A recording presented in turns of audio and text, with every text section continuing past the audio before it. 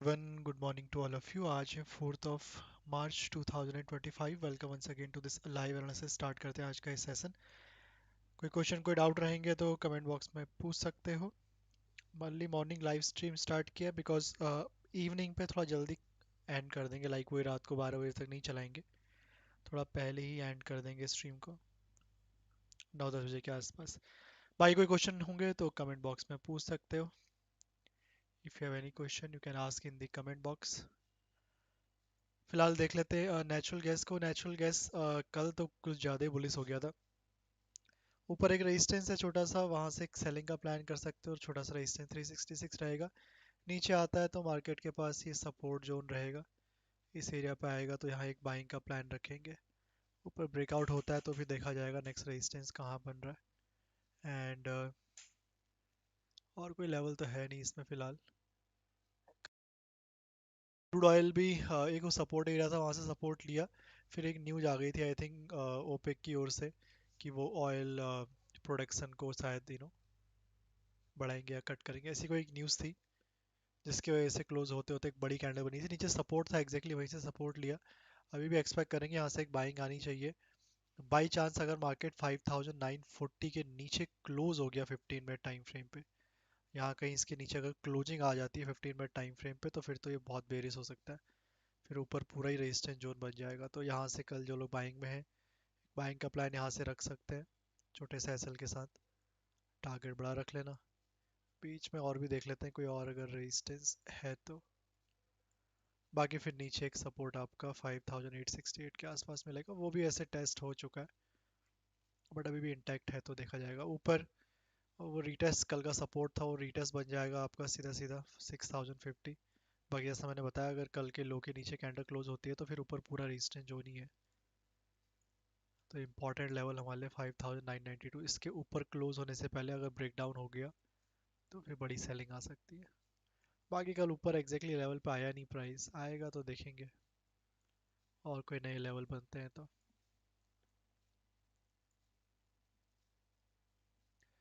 Nifty bank Nifty लगा लें फिर अब। नेचुरल गैस क्रूड ऑयल तो मैंने बता दिया है। डेटा भी कुछ खास वैसे है नहीं आज। ठीक है, डेटा भी देखोगे तो ट्रम्प की स्पीच थी, उसके अलावा और कोई डेटा है नहीं। तो डेटा को हटा ही देते हैं, कोई डेटा है नहीं तो क्या ही लगाए।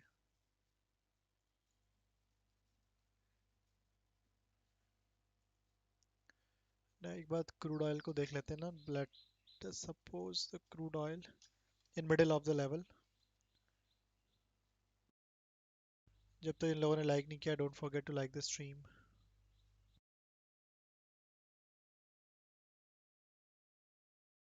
And subscribe the channel. So बाकी निफ्टी लाइक मॉर्निंग पे कल वाले एक रेजिस्टेंस जोन के अराउंड था, थोड़ी बहुत बैंक निफ्टी में सेलिंग तो आ गई है।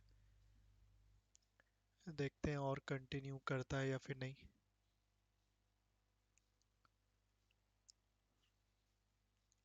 बाकी नीचे का सपोर्ट भी ना पर कल ब्रेक हुआ ना आज अभी भी ब्रेक नहीं हुआ है। 5 मिनट में चला जाते हैं फ्यूचर चार्ट में। हाँ।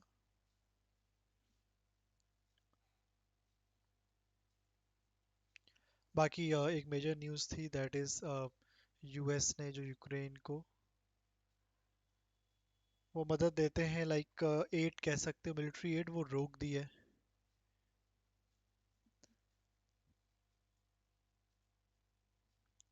देखते हैं उसका ओवरऑल इम्पैक्ट किस तरह से देखने के लिए मिलता है।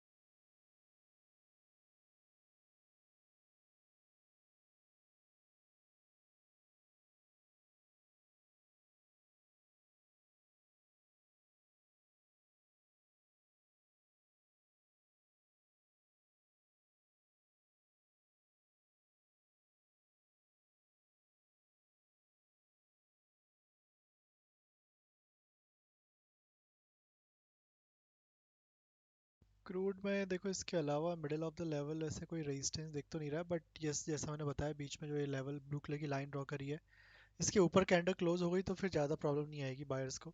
बट अगर इसके नीचे ही प्राइस रहता है, मान लो यहीं से रेजिस्टेंस ले लेता है या फिर डायरेक्टली आ जाता है और नीचे कहीं क्लोजिंग दे देता है ब्रेक डाउन करके, तब प्रॉब्लम हो जाएगी आपकी बायर के लिए।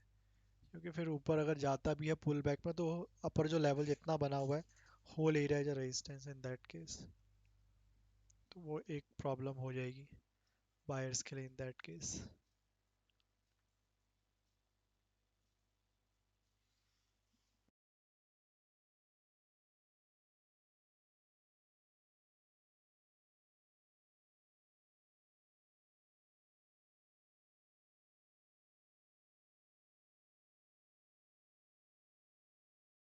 तो देखते हैं 5992 के ऊपर सस्टेन करता है या फिर नीचे।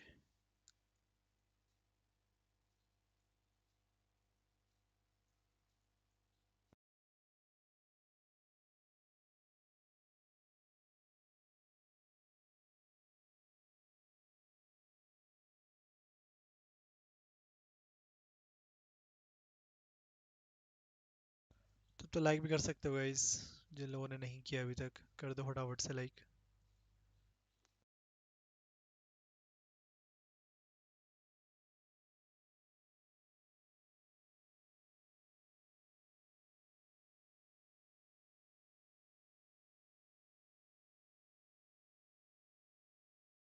ये देखो प्राइस अगर ऊपर आता है तो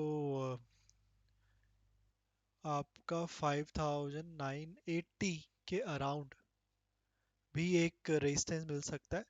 वो कल वाला एक और सपोर्ट था, मार्केट ने वो open equal to high candle बनाई थी क्लोज होते होते, तो उसके नीचे क्लोजिंग कर दी है, तो वो सपोर्ट तो ब्रेक हो ही गया है। That support is act like as a resistance now, तो ये रेजिस्टेंस की तरह ही काम करेगा।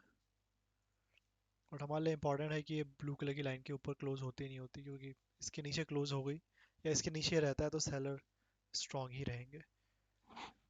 ठीक है, ऊपर 5980 ज़्यादा नहीं है, यहीं पर है शायद 5980 है।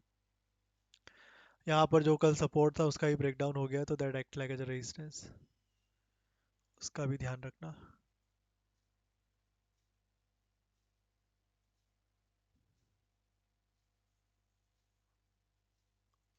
मैं एक्सपेक्ट ये करूंगा कि ये या तो ब्लू कलर की लाइन के ऊपर क्लोज कर जाए या फिर ये नीचे ही आ जाए सीधा 5940 के नीचे क्लोज कर दे। इन दोनों में से किसी एक साइड अगर क्लोज कर दे तो इसको डायरेक्शन मिल जाएगी, भटकेगा नहीं मार्केट।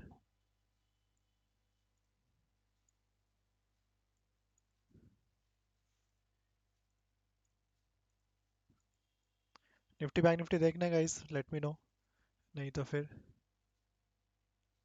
क्रूड ऑयल और नेचुरल ऐसे लगा देते हैं।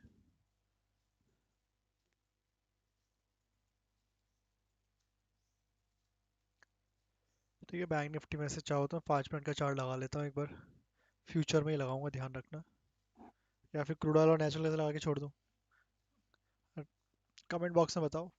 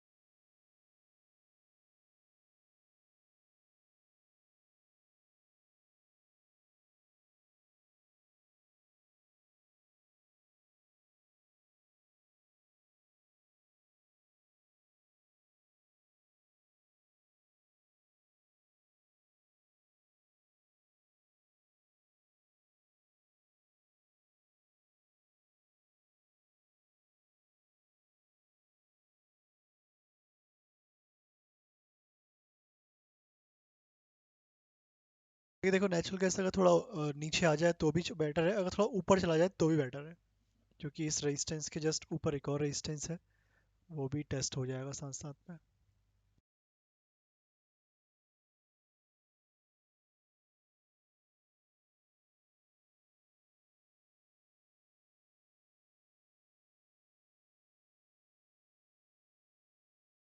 लास्ट टाइम वहाँ पर प्राइस ओपन इक्वल टू लो बना के सीधा ही निकल गया था एक्चुअली में।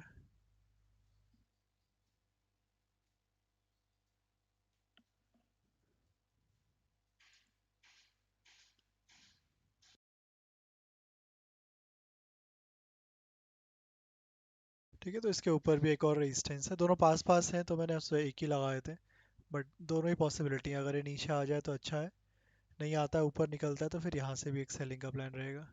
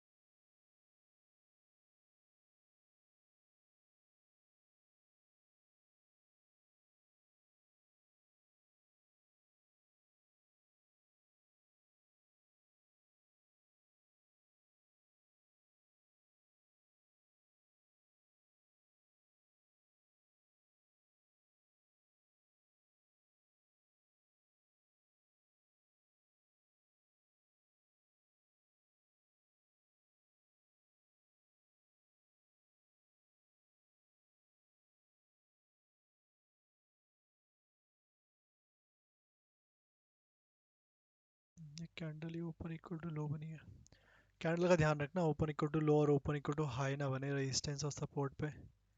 ओपन इक्वल टू लो पे सेल नहीं कर सकते और ओपन इक्वल टू हाई पे डायरेक्टली सपोर्ट पे बाय नहीं कर सकते।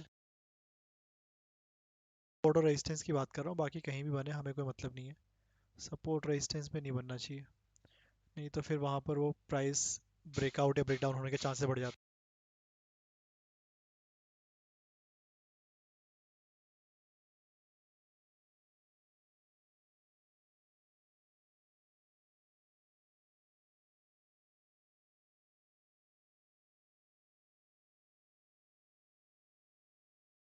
निफ्टी बैंक निफ्टी नहीं लगाना है, only crude oil and natural gas.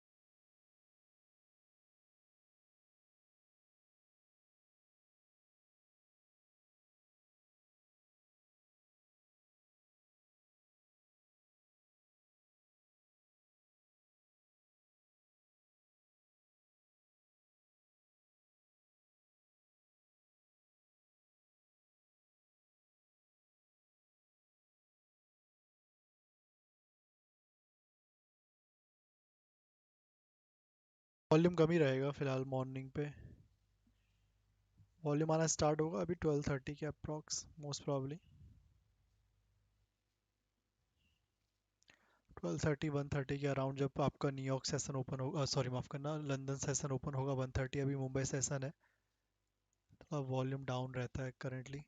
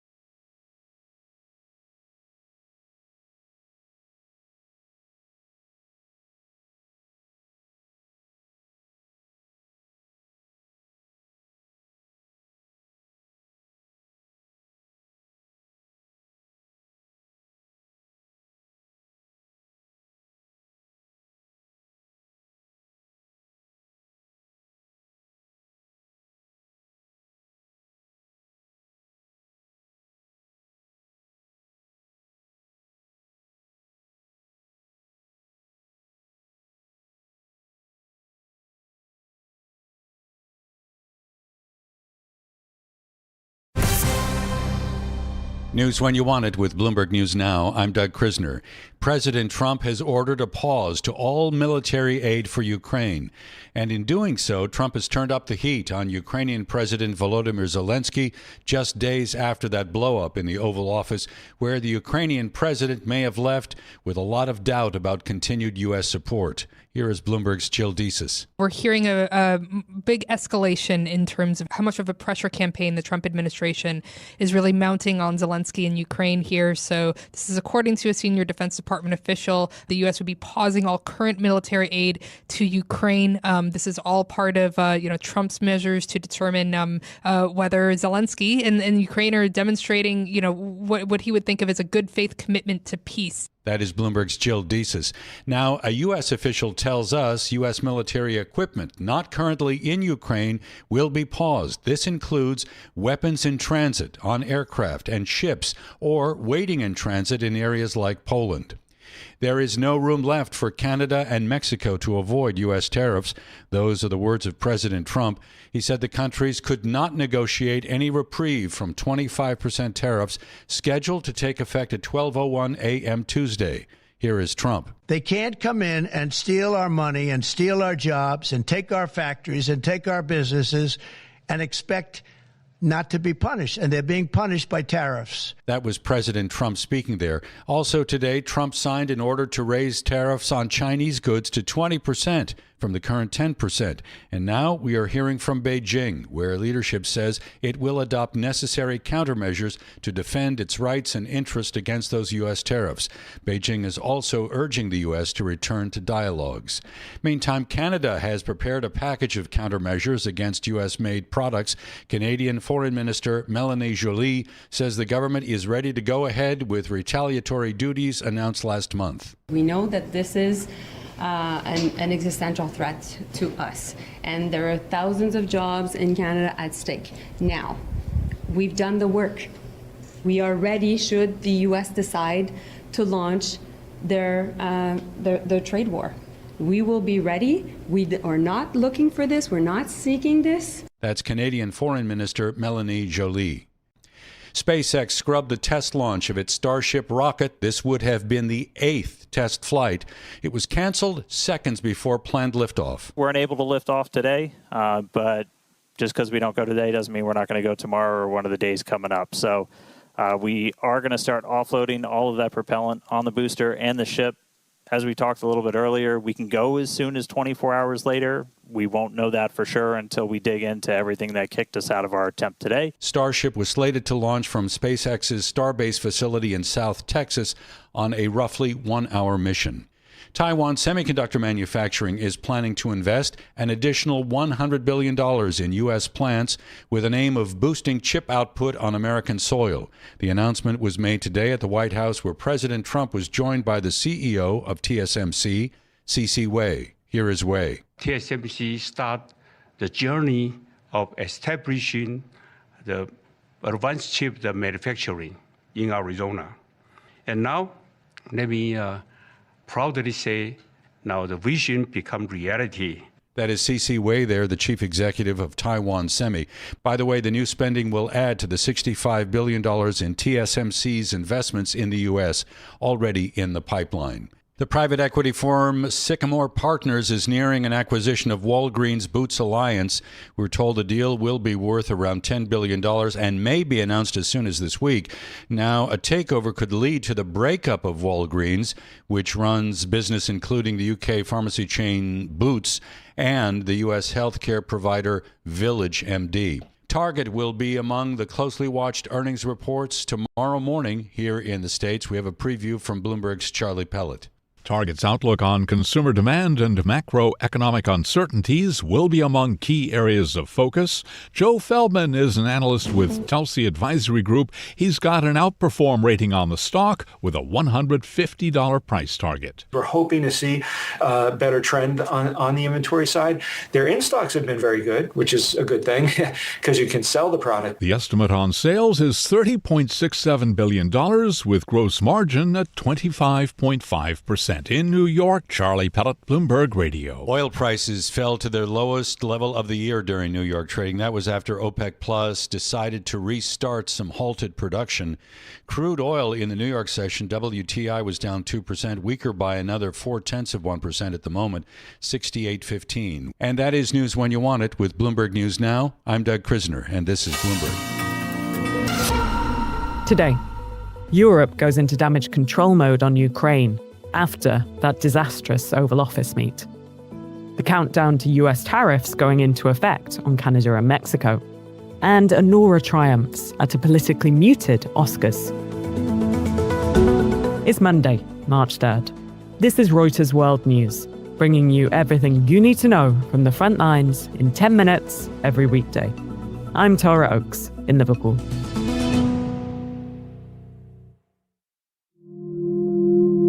A shouting match that rocked global diplomacy. You're gambling with World War III. US President Donald Trump and Vice President J.D. Vance accusing Ukraine's President Volodymyr Zelensky of not being grateful for America's support and threatening to pull it. You got to be more thankful. After that heated Oval Office meeting, a visibly shaken Zelensky was welcomed to London by British Prime Minister Keir Starmer. At a weekend summit, European leaders offering a strong support to Ukraine, agreeing to spend more on defence to show Trump the continent can protect itself. Starmer saying that Britain, Ukraine, France and some others would form a coalition of the willing and draw up a peace plan to take to Trump. Europe must do the heavy lifting, but to support peace in our continent and to succeed, this effort must have strong US backing. Leaders have not provided details of their plan. Reuters European Affairs editor Andrew Gray is in Brussels. What they're trying to do is, on the one hand, say to the Americans, we get it, we're willing to do more, we're going to significantly increase our defence spending. We, the Europeans, will take the big risks, we'll put the boots on the ground, but we need some kind of umbrella, some kind of support from you, partly just to make this whole thing work, and also as a backstop to tell the Russians, don't mess with us, because if you do, you're messing with America as well. And you have Elon Musk tweeting that the US should leave the UN and NATO.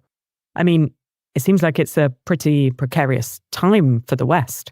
I think it is precarious. I mean, Keir Starmer said in his remarks today that we're at a crossroads in history, and that doesn't seem like an overstatement, to be honest. I think the Europeans feel they have to try. Nobody can be sure how this is all going to play out, but I feel like they feel they have to give it their absolute best shot and see if they can bring the Trump administration along and keep them engaged in Europe and Ukraine and European security, because the alternative is pretty frightening, to be honest.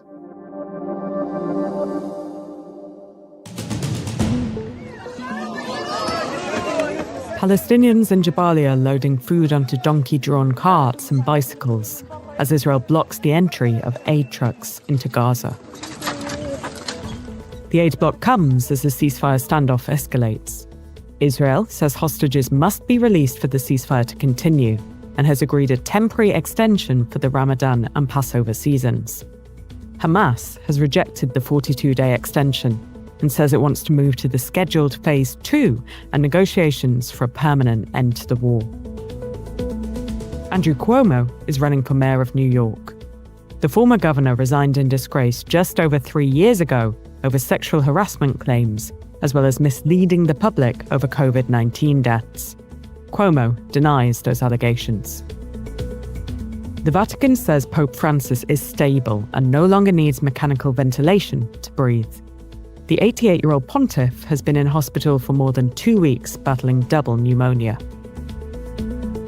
I look forward to sitting down with His Majesty tomorrow. Canadian Prime Minister Justin Trudeau and King Charles sit down for talks in London today, with sovereignty high on the agenda after Trump suggested making Canada the 51st US state. The outgoing Prime Minister said last month that Trump's suggestion to absorb Canada is, quote, a real thing.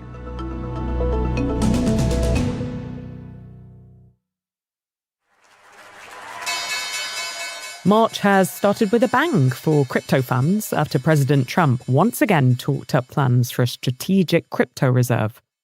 Carmel Grimmins tells us more. Trump announced in a social media post the names of the 5 digital assets he expects to include in the strategic reserve, and they are Bitcoin, Ether, XRP, Solana, and Cardano.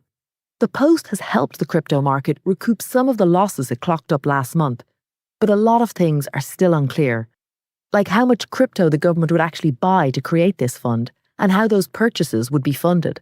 Some analysts have suggested the government could use crypto seized in criminal cases to create the fund, but that wouldn't create new demand for digital assets. Trump is hosting the first White House Crypto Summit on Friday, so maybe we'll get more details then. And if you're interested in volatile markets, check out the latest episode of Reuters Econ World. It's all about your morning cup of coffee and why it's set to get more expensive. You can catch the show on the Reuters app or wherever you listen to your podcasts. President Trump has promised to hit Canada and Mexico with 25% tariffs across the board starting Tuesday, as well as adding an extra 10% duty on Chinese imports. The White House says it's an effort to curb fentanyl flows into the US. We caught up with our White House reporter Trevor Honeycutt, who is covering Trump at his Mar-a-Lago estate in Florida.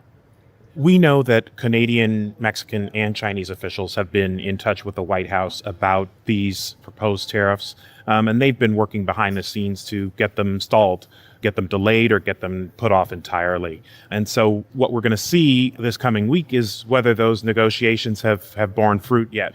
Commerce Secretary Howard Lutnick indicated on Sunday that there might be some wiggle room on exactly how high those tariffs are going to go. And so that 25% number that's been floated by Trump himself might not actually go into effect this week.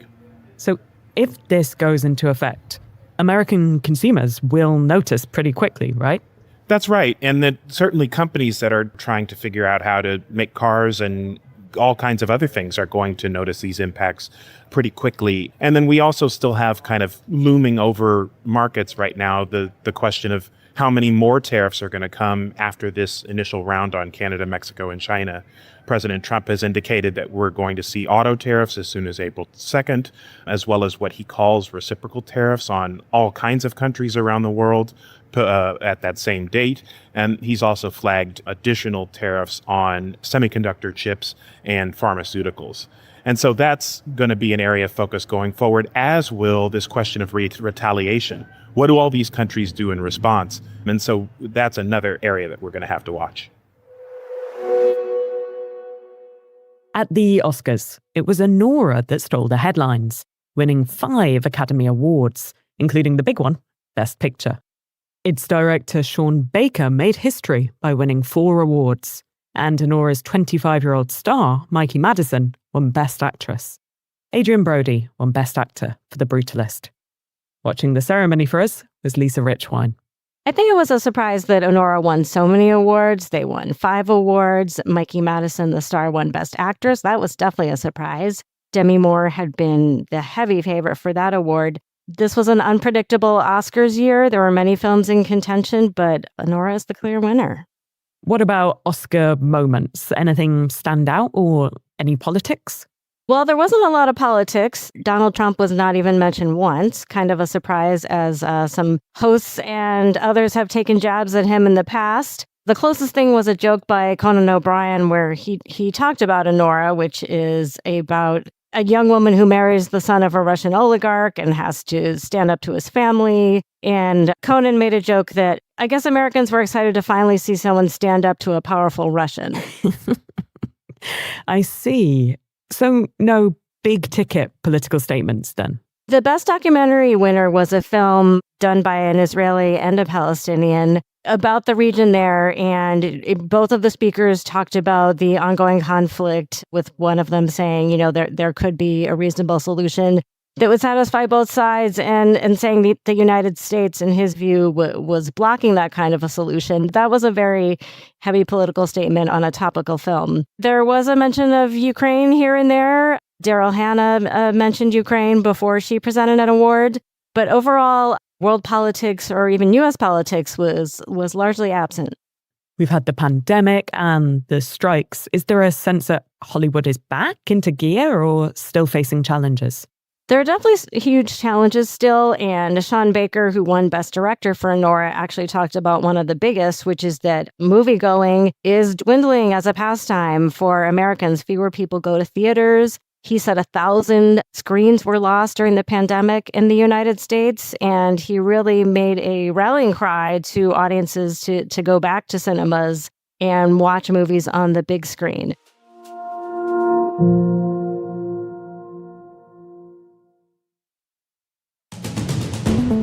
And for today's recommended read, we're in the Chinese village of Maotai, where the local firewater is under pressure. It's usually a bellwether for Chinese consumer demand, and its home province heavily depends on its cash flows to pay down debt. But in the weeks ahead of Lunar New Year, the crowds who traditionally snap up the white spirit for gifts were notably smaller. There's a link to the story in the pod description. For more on any of the stories from today, check out Reuters.com or the Reuters app. Don't forget to follow us on your favourite podcast player, and we'll be back tomorrow with our daily headline show.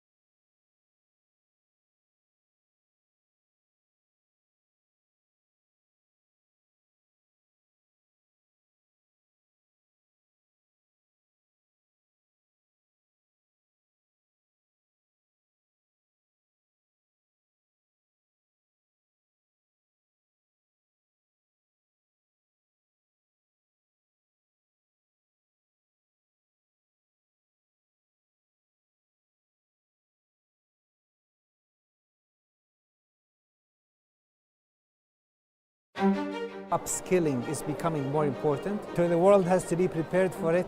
So there has to be a intimately understand and anticipate the consumer's needs. We've been on a journey to be higher growth, more nimble, and more capital efficient. Get passion, perspective, and more from the chief future officers of some of the world's most influential companies. New episodes this spring, only on Bloomberg. Bloomberg Surveillance covers the latest in global markets and the political events that influence your world. Join Jonathan Farrow, Lisa Abramowitz, and Anne-Marie Hordern, only on Bloomberg. Context changes everything.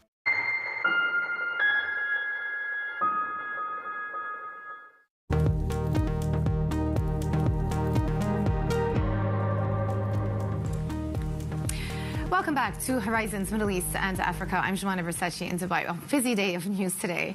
Austrian energy producer OMV has agreed on key terms with the UAE's ADNOC to create a $60 billion global chemicals and plastics giant following 2 years of negotiations. Now, I spoke to OMV CEO in Davos while the companies were still negotiating. We are in negotiations with ADNOC for a potential merger of Borealis and Borouge, because that would create a global polyolefins player of bigger dimensions. And with this, this would be an acceleration of our strategy. Okay, let's talk more about this and get out to Bloomberg's Anthony DePaula. What we were talking about the potential merger of these two units. I spoke to the OMV CEO, and he said that the plans or discussions were on track to create this global player. What has been the result of the talks? Yeah, so they've agreed on the terms now, and so it's been kind of you might almost say, a tortured negotiation since about summer of 2023, at least almost 2 years that they've been in talks.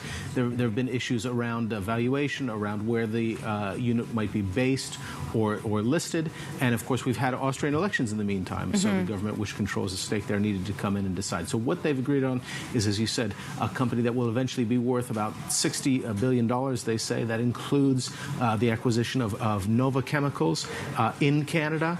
They're going to bring a new plant that Borouge is building here in Abu Dhabi into that, and basically this is taking the mainly European-based Borealis, in which both ADNOC and OMV have stakes, and they're going to be merging that with Borouge, which is listed here in Abu Dhabi. Those are both big chemical companies, and these companies are really targeting the ability to make plastics, packaging, those kind of things that are going to car batteries, mobile phones, computers, those kind of things that we will continue to be using as consumer products. And how does this merger or deal serve ADNOC's strategic interests? As I said, they want to get into that chemical business because they see that demand for those consumer products going ahead in the future. They kind of want to get out of selling oil for transport, because as we get into the energy transition, because that is going along despite some hiccups now, as we stop using so much oil and gas for transport, we will be using more of that in the chemicals and those kind of consumer goods. And it's a way that they can also see it being able to capture more of those carbon emissions, and so kind of lower the carbon footprint. So they see this as kind of a somewhat greener, a somewhat newer kind of business that they want to get in, and they see that demand growing even more than transport fuels going forward. So it's really protecting the company's future. But the deal is still not done because it still needs to get final sign-off, right, from the OMV board? Yeah, so all these deals, the OMV board needs to sign off. They'll need regulatory approvals, and they'll just need to make sure that there's no antitrust issues in any of those markets that they're getting in. But we should also say that this looks to future growth. They're going to do future acquisitions with this, and ADNOC is going to put its shares into its company XRG, which is that new investment fund that they're starting to expand globally. So a lot more to come from this story. Yeah, it certainly appears to be the case, and one to watch. Anthony, thank you so much, and we're going to have you on later.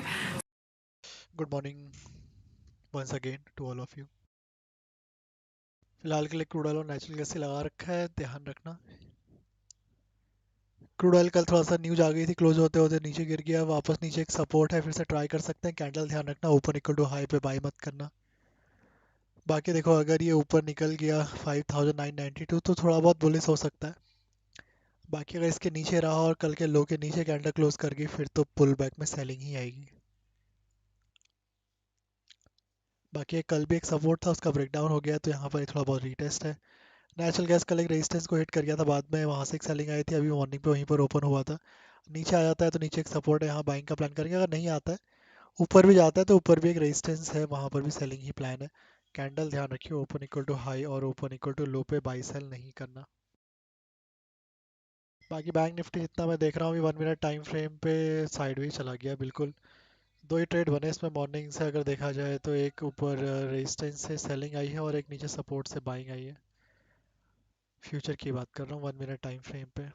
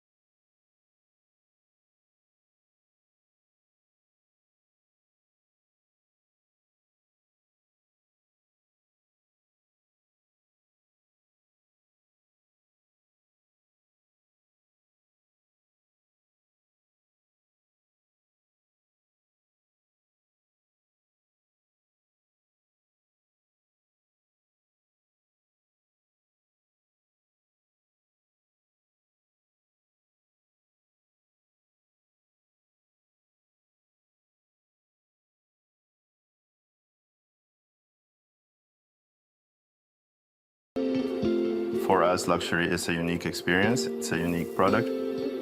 This inspires us to incorporate local ingredients and Saudi dishes from childhood, reinvented by our chefs. So fresh. Oh.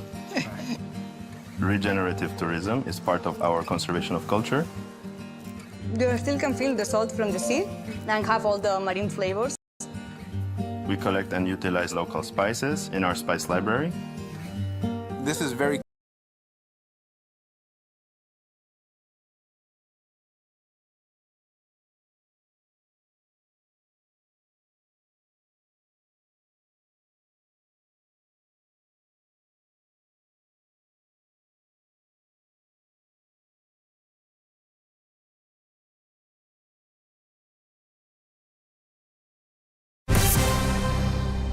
News when you want it with Bloomberg News Now. I'm Doug Krisner. Those new U.S. tariffs are now in effect, 25% on goods imported from Canada and Mexico. Meantime, the Canadian government has retaliated with tariffs on $107 billion of U.S. products. At the same time, President Trump signed an order to raise tariffs on Chinese goods to 20% from 10%. And Beijing has responded by imposing up to 15% tariffs on some U.S. goods. Beijing is also putting tariffs on some U.S. products, including soybeans and chicken. And the Chinese government will file a lawsuit with the WTO over those additional U.S. tariffs. President Trump has ordered a pause to all military aid for Ukraine. And in doing so, Trump has turned up the heat on Ukrainian President Volodymyr Zelensky just days after that blow-up in the Oval Office, where the Ukrainian president may have left with a lot of doubt about continued U.S. support. Here is Bloomberg's Jill Desis. This idea that, what Zelensky ultimately wanted was some guarantee of American security. I think that there does seem to be at least some acknowledgement that no matter what happens going forward, whether the EU actually does get more involved in sort of pushing more aggressively for a peace deal in the near term, that the U.S. is going to have to play still that critical role. And so by pausing this military aid, it does seem like Trump at least is really trying to facilitate something more quickly here. That is Bloomberg's Jill Desis. Now, a U.S. official tells us U.S. military equipment not currently in Ukraine will be paused. This includes weapons in transit on aircraft and ships or waiting in transit in areas like Poland. The Pentagon has denied reports that Defense Secretary Pete Hegseth ordered a halt in offensive cyber operations against Russia. We are told Hegseth has not canceled or delayed any cyber operations against malicious Russian targets, and there has been no stand-down order. SpaceX scrubbed the test launch of its Starship rocket. This would have been the 8th test flight. It was canceled seconds before planned liftoff. We're unable to lift off today, but just because we don't go today doesn't mean we're not going to go tomorrow or one of the days coming up. So we are going to start offloading all of that propellant on the booster and the ship. As we talked a little bit earlier, we can go as soon as 24 hours later. We won't know that for sure until we dig into everything that kicked us out of our attempt today. Starship was slated to launch from SpaceX's Starbase facility in South Texas on a roughly 1-hour mission. Taiwan Semiconductor Manufacturing is planning to invest an additional $100 billion in U.S. plants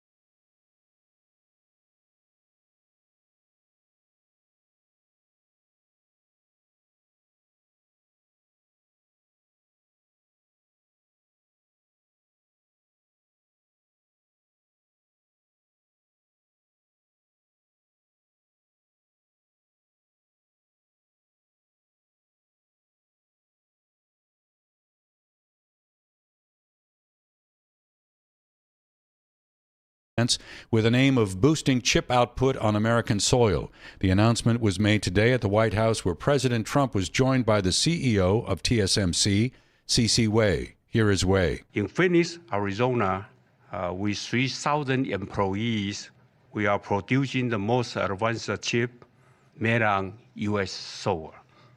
With the success of our first fab, so we are now very happy to announce we are going to invest additional $100 billion US. That is C.C. Wei there, the chief executive of Taiwan Semi. By the way, the new spending will add to the $65 billion in TSMC's investments in the U.S., already in the pipeline. Singapore is investigating whether chips made by NVIDIA shipped to Malaysia ended up in China in violation of those U.S. sanctions.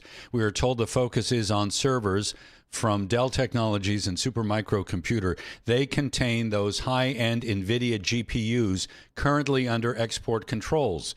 Here's the thing. Local media in Singapore report that police arrested several people for their alleged roles in procuring and shipping these chips to China. In the regular session today, NVIDIA shares were down more than 8.5%.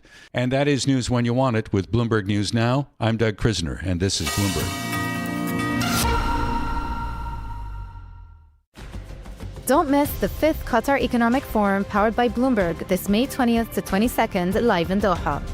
With the 2030 end date of national visions in Qatar, Saudi Arabia, Abu Dhabi, and Bahrain on the horizon, this year's forum will spotlight how choices made by Gulf heads of state and sovereign wealth funds could shift the global economy further. Join us in Doha this May. Request an invitation today at QatarEconomicForum.com.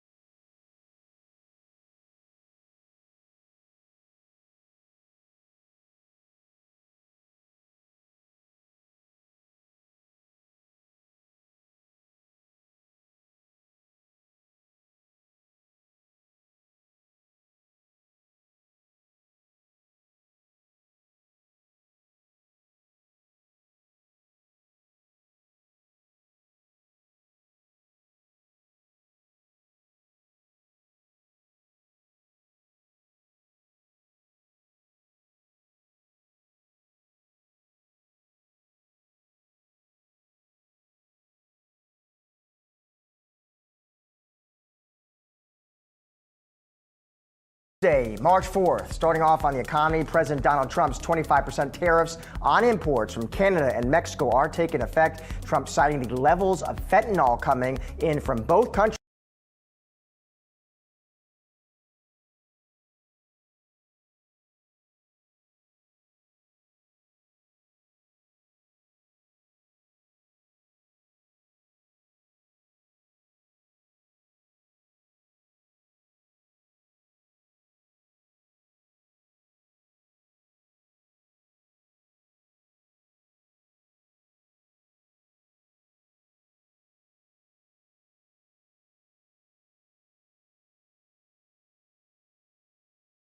Making on the economy, appearing to be weighing down on both the investing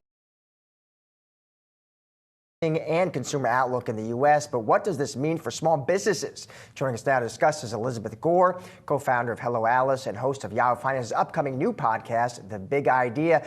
Elizabeth, it is good to see you. So listen, rough day to be long the markets today. President Trump confirming that, yes, those tariffs on our key trading partners are coming. I'm curious, Elizabeth, on that issue, what you're hearing from small businesses about these potential tariffs. How are they thinking through these potential tariffs? How are they preparing for them? Yeah, it's there's a sense of nervousness, particularly when you think about your coffee shop, your dry cleaners, folks who have to buy supplies day in and a day out. The costs of goods sold are going to go up, whether we like it or not, and they're either going to have to absorb that cost or they're going to have to pass it on to the consumer. And when you go to that same coffee shop every single day and it goes up 10 cents, 15 cents, 50 cents, that is going to matter. Now you go over to larger areas where folks need actually electronics, things like that, that is also going to impact unit economics for long-term sales. So are you saying, we're seeing in the sort of big picture economic data some evidence that people are ordering as much as they can now before tariffs go into effect. Are you seeing that among clients and among folks in small business, that the things that don't go bad, are they ordering it now? A little bit, but I will tell you that's more the medium-sized businesses. Most small businesses have less than 3 months cash in the bank. So, and they have to do payroll, they have to pay taxes, they have to pay intermediate costs on different things. And so it's very hard to stock up. And frankly, I think it's bad business planning. You really want to be careful with supply and demand and want to do those orders once you know what the demand is going to be with your customer sets. Additionally, most small business owners have perishable items. So to be honest, it's just a tough situation and stocking up is not really likely. And Elizabeth, with small businesses, the NFIB showing optimism kind of rising among industry-specific small businesses. I'm just curious how that matches up to what you're hearing.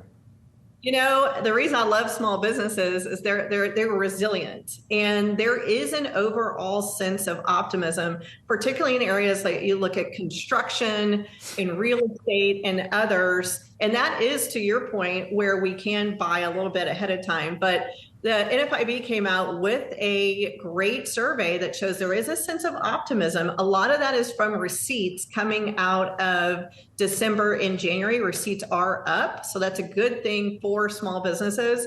And we're actually on almost a 51-year high on optimism. So we need to make sure we match that with cost of goods sold, and also let's keep trying to get capital to be less expensive to match that optimism. Elizabeth, thanks so much for joining us today. Appreciate it. Pleasure to be with you.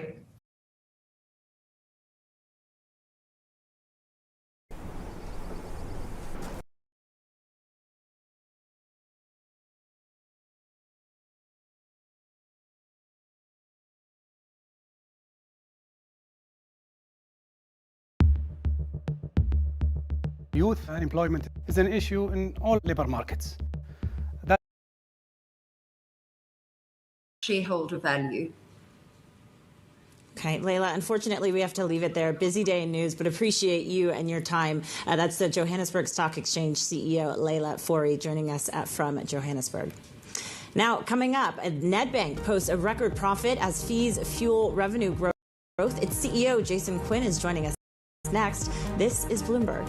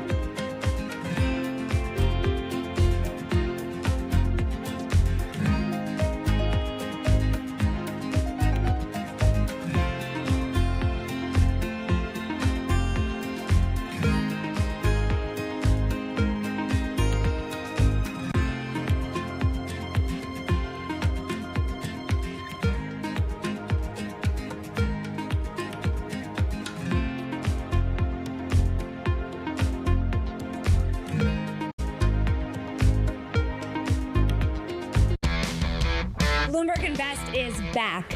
Join me, Shonali Basak, and the industry's most influential people for a comprehensive view across financial markets. Hear what a second Donald Trump presidency means for the economy, how AI is being monetized by investors, and the next big risks facing the private credit industry. Bloomberg Invest, March 4th and 5th in New York City. Register your interest to attend at bloomberglive.com/invest. Bloomberg has the Fed decision under surveillance with the fastest coverage and exclusive analysis, including Powell's press conference. Nobody covers the Fed like Bloomberg. Bringing you the latest news in private markets whenever and wherever it happens. I'm Kriti Gupta in the south of France, and this is Bloomberg.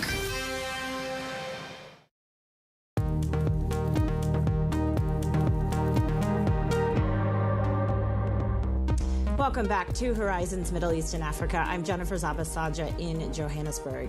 Nedbank's profit rose to a record after higher fees boosted revenue and lower credit losses reduced impairment charges. For more on the results, I'm pleased to say we're joined by CEO Jason Quinn. Jason, great to get you on. Nice to speak to you for the first time.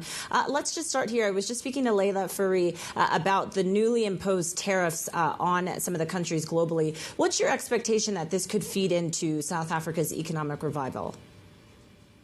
Yeah, Jennifer, thanks very much, and great to be with you and all of your viewers here this morning. And thanks for the comment on our results. We're at Nedbank really pleased with our financial performance last year. We achieved the guidance that we set, and as you say, we grew in many areas. Look, I mean, all of us are kind of waking up every morning wondering what executive orders were signed at the moment. So we're not sure about tariffs and how that plays out. We think, unfortunately, tariffs may not be good for South Africa, particularly in some sectors like motors and others. But look, let's wait and see what happens there.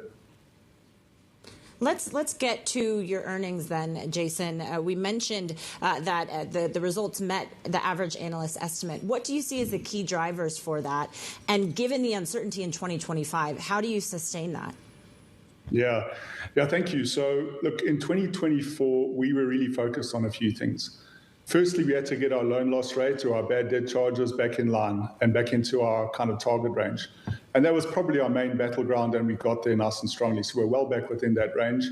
And Jennifer, we think we can sustain that.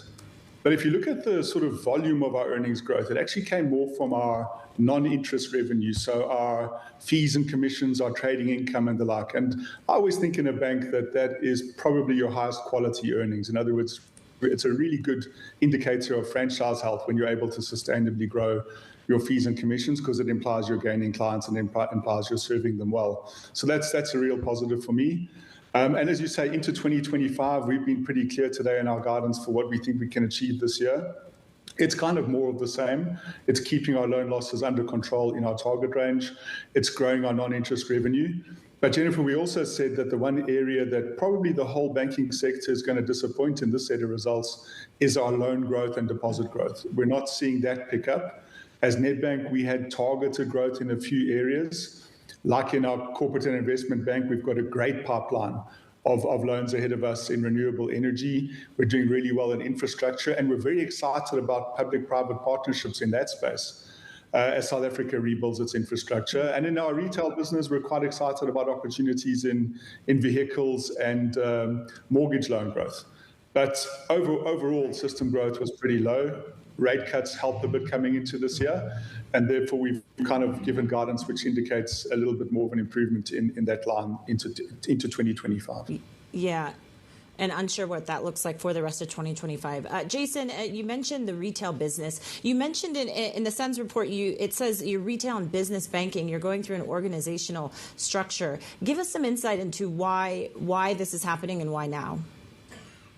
Yeah, thanks, Jennifer. So, it's an opportunity for us to center our client-facing businesses onto clients. So all we're really doing is segmenting our business according to the way clients engage with us. So in the past, we had a retail and business bank. Going forward, we're going to have a personal and private bank, which will serve customers right from entry level up through to wealthy. So we'll move our wealth clients in there as well. And then we're going to create a business and commercial bank, We see huge opportunity, in fact, in our markets around business and commercial banking. In fact, the growth in the economy that we do see is coming from that segment. And we've got a really nice franchise there. We just want to focus it and segment our product and distribution behind those sort of main segments going forward. So we'll get all that done. We'll do the transition in the second quarter, and we'll be live on 1 July. Was that identifying, though, as well, some weakness potentially in the prior structure that you had? I wouldn't necessarily say weakness, Jennifer. I think, in any organization, I think you want to see improved collaboration. And we kind of see this as an opportunity more than addressing a weakness in the past. It is fair to say, though, that at Nedbank, our retail and business bank hasn't generated the strongest returns in our organization. And we definitely see that as an opportunity going forward as we segment more towards our client-facing businesses. All right. Well, we have to leave it there. We know it's a busy day for you. Nedbank CEO Jason Quinn joining us from Johannesburg. Jason, thanks so much for your time. Really appreciate it. Now, coming up, just days after his explosive meeting with Ukrainian President Volodymyr Zelensky, Donald Trump has now paused all military aid to Ukraine. The details on that next. This is Bloomberg.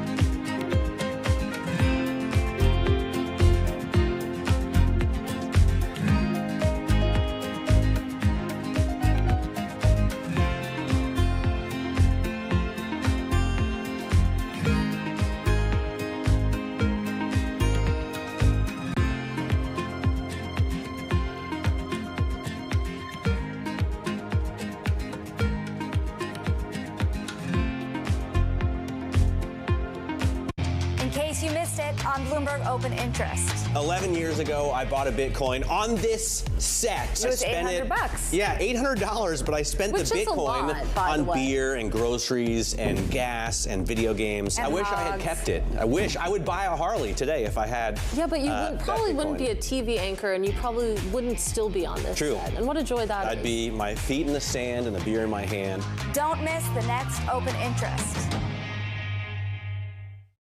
Good morning. This is Bloomberg Surveillance. Welcome back to the opening trade. This is Bloomberg Technology. This is the Asia trade. This is Wall Street Week. Welcome to Balance of Power. This is Bloomberg Television. Bringing you up-to-the-minute financial and geopolitical news whenever and wherever it happens. I'm Francine Lacroix in Davos, Switzerland, and this is Bloomberg. It's the world's second largest economy with a growing influence in global affairs. Bloomberg The China Show brings you the unmatched expertise you need to keep track of breaking news, in-depth market analysis, and the most influential newsmakers in and around China. We need to do more to engage the market more. We're risk on. I think we caught a little sweet spot. Massive savings right now. It's already a different game. Bloomberg The China Show. Weekdays at 8 p.m. Eastern Time. Right here on Bloomberg. Context changes everything.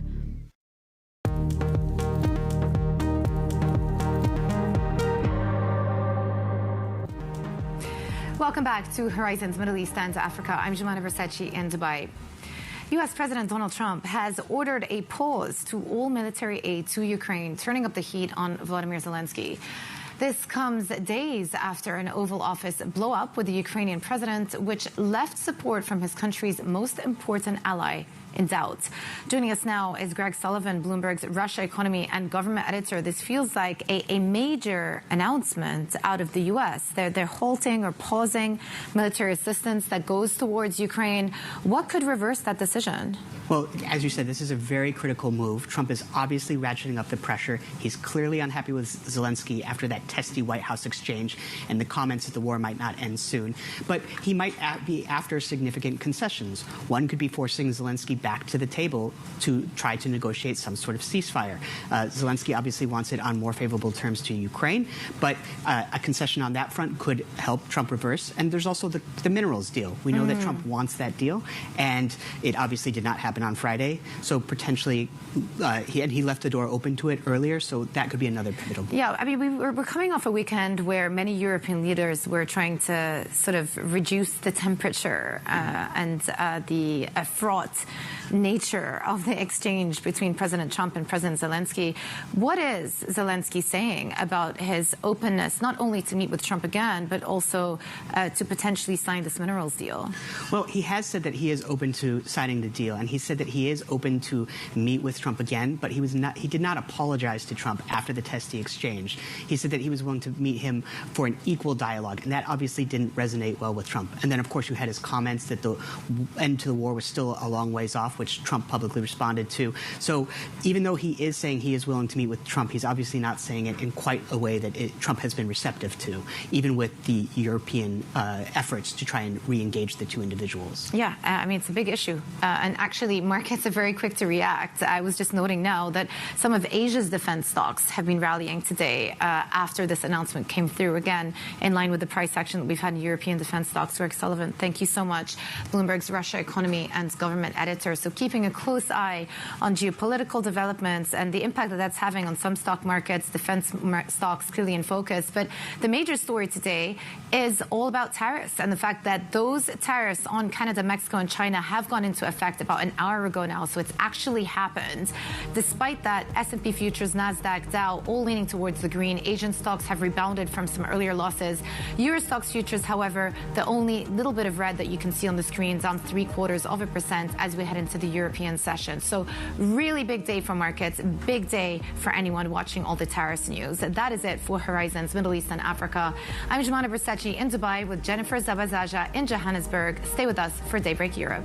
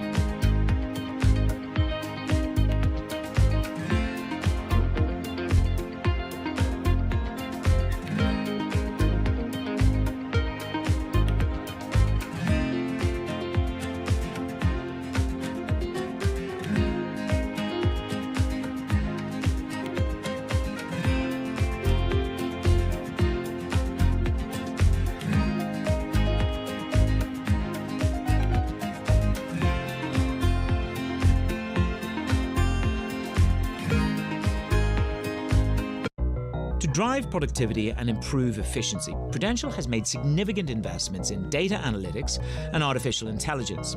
Janella Frias plays a key role in integrating these tools into the company's processes.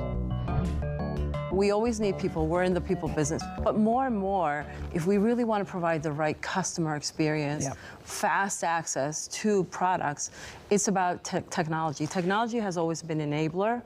Now it's a strategic differentiator. Give me a sense of AI in Prudential. What are you experimenting with? A few areas. One is around customer experience. In our individual life business, our underwriting process has gone from about 20 days to minutes. In our group business, we have partnered with a number of different fintechs to really improve customer experience, to bring on board capabilities.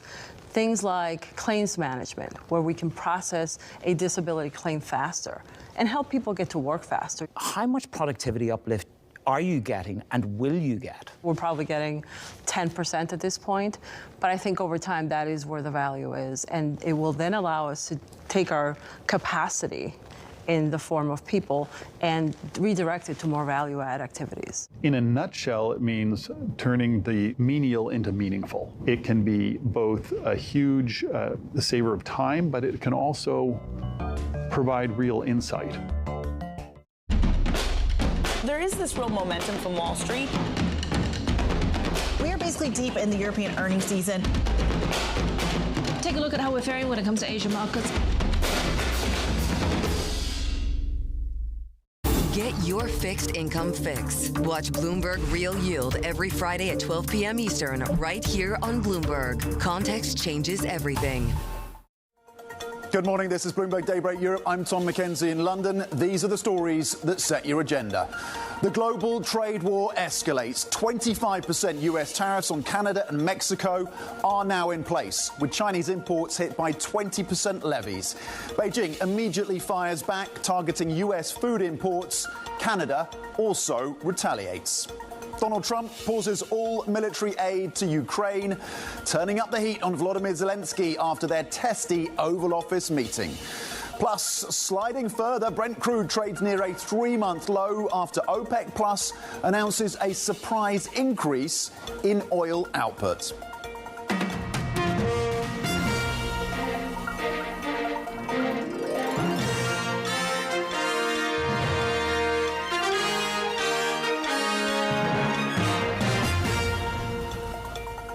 Good morning. It is Tuesday. Those tariffs are now in place. $1.5 trillion of goods affected by 25% tariffs on Canada, Mexico, and an additional 20% on China. Retaliation from China and Canada. This is now trade war territory. And does it expand globally, with tariffs threatened, of course, on Europe in the next few weeks from this Trump administration? Talking of Europe, you saw fresh record highs on European equities yesterday, driven by the defence space. It's a different picture today. Losses being flagged by the European Stocks 50 futures, currently pointing down by 0.8%. Here in the UK, FTSE 100 futures pointing lower by 0.5%. You're seeing commodity space under pressure as a result of this trade war escalation. S&P futures, though, pointed to gains of 0.3% after a heavy sell-off on Wall Street yesterday. Close to 2% declines on the S&P, more than 2% on the Nasdaq 100, and the Russell 2000 small caps being crushed by trade expectations, tariff expectations, and weaker economic data now out of the US. Nasdaq 100 futures, though, pointed to gains of 0.4% after the heavy selling of yesterday, with a particular focus on those tech names. Let's flip the board and have a look cross-asset. Markets now pricing in 3 rate cuts from this Federal Reserve, almost 3 rate cuts, as you see moves into treasuries. The bond market rally has taken place now. Equities selling off since the Trump inauguration. That Trump trade pivot is now pronounced. 4.15 right now on the 10-year. The 2s and 5s are back below 4%. 104 on euro dollar, currently unchanged. Brent at $70 a barrel, with OPEC Plus coming through with that surprise announcement of more barrels on the market coming through from that cartel, currently down 0.9%, and Bitcoin at 84,000, the cryptocurrency falling 1.3%. So China and Canada announcing those retaliatory measures against the US after the Trump administration went ahead where those tariffs, 25% levies, are now in force on all US imports from Canada and Mexico. If you put Canadian oil to one side, tariffs on Chinese imports have doubled from 10 to 20%. President Donald Trump yesterday speaking, saying he's going to be dashing hopes of any last-minute reprieve. On the tariffs, is there any room left for Canada and Mexico to make a deal before midnight? And should we expect those Chinese tariffs, the extra 10%, to take effect tomorrow? No room left for Mexico or for Canada. No, the tariffs, they're all set. They go into effect tomorrow. China also had an additional 10, so it's 10 plus 10. The tariffs target the top 3 US import sources, hitting annual trade worth about $500 billion. The total value of goods, though, impacted by tariffs, about $1.5 trillion. Bloomberg's Brendan Murray joins me now for the details. Brendan, what do we know about the tariffs that have been imposed just in the last 30 minutes or so? Yeah, it was 5 years ago. Well, the big surprise really was the Canada and Mexico tariffs. I think everybody anticipated that the extra 10% would hit China, but there was a lot of skepticism in financial markets in particular that he would actually go through with hitting the North American trading partners with these tariffs. It was only 5 years ago where Donald Trump renegotiated the NAFTA agreement, called it USMCA, said it was the greatest, most balanced, most powerful trading alliance in the world. This was going to help the U.S. stand up to Europe, the European Union, stand up to China's economic might. This 3-country alliance would help do that. Now he's shredding it, apparently, and putting at risk, the supply chains that extend from Canada to Mexico, particularly auto industries, but also consumer electronics, food production, flows back and forth of these borders. So we'll see if this is some sort of gambit. He thinks he can bring the three to the negotiating table in a couple of days. But if this lasts for weeks or months, I mean, we're looking at auto companies shutting down, trying to figure out how they're gonna make a profit now that 25% tariffs are going on the cars and the parts that move across these borders. Yeah, and Yale University putting out some research suggesting it could cost US households an additional $2,000 per year. Canada and Mexico retaliating then, Brendan. Yeah, they don't have as much of our products to put tariffs on as we do of theirs. So that will certainly hurt, particularly in the border states. But we haven't seen what Mexico will do yet. That'll be interesting to see. They promised that they would be more deliberative, not have something in place to snap into effect the way the Canadians and the Chinese did.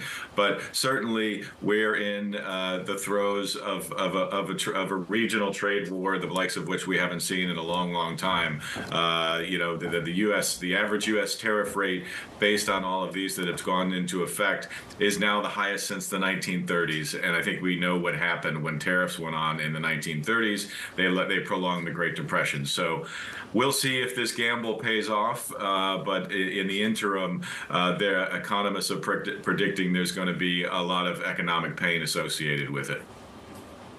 OK, tariffs at the highest rate since the 1930s. Brendan, thank you very much indeed. Yes, Canada retaliating, China retaliating, Mexico still working out their next steps, it seems. Our global trade czar, Bloomberg's Brendan Murray, with the details. Market reaction then, waking up, of course, to the reality of Trump tariffs, with Asian equities tracking Wall Street lower on concerns about inflation, of course, and the supply chain disruption that will come about as a result of these tariffs. Let's bring in Bloomberg's Valerie Teitel for a finger on the pulse of these markets and the reaction, Val.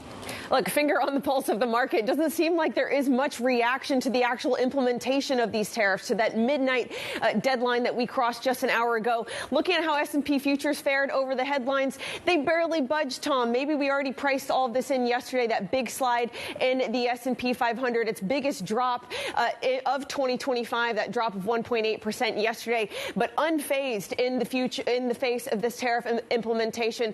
Let's also check on the FX market, because dollar CAD also quite unfazed around the headline that crossed around an hour ago. We've actually strengthened in dollar CAD after the headline. And the same thing's been going on with dollar MEX. Yes, the currency weakened yesterday, but on the headline of the implementation of these tariffs, we've seen the Mexican peso actually strengthen versus the U.S. dollar. I think the market is going to be on tetherhooks to await Trump's comments as his joint address to Congress later today. If he's still pitching these tariffs as a good thing for the U.S. economy, that could rattle the confidence in the equity market. Yeah, it's hard to see how he doesn't continue that line. He's really been consistent on that, hasn't he? So we look ahead to that speech then from President Trump to see if he doubles down on this or suggests there is any room for compromise. Valerie Teitel, thank you very much indeed with the market reaction here to the tariffs that are now in place, of course, on Canada, Mexico and China. Let's bring in, talking of China, Avril Hong standing by in Singapore for the Asian market reaction. Avril.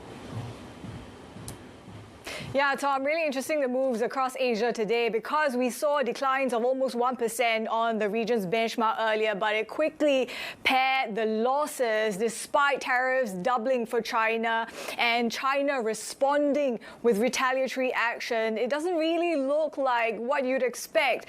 Chinese stocks actually paired earlier losses, the Hang Seng Tech managing gains. Some have pointed to this buy the rumor, sell the fact going on, maybe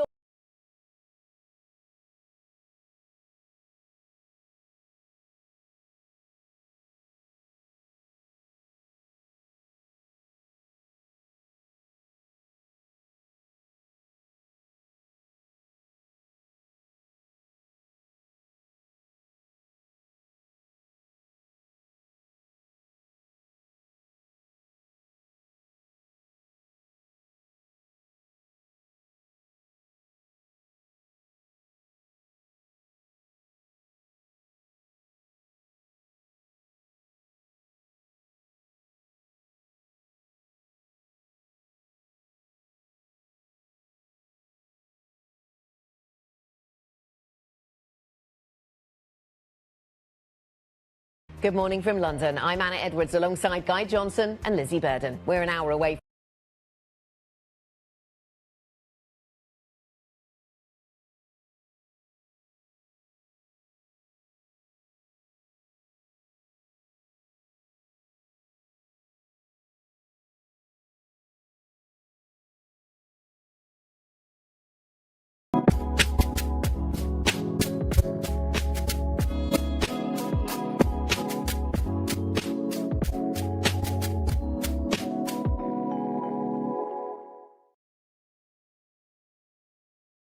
One major item on the agenda this week, of course, is the NPC.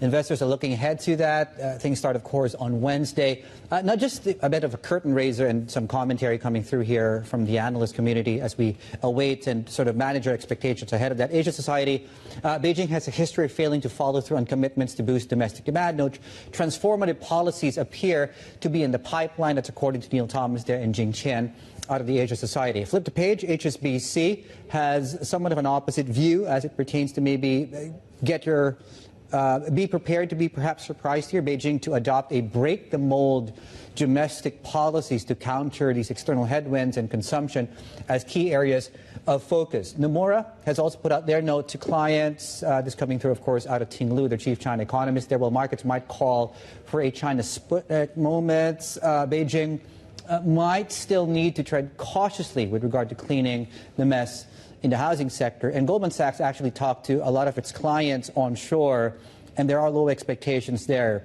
according to Goldman Sachs. Many clients flag that they have low expectations for other fiscal numbers as it pertains to some of these special quotas, of course, for central and also local government special bonds. Rebecca. Yeah, what's interesting here, I think, is that a lot of these banks and various institutions and think tanks are really talking about actually a very similar and quite tight-bound set of numbers when it comes to consensus. Yeah. But the views and the perspective on how that's happening, very different, obviously. And joining us now is former PBOC advisor David Dao Kui Li. He's currently director of Tsinghua University's Academic Center for Chinese Economic Practice and Thinking. My colleague David just went through some of the expectations that think tanks, banks have going into the MPC. I want to ask, what do you think it is that people are getting wrong in terms of their forecasts, or what it is that we are not paying enough attention to? Well, I think people are wrong in two regards. Number one, today's policy-making process, frankly speaking, is more centralized than before, okay? And that's a fact, okay, for good or for bad. Second, today's policy-making framework or mentality is relatively cautious. That is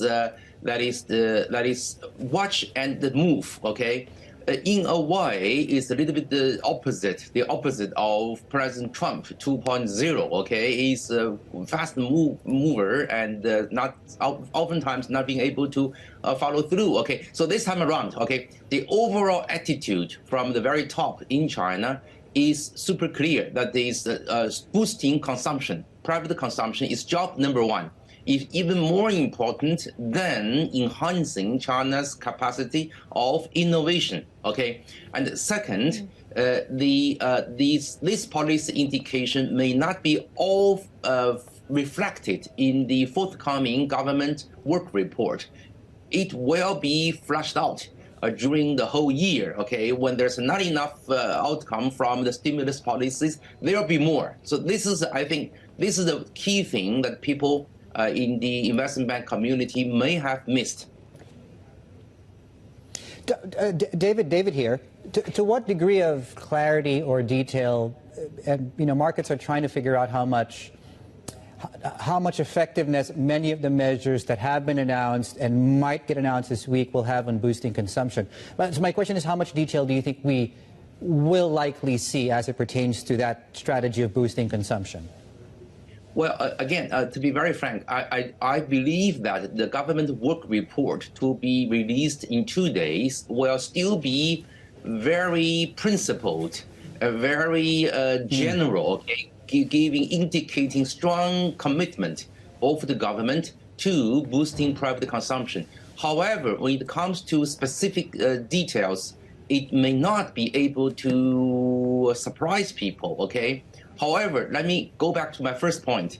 That is, the tone or the principles nowadays are important, because that means that after the government work report, there will be more follow-up policies. There are more additional policies after the work of the government work report. So in other words, pay more attention to the principles, to the tone of the report, rather than to some specific details of the report.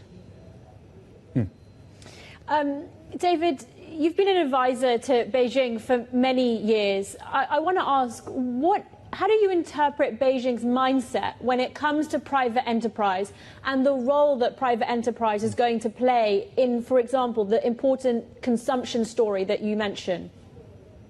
Well, the top decision makers have now come to realize that the private sector is tremendously important, especially in terms of technological innovation. Okay, we've seen lots of examples. Almost all the technological breakthroughs have come from the private sector. On this point, the top decision makers have fully realized. However, as I said at the very beginning, there's lack of specific policies to support the private sector, which will come along relatively slowly this year, maybe next year. So again, it's an issue of general statement followed by specific policies. There's a time gap. So I think in this regard, many people from outside may, for good reasons, may become relatively impatient because they don't understand the today's policy-making process in China. Yeah, I think that's a very important sort of nuance to take there. The lack of details might not necessarily mean the lack of urgency, I guess, just to underscore that point. I was wondering if you could flesh out as well some of that other point that you mentioned around industrial policy. What clues are we looking for there? Well, industrial policy, interesting question. I would argue that it is not the traditional industrial policies which have propped up many sectors in China. Rather, it's a whole package of government incentives which helped local governments to support local investments. So today, in this year, I actually anticipate the reverse or negative industrial policies to rein in the overzealous of local governments. For example, in the EV industry, in the electrical vehicle industry, there may well be policies to restrict overall production capacity. And maybe, hopefully, there will be market mechanism for enterprises to trade their production capacity. For example, new entrant will have to buy a license from existing enterprises in order to produce a new model. So I think in Beijing, the mentality is to rein in excessive competition due to excessive entry in certain sectors.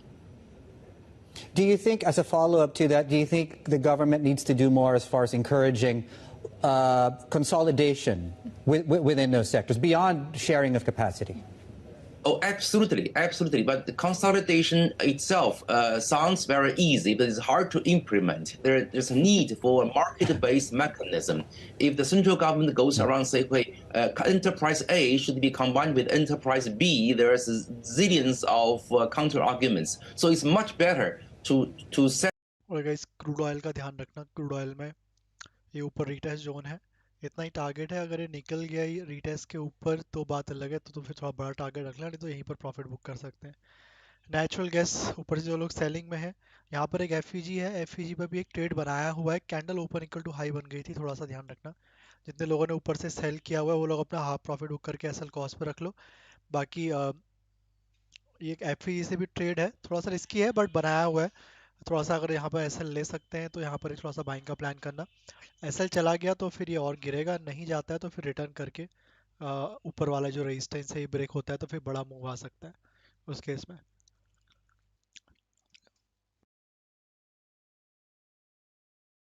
FEG से by करेंगे, थोड़ा सा risky side में रहेगा, इसलिए quantity कम ही रखना. और जो ऊपर से ऑलरेडी सेलिंग में है वो लोग तो ट्रेल कर लो हाफ प्रॉफिट बुक करके. अगर ये एसएल उड़ा देता है यहाँ पर एफईजी वालों का तो अच्छा टारगेट मिल जाएगा. नहीं मिला, उड़ाता है इन केस, तब भी हाफ प्रॉफिट बुक कर लो. रिटर्न करा तो एटलीस्ट हाफ प्रॉफिट तो मिल ही जाएगा। ऐसा थोड़ा सा बड़ा जैसा लग रहा है 3 पॉइंट का, क्योंकि लेवल भी काफ़ी ऊपर है। ग्रेट ग्रेट, बैंक निफ्टी भी आ गया नीचे।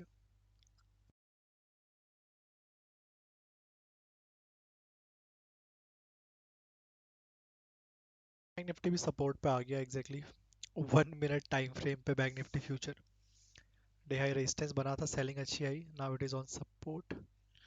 देखते हैं कितना रिटर्न करता है यहाँ से।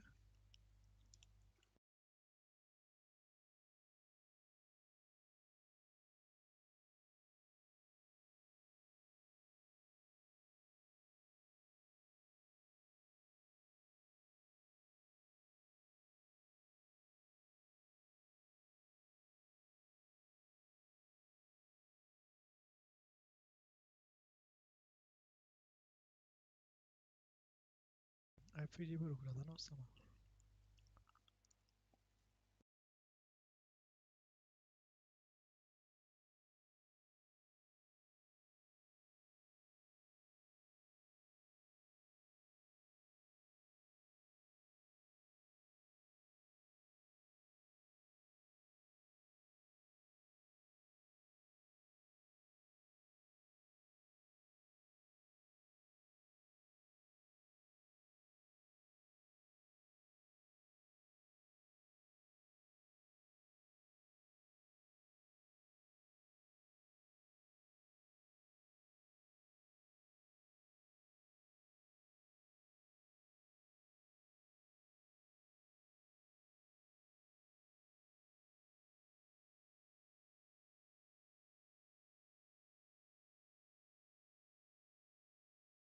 लगता है डेलो आएगा वापस।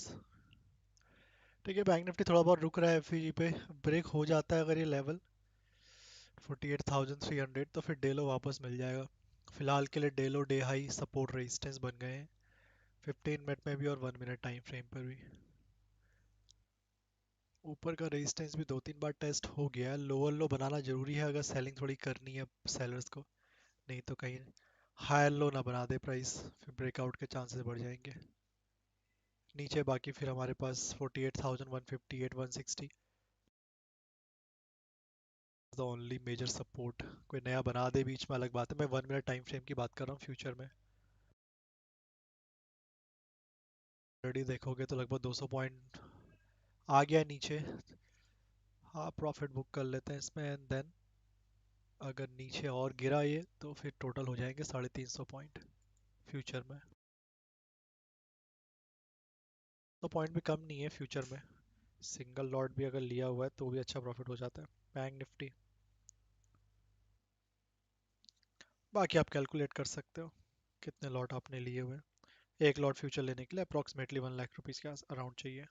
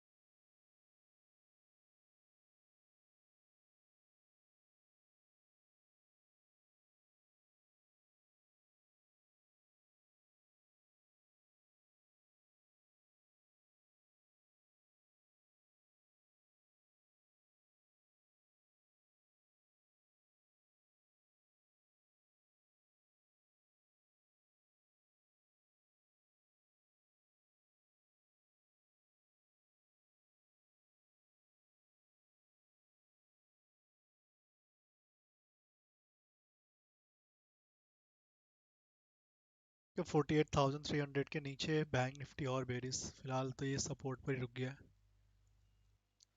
हाँ, इसको रिमूव कर सकते हो, कोई इशू नहीं है। लाओ, अरे यार ये कहाँ हो गया।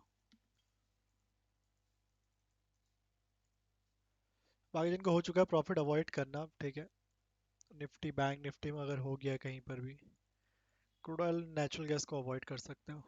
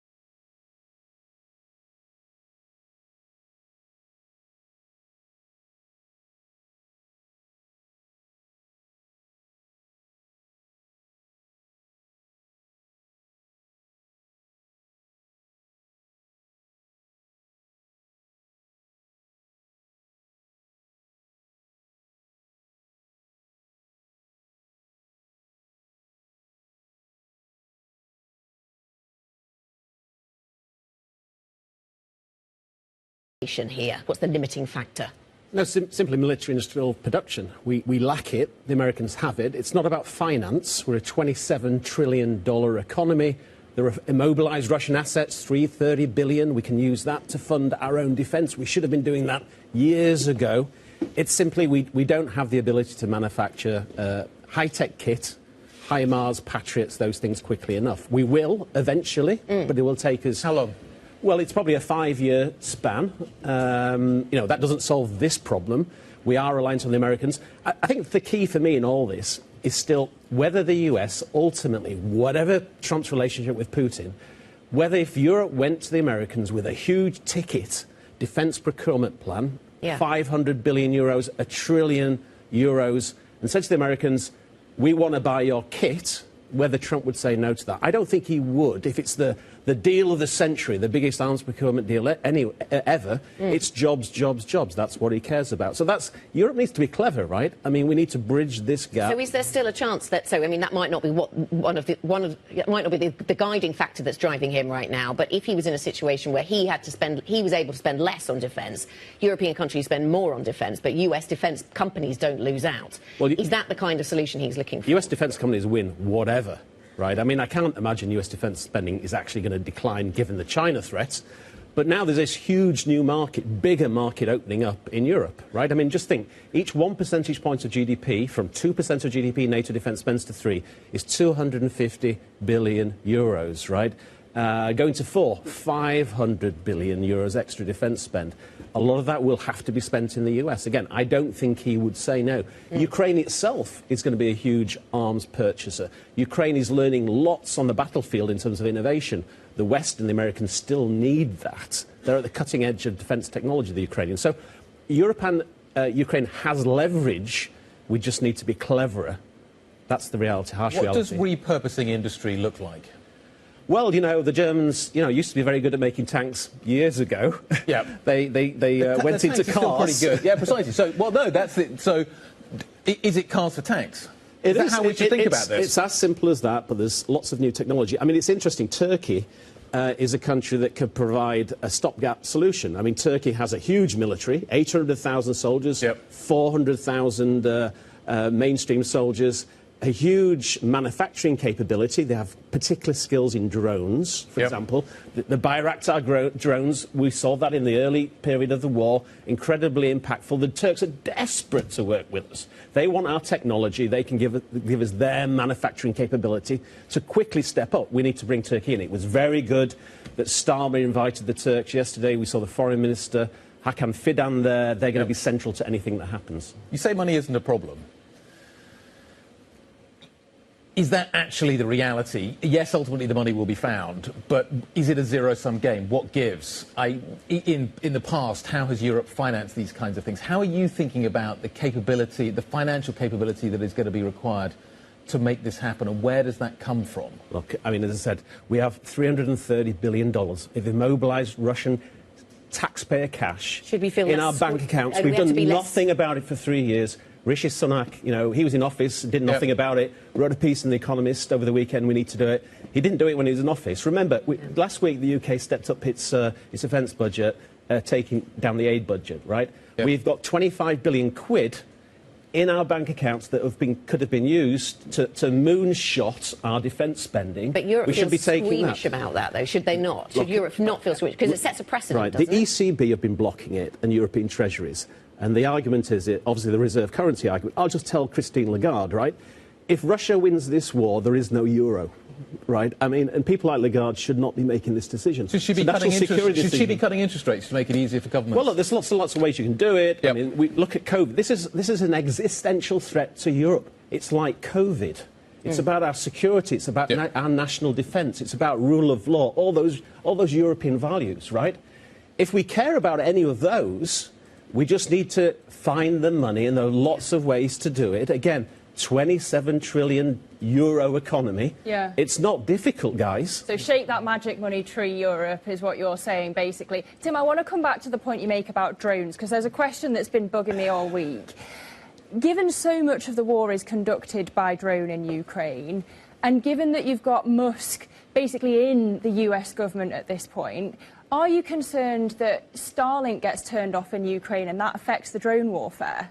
No, absolutely, yes. The Americans have the ability to make life very, very difficult for the Ukrainians. I mean, I guess the hope, you know, everyone's very negative about Friday's event, right? Yeah. I'm now looking a little bit more positively about it, interestingly, because, Ukraine faced a situation where Russia and the Americans would impose a solution on a bad solution. Because the Trump administration really don't get Ukraine. They don't get the challenges, right? Europe was nowhere. Ukraine was nowhere.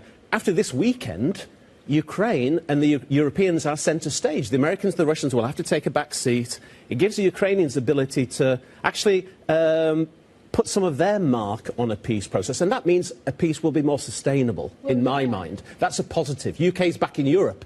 Huge positive post-Brexit, right? Our soft powers have been massively missed, right? UK has to get involved in soft diplomacy and hard power politics, which is defence. That's positive. It seemed like the spat in the Oval Office on Friday was more about the tone than the terms of the minerals deal, right? But the former UK Defence Secretary Ben Wallace has said that it amounts to extortion. Yeah. Do you think that Kyiv is kind of better off without that minerals deal? Look, the minerals deal wasn't worth the paper it was written on. That's the reality. I've covered Ukraine 40 years. I've lived there. I've never heard of 12 trillion in rare earth minerals. It was genius for the Ukrainians to bring this up and entice the Trump administration in. But in the end, the Americans gave nothing. There was no commitment at all in that deal. No financing commitment, no security guarantees commitment. I mean, Ben Wallace called it extortion. But the reality, as I said, it got Zelensky in the room. It gave him, he could look in Trump's eyes and Vance's eyes and figure out, are these guys serious? And the reality is they're not. It was crystal clear, I think, for everyone in the White House that the Trump administration, Trump himself said it, I trust Putin, I don't trust you. So the Ukrainians now can figure out, OK, fair enough, the Americans are on our side, we need to move on. That's the harsh reality for Ukraine and Europe. We absolutely need to find a plan B. And actually, that meeting was crystallising in terms of forcing Europe into the peace process. That's a positive. Why? OK, I trust Peter more than I trust you. There is this idea that America is being more friendly towards Russia because it doesn't want China and Russia allied. It basically wants to find a way of breaking a reverse détente. Yeah. Is that how we should think about what is happening in terms of White House policy? Is there a big strategic vision here? Yeah, well, I wouldn't necessarily put it like that. I don't think China and Russia are that close. I think the MAGA guys, the Steve Bannon, Tucker Carlson, China. Look, they see the coming war is between the US and China, and they want Russia on their side in that conflict. Trump himself, I'm not sure he thinks about this. He likes big, shiny deals, which is why the minerals deal kind of enticed him. And he wants a quick ceasefire deal. He doesn't care about the details, frankly. He just wants that Nobel Prize, and other people can clear the mess up. But I think, yes, you're right there. I mean, I think interesting for the Americans, it's interesting they ally with a $2 trillion economy, Russia, and pushing out a $27 trillion European economy. I think that's very short-sighted. Europe will get its defence industries in order in 5 years. We will step up, and then I think the Americans will need to come back to us because Europe will be able to give the Americans the scale against China. And I said, Europe has leverage. We're just not using it, right? We should go to the Americans and said, big defence procurement deal and a long-term commitment to help the Americans against the Chinese. Otherwise, we need to look for alternatives. We actually need to be reaching out to China. And we need to be reaching out to the Gulf and the Turks to secure our own, diversify our own defence and security story.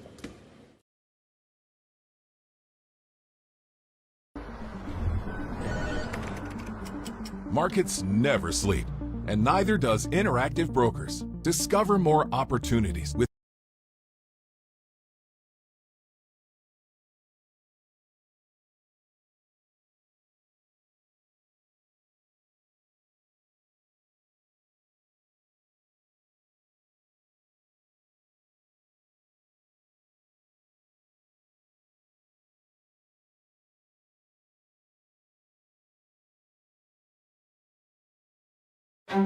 Upskilling is becoming more important, so the world has to be prepared for it.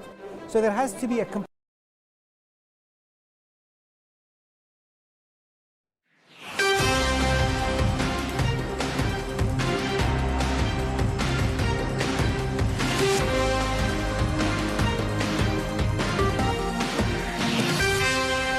Good morning from our global headquarters in New York. I'm Manish Krani, back alongside Danny Berger. You're welcome to Bloomberg Brief.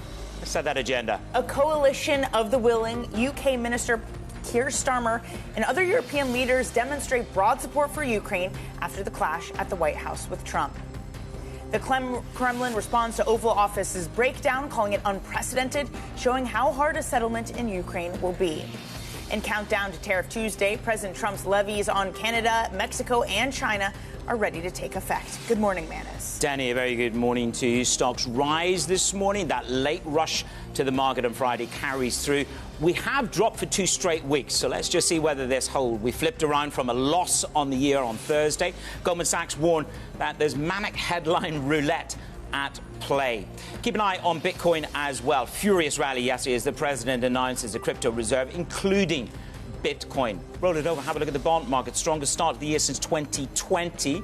Yields rise ever so slightly this morning. We've got this risk on in equities, but we're down 33 basis points in February, the biggest monthly gain since July. And we're down 50 basis points from the highs, Danny. And of course, that would be good news for Scott Bessent, won't it, in terms of the target? The target for the White House might be bonds over stocks. He talked about that yet again over the weekend in an interview. Manus, we also have some individual stocks we're keeping an eye on. As a sector, European defensive stocks, you can see a big move across the board. BAE Systems, that's up 14% this morning. Rheinmetall, others surging on the implications of increased defense spending in Europe.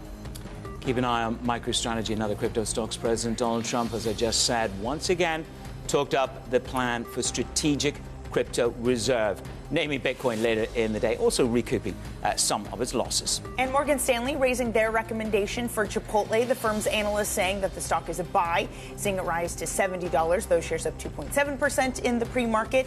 The CEO of Chipotle also speaking to NBC in an interview over the weekend, saying that they plan to absorb increases in costs rather than passing them on to consumers. And in just a few moments, Peter Kinsella will join us from Union Bancaire Privé, and later in the hour, Katrina Dudley from Franklin Templeton, their view on the markets. Danny, good to be back with you. It's amazing how 8 days ago when I left you, we were talking about hot CPI, PPI, maybe even rate hikes, no rate cuts, and I come back to you, and we've completely shifted the vibe. I think that's what Laurie Calvasino was writing about, this shift in the vibes, and it has shifted quite dramatically. Yeah, a shift in the vibes. I have to say multiple analysts using that type of language. Barclays is one of them this morning, and that's why the data is so important this week, Manus.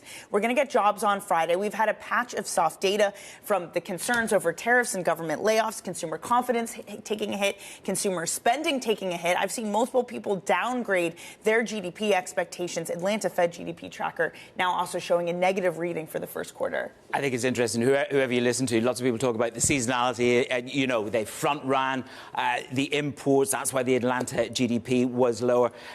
But going back to the conversation you had with Julian Emanuel the last day that I was here, which was the emboldened Trump when equities are at record high on tariffs. It's It's a very different narrative today. Yeah, well, look, Mag 7 has been really hurt, and you could make the argument that maybe that has nothing to do with Trump, that this would be a good environment for tech. But there is a lot of headline fatigue maybe creeping into markets, the latest of which, Ukraine's Vladimir Zelensky has met with European leaders in London on Sunday, following Friday's tense meeting with President Trump in Washington. A U.S.-Ukraine minerals deal is now further away, but Zelensky says that he is willing to meet with Trump again if the U.S. president invites him to, quote, solve real problems. In the meantime, European leaders are fast-tracking efforts to improve their own defense capabilities. Here's the UK Prime Minister Keir Starmer speaking after the European Security Summit. Not every nation will feel able to contribute, but that can't mean that we sit back. Instead, those willing will intensify planning now with real urgency. The UK is prepared to back this with boots on the ground and planes in the air. Together with others, Europe must do the heavy lifting. Joining us now is Bloomberg's Oliver Crook, who is in London following those developments. Oliver, what is the latest? Yeah, so listen, Danny, I mean, I think it's still many European leaders were sort of reeling from the shock of what they saw on Friday and what the sort of implications would be, not only for Ukraine, its future sovereignty and sort of how the war is going to go, but actually for the European continent. And I think that we heard some of that concern from Keir Starmer, from many of the leaders that met over the weekend to discuss basically what the next step is and what throughout this whole conflict we've had no shortage from the Europeans of very sort of strong rhetoric. The question is, how do you respond to it? Now what they've set up a meeting for later in this week, and there's sort of two sides of this. One is the thing that Keir Starmer had alluded to right there, the coalition of the willing. What does that mean? What security guarantees can basically the Europeans provide on their own to help reassure the United States and get U.S. backing? Though it's very hard to sort of imagine. I mean, I've spoken to a number of different leaders and lawmakers. When you talk to them about the possibility of having European troops on the ground in Ukraine, the question is, what function will they serve? Will they just be there to sort of observe that the conditions of peace remain, or are they going to be there to potentially return fire on Russian troops if that sort of ceasefire does not hold? These are some of the questions, and those are very difficult questions to answer, particularly if you do not know whether or not there is going to be security guarantees from the United States, and that is really at the heart of this debate. I mean, I spoke to the Norwegian Prime Minister a couple of days ago, and they're also talking about a new sort of architecture that's not just the EU, not just NATO, but something else. Have a listen. Europe cannot complain its way to the negotiating table. It has to argue its case on substance and on process. And it would be easier if Europe spoke more with one voice. And Europe on Ukraine is not only EU. It is EU, it is UK, it is Norway, it's also Turkey. So they're talking about fleshing out an architecture that involves non-EU states, Norway, UK, Turkey. Turkey, obviously, who's got one of the largest standing armies here in Europe. But it's interesting. I spoke to the Norwegian Prime Minister. I said, listen, well, then are you willing to tap the Norwegian Sovereign Wealth Fund, the biggest in the world, to help build out that sort of defense? This answer was, no, we're not really willing to go there. They're only going to hit about 2% this year. They share a border with Russia. I asked if he's willing to go further. He says, yes, maybe, but maybe not just right now. Again, this is sort of the concern here in Europe, that while there is a lot of urgency being expressed in very sort of colorful terms, the sort of concrete solutions are not there yet. Oliver, good morning. We've had one of the first responses from the Kremlin. They talk about what happened in the Oval Office on Friday. What is their response so far? Yeah, so listen, we've heard a number of different things. I mean, I think it's fair to say that overall they are fairly pleased with how the meeting went in the Oval Office between Volodymyr Zelensky and Donald Trump. I mean, we had heard other sort of messages from, one of the spokesmen, Peskov, talking that basically the Russian and the American views of how to kind of proceed are more or less more and more aligned. Again, these are the sorts of things that are high sort of concern from the Europeans. I think there were a number of Europeans, even some of the Ukrainians that I had spoken to ahead of Trump being elected, that were sort of not necessarily welcoming, but we're open to the idea that the Trump administration would take a much more pragmatic approach in terms of the reality on the ground and trying to get a deal over, but still sort of stay on the side of Ukraine.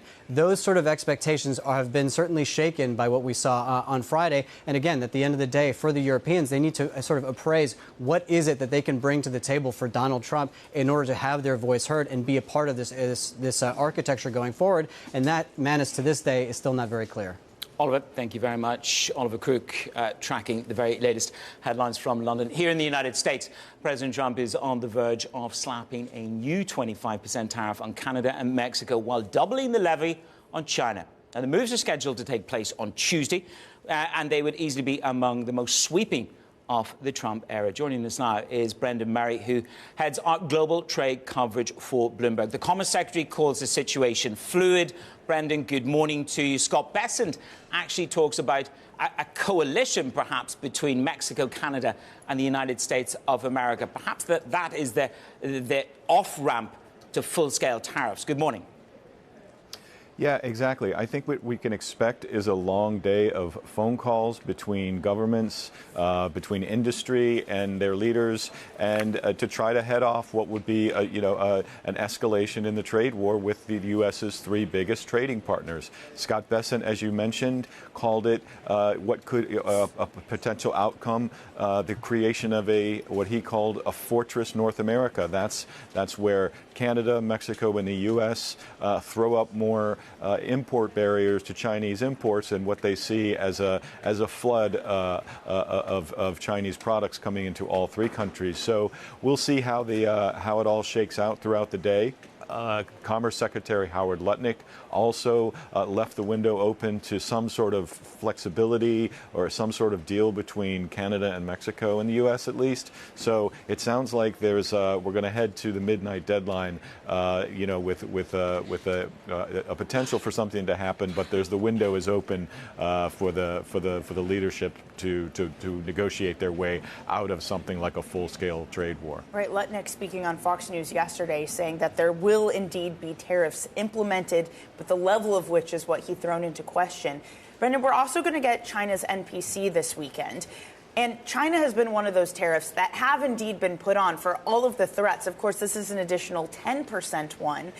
But what kind of response are we seeing from China specifically, a nation that has gotten the threat realized, that the bark and bite has come to realization? Yeah, exactly. China's response to the first 10% tariffs that we saw imposed a month ago was a fairly measured one. They seem like they're kind of keeping their powder dry. Going into this big national political meeting this week, you could expect that they would retaliate against the next 10% tariff that Trump has threatened immediately. By Tuesday morning, they will have announced some large multi-billion-dollar figure of U.S. exports to China that they will hit. That we'll have to wait and see what the package of that retaliation is. But you could imagine them going after U.S. agriculture exports. Kind of the heart of Trump's core of support in farm country, just as farmers are trying to figure out what they're going to plant this year going into spring, they might have the prospect of tariffs on their exports put in place. So it's a chess game that we're going to see play out through the day and the weeks ahead. But it seems like markets are playing it being sort of reserved and casting judgment on which direction it's going to go in so far. Waiting to see the white of the tariff's eyes before casting judgment. Brendan, thank you so much. Bloomberg's Brendan Murray. Let's get you some other stories that are trending on the terminal this morning. I mentioned this. Investors are watching for announcements on more stimulus from China's economy. The annual meeting of the National People's Congress kicks off on Tuesday. The challenge, ramping up the government's investment and encouraging businesses and consumers to spend to offset the impact of U.S. tariffs. Prada is moving closer to a deal to buy Versace from Capri Holdings. That's according to sources. They could finalize a deal this month after agreeing to a price of nearly $1.6 billion. Capri, which bought Versace in 2018 for about 1.8 billion euros, didn't immediately respond to requests for comment on Sunday. Prada also declined to comment. And cryptocurrencies open March with a rally, recouping some of their losses from what was their worst month since 2022 in January. President Trump posted about plans for a strategic crypto reserve, a sign of loyalty to an industry that donated heavily to his presidential campaign. Still, many of Trump's plans are unknown, including how much crypto the government will actually buy. Coming up in the show, we catch up with Peter Kinsella on the reversal in the Trump trade. That's next on Bloomberg.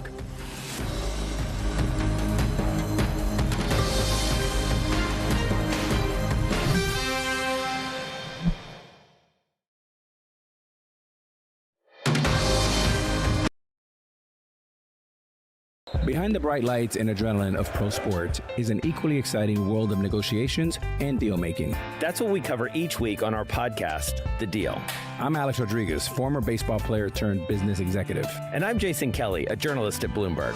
Over the next couple months, we'll hear from all-stars like Jay Williams. I want to be an owner one day. Billie Jean King. Learn the business. Paul Rabel. Don't chase trends. Get ahead of them. And so many more.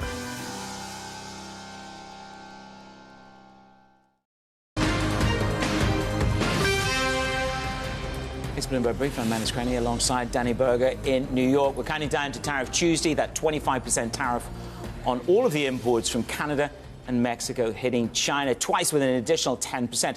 Peter Kinsella of Union Bancaire Privé thinks that the worst-case scenarios are now less likely than before. Writing this, investors can be forgiven for feeling exhausted with these developments. However, it is important to focus on outcomes rather than the process. And in a sense, Trump can be described as having high implied but low realized volatility. Peter, good morning to you. We'll talk about Europe in just a moment, but the risk is lower realized volatility and a compromise. Is that the base case that you're extrapolating at the moment over this week? Good morning, Manus. It is, yeah. I mean, look, what we've seen since Trump came into office in mid-January, tariffs are on, tariffs are off. We see a lot of a lot more heat than light. And if you simply look at implied volatility, it really comes off any time we get any sort of event from Trump. And in a sense, really, it's become, I would say, difficult, if not impossible, to trade the tariff story, right? Because we have Trump saying one thing, the Treasury saying another, and the end result really is that we've actually seen very well-behaved currencies. They've not been doing an awful lot. Dollar CNY is pretty much where it is today where it was in early Jan, and same story for dollar CAD. So it does appear as though Trump is really high implied but low realized vol.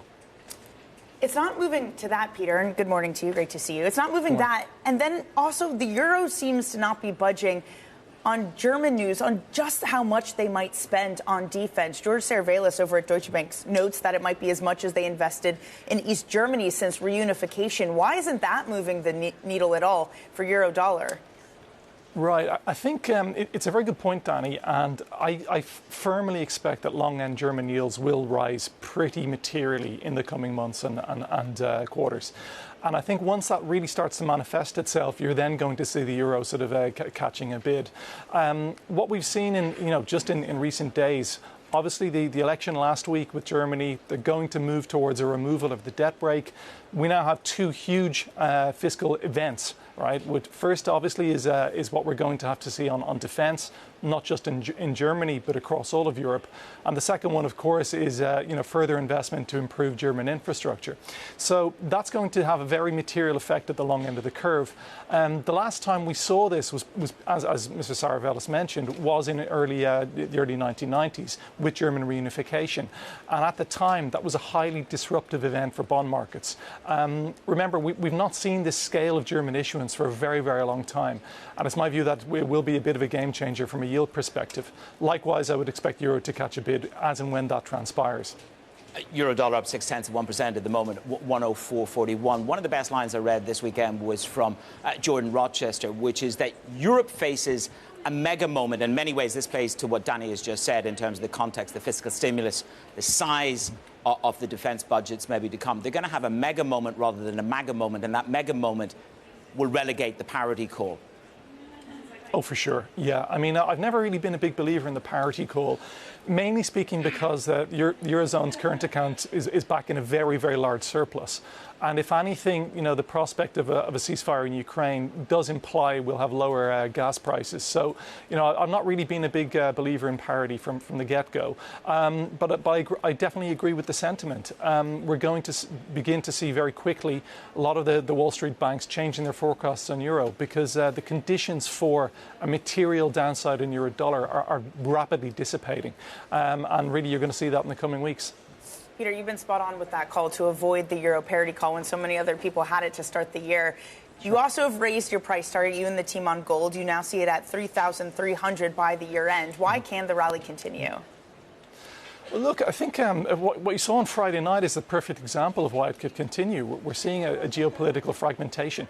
You're seeing ongoing, massive physical purchases by central banks, large investor interest, and increasing retail interest. So, in a sense, really, there are periods in which gold does very well, and we're moving towards an environment of pretty high, I would say, nominal GDP growth in the States and for sure in Europe in the coming years, and that's consistent with with gold outperformance.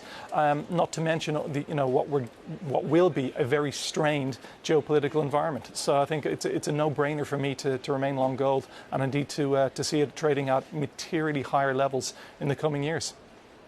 Do we build up momentum to short the dollar? And I ask that because the hedge fund managers, the asset managers, they've been sort of dropping off for the past 6 weeks. What is it that accelerates that perhaps sell-off in the dollar? I would say two things. One, either a policy move from the U.S. Treasury. People are talking about a so-called Mar-a-Lago Accord. I'm somewhat skeptical about that, to be perfectly honest with you, Manus, from a liquidity perspective, and likewise in terms of getting the Europeans and the Chinese to agree to it. But I think as well, if we just look at U.S. data, we're starting to see mixed signals on the data side. And so I think I would struggle to say we have massive momentum in selling the dollar. Again, the cost of carry is pretty high, but at a minimum, further material appreciation from current levels, I think, is unlikely. Peter, so wonderful to see you this morning. Enjoy the rest of your week. Peter Kinsella of Union Bancaire Privé. Coming up, it was a big night for independent film. The Oscars celebrates the best in filmmaking with budgets big and small. We're going to bring you what is on your front pages, including the Oscars, coming up next.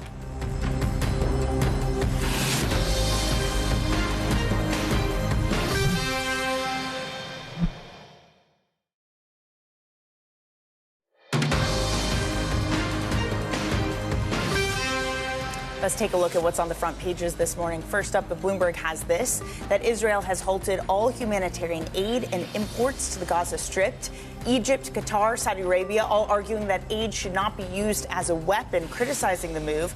Hamas had also rejected a U.S. proposal to extend the ceasefire. Next up, New York Times, Danny, here we've got the former governor, Andrew Cuomo, announcing he is running for New York City mayor. Now, his entrance into the race was met with immediate blowback, especially by women's rights organizations. New York Mayor Eric Adams says he welcomes the competition. Bring it on. And finally, on the Wall Street Journal, leading with the independent film Anora, taking home Best Picture at the Oscars last night. It's a movie about a sex worker who marries the son of a Russian oligarch, so definitely a different type of plot for the Oscars. It is the first independent film, Manus, to ever win the top prize.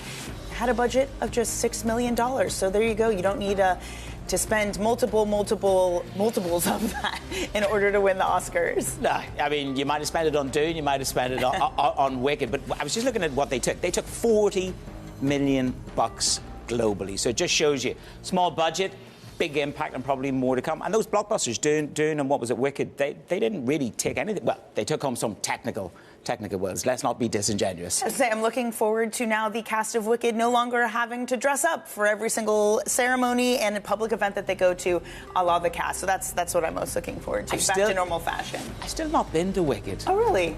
I walked past the theatre the other day. Haven't seen the movie, haven't seen the show. Maybe that's our day out. I think we can stream it at this point. It's been so long. We can figure it out. Anyway, coming up, we're going to catch up with Katrina Dudley of Franklin Templeton. That's up next.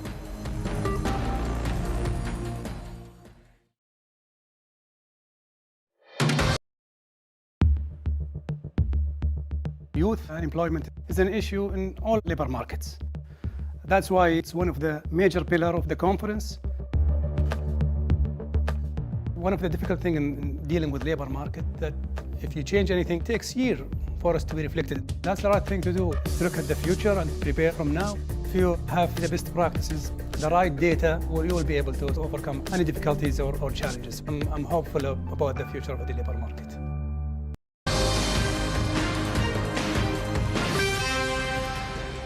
From our global headquarters in New York City, welcome to Bloomberg Brief. Danny Berger alongside Manus Cranny. Let's set your agenda. Coalition of the Willing, Europe races to secure Ukraine and get President Zelensky back to the negotiation table.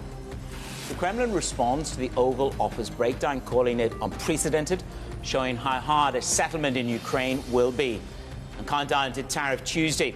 President Trump's levies on Canada, Mexico, and China are set to roll into effect. Danny, good morning. Good to be back. Good to have you back, Manus. You missed quite the week where we did end up lower for the week, even though the S&P ended up higher. We tried to add some weight to that this morning. We're still below 6,000, up about 1/3% for both S&P and NASDAQ. Russell 2000, that outperforms. A lot on the agenda for you. Canada, Mexico, China tariffs come tomorrow. Jobs Friday, a Powell speech on Friday, ECB on Thursday.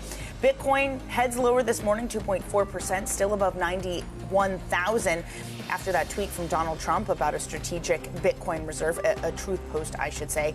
When it comes to yields, again, we have, for the most part, the direction has been lower. We changed that this morning. Your 2-year yield and 10-year yield head higher by more than 3 basis points. We stand at 4.24% on your 10-year yield, Manus. Indeed, and that's down 33 basis points in the month of February. So you've had a flying start to bonds. Suddenly, the 60-40 portfolio actually looks like a little bit of an appealing one, doesn't it? Even though, Mag 7, I was away for 5 days, and you corrected in the Mag. You did a lot last week. The Mag 7 corrected, and you wiped out 2025's S&P gains. To be clear, I didn't do it. I don't want anything bad to happen to equity markets. That is not my aim. I know it's painful for many people. It is. But to your point about Treasury, Scott Bessent was on CBS Face the Nation over the weekend talking about falling U.S. home mortgage rates, talking about a drop in the 10-year yield, saying that is the thing that he is focused on. And it is an aim that the White House has accomplished, with maybe emboldens Trump tomorrow to really put those tariffs on. And then we begin to debate, well, what is the Trump put? Is it a drop in equity? We're 1% above where we were on November the 5th, 1% away from the November the 5th close.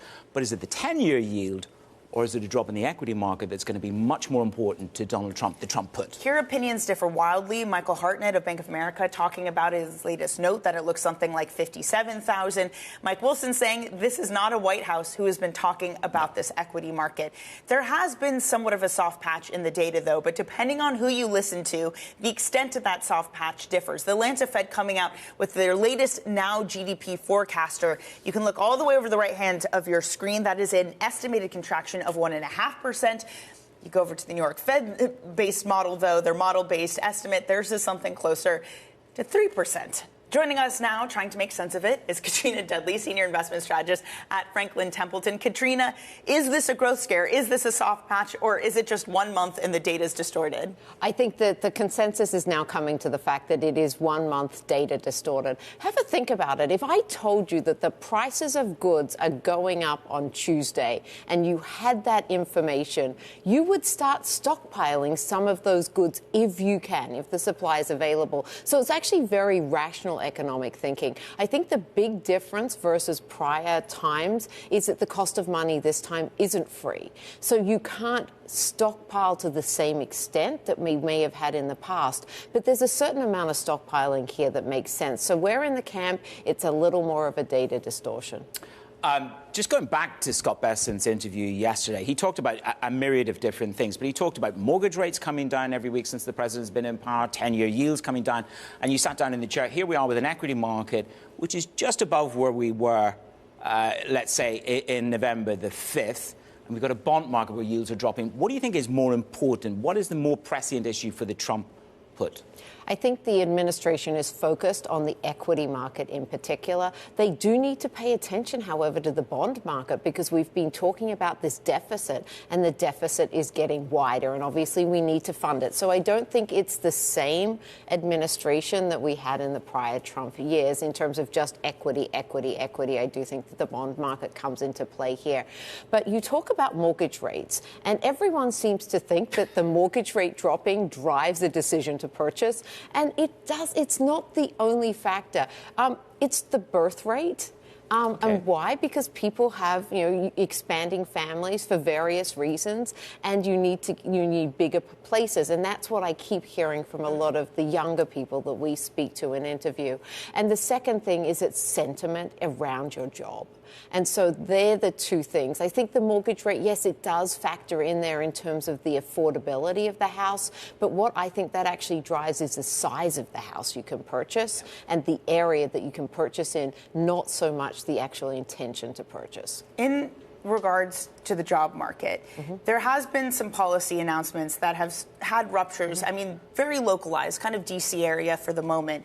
But it's along that with market unfriendly policies to start with the Trump administration to get tariffs, immigration policies, not necessarily deregulation, and market-friendly tax cuts. You say that it's just been 1 month of data, but is there anything coming from the White House that is behind some of the sentiment shift that could have uglier ramifications? Look, it's always good to get the bad news out of the way first. Okay, so let's just think about it. We're only in week 7, and he's done a lot of bad news things, and he's done it really early in the sentiment. And the fact is we have really short-term memories. So there's a lot of good news to come. Stop laughing.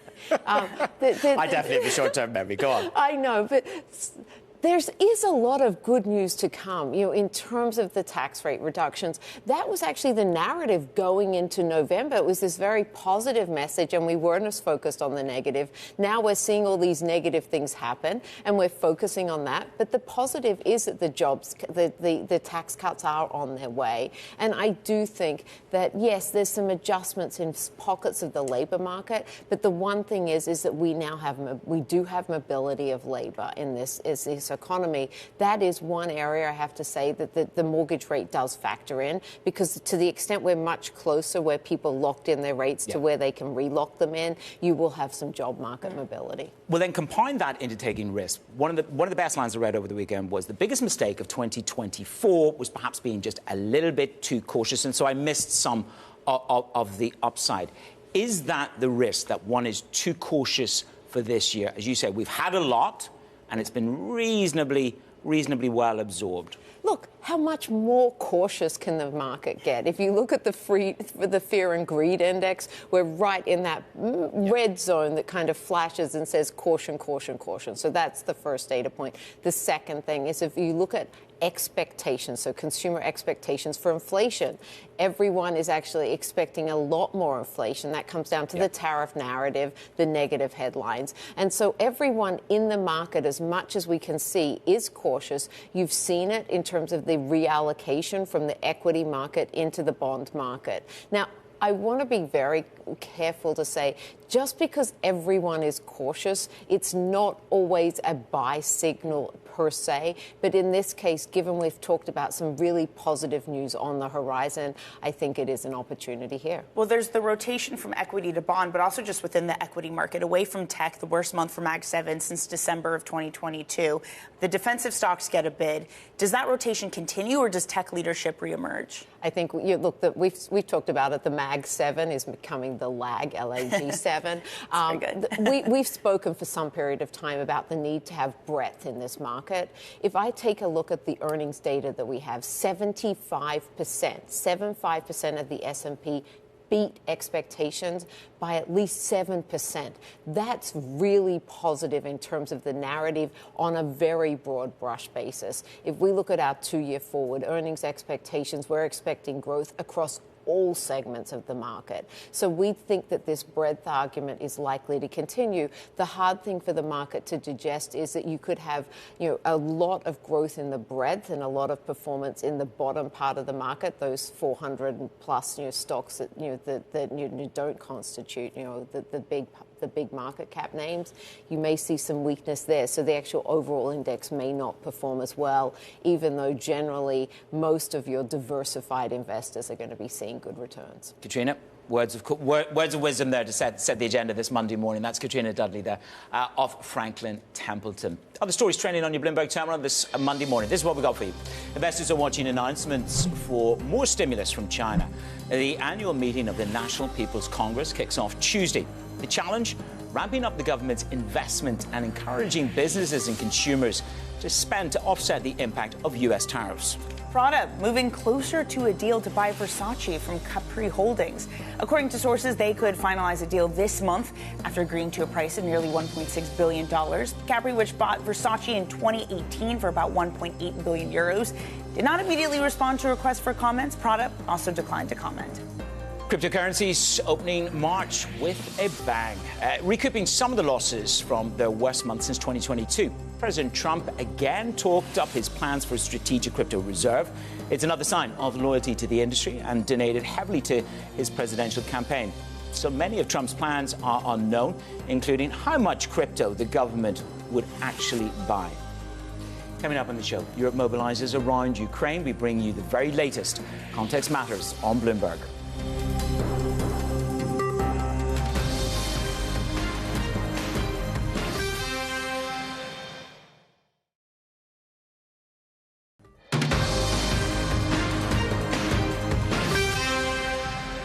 I mean, I think the transatlantic alliance is shifting. Instead of complaining about it, you have to analyze it and draw your conclusions. Now, my conclusion is that when it comes to multilateral institutions such as the UN or the WTO or the ICC, that's where we don't see American-European engagement together. I think the vote in the UN this week was an example of that. The Finnish president there speaking to Bloomberg in London yesterday. European leaders are rallying around Ukraine and fast-tracking efforts to improve their own defense capabilities. The clash between Trump and Zelensky on Friday raised the possibility of the US walking away from a minerals deal with the Ukraine. Joining us now is Bloomberg's Oliver Crook. Oliver, a lot has happened since Friday. Starmer gathered together, Keir Starmer, the Prime Minister in the UK, a coalition of the willing, where he called it a once-in-a-generation moment. What was agreed? What was the scale of the commitment of those people that gathered in London yesterday around Zelensky? Well, that's the issue, Menace, is that scale has not yet been determined, and coalition of the willing, but willing to do what exactly? That is still, I think, an open question for many of these European leaders who are still trying to appraise the sort of full scope of what happened on Friday and sort of transition this idea of the abandonment of Europe by America in theory into real practice and what that means. What that means, we already know, is huge volumes of money. That means new mechanisms of funding for defense build-out, potentially. We know that at the EU level, they're looking at different options, from sort of expanding the mandate of the European Investment Bank to potentially repurposing funds from other European programs. And of course, the sort of holy grail in there, the question of sort of joint debt in the name of defense potentially, or other sort of workarounds that work around that. But there's also this question of architecture of defense and also security guarantees. If the United States is unwilling to give security guarantees right now, what can Europe put forward? This is sort of what Keir Starmer has put forward. Macron has talked about boots on the ground in the past. But every single leader that I have spoken to and lawmakers that I've spoken to in Germany, they're very reticent to sign on to anything that would involve, their own troops, even after a sort of ceasefire or peace deal, because the question is, what are those troops there to do? Are they just sort of there to observe the conditions are being of a ceasefire are being respected? And if there are starting the ceasefire to end, if there are sort of fire, they're firing back at Russian troops, is that something that European leaders are willing to put their neck out on the line? I think that fundamentally this still comes down to potentially they would be if there are American security guarantees, and that is really what the Trump administration so far has been unwilling to put forward to the Europeans. And this is, of course, the sort of exact sort of center of that blow-up we saw in the Oval Office on Friday.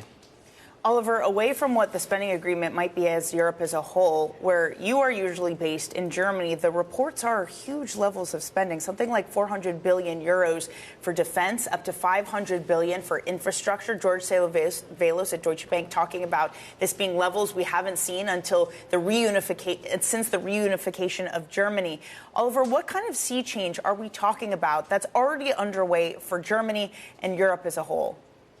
Listen, these are still sort of reports and the sort of said-to state of things. It's what we're hearing from a number of people that are sort of talking about the architecture of the next German government. Remember, we only have a caretaker government right now in Germany, but we do know we have the conservative coming in, Friedrich Merz. We know that his position has been much more hawkish as it comes to European defense and supporting Ukraine. And I think that there is this awakening that is happening within Germany that this is just not going to cut it anymore. You're going to have to talk about the debt brake, maybe not reforming the debt brake, but setting up these special funds. These are funds that are off budget in order to build out military and defense. We're talking now, Danny, potentially the order of hundreds of billions of euros that the Germans are looking at right now. The first time they set up such a fund was in the initial invasion of Ukraine. It was 100 billion euros. But I spoke to the top general in the German military a couple of weeks ago, and he said that basically that 100 billion only started to begin to fill in some of the potholes that the German military had had. This is a nation, though it is the biggest in Europe, that is chronically underinvested, as with the rest of Europe. And again, we go back to that conversation that I had with the Norwegian Prime Minister that shares a border with Russia. They're only going to hit 2.16%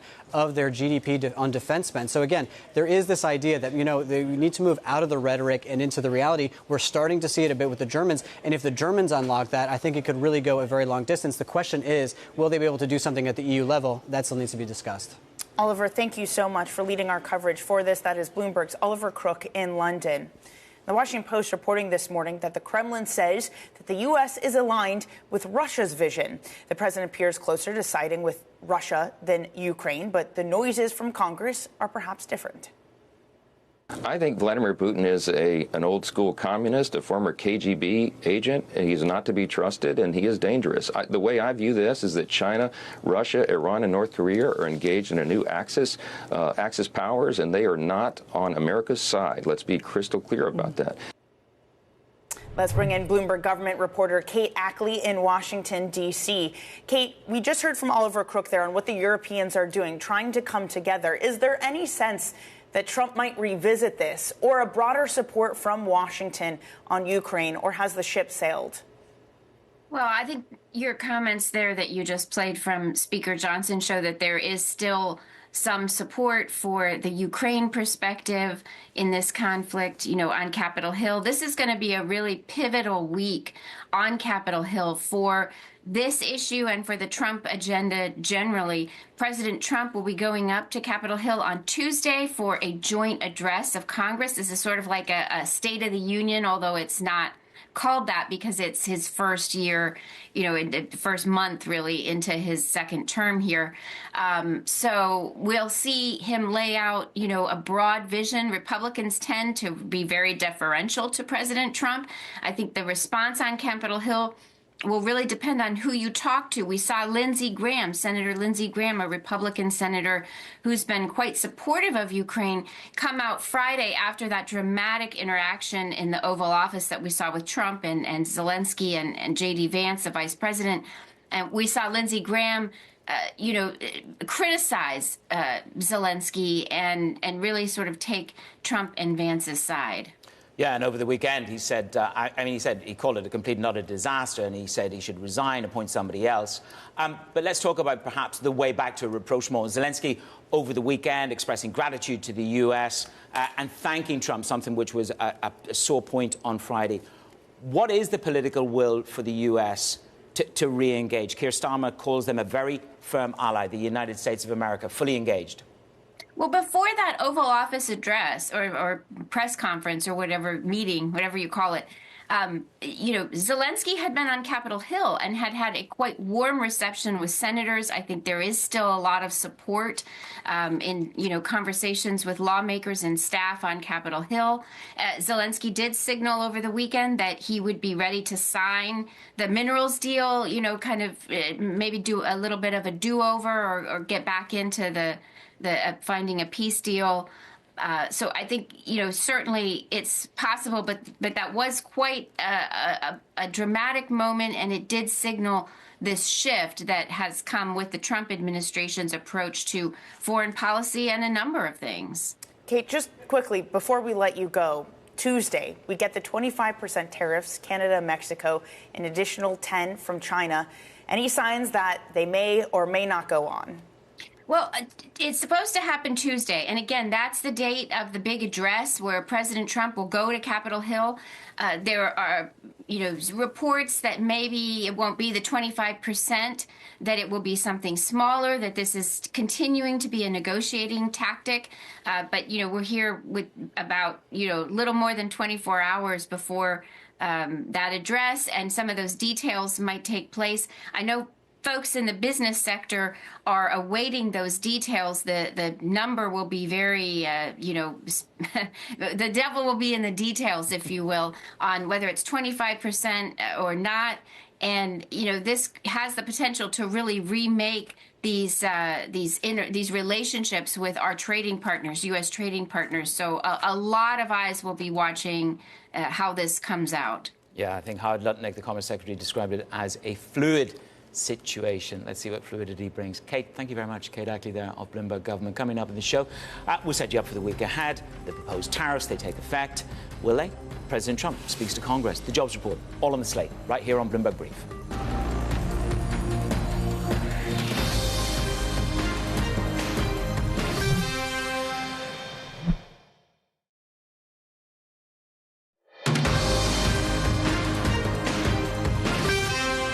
Let's get you set up for this very busy trading week. Proposed tariffs on Canada, Mexico, additional ones to China are due to take effect tomorrow on Tuesday. On Tuesday, we're also going to get President Trump delivering a speech to a joint session of Congress. We're going to wrap up the week with U.S. jobs report on Friday. We will also hear from Chair Powell on Friday, too. Manis. A heck of a lot to absorb, Danny. Some individual names. Capri Holding rising as they come closer to a deal with Prada. That's to buy Versace. People familiar with the matter say that they've agreed a price of $1.6 billion to do the deal. MicroStrategy, lovely boost on the whole crypto world yesterday as President Donald Trump once again talking about his plan for a strategic crypto reserve. And Chipotle, you've got Morgan Stanley upgrading the stock to overweight. Analysts say the stock's weakness is a buying opportunity and an excellent tech play. Now I'm hungry, and it's 6 a.m. in the morning. Anyway, man, it's just a quick look at your global bond market. Seems to be led by Germany in terms of a sell-off. Producer Valerie Teitel writing in to note that German long ends are falling out of bed. They're up nearly 9 basis points, the amount that Germany plans to spend, according to reports on both defense and infrastructure, Manis, would look something closer to the post-World War II reunification of Germany. We are talking about a big fiscal shift, and it is causing bonds to sell off this morning. Yeah, 200 billion euros, 2% of GDP. You've also got CPI coming out in Germany as well at plus 0.5%. So that's way over what they estimated. So that just adds fuel to the fire. It's going to come down to what the fluidity is on these tariffs. When we walk in and we close out business tomorrow, what have we got? Is it 25% on Mexico and Canada? Will Mexico and Canada come on side with the United States of America, as Scott Besson kind of floated over the weekend? And when will risk actually respond? We rallied by more than 1.5% on Friday. We're heading higher of futures this morning. There's a lot of people in this market who don't believe that the tariffs will actually happen. We'll see if any negotiations take place beforehand. All right, that's it for your brief. Surveillance. We'll take the reins from here.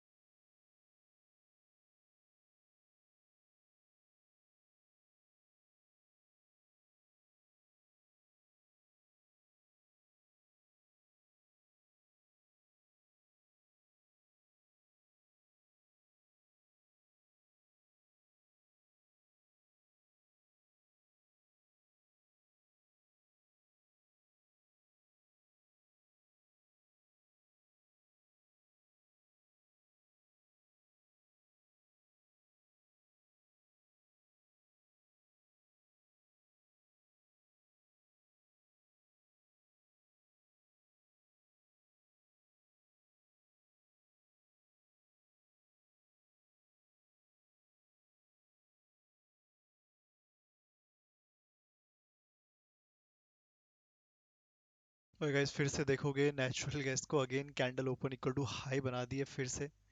FEG का support है, major support तो नीचे है, but again open equal to high. अगर ये SL निकालता है FEG का तो फिर और नीचे आएगा। फिर से रिपीट कर दूं, इन लोगों ने ऊपर से सेल किया हुआ है, हाफ प्रॉफिट बुक करके ट्रेल करना। अगर ये एफईजी वालों का एसएल जाता है तो और गिरेगा। बाकी अगर रिवर्स कर गया तो एटलीस्ट हाफ प्रॉफिट बुक होकर ट्रेलिंग एसएल में कुछ तो मिलेगा। बाकी याद रखना है थोड़ा सा एफईजी से बाइंग है, not exactly from the support. बाकी क्रूड ऑयल भी ऑलमोस्ट साइडवेज ही है, मोमेंटम में नहीं जा रहा है।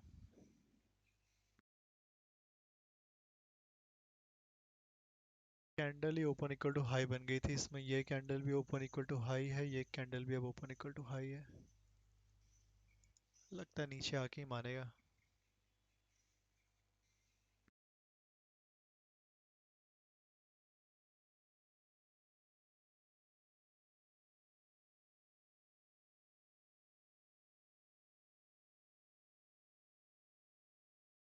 निफ्टी भी उसी रेंज में अटक गया बिल्कुल, डे हाई और 48,300 उसके नीचे जा नहीं रहा है। 300 के नीचे जाता है तो अब थोड़ा और बेरिस होगा, डे लो मिल सकता है उसके इसमें।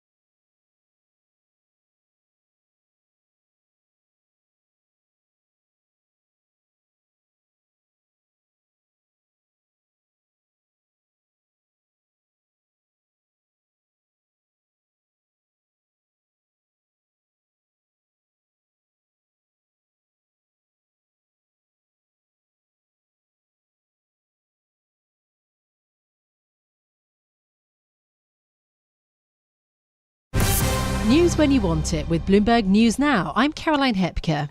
America has implemented the most sweeping tariffs yet of Donald Trump's presidency. Most goods entering the country from Canada and Mexico will now face a 25% charge, while the tariff on Chinese goods has been doubled to 20%. Speaking at the White House, President Trump pitched the move as a way to bring more manufacturing back to the US. I would just say this to people in Canada or Mexico: if they're going to build car plants, the people that are doing them are much better off building here, because we have the market. We're the market where they sell the most. And so I think it's going to be very exciting for the automobile companies. President Trump's tariffs prompted swift retaliation from Canada and China and may spur similar reprisals from Mexico. Beijing immediately announced that it would impose tariffs of up to 15% on US exports, with a focus on farm produce and defence firms. Speaking just ahead of the US tariffs coming into force, the Canadian Foreign Minister Melanie Joly said the government was ready to go ahead with its retaliatory duties on $107 billion of US products announced last month. We know that this is an existential threat to us, and there are thousands of jobs in Canada at stake. Now, we've done the work. We are ready should the US decide to launch their trade war. Canadian Foreign Minister Melanie Joly speaking there. The Bank of Canada has warned that a prolonged tariff war has the potential to decrease GDP by nearly 3% over 2 years and, quote, wipe out growth during that period. Separately, President Trump also announced that the US will impose tariffs on external agricultural products from the 2nd of April. In a social media post, he wrote, "To the great farmers of the United States, get ready to start making a lot of agricultural product to be sold inside of the United States." The president did not provide more detail on which products would be affected or if there would be any exceptions. The move comes just as US food imports have ballooned, with the country's agriculture trade deficit projected to hit a record $49 billion this year.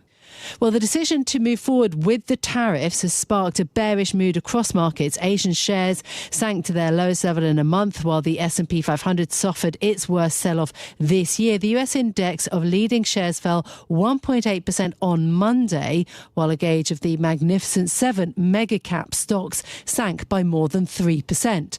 Joseph Livornia was the chief economist of the White House National Economic Council during President Trump's first administration.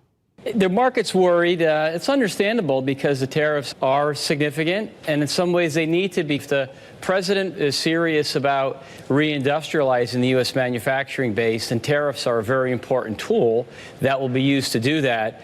The markets also, I think, were not believing the president was serious with these tariffs. So today might just reflect the fact that for much, I think, of this year, there was thoughts that they would actually never be implemented or be watered down. So I think today was really a reality check for many investors. Joseph Livornia speaking there as Wall Street's so-called fear gauge, the VIX, hit the highest since December. Markets are bracing for further volatility with key events this week, including the National People's Congress meeting in China and a speech by President Trump to a joint session of Congress later today. President Trump has ordered a pause to all US military aid to Ukraine. A senior defense official told Bloomberg that America is now holding back equipment until Trump decides Ukraine's president, Volodymyr Zelensky, is committed to peace. At a press conference, Trump was asked about his disastrous meeting with Ukraine's leader last week. He said he thinks the war's going to go on for a long time, and he better not be right about that. That's all I'm saying. Trump's order applies to all American military equipment not currently in Ukraine, including weapons in transit across Europe. Allied officials have said that supplies of weapons are likely to last only until the summer. Meanwhile, Bloomberg has learned the European leaders believe Trump is trying to mount pressure on Zelensky to apologise and to sign the minerals agreement. The UK and France are privately urging Zelensky to repair relations with Trump, with one source saying Ukraine's leader may need to grovel because a simple apology to the US may not suffice. Speaking to his parliament, UK Prime Minister Keir Starmer said the UK and US will lead from the front. Our two nations will work together on security arrangements for a lasting peace in Ukraine.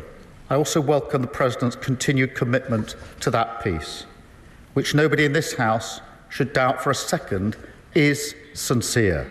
The UK leader also reassured parliamentarians that the US wouldn't be withdrawing military support for Ukraine, with America then doing so hours after he spoke. Defence-related stocks rallied across the Asia-Pacific region, with analysts saying that regional companies may benefit from increased demand from Europe. Those are a few of our top stories for you this morning. Let's look at the markets now. So it does look to be some pause, some suspension, really, even though it does seem that maybe the global trade war has begun. US equity futures are actually up right now. We did have a sell-off for the S&P 500 yesterday. The S&P E-minis are up by 0.2%. Yesterday, the S&P 500 posted its worst drop of 2025, falling by 1.8%.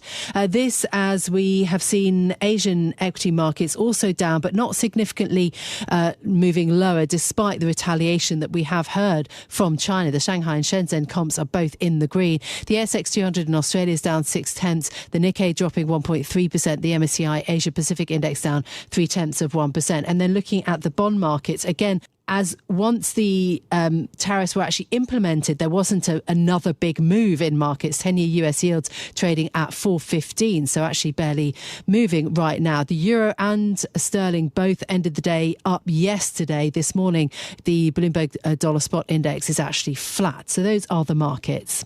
That's news when you want it with Bloomberg News Now. I'm Caroline Hepker, and this is Bloomberg.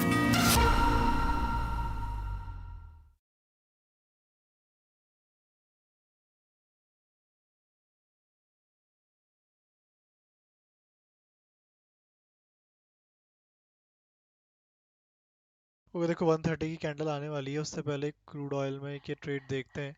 थोड़ा सा risky side पे, क्योंकि नीचे अभी भी support break हुआ नहीं है। सपोर्ट ब्रेक होने से पहले डिसाइड कर रहे हैं। थोड़ा सा सपोर्ट ब्रेक होके लेंगे तो ही बेटर है। थोड़ा सा डायरेक्टली लेंगे रिस्क में रहेगा। Support in the sense of simple सा समझो, अभी करंट लेवल पे जहाँ पर क्रूड ऑयल चल रहा है, करंट एरिया पे 5925 के नीचे कहीं अगर क्लोजिंग आ जाती है तब ब्रेकडाउन माना जाएगा। तब तक वो सपोर्ट पर ही है, बट यहाँ पर से अगर नीचे सपोर्ट ब्रेक करता है तो छोटा सा एक ट्रेड मिल जाएगा, फिर यहाँ से बाई कर लेंगे। थोड़ा रिस्क में रहेगा, याद रखना ये ट्रेड रिस्की साइड में कह सकते हो, क्योंकि सपोर्ट अभी ब्रेक हुआ नहीं है। बट लेट्स सी 130 की कैंडल अगर कुछ खास नहीं करती है तो एक सेलिंग कर लेंगे। 130 की कैंडल का ध्यान रखना, दैट इज़ वेरी इंपॉर्टेंट, उस पर रिस्क नहीं उठा सकते।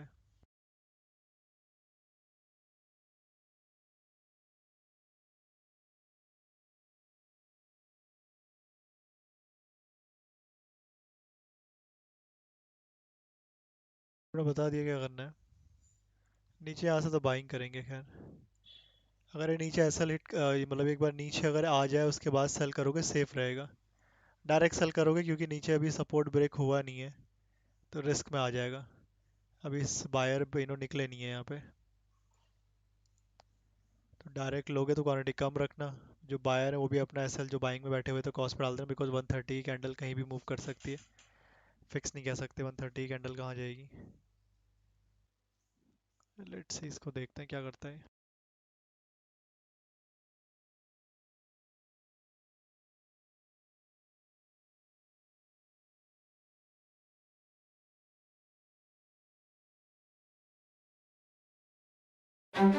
Upskilling is becoming more important, so the world has to be prepared for it. So there has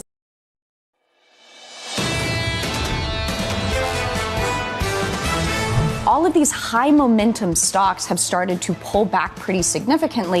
And we think it's just an unwind of that crowded positioning. I don't know that it would necessarily be a bad thing to see that broadening out in terms of performance. Some taking of gains is to be expected after such a strong fourth quarter, all to be expected and could also be attributable to seasonals. A key pillar of this bull market has been the resilience of corporate earnings. If you can't see earnings broaden out, then it's a huge problem in the market today. This is Bloomberg Surveillance with Jonathan Farrow, Lisa Abramowitz, and Anne-Marie Hordern.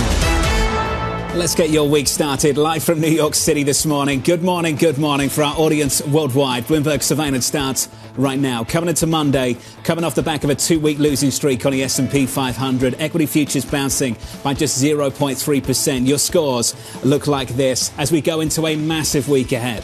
Payrolls on Friday. Chairman Powell addressing the nation as well. Look out for that at the end of the week. Before we get there, a tariff deadline in the next 24 hours, setting the tone for this market worldwide. 25% on imports from Canada and Mexico, an additional 10% on imports from China. At a time when more broadly the market is positioned that these will not go on and that essentially this will be a negotiating tool. Companies, however, are taking this seriously. And some of the data that I thought was most interesting last week was that the trade deficit for January for the United States surged by 25%, with the expectation that a lot of companies are trying to get ahead of these expected tariffs, bringing a lot of imports. Guess what? Boosting Chinese manufacturing production in the period of time. Howard Lutnick, President Trump's Commerce Secretary, went on Fox over the weekend and said it's a fluid situation, meaning obviously talks are ongoing and there could be potentially come to an agreement between both these countries to not have the tariffs go in place. But then he goes on to say there are going to be tariffs on Tuesday on Mexico and Canada. Exactly what they are, we're going to leave that to the president and his team to negotiate. So it sounds like tariffs are going on, but maybe the level might be toned down. And then we've got reciprocal tariffs in early April. So a month from now, Europe, believe it or not, has bigger problems. When the defense sector rallies this hard, you know something has gone wrong in diplomatic talks. Rheinmetall, BAE Systems up by more than 10%, a double-digit rally. Check out this from Reuters over the weekend. Economists advising the parties that will likely form a new government in Germany. They estimate around 400 billion euros are needed for the defence fund and 400 billion to 500 billion euros for the infrastructure fund. That is one heck of a story out of Reuters. And frankly, it would account for a huge proportion of Germany's GDP and would be a complete reversal of what we've seen over the past 80 years since 1945 when the U.S. essentially provided the defense mechanism for the entirety of Europe. Let's put this into perspective. U.S. presidents, going back to Nixon, have wanted the European Union to spend more on defense, and they haven't. There is a real question about whether what happened on Friday will galvanize Europeans to actually pull together some defense fund. What I'm watching is the bond market. How do they fund this? And do you start seeing some sort of sell-off in European bonds as they anticipate this? Or do you have a rally in as people expect this to ultimately come at some expense of growth? But to me, I'm looking for that bond market reaction. Friday's Oval Office blow-up really led to what we're seeing this weekend happen out of Europe. Even more European leaders coalescing around this idea that they need to step up when it comes to their own defense. I will note, though, Mark Rutte, the NATO Secretary General, did say, please, let's stop gossiping about what the U.S. might or might not do. They are in NATO. They are committed to NATO. But this president has made it very clear. He wants to see Europeans spend more when it comes to defense. We've got that bond market reaction. German bond yields higher by 7 basis points on a 10-year maturity. Deutsche Bank saying this, the real possibility of, quote, a fiscal regime shift of historic proportion. We begin the programme this morning, and good morning to you, with a rupture in transatlantic relations. Mr. President, with respect, I think it's disrespectful for you to come into the Oval Office and try to litigate this in front of the American media. You should be thanking the president for trying to bring an end to this conflict. Have you ever been to Ukraine that you say what problems we have? I have been to... Come one. You're not in a good position. You don't have the cards right now. With us, you start having not cards. Playing cards. Right now, you don't. You're playing cards. You're playing cards. You're gambling with World War III. And what you're doing is very disrespectful to the country. Have you said thank you once this entire meeting? A diplomatic breakdown in the Oval Office fueling urgency in Europe as leaders there spent the weekend looking to build a so-called coalition of the willing. We are at a crossroads in history today. This is not a moment for more talk. It's time to act. The UK is prepared to back this with boots on the ground and planes in the air. Together with others, Europe must do the heavy lifting. Our team coverage begins right now with Bloomberg's Tyler Kendall in Washington, D.C. and Oliver Crook over in London. Ollie, did we make any progress at all over the weekend? I mean, I think to a degree, Jonathan, I mean, it's sort of, I think that when you see the reaction in the market, at very least, you start to see that, the market is taking this very seriously. We thought, a lot of this rally has already been priced into Rheinmetall, all of these companies catching a two-digit percentage bid this morning in the sort of promise that things are going to change here in Europe. And for the European leaders, they talk about this sort of coalition of the willing. What they have not yet answered is the coalition of the willing to do what, right? One is going to be the money component of this. The EU and other sort of pan-European projects, there's a lot of different ideas floating around. They have not yet coalesced under something very concrete. Obviously, the sort of biggest measure that they could put forward is something around the joint debt, but there are other workarounds and other little things that they could be doing in order to do it at the very European level. There is at the national level. We're starting to see willingness there. You mentioned some of the news out of Germany. They're really looking to move really in a very big way on defense spending, circumventing the debt brake quite possibly in order to get where they need to go. But then there's this final question here, John, about the sort of security guarantees that Europe is able to provide. When they talk about troops on the ground, are they troops to do what? That is the question that I get back from every European leader and lawmaker that I speak to. Are they there just to sort of observe that the conditions for peace are being maintained, or are they there to return fire on Russian troops if, in fact, that ceasefire is broken? And that is a very difficult thing for a European leader to sign up to, particularly without those American security guarantees, which really hang at the center of all of these conversations. Tyler, President Zelensky said over the weekend when he was at that summit in Europe, if the U.S. president invites him for a constructive dialogue to solve real problems for serious issues and real decisive actions and answers, I will arrive. The question is this White House prepared to extend another invitation? Well, Anne-Marie, the biggest question on the table here is something that was consistent from Trump administration officials over the weekend, which is that they do not want to discuss any part of these security guarantees at this moment. And it was interesting to see some of the rhetoric come out of senior administration officials, right? Treasury Secretary Scott Bessent, for example, telling CBS News that at this moment, the, quote, sequencing of negotiations is just totally thrown off. The White House had wanted Ukraine to sign this critical minerals deal, and then they would move into brokering that longer peace deal. But at the moment, Scott Bessent is suggesting that that economic cooperation deal could be off the table depending on how Zelensky responds. You read his response right there. The Ukrainians saying that they would go back to how that deal was currently negotiated, and Zelensky would come back to the White House if invited for serious talks. But at least one European official is telling Bloomberg News that in private conversations, this White House is looking for a public apology from Zelensky, something so far he has steered clear of. Instead, Anne-Marie saying that he has a right to have an open dialogue about the future of his country. Tyler, Ollie, to the both of you, thank you. Let's extend the conversation. Joining us now, Norman Raw, the former senior US intelligence official. Norm, welcome back to the programme, sir. How does Zelensky, the Ukrainian president, come back from this? Good morning. With great difficulty. Friday's terrible meeting basically is a first. It's not uncommon that U.S. leaders and their interlocutors have contentious, even angry discussions in private. It's certainly common for each to play to their base in public. But what we saw was a fairly honest and open conversation that became quite heated from the two sides. At this point, the Trump administration will require Zelensky to show remorse for his actions in the Oval Office, and Zelensky is going to stick to his guns about looking for some sort of security agreement. I think the primary goal of each side is going to remain the mineral agreement, and it may be that Zelensky's ministers or some intermediary group signs that when that comes about, because the Trump administration does see that an economic relationship is the first step to building a security agreement. I don't think it's going to happen soon. I think Europe is going to push for this, and events will be one of the pressures for the Zelensky government. Norman, over the weekend, I was told by a senior U.S. official that the mineral economic agreement is off the table for now. That key point, you think at the end they want to get to it. What kind of timeline are we talking about? Impossible to say, because this is now a political issue. It's a highly partisan issue in the U.S. We've not had an issue of this, a foreign policy issue of such partisanship since the Iran nuclear deal. As I say, events are going to dictate the pace of some of this. But in the end of the day, the Ukraine must have U.S. support. The U.S. will not provide that support without some different type of arrangement with Ukraine that involves economic compensation for our expenditures. And Europe wants Ukraine to maintain this tie to the U.S. So I think you're going to see a process, but it's impossible to predict when this will come to a conclusion. Can an economic agreement act as a deterrent to Putin in terms of militarily? It depends. An economic agreement that is only something on paper, that is not fleshed out, that doesn't involve a significant U.S. commercial presence inside of Ukraine will not be a significant deterrent to Vladimir Putin.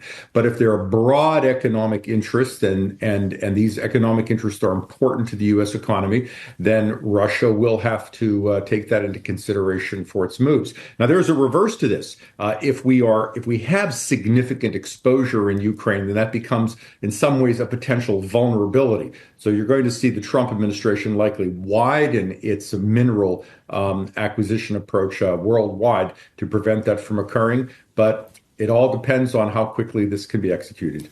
Norm, you mentioned how partisan this has become in the United States. And the Pew Research put out a poll about mid-February, so before this meeting, showing that Republicans and Republican-leaning independents are far more likely, about 47%, than Democrats, to say that the U.S. is giving Ukraine too much support. That number for Democrats is about 14%. How far does this extend in terms of different views of the U.S. role in the world and who the allies and who the enemies actually are? Well, I've been in contact with a number of interlocutors overseas over the weekend, and it is not lost on them that within the United States we have a very contentious, hyper-partisan environment where each side will seek to take advantage. But as I have noted in the past, the same people who complain that the Trump administration is dealing with Russia in the past called for a reset with Russia. In the past, it called for negotiations with the Iranians, who have certainly killed more Americans than Russia in recent years. We're dealing with untrustworthy, bloodthirsty actors in Russia and Iran, but each side tends to choose their dictator of choice. In the end of the day, we've got to look past that. And Russian propaganda will exploit this fissure within the United States. It'd be easy to say ignore Russian propaganda because they're playing against us and their domestic audience. But you will often hear reporters say Vladimir Putin is boasting, et cetera, et cetera. That's part of their effort to further increase the pressures within the United States. Hey, Norman, good to hear from you. As always, sir, the former senior US intelligence official, Norman Rule there. The latest on Ukraine, the United States. I'm hopeful, call me crazy, that maybe this brings the United States and Europe closer together and doesn't push them further apart. This came from the Polish Prime Minister over the weekend. Europe awakened, Europe understanding its global potential will be America's most desirable ally. There was a recognition of a call for action, I think, over the weekend by some European officials. Absolutely. And you already saw them come to the White House, Emmanuel Macron, Keir Starmer, before you had President Zelensky. So you do see that potentially the Europeans can offer this bridge. But Trump is going to push them to do more, which in the end might get them back into his good graces. It's in the bond market move over in Germany. Yields are higher by 10 basis points on a 30-year bond this morning. More on that in just a moment. With an update on stories elsewhere, here's your Bloomberg Brief with Danny Berger. Hey, Danny. Hey, John. President Donald Trump is getting ready to impose tariffs on Mexico, Canada, and double levies on China tomorrow. Trump had previously proposed imposing 25% tariffs on Mexico and Canada, but Commerce Secretary Howard Lutnick indicated that the figure could be lower. His remarks suggest that Mexico and Canada could make last-ditch diplomatic pushes to try to avert the measures. Israel is blocking all humanitarian aid to Gaza after the first stage of the ceasefire expired on Sunday. Both Saudi Arabia and Egypt criticized the move, saying aid should not be used as a weapon for collective punishment. Meanwhile, Hamas rejected a U.S.-led proposal to extend the truce until mid-April. Pope Francis is in stable condition in a Rome hospital. The Vatican said yesterday that the 88-year-old had a tranquil night, but his prognosis remains reserved. The Pope has been hospitalized since February 14th and has been battling pneumonia in both lungs. And that's your brief. John. Hey, Danny, thank you. More from Danny in about 30 minutes' time. I'm next on a program approaching the tariff deadline. We could either see a ratcheting up in tariffs, or if our trading partners want to remedy what has been unfair trade, then we could see the tariffs come off. A conversation up next with Lori Calvasina of RBC. From New York City this morning, good morning.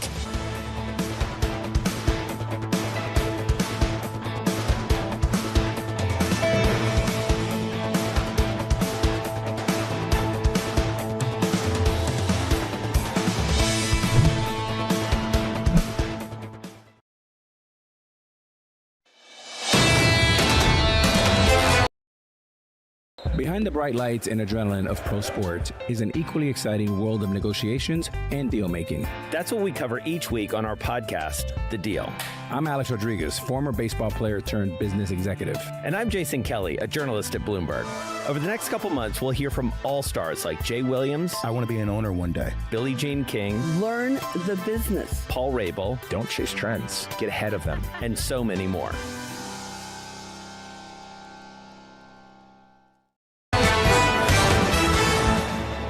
What a week we've got coming up. Equity futures going into it positive by 1/3% on the S&P 500. Payrolls on Friday. You'll hear from Chairman Powell as well. And a tariff deadline in the next 24 hours. Equities just about positive. Bonds lower. Yields higher at 5 basis points. The 10-year 4.2576. Under surveillance this morning, approaching a tariff deadline. There's a series of tariffs. There's March 4th, and then there are there's the big tariff program that's going to be outlined on April 2nd by Commerce and USTR, and that's the president's notion of reciprocal tariffs, and that's going to be very path dependent. So we could either see a ratcheting up in tariffs, or if our trading partners want to remedy what has been unfair trade, then we could see the tariffs come off. So here's the latest this morning. President Trump is on the verge of slapping 25% tariffs on Mexico and Canada while doubling a levy against China as soon as tomorrow. Lori Calvasina of RBC writing, our 6,600 year-end 25 S&P 500 price target has assumed we would get at least one 5 to 10% drawdown in the index. The onset of tariffs raises the risk that this kind of drawdown or something even deeper has already begun. Lori joins us now for more. Lori, good morning. Good morning. Are you witnessing the vibe shift? We've been witnessing it for the last few weeks. I mean, we're seeing it on a bunch of different levels. Investor vibes, AAII. We've got a bunch of charts in this on our weekly today. Like, we're back to levels we saw at the financial crisis in 2022. CFTC is not that bad, but the institutional positioning in the futures market is starting to break down from record highs on every contract we track.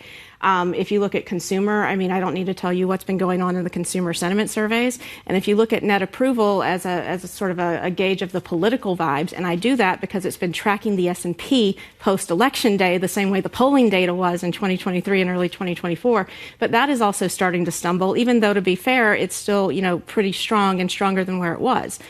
So we're seeing this on a lot of different levels. I would say, the corporate vibes have been a little bit more resilient based on that Conference Board CEO confidence survey. But even there, if you look at the tenor of reporting season, we've seen uncertainty really start to eclipse optimism. And if you even dig into that CEO confidence survey, employment expectations are starting to shift in a negative way. And the consumer survey is also sussing that out.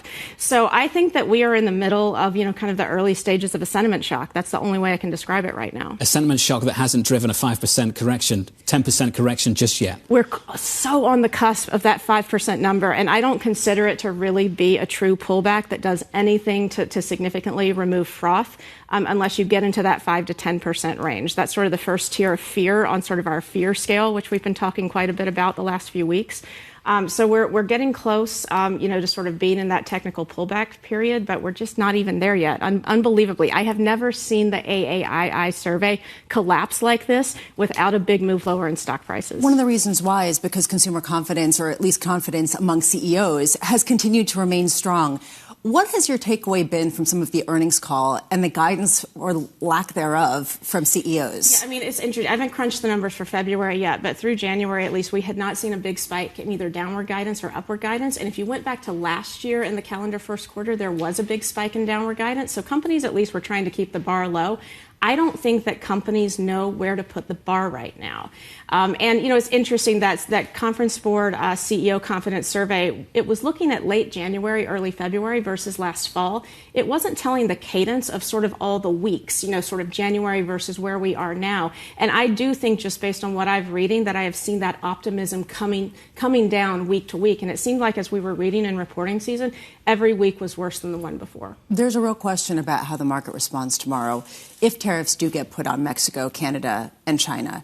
How offsides would this equity market be if those tariffs were to get implemented as stated? So we have been hearing, for I would say the past month plus, the idea that tariffs are just a negotiating tactic and that you're not going to see anything significant or meaningful in a long-lasting way, like maybe you get a few weeks, but you're not going to get anything with any duration. I've been hearing that for weeks. If I think back, though, to my marketing last week, and I was talking to U.S.-focused investors, I finally started to hear for the first time the idea that this tariff as a negotiating tool is too consensus. And so I was really starting to finally see last week U.S. investors question whether or not there was wisdom in that consensus and starting to come to terms with the idea. And I think that's driven us to that kind of 4.6, 4.3% dip. So you think that the dip that we've seen so far is on basically hedging that there could be these tariffs that are implemented? How much more downside do you think that there would be? So if you think about a big shopping mall, right? And you're at the top of the shopping mall, you have to take the escalators down, you kind of get to one level, you look around, and then you decide if you're going to keep going back down. I think that's how I think about these different tiers of fear in equity markets. So 5 to 10%, again, is sort of a garden variety pullback. We have had plenty of those since 2022. What I've noticed is that when you get to sort of that 8, 9-ish% type mark, that's when you really start to see true fear come in. One of my valuation models suggests if we have sticky inflation, 10-year yields at 3.5%, and a couple Fed cuts, 5,600 is a reasonable estimate of where the S&P should end up the year. That's close to that 10% mark. So I think that's the first battleground. After that, you have to go back to pre-COVID, post-GFC, I think, to get a good read. If you look at the 2010, 2011, 15, 16, 18 periods, we saw declines of 14 to 20% in the equity market. These were periods where economic recession was truly feared did not end up being manifest or some sort of systemic issue. So think U.S. debt downgrade, European sovereign debt crisis in 2018. We had the trade war. We had Fed concerns on the balance sheet. And 15-16 was the industrial recession that didn't spread because of consumer resilience. I think the risks of that second tier of fear are rising. After that, tier 3 would be a recession or a war. Tier 4 is a major crisis. Tier 3 is, like 25 to 30%. Historically, major crises tend to be worth about 50%. I don't think we're looking at tier 3 or tier 4, but I do think that kind of 14 to 20% risk is rising. Not my base case, but that would be sort of the next level. Trade is global. So if things turn challenging, it's going to happen everywhere. Do you think the U.S. is the most prepared? I think that the U.S. companies, and I give them credit for that. And when I look at that CEO confidence survey, they have been through a heck of a lot in recent years. And really post-GFC, they have refined their crisis management skills. We saw that come through during the SVB crisis, right? And you heard companies really talk about that. Even in the 2018 trade war, while we still had that 20% peak to trough drawdown in the back part of that year, they ended up managing through that pretty well, and we didn't have a massive hit to earnings. So I do think that we get some resilience there. But I do think, we're sitting in the U.S. at valuations that have hit ceilings, and they're starting to sort of retreat. We have seen various, the vibes we've talked about weakening. CFTC positioning data hit a brand new high late last year, just like it did in 2018. So we're not in a great position in terms of positioning and valuation in the U.S., and that I think that has started to make some of this rotation out of U.S. equities into European equities start. Thinking about what happened back in 2018, just when does the Trump put actually kick in? Well, I think 2018 has been a great example in that, there's sort of this view, right? And I don't completely disagree with this view, right? Because I do see 55, 5,600 as a battleground for other reasons. But, I've been hearing all year, in addition to tariffs are never really going to happen, the idea they're not going to let the market go down that much. Well, I'll tell you what, John, I was starting to hear that question last week as well, right? And some of the investors, and again, I talk mostly to equity folks, but they're like, well, maybe they're just focused on the bond market, and maybe the bond market is the put. I have been bringing up, though, 2018 all along as an example of when economic growth concerns come on the table, things may not be entirely under your control, no matter how much you would like to control them. And that's what we really saw was fear of the balance sheet unwind, too many hikes, kind of the idea that the Fed wasn't listening to markets and watching the economy properly, intersected with the unknowns of the paradigm shift from the trade war. And what we saw in September of 2018, and I remember this crystal clear, I was sitting at our industrial conference in Las Vegas, and I heard companies come into the conference rooms and say, these tariffs are going to have ramifications. And up until that point, the idea that the U.S. would be immune, you wanted to buy the USA, sell the rest of the world, we could manage through, yada, yada, yada. It just completely fell apart. And you blink an eye and you get a 20% drawdown. There was a wake-up call pretty quickly, that's for sure. Laurie, appreciate your time, as always. Laurie Calvasina there of RBC. A big week coming up.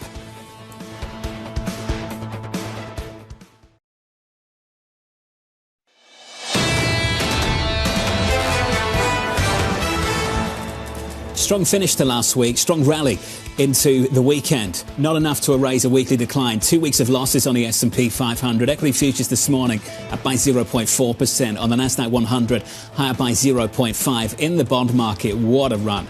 We've added it up for you every single week, week on week. 10-year bond yields in America down for 7 consecutive weeks, the longest run since June 2019. A small bounce this morning in the context of a much bigger rally in the bond market. Yields are higher by just 5 basis points on a 10-year, 425.76. And last week, the drop of 22 basis points, the biggest weekly drop of the year so far. So this should be a good thing for risk assets, right? This is what people were hoping for. This is what the Trump administration has been desiring and targeting. Not so much. This is coming on the heels of some growth concerns as well.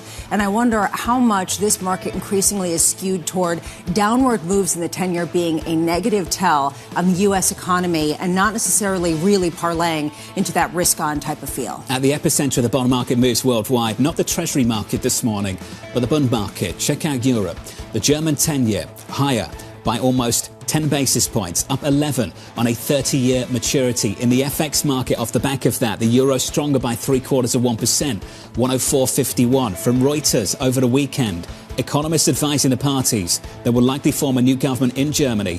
They estimate around 400 billion euros are needed for the defence fund, 400 billion to 500 billion euros for the infrastructure fund. So what I'm actually looking for is some sort of prediction of what this would mean if markets were taking this truly seriously. Right now, there's sort of a handicapping going on in markets. But George Saravelos of Deutsche Bank came out and said there are too many cross currents right now to hold any kind of conviction call on euro dollar. They are backing away from their short euro call. I am curious how far 10-year yields in Germany would have to climb if people truly believed they were about to borrow $1 trillion for defense and infrastructure spending. That would be a monster shift, not just for Europe, for Germany, but for the world and a global bond market for that matter as well. On our radar this morning, European leaders considering a €200 billion boost to defence spending, a summit over the weekend looking to shore up support for Ukraine in the aftermath of President Zelensky's meeting with President Trump. So what I see right now, reading between all of these meetings, between the blow-up on Friday and what happened in Europe over the weekend, is one key fact that they do not agree upon on both sides of the Atlantic, which is that Trump says he does not want to talk about security agreements until there is a ceasefire and peace, until they get to the negotiating table. Ursula von der Leyen left that meeting over the weekend and said, we need to talk about security agreements now to give Ukraine an upper hand at the negotiating table. So when it comes to the security agreement, Europe and the United States are not aligned. That said, where's the leverage? And I keep asking this because ultimately any deal needs the U.S. backstop. And then on the flip side, you have Europe, at least you've got the U.K. and France, trying to put together some sort of deal with Ukraine to present to Putin themselves and get some sort of dialogue just going so that they can bypass the United States. It's a really interesting dance. I am very curious how this ends up and potentially what this means for U.S. membership in NATO and the ongoing cries. We saw Elon Musk's tweet over the weekend. Very interesting moment between the cross-Atlantic relationship. I would say two things on NATO. Trump has not changed his position, and actually you've seen other presidents like President Barack Obama, President Joe Biden talk about the fact that Europe needs to do more. They have outsourced their defense to the United States, and it's not enough. They have to start reaching these defense targets. Now Trump is going to push it even more. They're talking about, over the summer before the election, 5%. They want to see that spending to GDP when it comes to Europe. But Mark Rutte said to reporters leaving, and I mentioned this earlier, but I think it's a fantastic quote, let's stop the... guys, ये crude oil में ध्यान रखना थोड़ा सा नीचे आएगा तो buying का प्लान करते हैं वापस बाकी देखो एक न्यूज़ आ रही है फिलहाल के लिए कंफर्म करना पड़ेगा थ्रू सोर्सेस कह सकते हैं कि जो रसिया के मिसाइल एक्सपर्ट्स कह सकते हैं they are headed to Iran might clash with Israel all these are senior Russian missile specialist लोगों ने ईरान को विजिट किया है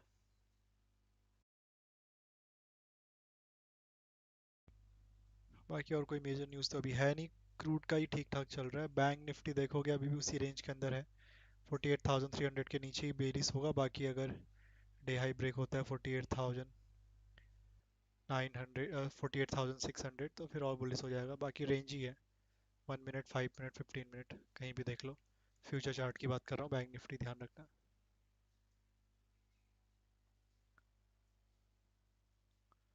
दो बार रेजिस्टेंस ले चुका है दो बार सपोर्ट ले चुका है एक looks like flag type pattern बना के बैठा हुआ है हाई चांसेस लग रहे हैं किसी एक साइड पे बड़ा ब्रेकआउट या फिर ब्रेकडाउन होने के बाकी अगर नीचे ब्रेकडाउन हुआ 48,300 के नीचे तो डेलो मिल जाएगा 48,150 मैं बात कर रहा हूँ याद रखना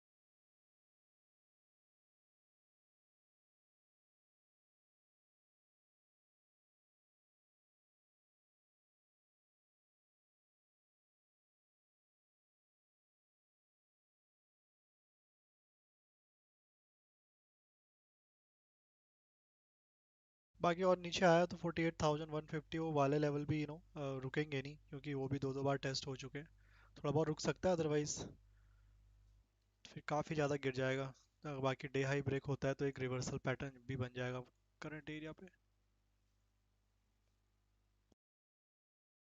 लोग लाइक भी करते रहो guys, don't forget to like the stream and subscribe the channel. जिन लोगों ने सब्सक्राइब नहीं किया अभी तक फटाफट सब्सक्राइब भी करते रहो।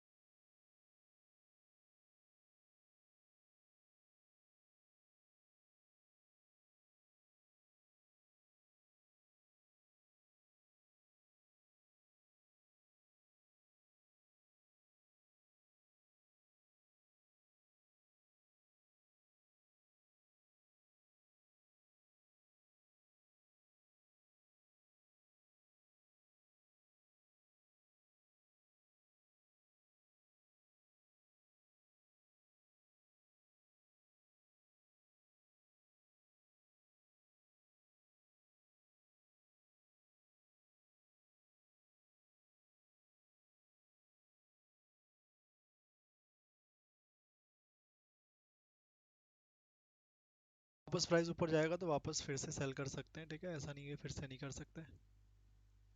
बाकी नीचे वाला सपोर्ट है अभी 5910 टू 5900 के अराउंड।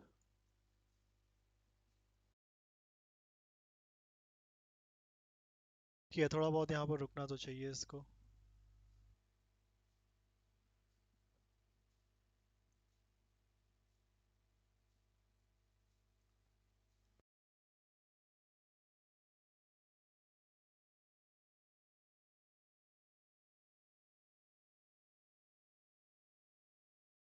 भी नहीं रुका तो फिर सीधा आएगा नीचे।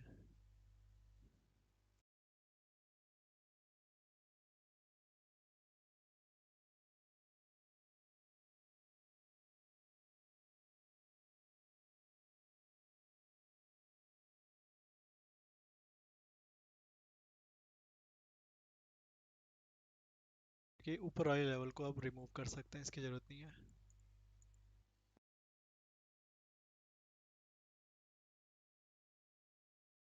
फॉरेक्स में भी देख लेते हैं इस लेवल को, एक सेकेंड।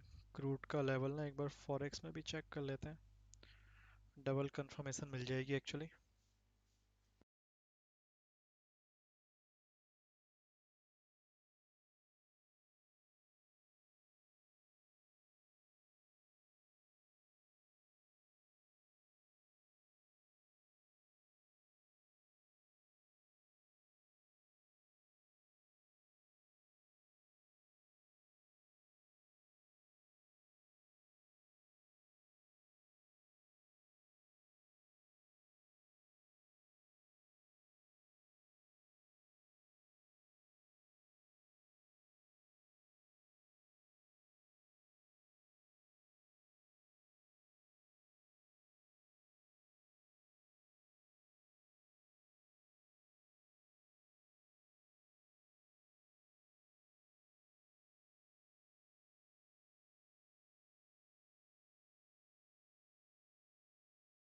फॉरेक्स में तो लेवल ही अलग है बिल्कुल ही, ना डेट मैच हो रही है ना लेवल मैच हो रहे हैं फॉरेक्स चार्ट में।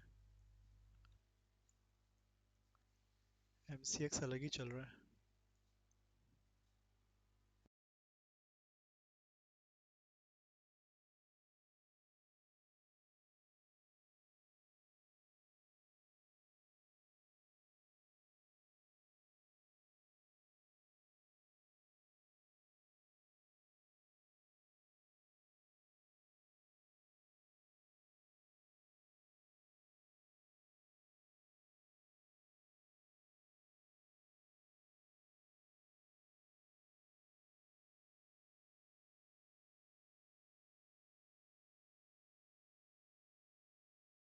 जहाँ पर अभी एमसीएक्स में आ रहा है ना फॉरेक्स में, बहुत पहले कल ही आ गया था ये। करंट लेवल के भी नीचे चल रहा है अभी फिलहाल के लिए फॉरेक्स चार्ट के अकॉर्डिंग देखा जाए तो टीवीसी ब्रोकर में अगर मैं देख रहा हूँ।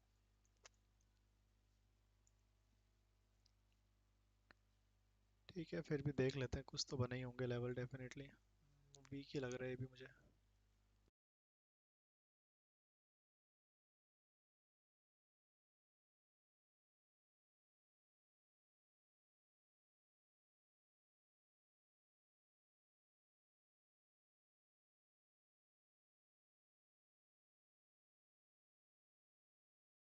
फॉरेक्स में देखोगे ना टीवीसी ब्रोकर में 67.22 के अराउंड एक अच्छा सपोर्ट मिल जाएगा।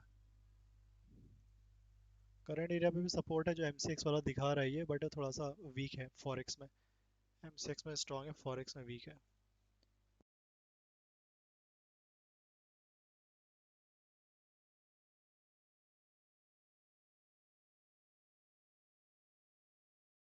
लेट्स सी, हम एमसीएक्स के अकॉर्डिंग ही चलते हैं।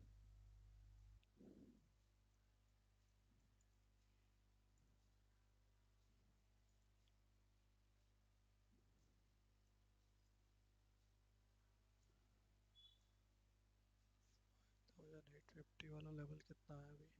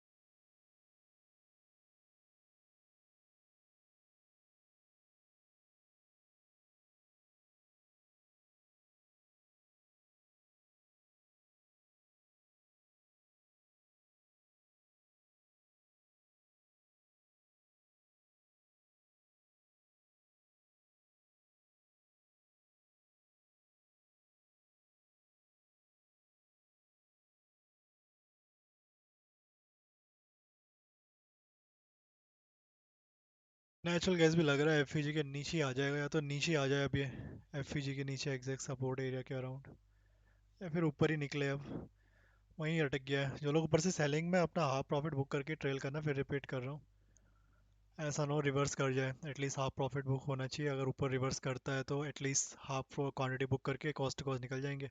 बाकी कोई अगर एफ से बाइंग में गया है तो इससे बड़ा एसएल मत रखना। अगर ये एफ वालों का एसएल जाता है तो फिर आ जाना चाहिए नीचे 345, नीचे गिर जाए। दो दो दो candle open equal to high बना दी थी इसने, open equal to high and open equal to high.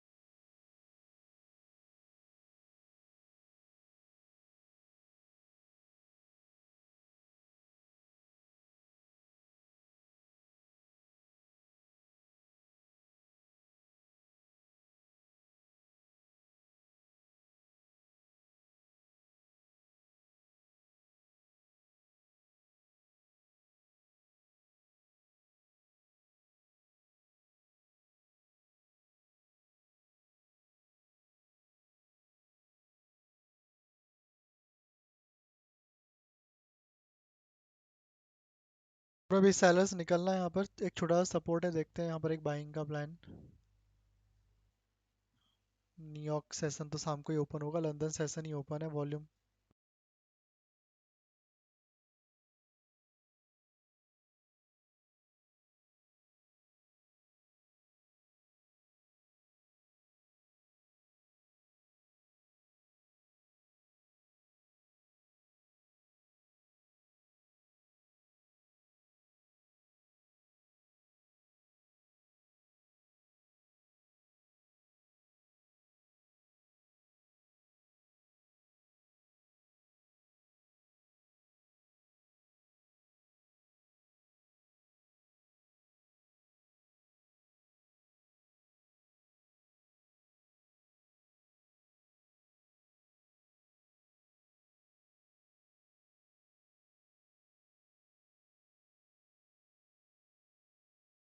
ये ऊपर आता है तो ऊपर वापस सेल कर सकते हैं, ठीक है, क्रूड को।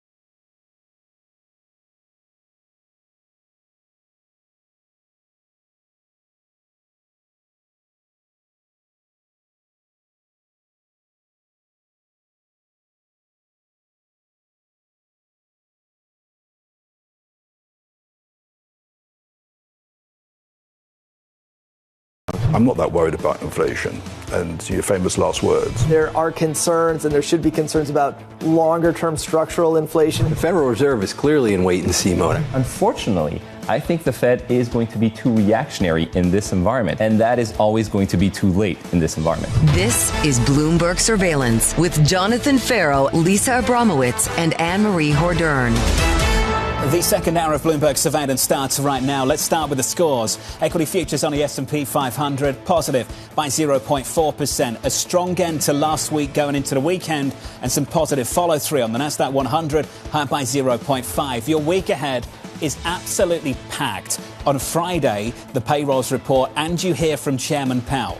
In between, lots of economic data and an address from the President of the United States to a joint Congress, but also later in the next 24 hours, a tariff deadline for Mexico, for Canada, for China. And just how offsides is this market should these tariffs go on the docket? A lot of people talking about this as a negotiating tool. Even members of Trump's administration talk about these as negotiating tools. And yet, Lori Calvasina said an increasing number of clients have been asking her about it and are saying maybe they're not taking it seriously enough. And maybe they're going to be offsides when it comes to market valuations. The Treasury Secretary on Friday said if Trump's favorite word is tariffs, his second favorite word is reciprocal. So you can see the direction of travel when it comes to how they are negotiating, especially when it comes to those April 1st, April 2nd tariffs. When it comes to Canada and Mexico, it's a little bit hard to understand where they're going because Howard Lutnick yesterday, the Commerce Secretary, said two interesting things. Fluid situation. Well, what does that mean? Things are changing. They could change. But then he also said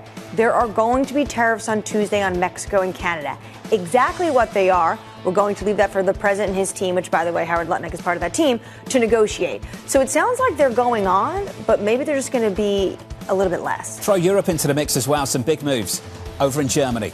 In the debt market, bonds lower, yields higher, up 10 basis points on a German 10-year. And in the defense stocks, in that sector right now, you're seeing a monster rally on Rheinmetall, on BAE Systems. It looks like that rupture in the Oval Office, that diplomatic breakdown on Friday, could spark a big change in Europe. Yeah, maybe that's the kick in the pants to actually get them to spend on their defense spending. You mentioned the Reuters report earlier that came out over the weekend with something to the tune of close to €1 trillion in spending from Germany, from the joint European Union as a result of needs to beef up defense spending as well as infrastructure. A question of whether this is realistic, given the appetite, given the lack of political leadership right now in Europe. At the same time, people are taking it seriously enough that you're seeing moves in the market. And I wonder if this actually could boost some of the outlook for growth. ECB meeting on Thursday. That could be actually really interesting. This is exactly what the President of the United States would like to see. These kind of outcomes. I'm not sure if that was the objective in the way the meeting went on Friday, but certainly this is what he'd like to see. Absolutely. He doesn't want to see a Europe that continues to rely on the United States when it comes to defense. The administration wants to see Europe step up. By the way, that is bipartisan.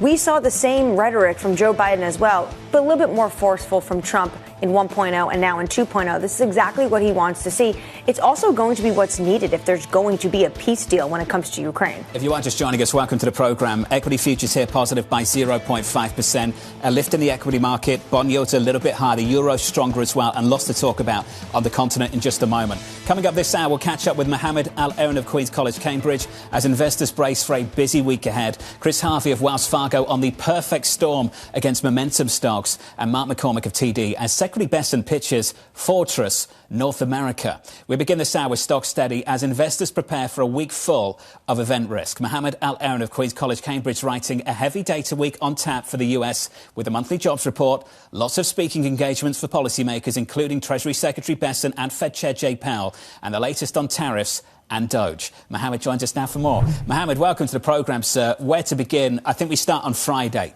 and the rupture in transatlantic relations and the breakdown in the Oval Office. When you saw that and when you think about the consequences it could have for the economic picture in Europe, for military spending and for what it could mean for financial markets too, Mohammed, what are your thoughts at the moment?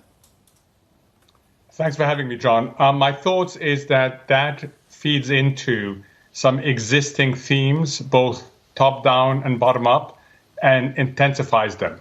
So top-down, we've had issues of fiscal realignment, and that's going to feed into fiscal realignment, including putting pressure on the debt brake in Germany including the question of how does it interact with what Doge is doing in the US. Secondly, it feeds into the energy market and how you think about the energy market. And third, it feeds into the realignment of the global order that also has a trade element to it and a currency element to it. So you have all these top-down factors that are being amplified. And then the bottom-up factor that's being amplified is defense.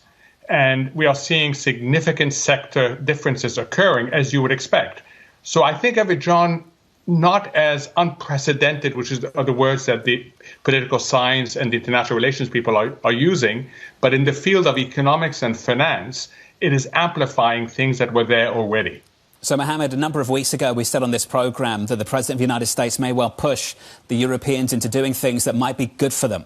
You wrote in the Financial Times about a month ago the mounting risk to US exceptionalism. How does some of these things across these dimensions play into what you wrote about a month ago? So, John, both the good news and the bad news is we have a very action-oriented administration has come in. It has hit the ground running, if not sprinting. And if you are a business, it feels like you're trying to drink from a fire hose. There's energy issues, there's immigration issues, there are trade issues, there are public sector issues, including public sector contract, there are regulation issues. So you're trying to absorb all this. And what we've seen is sentiment has come down and there's been a wait and see attitude, because most of these things impact both your income and your expenditure. So it's really hard to figure out how all these things are going to play out. Then there is the international relations side of it, your trading side of it. So the worry that I have is that the lack of ability by the public sector to absorb all this results in a wait-and-see attitude. That wait-and-see attitude comes at a time when we already have a bit of a whiff of stagflation going on. And next thing you know, people start questioning U.S. economic exceptionalism. And if they do, two things happen. You start questioning the only reliable engine of growth for the global economy, and you start questioning the shield that markets have had against all sorts of geopolitical and political aspects. That's a lot of hair on the American exceptionalism story, and we've been talking to people about it for the past couple of weeks, about the concerns, the lack of certainty, the on-hold kind of nature of a lot of CEOs. And yet, when you ask them, they still say they prefer to invest in the U.S. over the rest of the world. If Europe went through with a 900 billion euro spending package on defense and infrastructure, would that shift for you? Would you see brighter shoots in Europe? No, it wouldn't shift for me. I would still prefer the U.S. over Europe for the simple reason that Europe doesn't have a genuine and durable growth engine. So maybe defense contributes in the short term to growth, but they need to get a handle on some really fundamental things. I encourage everybody to read the Draghi report. The Draghi report is a really good assessment of what has gone wrong in terms of investment, in terms of competitiveness and productivity, and what needs to go right. And that should be your benchmark when you assess future growth prospects in Europe. So what happens, Mohammed, if this American exceptionalism story is challenged to the degree that you're laying out, and a lot of people are worried about, but there isn't a brighter alternative in Europe? That's the concern, because remember, I've always said the good and the bad and the ugly of the global economy. The good is the US, the bad is China, and the ugly is Europe.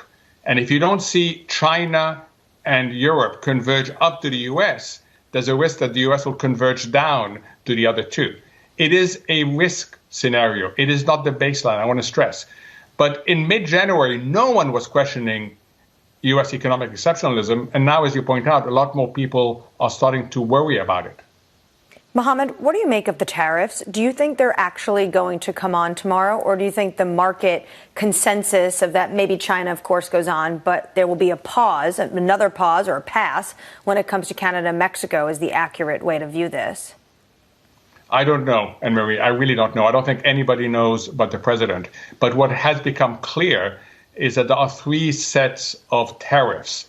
And that explains why the president was pursuing so many objectives with tariffs. You know, when he came out in October, when he said it's my favorite word, he said it can raise revenue, it can result in fairer trade, it can put pressure on both adversaries and allies. And in addition, it can protect U.S.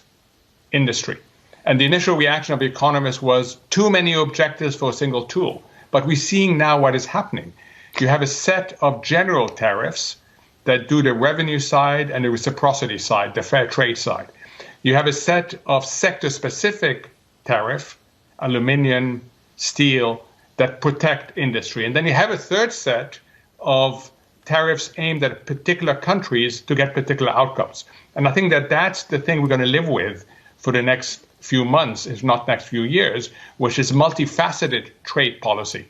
Mohammed, for the first time in a long time, there was a Fed official in the last week that considered stagflation. I'm sure you noticed the same comments. Downside risk to growth and upside risk to inflation. If we were to have a Fed's dual mandate that went into conflict, how do you suppose would be the best way to approach that situation? It's tough. It's really tough. Stagflation is the nightmare of policymakers, and it is the nightmare of a Fed with a dual mandate, as you point out. So it's really tough. I worry, like you had in the introduction, that we've had a reactionary Fed. So the Fed is not going to be getting ahead of this anytime soon. I hope it understands it, but it's not going to be getting ahead of it anytime soon. So the risk is, John, that monetary policy continues to amplify volatility rather than acting as an anchor of stability. That's the risk we face right now. Mohammed, can you just give us a sense of the trajectory of your belief that the economy can withstand all of this in the United States as the year has progressed? And I realize that it's the beginning of March, but how much more worried are you now than, say, 2 weeks ago about a real calling into question of American exceptionalism and a real rolling over of the U.S. economy? You know, it's my nature. I've been worried for a while. I put out an FT op-ed on February 14th saying be careful that slowly we may see the erosion of U.S. economic exceptionalism, and that's bad news for everybody, not just the U.S., for everybody. So I've been worried for a while, and I've seen sort of three elements that have made me worry. One is the way business is reacting to all these policy changes, which increasingly is wait and see.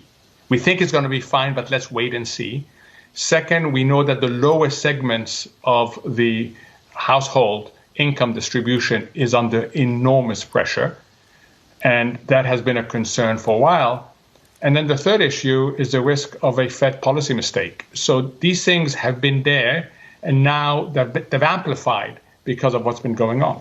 Mohammed, always appreciate your time. You're a good friend of this programme, a good friend of ours. We appreciate it. Thank you, sir. Mohammed Al-Aaron of Queen's College, Cambridge there on some of the challenges for officials worldwide and for global markets as well. Speaking of the challenges for officials, let's talk about Europe. A reality check for defence spending, one that they've woken up to. The next stop potentially is a reality check for the push for net zero and some of the issues that we've had on the continent for a long, long time and how expensive this transition actually is. This from the EU just moments ago. To grant car makers leeway in reaching 2025 CO2 targets, is this the next reality check for the Europeans? That they have to unravel so many layers of regulation and policies to even get down to something that is pro-growth, that it becomes something that is so onerous they cannot respond with the liveness that so many people were hoping for. And how much does Ursula von der Leyen, she's speaking right now, need to give to the auto industry if they are facing potentially a harder market when it comes to dealing with the United States? They're going to need to use some other levers to make it acceptable and easier for autos to produce and thrive on the continent. They've been crushing their own economies and killing their own businesses, and we've seen that repeatedly. Talked to Guy Johnson a few times about this in the past, how expensive it is to start a business in Germany because of what? The cost of energy. It's a major part of this story. So you put all these things together, including ossified policies that have been in place for decades. How do you get to a pro-growth place? We're talking about potentially car makers getting leeway to reaching 2025 CO2 targets at a time when they also need something to generate growth to compete with China. For decades, Germany was able to produce and have a manufacturing base as good as they had it because of the cheap Russian energy they were importing.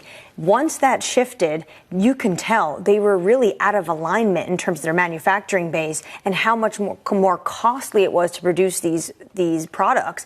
And they're basically have to recognize all of this now. We're hearing from Germany's election winner. The United States is putting enormous pressure on Europe to act. We should seek a defence deal before Thursday's EU summit. Those headlines crossing just moments ago. Equity futures right now in the S&P positive by 0.6% with an update on stories elsewhere. Here's your Bloomberg Brief with Danny Berger. Hey, Danny. Hey, John. Elsewhere in Europe, France and Britain are proposing a partial one-month truce between Ukraine and Russia. That, according to President Emmanuel Macron and his foreign minister, the agreement would cover air, sea, and energy infrastructure attacks, but it would not include ground fighting. The comments come after President Zelensky's unsuccessful meeting with President Trump at the White House on Friday. China's ambassador to Australia is warning that a decision to ban AI app DeepSeek from government systems and devices risks trade and technology ties. The ban was implemented by Australia's government in early February, citing national security. The ambassador's comments came as a Chinese naval task force continued to skirt Australia's territorial waters. Enora, a drama about a sex worker who marries the son of a Russian oligarch, won Best Picture at the Academy Awards. Filmmaker Sean Baker won for directing, film editing, and Best Original Screenplay. And Mikey Madison won Best Actress for her starring role. Adrian Brody was named top actor for his role in The Brutalist. And that's your brief, John. Danny, thank you. And I haven't watched any of those movies. Have you? I have not watched any of those movies either. And to be honest, last night I was looking at markets, so. Could not care less about the Oscars anymore. All right. Up next on the programme, facing the tariff deadline. There are going to be tariffs on Tuesday on Mexico and Canada. Exactly what they're going to be, I'm going to leave that for the president to decide. Jesus of Morgan Stanley joins us next from New York. This is Bloomberg.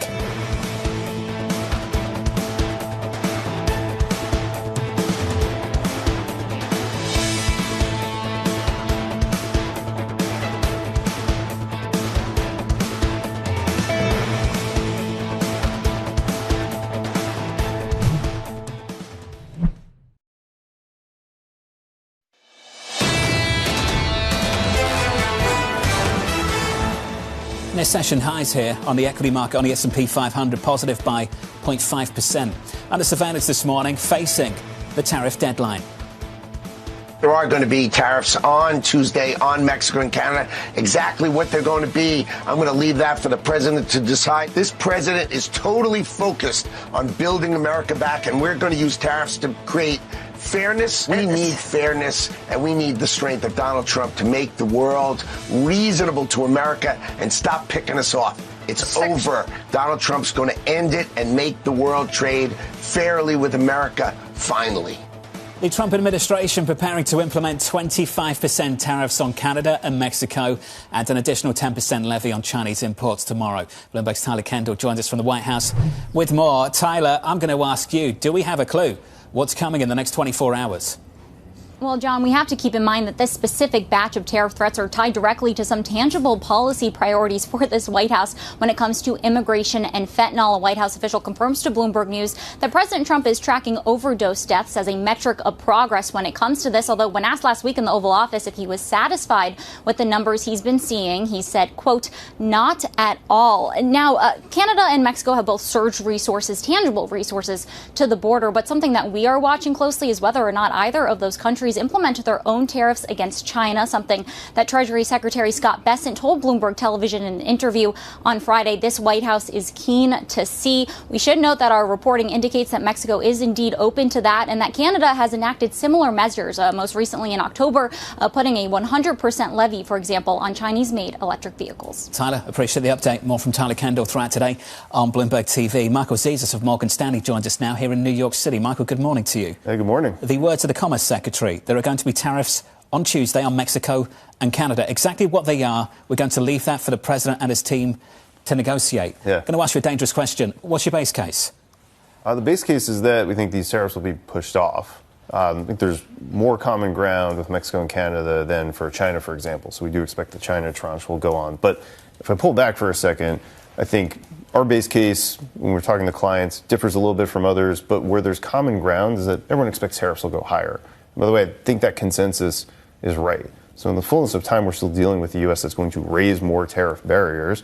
And whether or not you agree with the goal, the ultimate goal of what that's going to achieve, and whether or not that's beneficial over the long term in terms of reindustrializing the U.S., for example, it comes at a cost. So we're really kind of focused on the growth pressure that creates over the next year or two, and think there's some important read-throughs for investors there. Michael, how much is this about China in the end anyway? Scott Bessent on Friday told Bloomberg TV, the Treasury Secretary, that how amazing would it be if Mexico and Canada both imposed their own tariffs on China to have one fortress North America? Yeah, I mean, I think there is a common goal here around China. It's hard to know that it's specifically all about China as opposed to there not being specific goals with Mexico and Canada. But I think it's clear from both Trump's first term and everything that's been said by his advisor since that term that there are far greater conflicts of interest between the U.S. and China in how that trade relationship progresses, both in terms of the magnitude of the trade deficit, but also how the U.S. wants China to operate in terms of a free trade arrangement that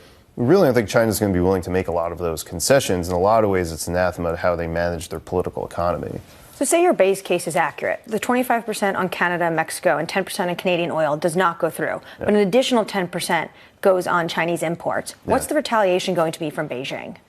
Yeah, I mean, I don't know exactly what that'll be, right? I mean, China, at least if we follow the prior pattern from the last retaliation, they kind of go less, and maybe they're hoping that if they can engage in a broad negotiation with the U.S., that maybe they can get to some arrangement that's going to be less complicated or less impactful than what Trump and his allies have been threatening, trying to get to something like 60% tariffs on all imports.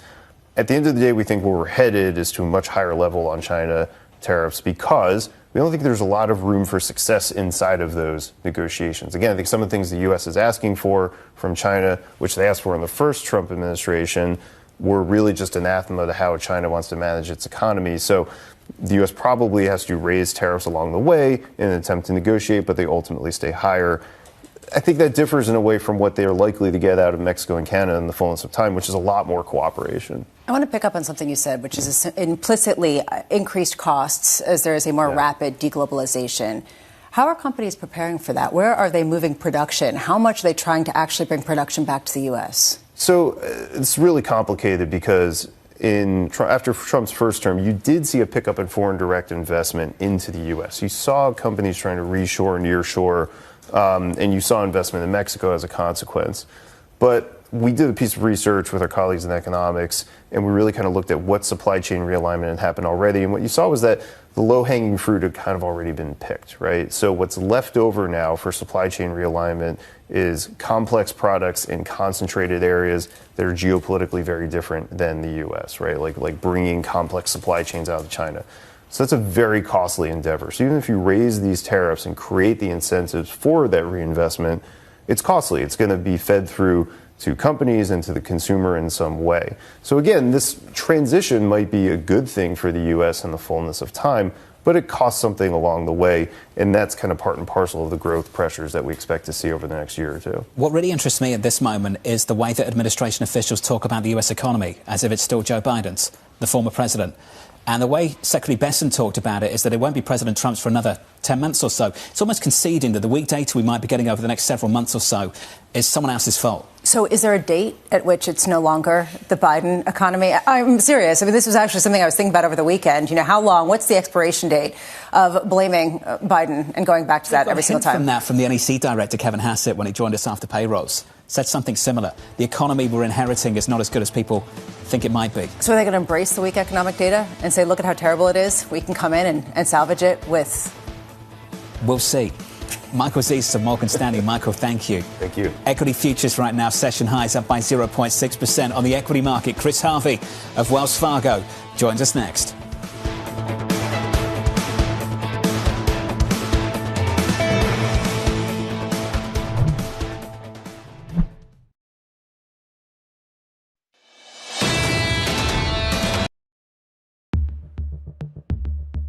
Youth unemployment is an issue in all labor markets.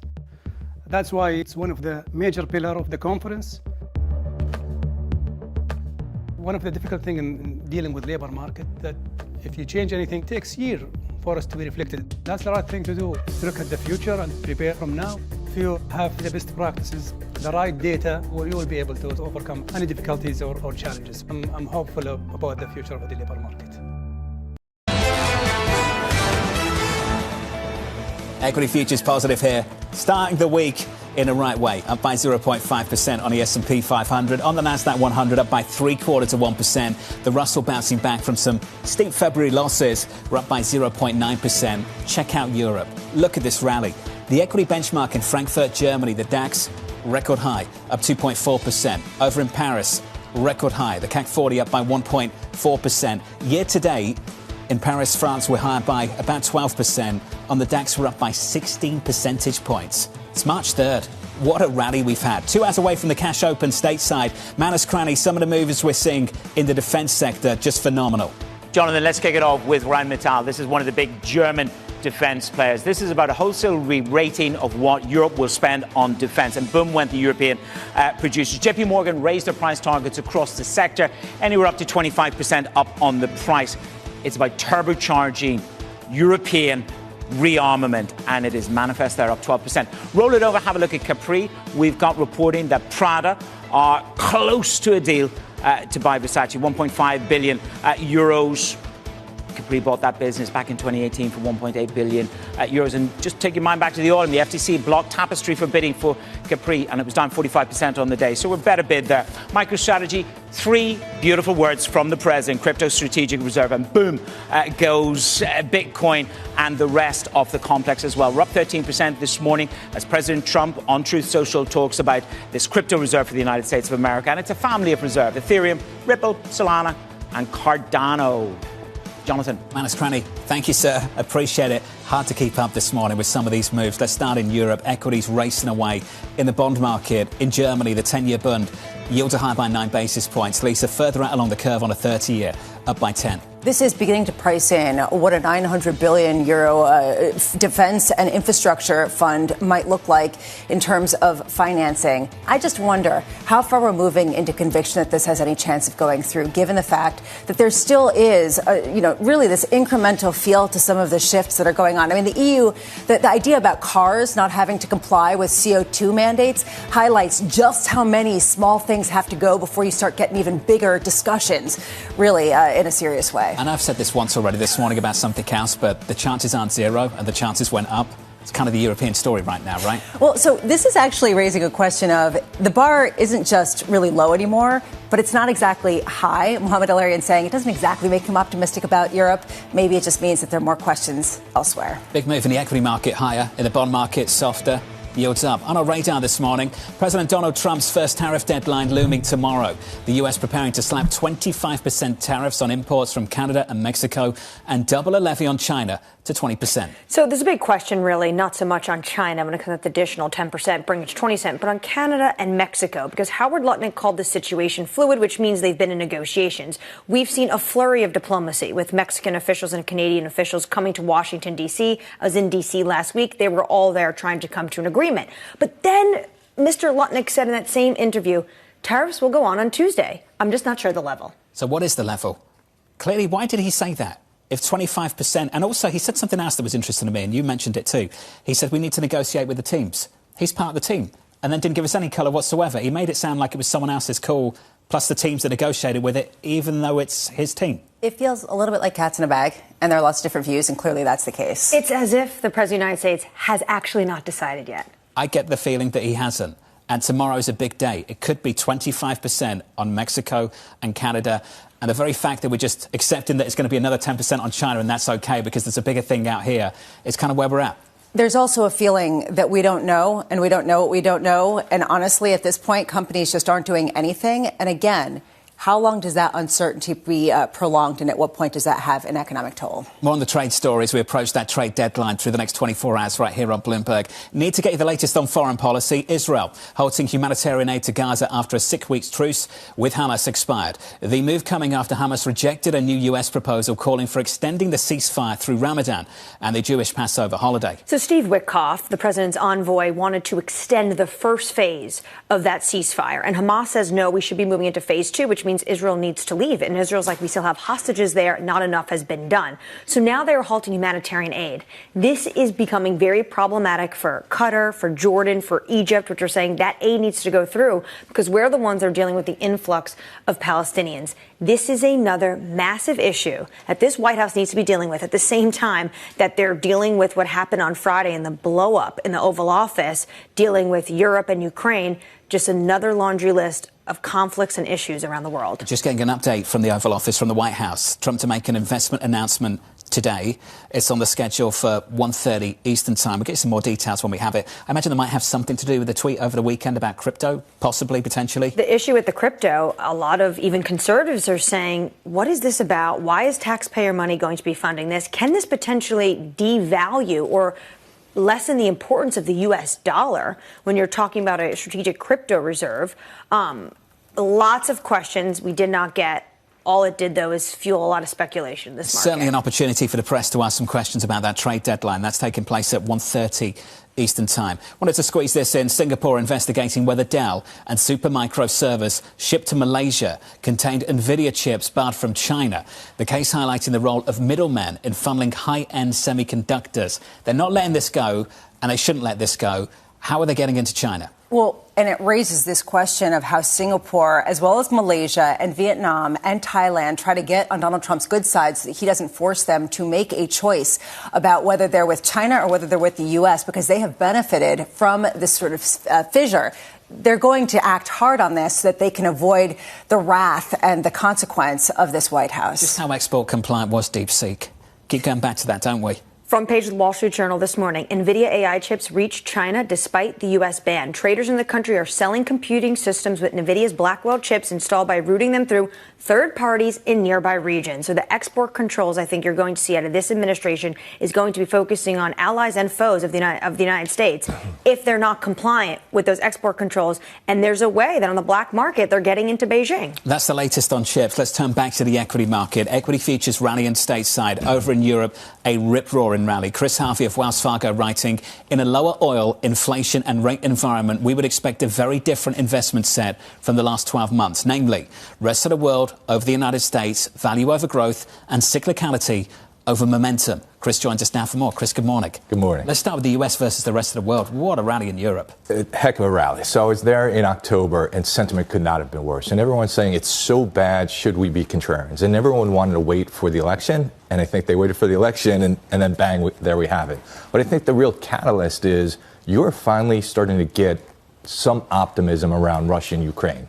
And you get optimism around Russia and Ukraine, you can see an environment where oil comes down, inflation comes down, and rates come down. And that's really positive for Europe. Just quickly then, it's not stimulus dependent. This is something else potentially. No, it's not stimulus dependent. So what we look at is the administration really does want lower oil, because what does lower oil do for them? Lower oil does, I think, put weight on inflation. It puts weight on interest rates. And that is something that they really, really want. So it makes Ukraine, a resolution in Ukraine, a big priority. But the funny thing is, the Europeans probably benefit more than we do. Is the bar still low for some sort of positive development in Europe? Or is the bar now appropriately set? I don't know if it's appropriately set. I think people are still skeptical. The fundamentals are pretty attractive. Or if you look at it, what do we have? We have a situation where you have good valuation. The economy is not so great, but can improve. The ECB is still cutting or still in a rate easing cycle. And then you have catalysts on the political and possibly on the energy side. And by the way, the currency has been devalued. So that's a pretty good combination. Yes, it's pop, but that place has been a malaise for a long, long time. How much is this just that people don't want to think about the U.S. and try to unravel and untangle the complicated story that is momentum unwind maybe, that might be a growth scare, but not really, but might be something with respect to uncertainty, but maybe just something that's a hangover from the past? I mean, find your narrative. It's very confusing. You can pick it, because when you were talking about that, I was like, should we talk about momentum? Should we talk about Europe? But that's my point. It's a flood the zone kind of thing in the White House. When you hear people talk about the stock market, honestly, it's tortured because people feel like they have no conviction about anything, and it's hard to get sort of an angle. So is that the reason why people are going outside the U.S., because they just don't want to think about it? I think to a degree it is, but again, you do have those catalysts. And more importantly, let's just kind of talk on something that it's very hard, as you're pointing out, it's very hard to handicap the macro, right? We can talk about tariffs as much as we want, but we don't know what's going to happen. What we tell people is the only way to hedge that uncertainty is you need a certain allocation to low volatility in order to hedge that uncertainty. And so one of the things we've been counseling our clients with is in your portfolio, you need an allocation to low volatility. And low volatility is one of your better performing sectors and groups year to date. And I think it will continue to perform and it will continue to help out that portfolio because you need to be able to stay in the game until we get resolution on a lot of these things. And it could happen in 3 weeks, could happen in 3 months, could happen in 3 years. We're not sure. Let's talk about the tariffs tomorrow because you think this administration wants lower oil prices. But if that's true, then why slap 10% tariffs on Canadian oil when last year we imported more than 60% of oil from Canada? Anne-Marie, that's a $64,000 question. It's a great question. Are they using tariffs? What exactly are they using tariffs for? And what exactly do they want? We think they're using tariffs more as a cudgel to get certain things, whether you're going to pay a tribute, whether you're going to get some concessions. Really, tariffs are not about generating revenue. Right. And I think what it's also about is it's setting that kind of psychological bar. We're going to do what we say, and that's going to put people on their back foot. Maybe that causes some people to into unforced errors. And that's really what I think it's all about. It's not so much about revenue generation. So if we're continuously in that cycle, how much can that affect the stock market just in itself, even if the tariffs don't come to play? So here's a thing that's popped up over the last couple of days, last couple of weeks. What I've heard is, hey, sentiment is turning very, very poor. It's fading. What I'm also hearing is more and more talk about stagflation. I don't know, and I've talked to a lot of people about, well, does the sentiment really affect activity? We don't know, right? If this continues, the answer is eventually, yes, it does. But right here, right now, unclear at this point in time. So that's why we continue to point out you have to have some risk aversion in the portfolio. You have to have some exposure to low volatility because that's the only way I know to handicap the uncertainty. Is exposure to low volatility code for holding a lot of cash? No, not necessarily. It's code for looking at stocks at the lower end of the risk spectrum. They don't have to be utilities. Like, for example, in financials, typically what you see are insurance companies are a little bit lower volatility because those lower volatility stocks, what they do in sell-offs, they typically outperform. They anchor that portfolio. But they are also capable of participating to the upside. So it's a really unique dynamic. It's a really unique play. And it's one of the few ways that I think is going to help you navigate these difficult markets. Chris, how are utilities behaving at the moment? You brought up that sector. What do you do with them now? How do they fit into a portfolio, given it was a big AI trade over the previous 12 months? So, John, last year we came into the year overweight utilities. We downgraded utilities from overweight to neutral back in September. That's where we sit right now. We like the space, but what we're telling clients, if you want, on a sector basis, if you want something more defensive, it's, it's staples. Because, as you point out, the utility trade has got caught up with the AI trade, and it may not give you that defensive properties that you want. It's not the bond proxy it used to be. Exactly. And you have very, very different dynamics with some of the Genco companies and the distributors. We wanted something that when stress comes in the marketplace, it's going to work, and that's what you've seen with staples. Is it funny there's so much stress around at the moment regarding this market, and yet we're not down by even 5% on the S&P? And what we tell people is take a look at low volatility, take a look at value, take a look at Europe. Those are pretty strong markets. What's weak is growth is weak at this point in time. And getting back to Lisa's comment about momentum, people think, oh, tech is momentum. Well, if you look at the MTUM or the momentum ETF, tech is the most underweight sector of any sector represented in the momentum index. What's momentum now is financials and communications. Chris, appreciate your insight as always. One of the best. Chris Harvey there of Wells Fargo on the equity market. Let's get you a quick update on stories elsewhere this morning with your Bloomberg Brief. Here's Danny Berger. Hey, Danny. Hey, John. Crypto recouped some of last week's losses over the weekend after President Donald Trump posted on Truth Social yesterday about his plan for a strategic reserve that includes more tokens. Many of the details of the president's plan are unknown, including how much the government will actually buy and how the purchases would be funded. Kroger chairman and CEO Rodney McMullen has resigned from the company. The news follows a broad investigation into his personal conduct. The company issued a statement confirming the conduct in question did not relate to operations or financial performance and did not involve Kroger associates. The board appointed lead director Ron Sargent to serve as interim CEO. And in sport, Fulham are headed to the FA Cup quarterfinals after beating defending champs Manchester United on penalty kicks. Fulham took a 1-0 lead into the half before Bruno Fernandes tied things up in the 71st minute at Old Trafford. Fulham's keeper saved 2 penalties to win the shootout 4-3. They'll be facing Crystal Palace in the next round. And that's your brief. John. Danny, thank you. I tortured myself watching that game yesterday. I have no idea why. I was about to say. Absolutely dreadful. I thought you were off that. I thought you were trying to kick the such habit. low-quality football. They look like a team that's about to get relegated. I thought you didn't want to deal with the emotional turmoil. Well, I didn't have any emotion in this game. I don't support either side. Yeah, but you still are just angered by the absolute dreadful playing of football. Just awful football from Man United. Clearly someone in the control room does not like Man United, and that's why that story got in there. Up next on the programme, preparing for tariffs. I do think one very interesting proposal that the Mexican government has made is perhaps matching the U.S. On our China tariffs. I think it would be a nice gesture if the Canadians did it also. That was the Treasury Secretary Scott Bessent negotiating in public. Mike McCormick of TD joins us next from New York. This is Bloomberg.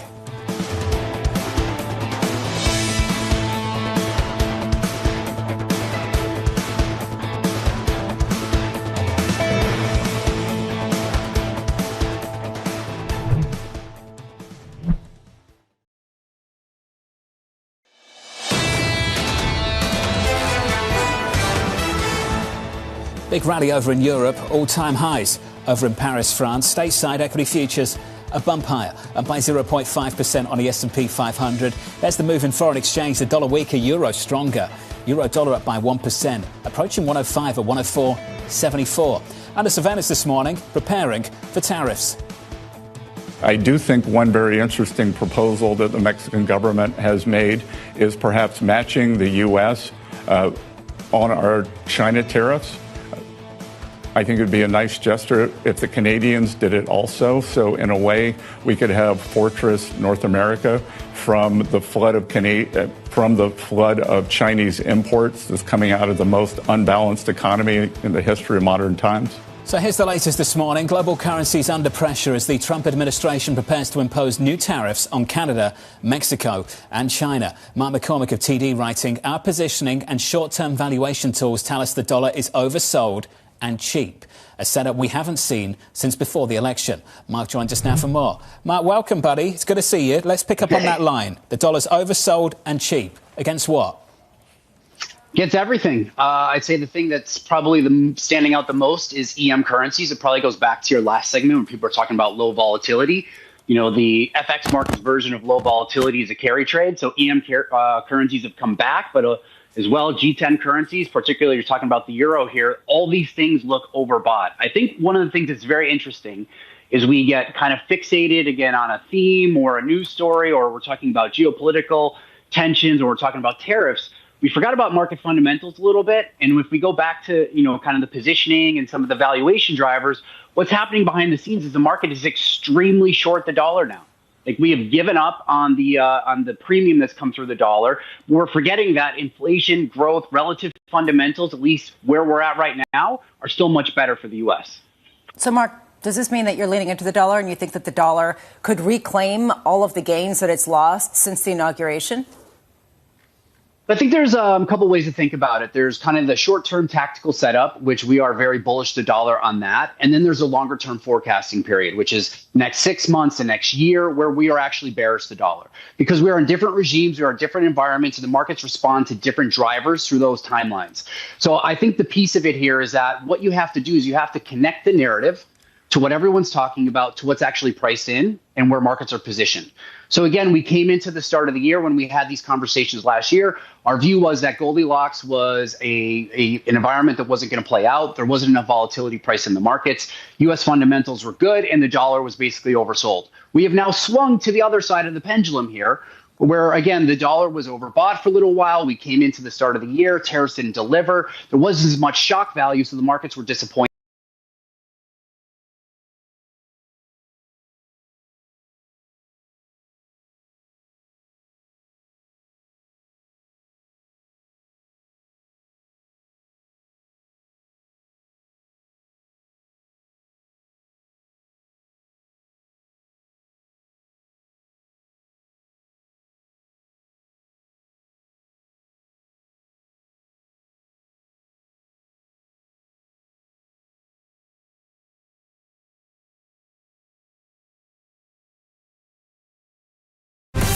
News when you want it with Bloomberg News Now. I'm Tom Mackenzie. And I'm Caroline Hepker.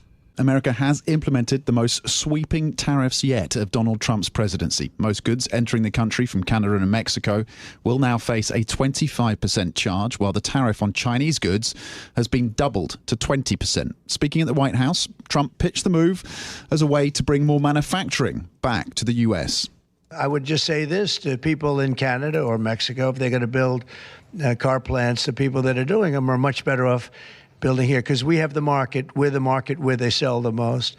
And so I think it's going to be very exciting for the automobile companies. Trump's move prompted swift retaliation from Canada and China and may incur similar reprisals from Mexico. Beijing immediately announced that it would impose tariffs up to 15% on U.S. exports, with a focus on farm produce and defence firms. Speaking just ahead of the U.S. tariffs coming into force, Canadian Foreign Minister Melanie Joly said the government was ready to go ahead with its retaliatory duties on $107 billion of U.S. products announced last month. We know that this is an existential threat to us, and there are thousands of jobs in Canada at stake. Now, we've done the work. We are ready should the U.S. decide to launch their trade war. Canadian Foreign Minister Melanie Joly speaking there. The Bank of Canada has warned that a prolonged tariff war has the potential to decrease GDP by nearly 3% over 2 years and, quote, wipe out growth during that period. Now, separately, President Trump also announced that the US will impose tariffs on external agricultural products from the 2nd of April. In a social media post, he wrote, "To the great farmers of the United States, get ready to start making a lot of agricultural product to be sold inside of the United States." The president did not provide much detail on which products would be affected or if there would be any exceptions. The move comes just as US food imports have ballooned, with the country's agriculture trade deficit projected to hit a record $49 billion this year. Well, the decision to move forward with tariffs has sparked a bearish mood across markets. Asian shares sank to the lowest level in a month, while the S&P 500 suffered its worst sell-off this year. The US index of leading shares fell 1.8% on Monday, while a gauge of the Magnificent 7 mega-cap stock sank by more than 3%. Joseph Lavonia was the chief economist at the White House National Economic Council during President Trump's first administration. The market's worried. It's understandable because the tariffs are significant, and in some ways they need to be. If the president is serious about reindustrializing the U.S. manufacturing base, and tariffs are a very important tool that will be used to do that. The markets also, I think, were not believing the president was serious with these tariffs. So today might just reflect the fact that for much, I think, of this year, there was thoughts that they would actually never be implemented or be watered down. So I think today was really a reality check for many investors. Joseph Lavonia speaking there as Wall Street's so-called fear gauge, the VIX, hit the highest since December. Markets bracing for further volatility with key events this week, including the National People's Congress meeting in China and a speech by President Trump to a joint session of Congress later today. Now, President Donald Trump has ordered a pause to all US military aid to Ukraine. A senior defense official told Bloomberg that America is now holding back equipment until Trump decides. Ukraine's President Volodymyr Zelensky is committed to peace. At a press conference, Trump was asked about his disastrous meeting with the Ukrainian leader last week. He said he thinks the war's going to go on for a long time, and he better not be right about that. That's all I'm saying. President Trump's order applies to all American military equipment not currently in Ukraine, including weapons in transit across Europe. Allied officials have said that supplies of weapons are likely to last only until the summer. Well, Bloomberg has learned that European leaders believe Trump is trying to mount pressure on Zelensky to apologise and sign the minerals agreement. The UK and France are privately urging Zelensky to repair relations with Trump, with one source saying Ukraine's leader may need to grovel because a simple apology to the US may not suffice. Speaking to Parliament, UK Prime Minister Keir Starmer said the UK and US will, quote, lead from the front. Our two nations will work together on security arrangements for a lasting peace in Ukraine. I also welcome the President's continued commitment to that peace, which nobody in this House should doubt for a second is sincere. The UK leader also reassured lawmakers that the US would not be withdrawing military support for Ukraine, which America then did hours after he spoke. Defence-related stocks rallied across the Asia-Pacific region, with analysts saying regional companies may benefit from increased demand from Europe. And those are your top stories for this morning. Now, let's have a look at the markets this hour. European stocks are selling off. Affected. They're down now by 0.8%. FTSE 100 stocks also down by 0.6%. As we get the beginning of these tariff tit-for-tat measures from the US and others. Looking at 10-year US Treasury yields, little change. 4.15 is where we stand there. As for German yields, they are down by 5 basis points at 2.43. The biggest casualty at the moment from what is a trade dispute, trade tariffs being imposed. The Mexican peso currently down by 0.8%. Oil prices also dropping 1.2% this morning for Brent crude futures. That's news when you want it with Bloomberg News Now. I'm Tom Mackenzie. I'm Caroline Hepker, and this is Bloomberg.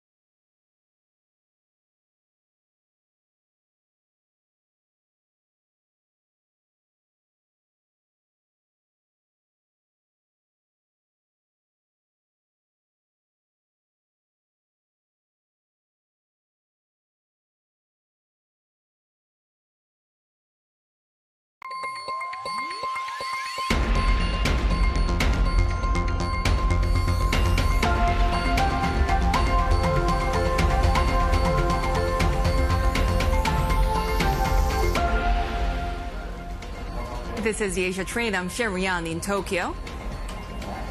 I'm Heidi Stroud-Watts in Sydney, where the market has just opened. The top stories this hour.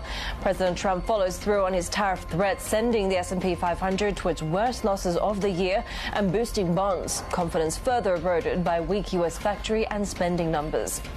The president signing an order to double China tariffs to 20% and telling Canada and Mexico there's no room left for negotiation before Tuesday's deadline. And I'm Stephen Engel in Beijing, where China's top leadership is set to begin key political meetings here today to map out its latest economic revival plan, seeking to ease, of course, the impact of Trump's trade war. And of course, one economy that is very externally exposed when it comes to some of these global trade tensions is South Korea. We are getting the latest data when it comes to industrial output, factory output just crossing the Bloomberg. Industrial production year on year for the month of January, contracting a much worse than expected 4.1%.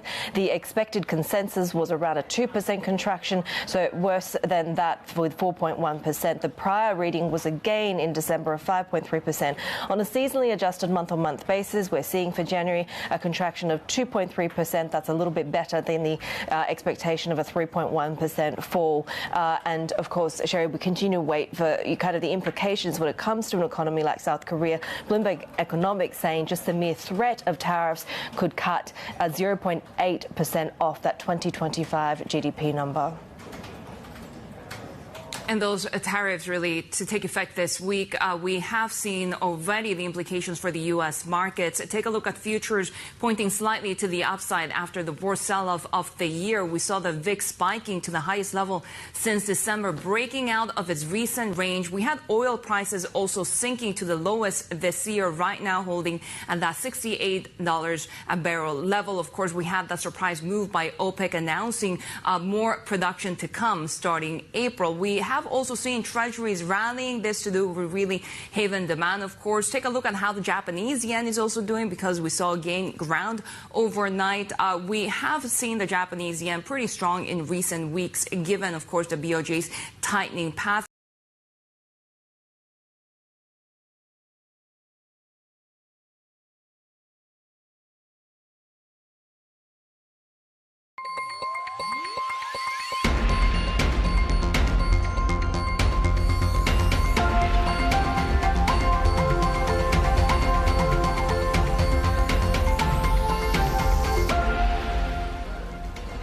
This is the Asia Trade. I'm Sherry Yan in Tokyo. I'm Heidi Stroud-Watts in Sydney, where the market has just opened. The top stories this hour. President Trump follows through on his tariff threats, sending the S&P 500 to its worst losses of the year and boosting bonds. Confidence further eroded by weak U.S. factory and spending numbers. The president signing an order to double China tariffs to 20% and telling Canada and Mexico there's no room left for negotiation before Tuesday's deadline. And I'm Stephen Engel in Beijing, where China's top leadership is set to begin key political meetings here today to map out its latest economic revival plan, seeking to ease, of course, the impact of Trump's trade war. And of course, one economy that is very externally exposed when it comes to some of these global trade tensions is South Korea. We are getting the latest data when it comes to industrial output, factory output just crossing the Bloomberg. Industrial production year on year for the month of January, contracting a much worse than expected 4.1%. The expected consensus was around a 2% contraction, so worse than that with 4.1%. The prior reading was a gain in December of 5.3%.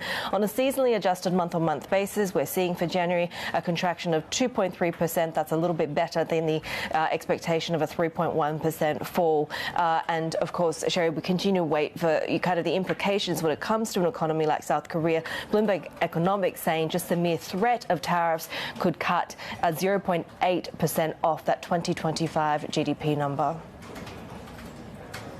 And those tariffs really to take effect this week, we have seen already the implications for the U.S. markets. Take a look at futures pointing slightly to the upside after the worst sell-off of the year. We saw the VIX spiking to the highest level since December, breaking out of its recent range. We had oil prices also sinking to the lowest this year, right now holding at that $68 a barrel level. Of course, we had that surprise move by OPEC announcing more production to come starting April. We have also seen treasuries rallying. This to do with really haven demand, of course. Take a look at how the Japanese yen is also doing, because we saw gain ground overnight. We have seen the Japanese yen pretty strong in recent weeks, given, of course, the BOJ's tightening path. We will be watching for jobs data today, not to mention capex and company profit data out of Japan this hour as well. But take a look at the Chinese yuan. Of course, we have the NPC kicking off this week at that 730 level, as President Trump has also doubled its tariffs on China, signing that order to 20%. And interestingly, President Trump also talking about how the Chinese yuan and the Japanese yen were weak, and that weakening trend really causes a disadvantage for the U.S. Could that be the next front where the battle in trade, in commerce is fought? We'll continue to watch as we're seeing the Nikkei futures right now under a little bit of pressure at the moment as well, Heidi. Yeah, let's talk more about our top story because, as we mentioned at the top, President Trump saying there's no room left for Canada, for Mexico to negotiate a deal to avoid these 25% tariffs due to take effect in the coming hours. Take a listen.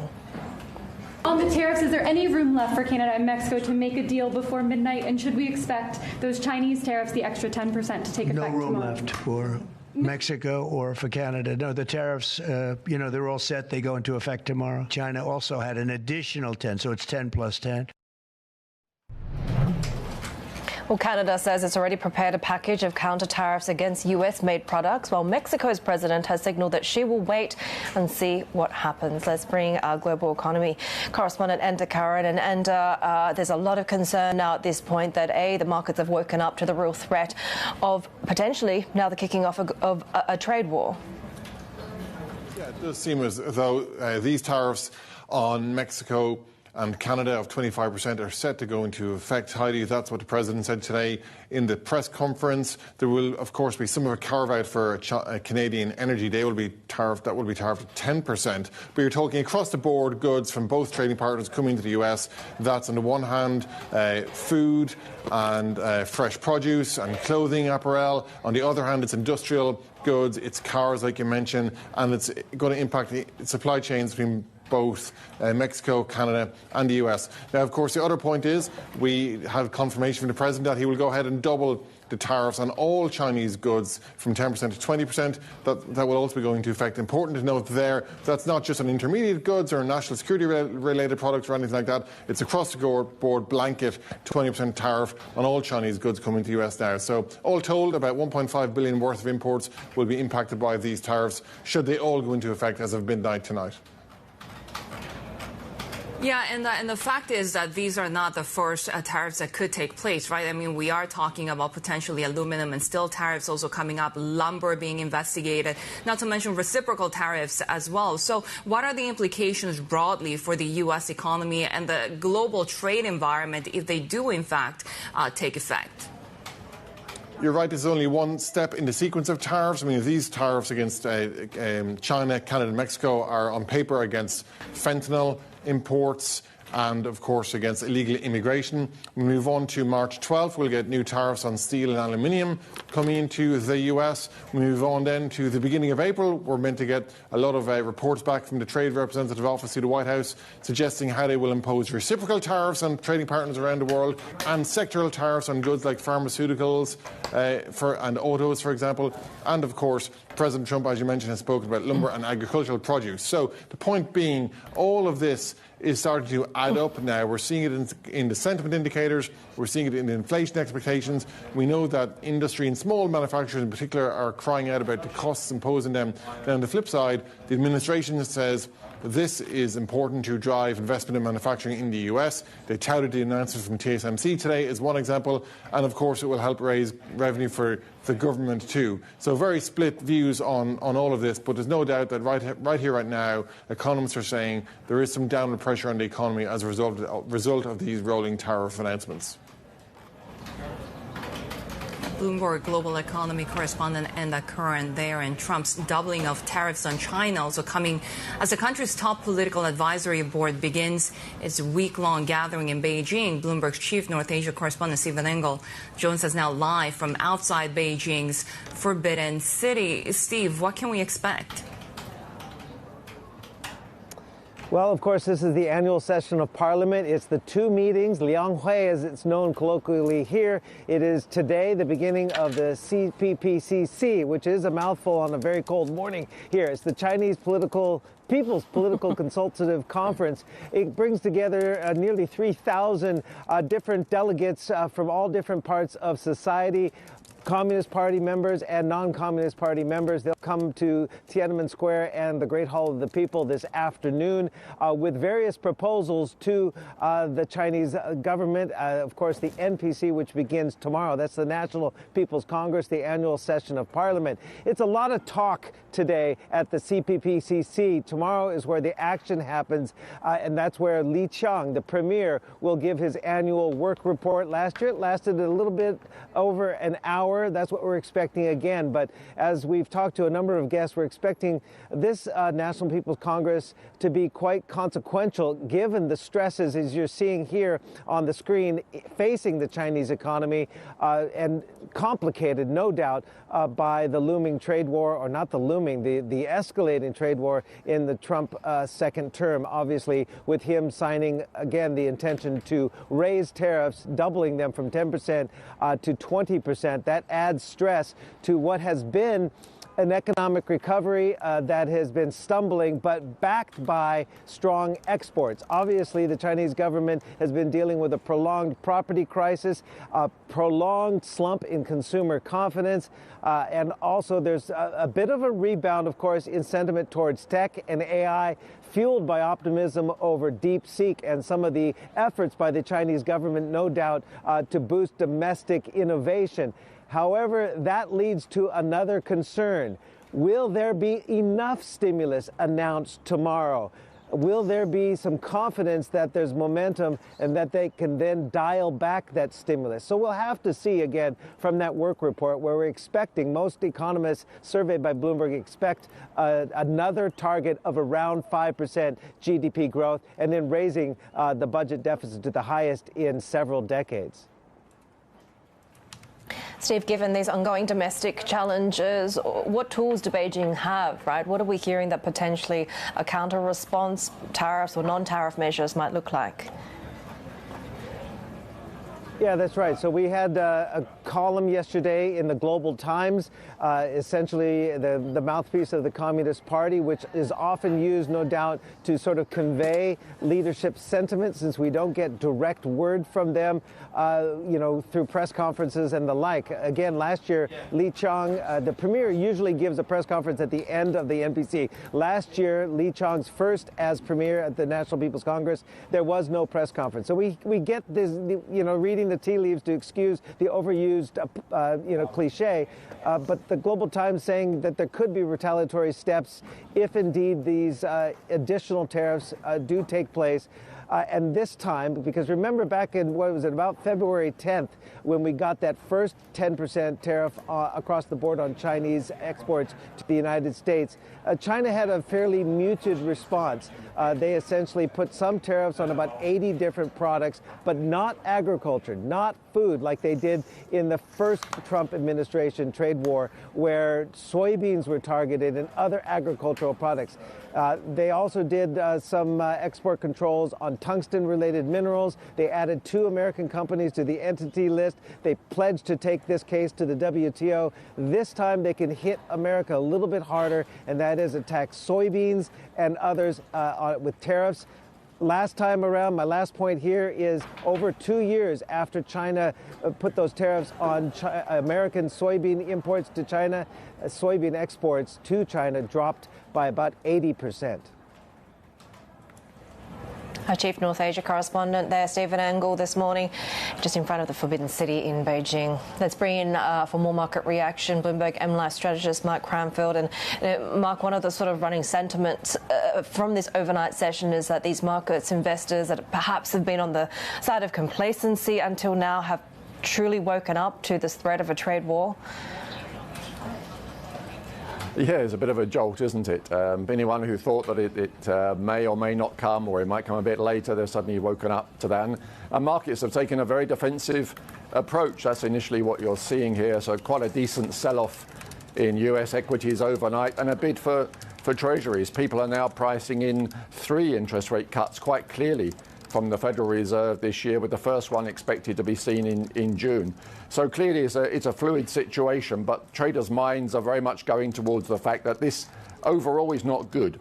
But they're seeing that it's both coming from the US side, but they expect some responses, whether it's from Canada or China or anybody else. People are not taking this as a one-way street. And that means that the trade war that Stephen was talking about is fully open now. If there was any doubt about it, we're into a full-scale trade war, and that's how investors are behaving. So you're seeing some of the currencies like Canadian dollar, the yuan are getting a bit weaker, but the bid for treasuries is the typical haven move. The yen is also stronger overnight as well. That's where you would expect people to go very quickly when they're the most defensive, when they're most scared about what's coming down the line from governments around the world. US treasuries have proved themselves to be a very good haven. Now, what's very interesting here is that during Mr. Trump's first administration, he was quite concerned about the health of the US stock market.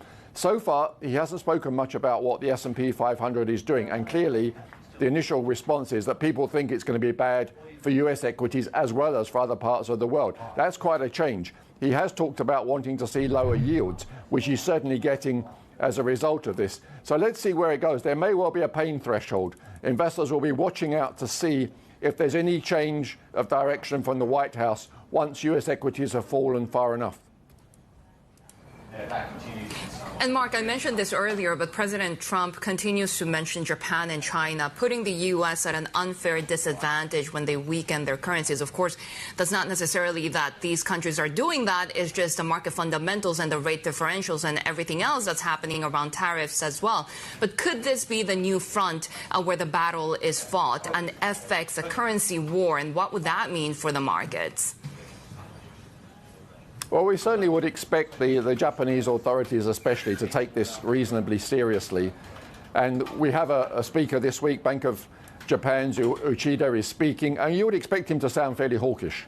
The Bank of Japan is moving towards higher interest rates. They've raised already once this year.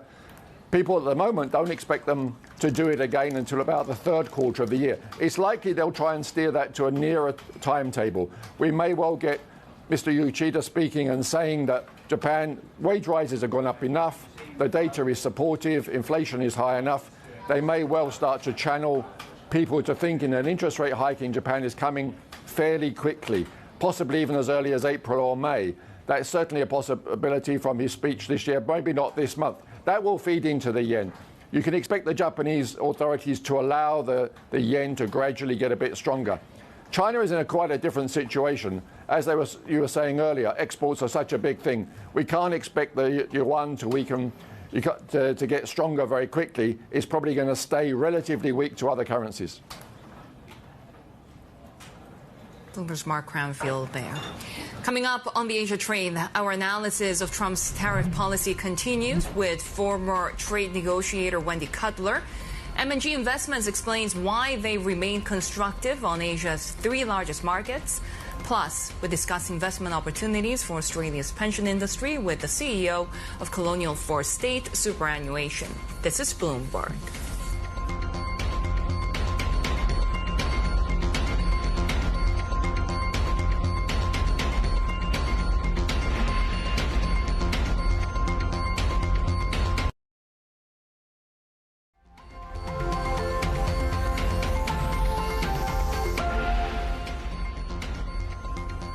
President Trump says he's moving ahead with new tariffs on Canada and Mexico, a broadside against the two biggest U.S. trading partners that underscores his push to remake global trade. Canada says they're preparing a sweeping package of counter tariffs against U.S.-made products, while Mexico is taking a wait-and-see approach before reacting. Let's bring in Wendy Cutler, Vice President at the Asia Society Policy Institute. She previously served as the acting deputy at the U.S. Trade Representative. Wendy, always great to have you with us. Digest the latest measures for us, because, of course, we have a series of potential tariffs coming up, steel and aluminum, reciprocal, lumber. But also we could see reciprocal tariffs as well coming, or retaliatory tariffs coming from the partners as well. Absolutely. I think based on the announcements today, we are on the cusp of a trade war. Remember, China and Canada and Mexico are our largest trading partners. We have a lot of two-way trade with these countries, and this can escalate very quickly, particularly if the countries retaliate against the United States. It's not clear that our president won't want to counter-retaliate like he did with China during his first term, resulting in a big trade war. Are there any lessons that we could take from Trump 1.0 to this administration and perhaps even the fallout and consequence of all of these new tariffs? I think one thing to keep in mind that the president does like to make deals.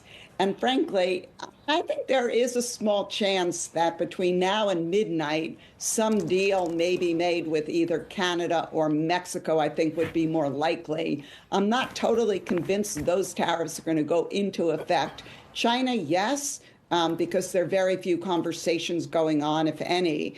But Canada and Mexico are making efforts to address his concerns. Wendy, I do wonder when it comes to the possibility of obviously parties coming back to the table. We know that President Trump likes a deal, even though at this point he says time has run out for negotiations before this next deadline. Does it matter in the sense that how much is broadly sentiment, confidence and predictability when it comes to decisions that businesses are making being impacted already?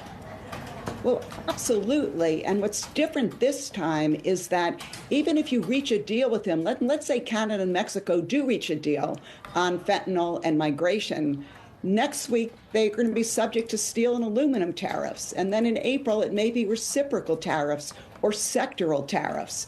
And so it seems that this is going to go on. And if you're a business wanting to invest, you want certainty. And the president is not providing that certainty. You've said that Mexico is expected to be in a better position, Canada perhaps more rocky. China, though, Beijing has barely acknowledged the accusations when it comes to the fentanyl trade. So how much does that really kind of deter a possibility of negotiations?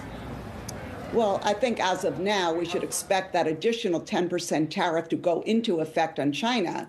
And that's on top of the 10% tariff from just a few weeks ago, and that's on top of the 25% tariffs that were put in during the first term, as well as some Biden tariffs as well. So we're getting to an average tariff rate with China close to 40 or 50%.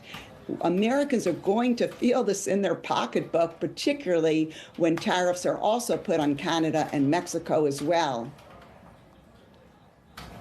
Wendy, what does all of this mean for the USMCA? There was supposed to be a review coming up anyways. So you're right. This review was scheduled for July of next year. And my view is it's de facto going to start much sooner. And frankly, there are a lot of issues we need to work through with Canada and Mexico, but I don't think we're going to wait until 2026 to do so. It's going to be a very rocky ride with Canada and Mexico. And let's keep in mind that until maybe tomorrow, we've had zero tariffs with Canada since the 80s and zero tariffs with Mexico since the 1990s. So, as a result, this is going to be a shock to the system. We've been speaking for years, Wendy, and of course in the past we're talking about the TPP, which also became the CPTPP. We've talked about the USMCA. What's the future of all of these multilateral trade agreements, especially in this environment under Trump 2.0? Well, for the agreements we're not part of, I think those agreements are continuing to not only remain in place, but our trading partners are forging new trade agreements among themselves, as well as inviting additional countries to join the CPTPP or join RCEP. The United States is on the outside, so we are going to be further disadvantaged by those other countries enjoying free trade among themselves, and while we are putting up tariff barriers and not benefiting from tariff reductions of trade agreements. The times that we've spoken in the past, it's a pretty common adage that nobody benefits from less global trade, right? But do you think that there is a winner out of this? Who can potentially, if this is sort of a longer lasting positioning that the US is going to take, who potentially gains the most here? Right now, it's hard for me to see any winners. It seems like lose, lose, lose. Now, that said, we do have trade laws that allow for the imposition of tariffs when certain conditions are met, like unfair trade practices. And so I fully support putting tariffs in using those procedures to do so and doing the needed investigations.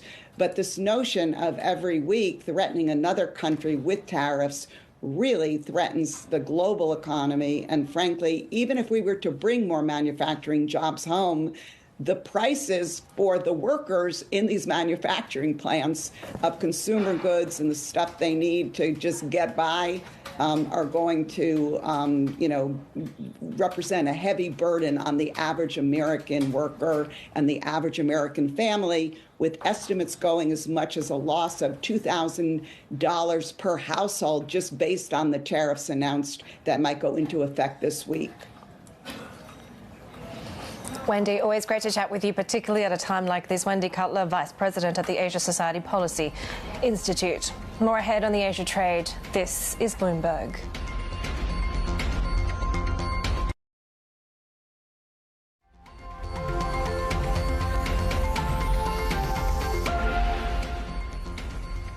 U.S. futures higher in the Asian trading session after we saw the worst sell-off of the year on Wall Street. The S&P 500, 5% below its record high. We had some weak eco data on housing and factory activity. This is Bloomberg.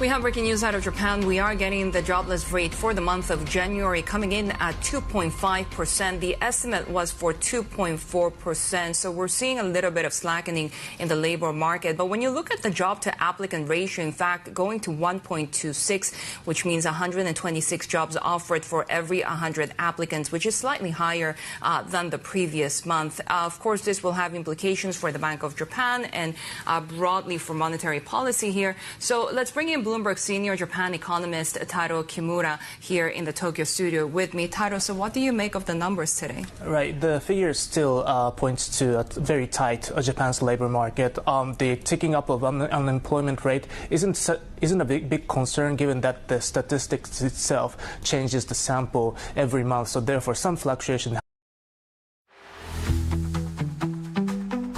What are the economic and financial consequences of the artificial intelligence boom? It's a question that investors and academics and policymakers have been obsessing over for a couple of years. But in the last few months, the debate has moved into a new phase. For most of the past few years, ever since OpenAI first released its ChatGPT chatbot in 2022, the broad consensus was that the rewards of developing AI would go to those who spent the most money. We saw tech giants like Microsoft and Amazon spending tens of billions of dollars building data centers and buying advanced chips, while also throwing money at startups like OpenAI and Anthropic, which are developing the most comprehensive large language models. Meanwhile, those startups were hoovering up vast amounts of data. And NVIDIA, which has a near total lock on the global market for the most powerful AI chips, on several occasions overtook Apple to become the biggest company in the world by market value. This consensus faces multiple challenges and questions, though.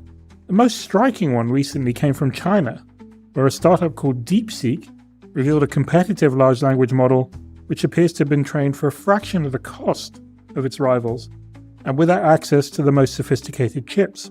The news wiped almost $600 billion off NVIDIA's market value in a single day in January. Others have cast doubt on some of the more exaggerated claims made about AI's potential, preferring to focus on more narrow, but still very significant benefits that the technology can bring.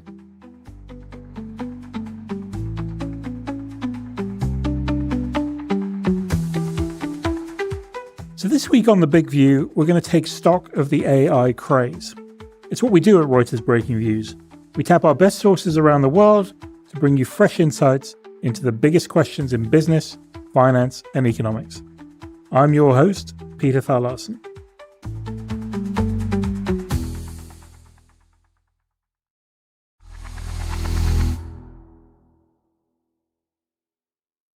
And to help us think through these questions, I've invited Felix Martin onto the show.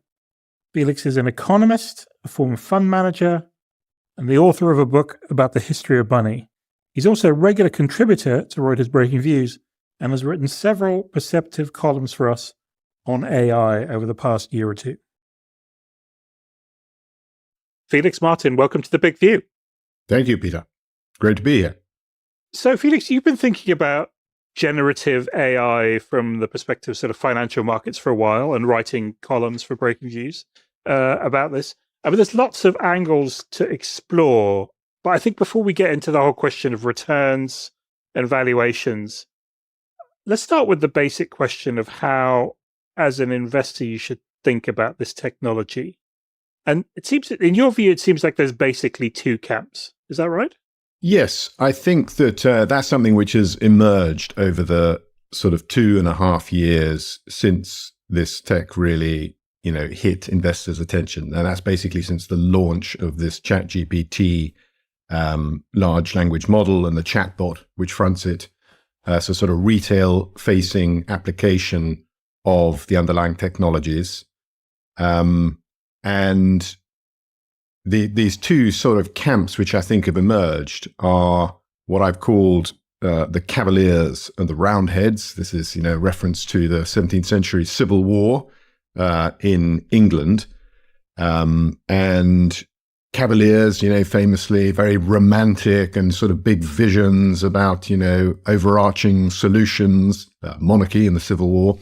And they're the ones who, in the case of AI, believe in the possibility of artificial general intelligence, believe that these particular innovations which have happened over the last few years, are the key to producing artificial general intelligence. That is, thinking machines that can do more or less anything that we can do, and in fact can be much better than human beings in all these cognitive capacities, on the one hand.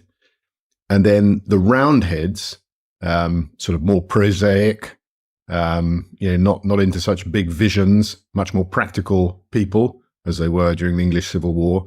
These are the ones who don't underestimate in any way the technical advances in terms of new algorithms and more compute and data and so on, but think this is really about applying all this to specific problems in science, in commerce, in finance, wherever it might be, and that's how this technology is going to generate value. So it's two different visions really about where this technology is going to generate results and is going to add economic and financial value.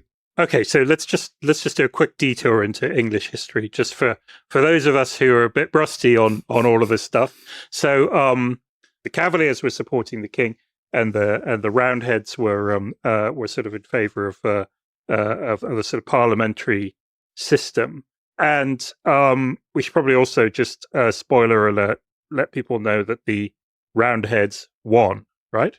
They did, and let's face it. I mean, this analogy is mainly, in my case, based on the famous satirical history, much loved by English school children, 1066 and all that. It's a comic history of Britain, and in that history, the Cavaliers, the Royalists, they are called wrong but romantic. They're wrong because they lost, obviously, as you point out, but they're much more romantic.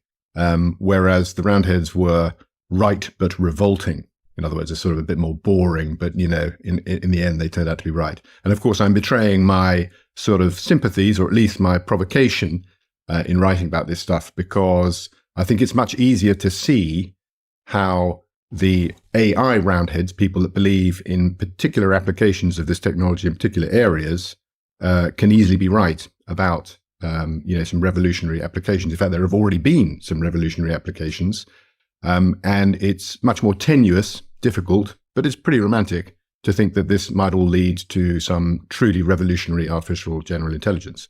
Yeah, I was talking to someone about this the other day, a former colleague actually, who basically described it as on the one side you've got people who believe AI is basically like a magic lamp that you rub, and a genie will appear that will grant you wishes.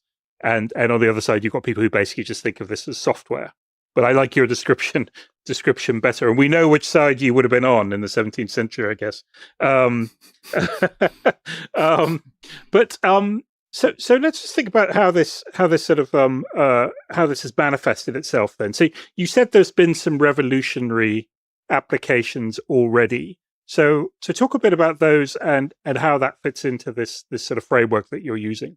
Yes. I mean, maybe we could just take a quick step back, Peter, to say to summarize what I think we're talking about when we talk about, the revolution itself. Because it's really the convergence of three much longer running changes.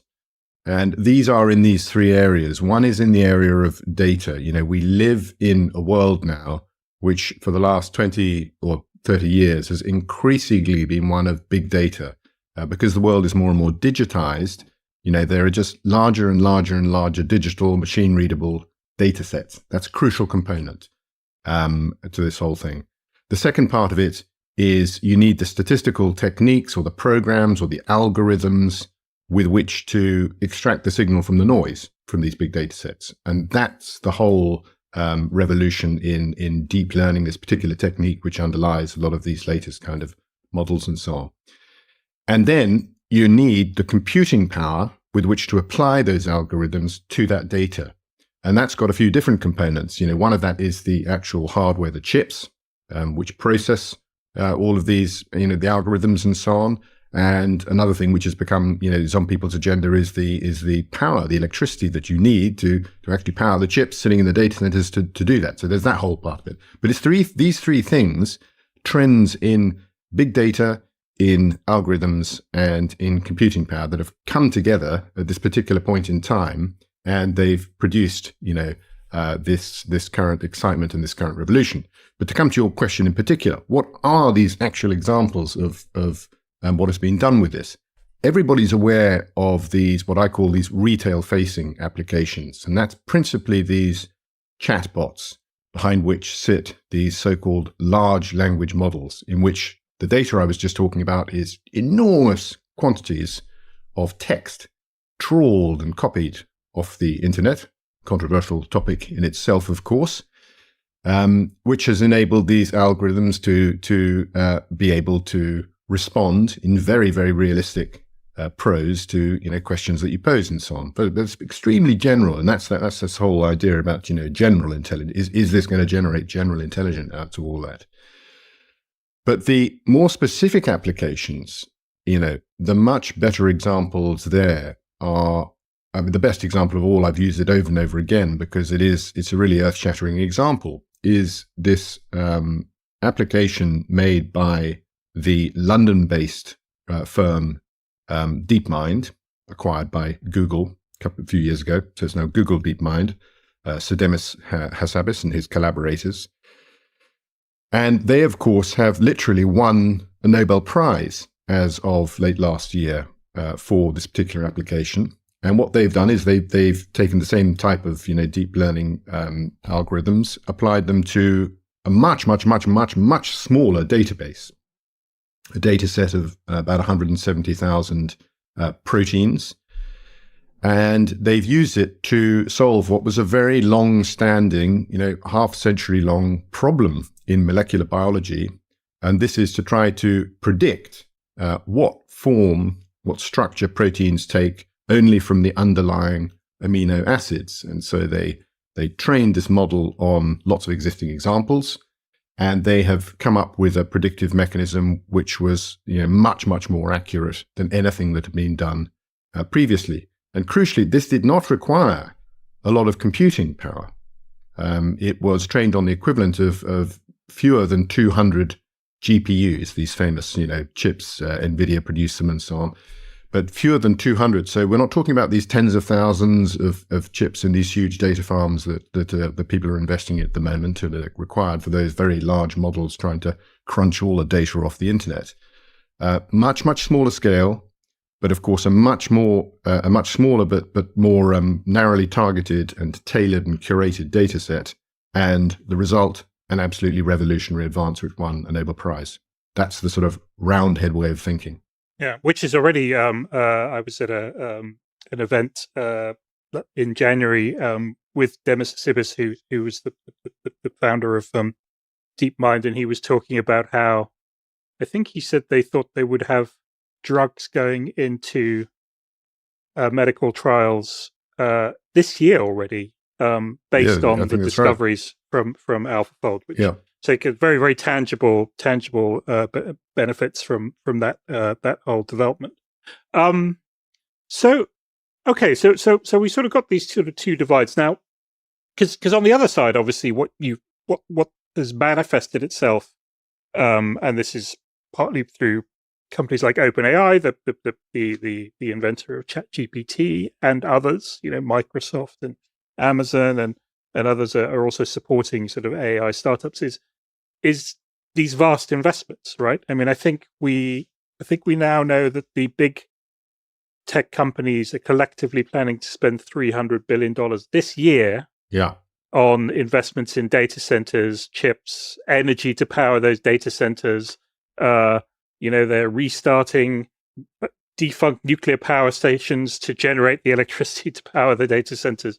And the sort of the idea behind that seems to be the more computing power and the more data that you throw at this problem, the better you will be. Yeah. Is that a fair way to summarize it? Well, I think so. I mean, I think we've got to remember it's always easy for us analysts to sit on the sidelines and criticize and be all smart about this. But of course, these companies and these researchers, they are at the cutting edge of something which is totally new. And we don't know, indeed, what the capacity of these new techniques are. People have theories, but we don't know. And therefore, when they're competing with one another, of course, there's a natural incentive simply to throw more and more money at this to try and see what comes out of it. And there's no doubt that that's what's going on. The second thing which is important to say is, of course, I have to admit that there is no clean distinction between cavaliers and roundheads, between individual companies. The truth is that all of these big companies, have both of these groups of people in them, if you like. I tried to make a case in the piece that I wrote recently that, maybe there's evidence that sort of one of them, Google DeepMind, appears to be running more with the roundhead idea than some of the others. But the reality is, of course, they're all trying to innovate as much as possible, as fast as possible on all the algorithms. They're all trying to get as much data as they can, and probably they're all trying to, go for specialist curated data sets as well if they can. So they're trying to do all these things all at the same time, and that's one reason why they need to make as many investments as possible.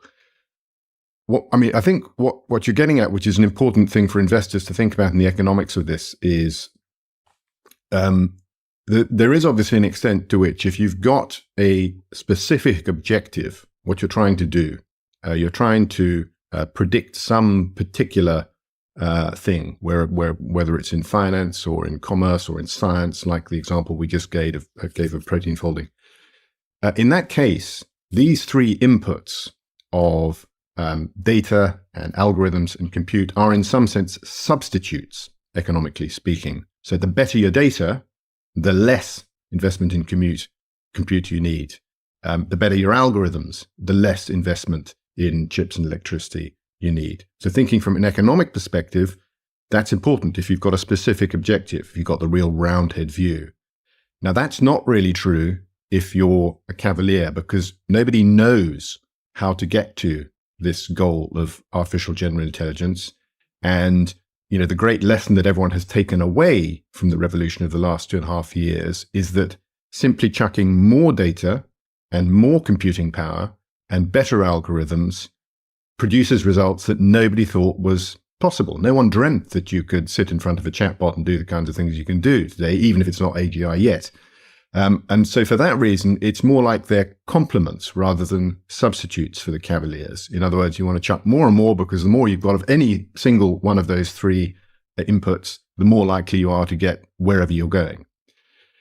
Now, the harder-headed investors out there might think, well, I've heard that kind of story before. I've got no idea where I'm going, but I tell you what, I'm going to spend more and more and more on all the inputs, and just trust me, we'll get there. And anyway, I'll get there faster than the next. So I'm not sure how it stands up as an investment thesis compared to. It's much easier to see how the investment thesis for the roundhead model of the use of AI works, because you've got an idea of where you're going, and you're trying to economize between the three kinds of inputs that you got. Yeah. But so then, so it's kind of what you're describing really is sort of something of an arms race. But then, of course, into this whole arms race stepped a Chinese startup called DeepSeek, which in January then released this model, which basically seems to do pretty much what some of these other very expensive, very sophisticated models will do, but was done was basically created without the thousands of super advanced NVIDIA graphics processors that the others have used. And so that's rather throwing the cat amongst the pigeons, hasn't it, in terms of the assumptions that people were making about what was necessary in terms of investments to do the types of things that we think AI should do. Yes, I think. I mean, yeah, of course, it was a big shock. I mean, there are questions out there about, how realistic is the claim that it only cost $6 million? Was it actually sort of built on the shoulders of giants? Did it distill stuff from open source models, which actually would cost much more to train and so on? So maybe the actual sort of sunk capex cost was much higher and so on and so forth. But it was obviously a big shock, and it did, as far as us non-technical people can understand it, demonstrate that there are other algorithmic advances that can be made, which can do things much more cheaply. I think the useful thing it's done is really, again, to come back to this framework of these three inputs. It's really concentrated people's minds on the other two inputs apart from compute. It raised a big question about, what was the need for capex on compute? Exactly how much of that capex do you need to do, and how much of it will pay? Because we can come back to it. There's another crucial consideration about this compute element, which is the very rapid depreciation of a lot of the hardware, and that's to do with Moore's law and the fact that these things improve so rapidly over time. So the depreciation is really the key thing. You're spending a lot of money on this, and it can be obsolete within 18 months.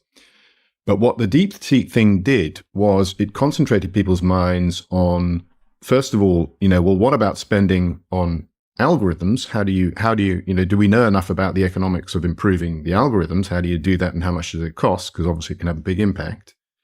And it also, I think, has concentrated people's minds a bit on something I also wrote a column about, which I think is really important, which is the data aspect of it. We mentioned it a bit earlier in terms of how little data was needed, actually, as long as it's the right kind of data, to produce that Nobel Prize winning advance that Google DeepMind did. And so that's another big question about that out there. It really threw people's minds onto the data. What kind of data is needed? How can you get this data? And what are the economics of getting that data? So just sort of expand on that a little bit. I mean, you mentioned earlier, obviously, the sort of some of the controversy around how some of these large language models were trained. Basically, it seems they just sucked up a vast amount of information from the internet, some of it from websites with proprietary information from, I don't know, large news organizations, for example. And then there's been sort of subsequent lawsuits and discussions and negotiations, and in some cases payments for that. But if the way you're talking about this, I mean, how should we think about where the value is in data? Yeah. Because there is a little bit of a sense of, like, as you said, where if you believe that actually all you just need to do is just throw more and more data at this, then it actually becomes a question of just sucking up as much as possible. And in some cases, even some people in the sort of AI world talk about synthetic data, where you get AI models to generate data, which can then be fed back into the models to make them even better. Yeah. But it seems what you're saying, if you take the sort of the roundhead approach, then you're thinking about it differently, right? You're looking for more specific data sets, but which then are more valuable. Yeah, absolutely. I mean, I think it's a truly fascinating question. I'm sure there are people out there beavering away on this, but if there aren't, they really need to be, because clearly the market for data to train AI models is hopelessly infantile compared, for example, to the market for the hardware for compute. The market for the hardware for compute is open and free for everyone to see. It's why, NVIDIA makes the chips, and NVIDIA's, was at one point, it got to be the biggest company in the world, and it's, and so on and so forth. So we all understand, everyone understands that market, and it's out there, and it's being traded, and there are competitor chips, and so on and so forth. You compare that to the market for data to train these things. There was a story I noticed, recently about how it was written by an author. I'm an author myself. I've got a lot of sympathy for this, who'd been contacted by their publisher, and the publisher had said, listen, Microsoft, I think it was, is going around offering for a flat rate of $5,000 to buy the license to the digital version of your book just to train their model on. It won't be sold on a website or anything like that. It's just to train their model. And of course, for a lot of authors, flat, free, no cost, $5,000, attractive offer. What I found interesting as an economist about that is the complete lack of differentiation and the lack of any kind of market. This is a monopsonistic, big company turning up and doing this.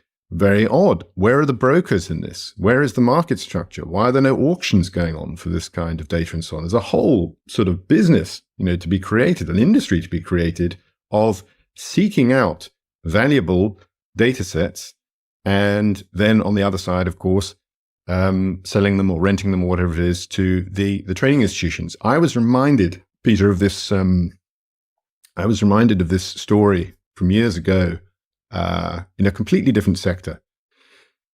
There's a big problem with antimicrobial resistance. How traditional antibiotics, are beginning not to work. And there's apparently an completely alternative method of trying to deal with bacteria, which is bacteriophages, a different kind of organism. And but no one has worked on bacteriophages for a very, very long time, in the West at least.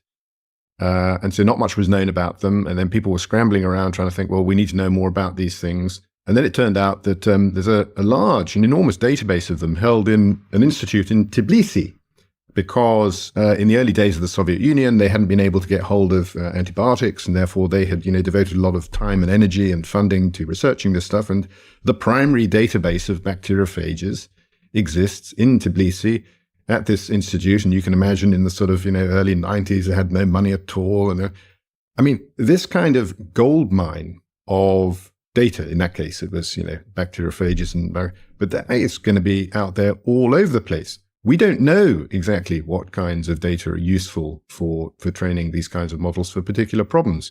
And the only way to solve that is to get markets working, but they don't exist at the moment, I don't believe. I just wanted to tackle a couple of other things that you've sort of thought about and written about. The first is the productivity question. So, the sort of the promises that are made for AI generally are that this will drive an increase in productivity across the economy. It will allow people to do things more efficiently, make people more productive, and this will then boost the economic growth and so forth. You quoted some numbers in a recent column from the economist Darren Osamoglu, another Nobel laureate. We just keep talking about Nobel laureates on this program. Yeah. Calling into question about, or at least trying to put some sort of slightly more skeptical numbers around the idea of a productivity boost. But going back to your sort of Roundheads and Cavaliers sort of analogy, like how should we think about what the direction of AI does to what we can expect in terms of productivity?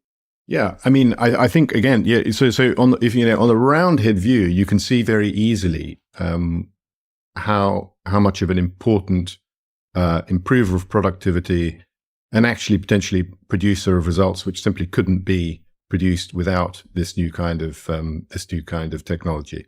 I think that's quite easy to see. It's been demonstrated. Like I said, it's even won a Nobel Prize. So we don't want to ask any questions about that. I'm slightly more concerned about the types of commercial uses of the Cavalier vision of AI. And why I say that is, if you read about the kinds of things which are advertised as being the commercial uses, it's sort of AI agents, for example. So this is, setting up an agent which can go and do things for you, the consumer, or for a company trying to sell things to you. So it might be for you, trying to go out and book your holiday most cheaply that you can, or it might be going and searching on Amazon or all the shopping sites out there for some product that you're looking for. The issue there, of course, is that agents are going to be available to everybody. They're going to be available to the buyer and to the seller, and they're going to be available to all kinds of different buyers. If you're on a financial market where you're competing with lots of different buyers. And so it's kind of easy to see how you might end up in a zero-sum game where you're just spending more and more and more on developing new agents to be cleverer and cleverer, to try and find the gaps, to try and find the way to try and optimize the search engine and so on and so forth. But you're going to be facing, of course, other economic agents who are doing exactly the same thing to you. And so you're just building up deadweight costs investment in this kind of technology, and it's not actually generating any positive sum gain. I think I mentioned in that piece that people have sometimes pointed out that you can make the same argument about marketing and advertising costs in general. There are some famous examples of that happening in sort of duopolies where they compete with one another enormously, spend more and more money on marketing, and at the end of the whole thing, no one's actually generated any more sales than they had to begin with. So I think that's conceptually is potentially a bit of a problem with the sort of cavalier view of AI. But is there not? I mean, just going back to sort of the DeepSeek example. I mean, one thing that people talk about, economists and people who talk about technology talk about is this idea of diffusion, right? So how quickly does a technology get adopted and spread, and that then determines a new technology, and that determines how what kind of productivity benefits you get.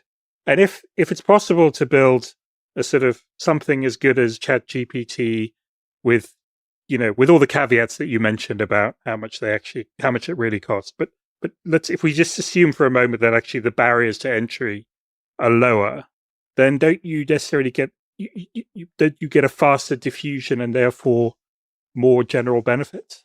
Yes, I can. I mean, I can absolutely see. I should emphasize, I myself am an eager adopter and regular user of many of these AI chatbot tools.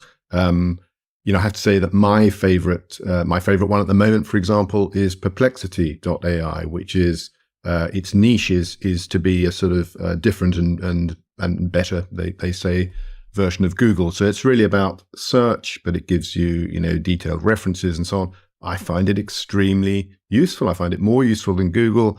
I find it as useful for some tasks as more traditional sort of academic search engines and so on. I've no doubt it's increased my productivity. Of course, I use it for free at the moment. And the big question is, how much would I be prepared to pay for it, if anything? Not quite sure about that at the moment, what the incremental actual value is. And I don't know how much it costs to produce. These are the crucial economic questions in this. So I totally take your point that, the economics are crucial. If these things don't cost much to produce, if that's actually true, then, they could be economical, because, even if I don't have a high willingness to pay myself, the whole thing can work. And there's no doubt that it, is economically useful. It improves the productivity. The great concern is precisely that these things cost quite a lot to produce and are not, in fact, improving productivity very much for whatever reason, whether it's because of the adversarial scenario I was talking about, or whether it's just because they're not generating sufficient value to make up for the costs. Yeah.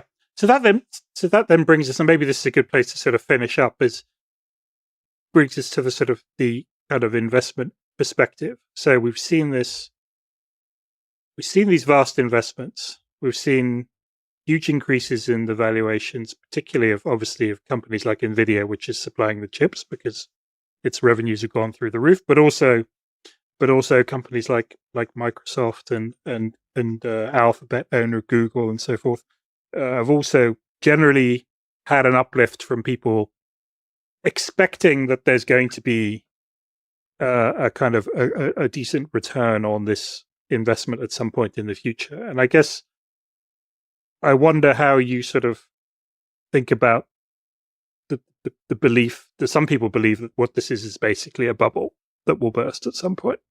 Yeah, I think as in, the fact of there having been a dislocating innovation followed by very rapid increase in market prices of securities issued by companies which claim to take advantage of this and so on. This is all the classic Kindleberger description of how bubbles are ignited and grow. So one has to have that in mind.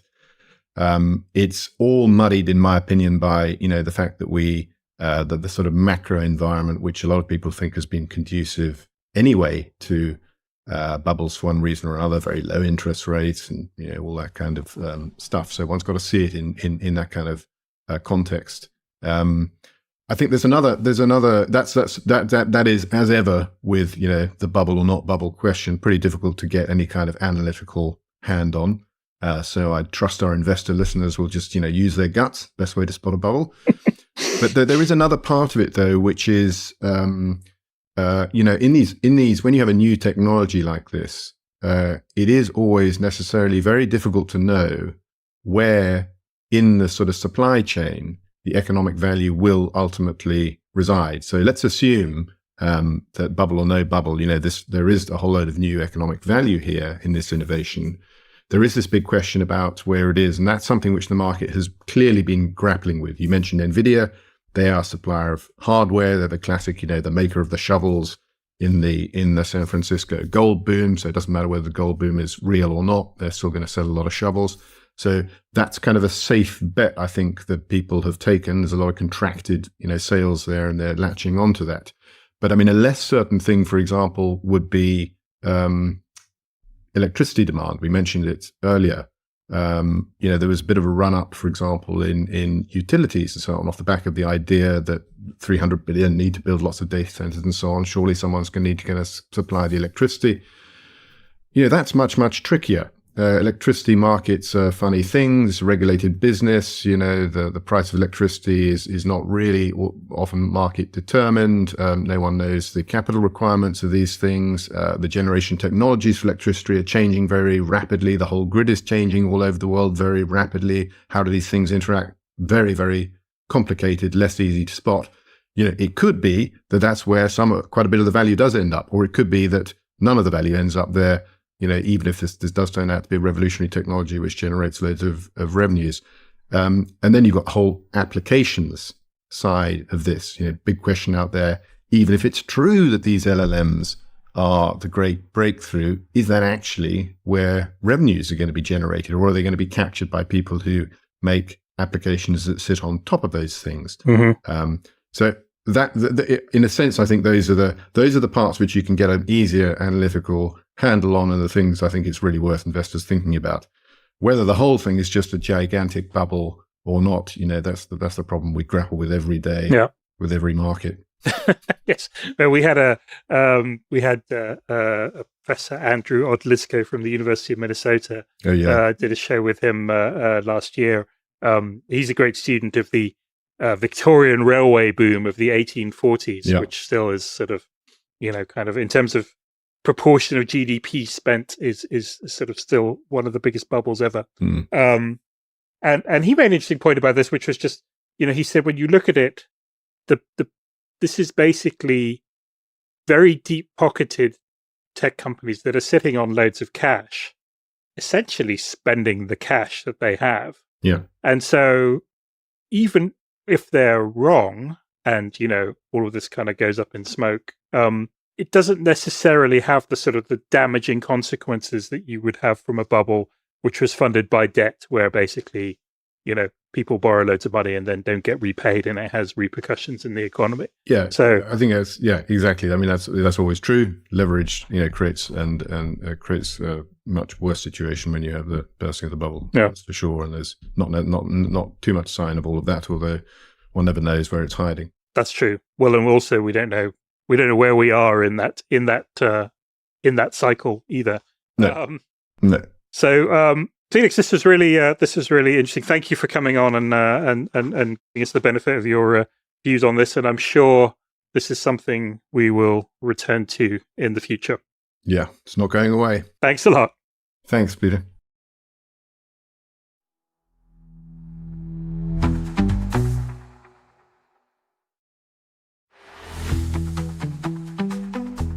That's it for this week's show. This podcast was produced by Oliver Taslich in London. You can listen to a new episode of The Big View every Tuesday on the Reuters app or your favourite platform. Don't forget to tune into our sister podcast, Viewsroom, every Thursday, as well as the other great podcasts from the Reuters team. If you liked what you heard, please follow The Big View and let us know what you thought. And check out our views on the biggest stories in business and finance every day at breakingviews.com and reuters.com.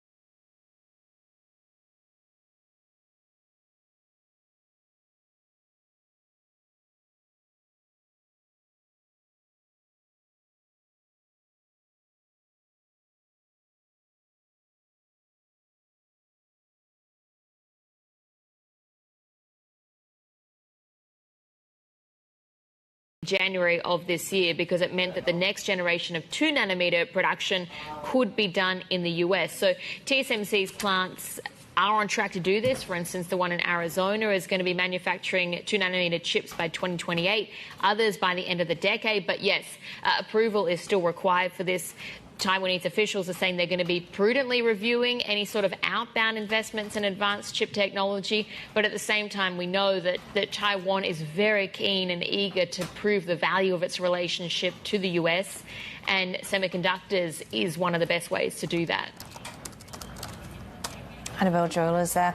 And some of the other stories, I should say, that we're following when it comes to corporate news this morning. Bloomberg has learnt that Tata Capital is seeking a valuation of as much as $11 billion in what could be India's biggest IPO this year. The company's board last week approved the listing of as many as 230 million shares, along with an offer for the sale of equity by existing shareholders.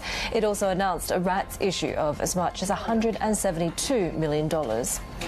Chinese electric vehicle maker BYD has raised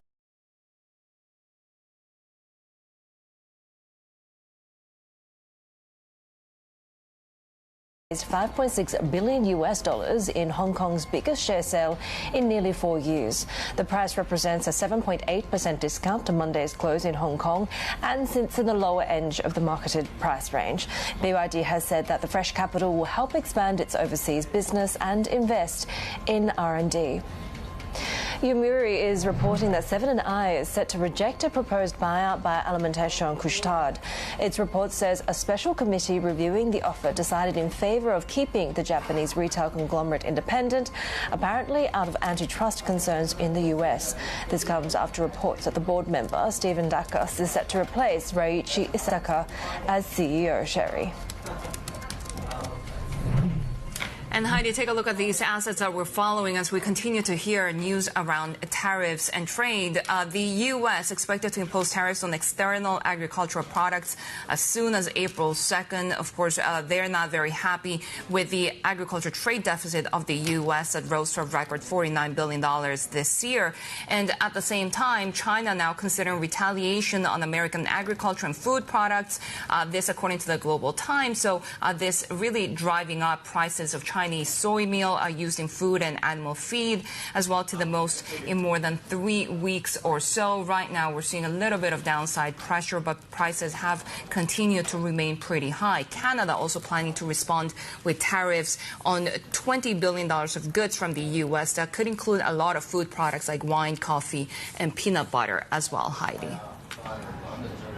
Well, taking a look at OPEC now, Sherry, and the unexpected supply hike could be the first in a series of monthly increases to revive production that's been halted for more than 2 years, as bringing our Calgary Bureau Chief Kevin Orland. So this development really caught the market so off guard, particularly in light of the deep scope of uncertainties, both on the supply side and the demand side here. That's right. The market had widely expected OPEC to put this to push off this production increase again. I mean, the output has been halted for about 2 years at this point, and OPEC has already pushed back this planned increase 3 times previously. And there had been some signals in recent weeks that OPEC was looking at pushing this back again one more time. The backdrop for oil prices right now is not great. Prices have slid a lot in the past couple of weeks, partly driven by that tariff threat and the chance that those may weigh on economic growth and weigh on oil demand around the world. And there's already projections, widespread projections for a surplus of oil this year, up to about 450,000 barrels a day later this year, according to the IEA. So the backdrop was already weak, and so I think that's a lot of why this particular move caught the market by surprise today. And as you might be able to see, it ended up with oil prices down about 2% for the day, the lowest prices this year. Yeah, because just a few weeks ago, we were still expecting them to actually delay this increase, right? So how much is it really to do with President Trump now coming into power and applying the pressure? Well, that's a great question, and it's really hard to know exactly what OPEC Plus, especially led by the Saudis and Russia, are thinking here. One school of thought is that with Trump in office, he has vowed to sort of return to a maximum pressure campaign on Iran and to try to curtail Iran's crude exports. And so it's possible that OPEC Plus has seen some room maybe to bring some more barrels back into the market from some of the other members to backfill any production that's lost from Iran. But it also could be a sort of offering an olive branch to President Trump. We saw Saudi Arabia a couple of weeks ago say that it was going to invest $600 billion in the U.S. So there could also be some element of OPEC Plus trying to make nice with Trump here. It's hard to know exactly what they're thinking, but it's hard to imagine that the Trump factor wasn't part of this decision. Bloomberg's Calgary Bureau Chief Kevin Orland there. The Trump factor is sort of permeating almost everything that we're seeing at the moment, including some of these stories that we're following, with President Trump saying that a minerals deal with Ukraine is still possible, despite his recent clash with the Ukrainian president. Trump told reporters that he'll provide more details when he makes an address to Congress on Tuesday. Zelensky said earlier that he was willing to meet with Trump again for a serious discussion on the minerals deal and peace plans. The EU is considering helping finance Central East nations to store natural gas in Ukraine next winter. Sources say the bloc could help support some purchases of non-Russian gas by landlocked Slovakia and Hungary, which would be shipped to Ukrainian storage. The fuel would then be sold to countries that used to rely on Russian gas. Australia's east coast is bracing for a tropical cyclone that's currently headed straight for Brisbane, the country's third biggest city. Cyclone Alfred is forecast to make landfall on Thursday or early Friday as a Category 2 storm. Brisbane hasn't felt the effects of a cyclone since 2017, and warnings now extend south into the state of New South Wales, which hasn't issued similar alerts since 1990. More ahead on the Asia trade. This is Bloomberg.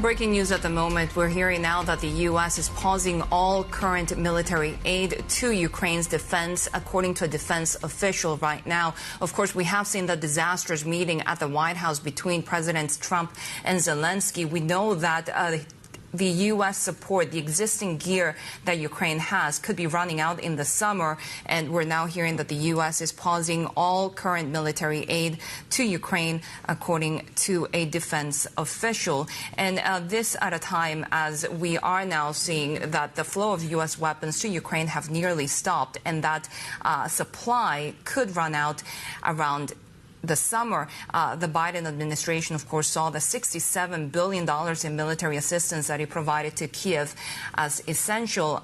President Trump right now sees any further aid as leverage. Of course, we continue to watch whether a minerals deal is coming into place with Ukraine, which seemed to be contingent on collaboration with Ukraine. And right now we're hearing from a defense official that the U.S. has paused all current military aid to Ukraine.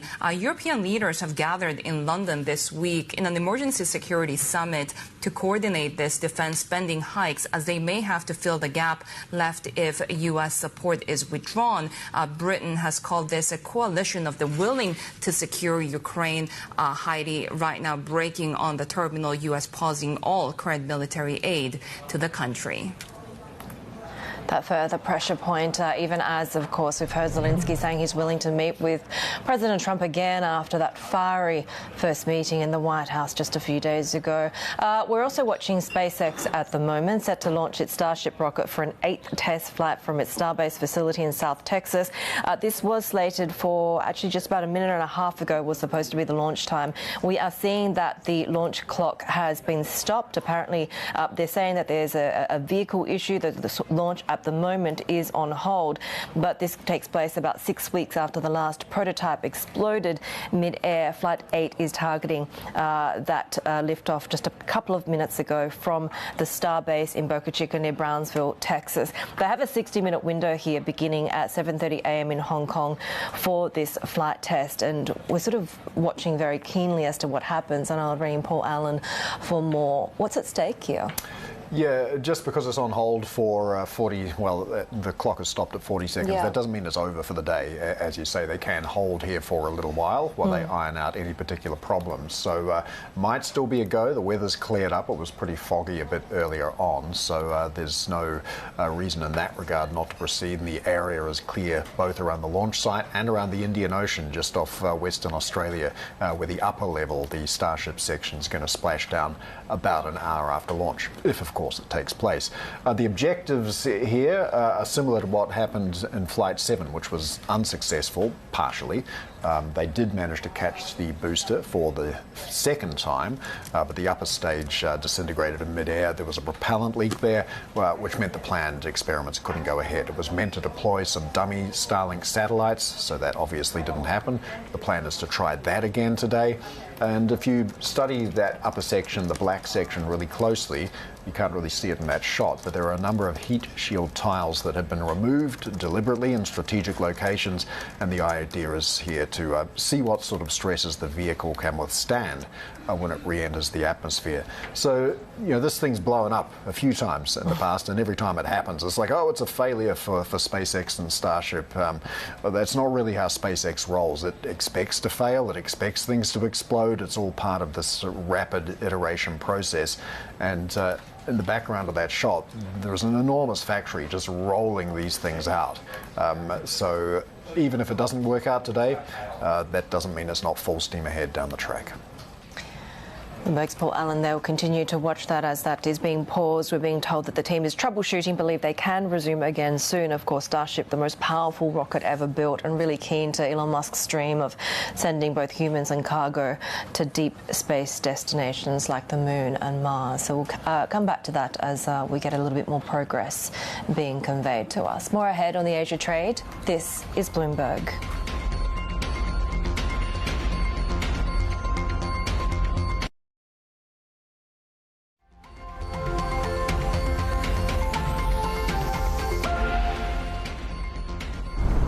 We have breaking news out of Japan. We are getting the latest capital spending numbers, and we are seeing businesses having scaled back capital investments in the final quarter of 2024. We're talking about capital spending year on year contracting 0.2%, which is a big fall from that 8% gain in the previous quarter and below expectations of gains of 5% for the fourth quarter. Of course, this all coming at a time when we're seeing more protectionist trade policies coming from the U.S. administration, tariff threats. So despite the fact that company profits for the fourth quarter were 13.5% acceleration, we are now seeing that scaling back by businesses when it comes to capital investments. Heidi.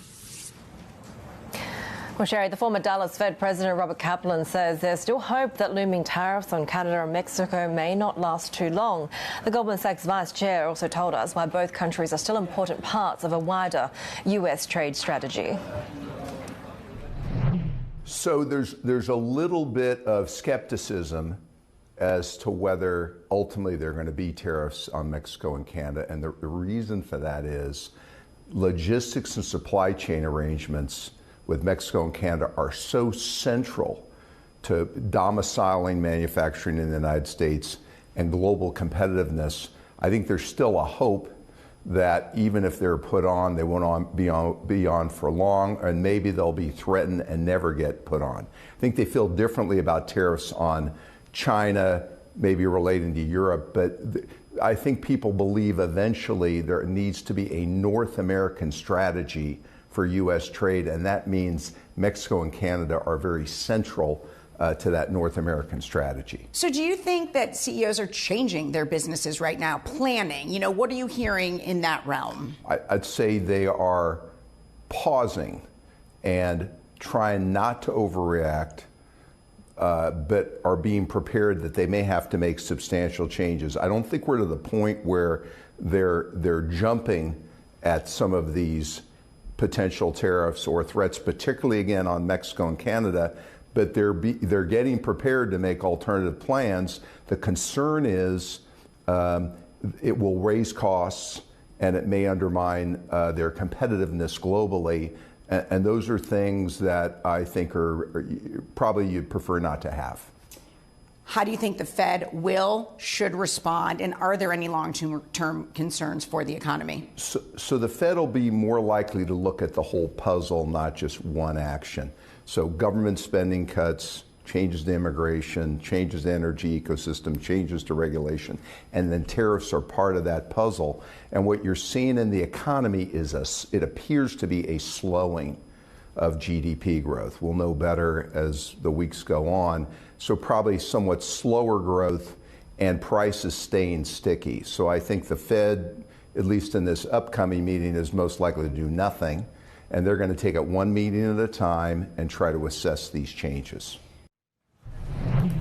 Goldman Sachs Vice Chair Robert Kaplan speaking with our colleague Julie Fine. Take a look at how oil prices are trading at the moment in the Asia session after falling to this year's low. Of course, we have seen now the surprise move by OPEC Plus to increase oil production by 138,000 barrels a day starting in April. They plan to restore 2.2 million barrels a day by 2026, all at a time when we continue to watch geopolitical tensions surrounding Russia, surrounding Ukraine.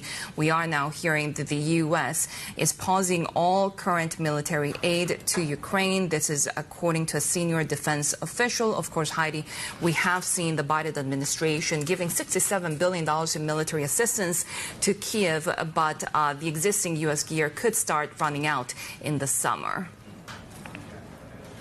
Sherry, we're going to get back to SpaceX. It looks like no launch today. SpaceX announcing that they're standing down from the Starship rocket test flight today. Of course, there was a pause. The launch countdown restarted and then it was paused again, and it is not going to go ahead today. This, of course, was going to be the 8th test when it comes to the Starship. The previous one, the 7th test, ended when it broke apart, and it was very quick turnaround being seen for SpaceX after that last attempt ended with that explosion less than 2 months ago. So that launch from the Starbase facility in Texas is not going ahead today. We'll wait to see if there's further developments in terms of a rescheduling. The market opens in Seoul and Tokyo are next. This is Bloomberg.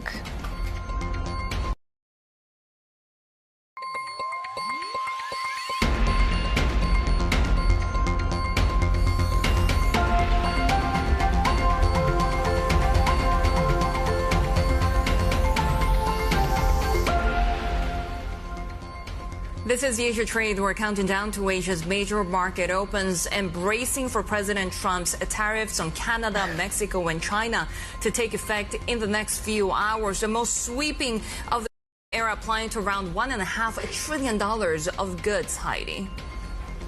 Yeah, Sherry, brace position is a good way to put it in terms of how investors and markets must be feeling at the moment. It's quite interesting that it seems like with that overnight session, particularly consolidated by the fact that we had the poor US eco data as well, it feels like this is a market that, you know, has really sprung from complacency or hope that these tariffs will kind of be able to be worked out or come to a compromise. And now really the reality is starting to hit. Yeah, we saw that worst sell-off of the year for Wall Street, with the S&P 500 now down about 5% since its February record high. And you can see right now the Nikkei trading to the downside at the open, 0.7%. The Japanese yen also stronger overnight as we saw that safe haven demand at around that 149 level. Also, we have idiosyncratic data here in Japan as well. Fourth quarter capital spending contracting instead of expanding, which was expected by economists. Really, business is scaling back those investments in the final quarter of 2024, given these concerns around trade, around tariffs as well. The jobless rate, though, 2.5%, very tight labor market. And take a look at the Kospi coming back from a holiday. We had seen the Korean won already at that 1 month low against the U.S. dollar. We saw industrial output data this morning contracting more than expected as well, more than 4% for South Korea. Of course, we continue to see that economic pressure in South Korea, given that this is a market very heavily exposed to tariffs, to exports, especially when it comes to semiconductors, car makers as well, Heidi.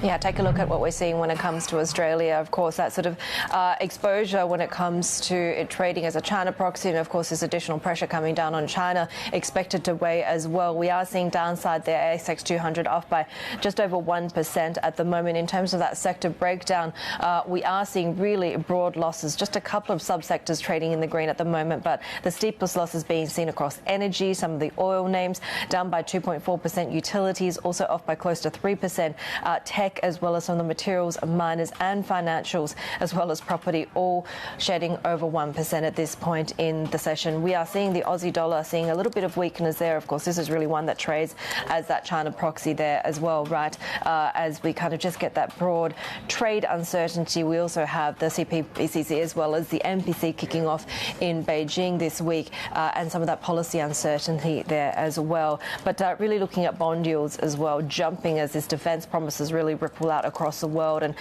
so much of the broader kind of trade and economy sort of uncertainty playing out. We saw Treasury yields falling to really multi-month lows, with that US growth story and resilience, right, Sherry, kind of in doubt now. Yeah, despite all of these risks, our next guest now saying that he remains constructive on Asia's three largest economies. Let's bring in Vikas Porshad, Asian Equities Portfolio Manager at M&G Investments. Vikas, always good to have you with us. So give us your reaction to the market moves today. Is this just a blip given that the tariffs are expected to go into effect? I mean, the rallies and the continued strength of the U.S. economy, U.S. markets has been pretty unstoppable. Hi, good morning, Sherry. Yes. Is it a blip? It's hard to say. But when you look at the valuations in the U.S., in the last couple of years, looking over longer time horizons, we're quite stretched, and especially so in the tech sector. And so I would not be surprised if the sell-off in the U.S. continues. There's still a lot of noise. Valuations are stretched. Earnings expectations are very, very high. We saw what happened to NVIDIA stock post-reporting. And that's consistent across the Mag 7 and other large leading tech companies in the U.S. When we turn our eyes to Asia, however, what we see is a very large expanding opportunity set across North Asia and South Asia, and the dislocations that we're seeing set things up well for genuine long-term investors. Our view is that these kinds of markets will highlight the difference between those who are traders in the short to intermediate term and those who are genuinely long-term investors, and for the latter, there are plenty of opportunities all across Asia. Is that why you like China? We like China and Japan and India for the medium to long term for different reasons. The high growth in India, yes, earnings expectations have been reset. The corporate governance transformation underway in Japan, which is nowhere near done. And in China, just the long-term dislocation from intrinsic value. Starting in the second half of 2023, this is one market where we have been consistently allocating more capital. This is China I'm talking about. And we see opportunities across sectors. Even in what is optically a weak economy for investors, it's a matter of public record that we were one of the 5 cornerstones in a big IPO that happened yesterday. And we continue to see opportunities like that across China, across market caps. And these companies are increasingly going global, which is a new angle that we came upon, I'll say, a year and a half, 2 years ago. So that's something we're very excited about as well.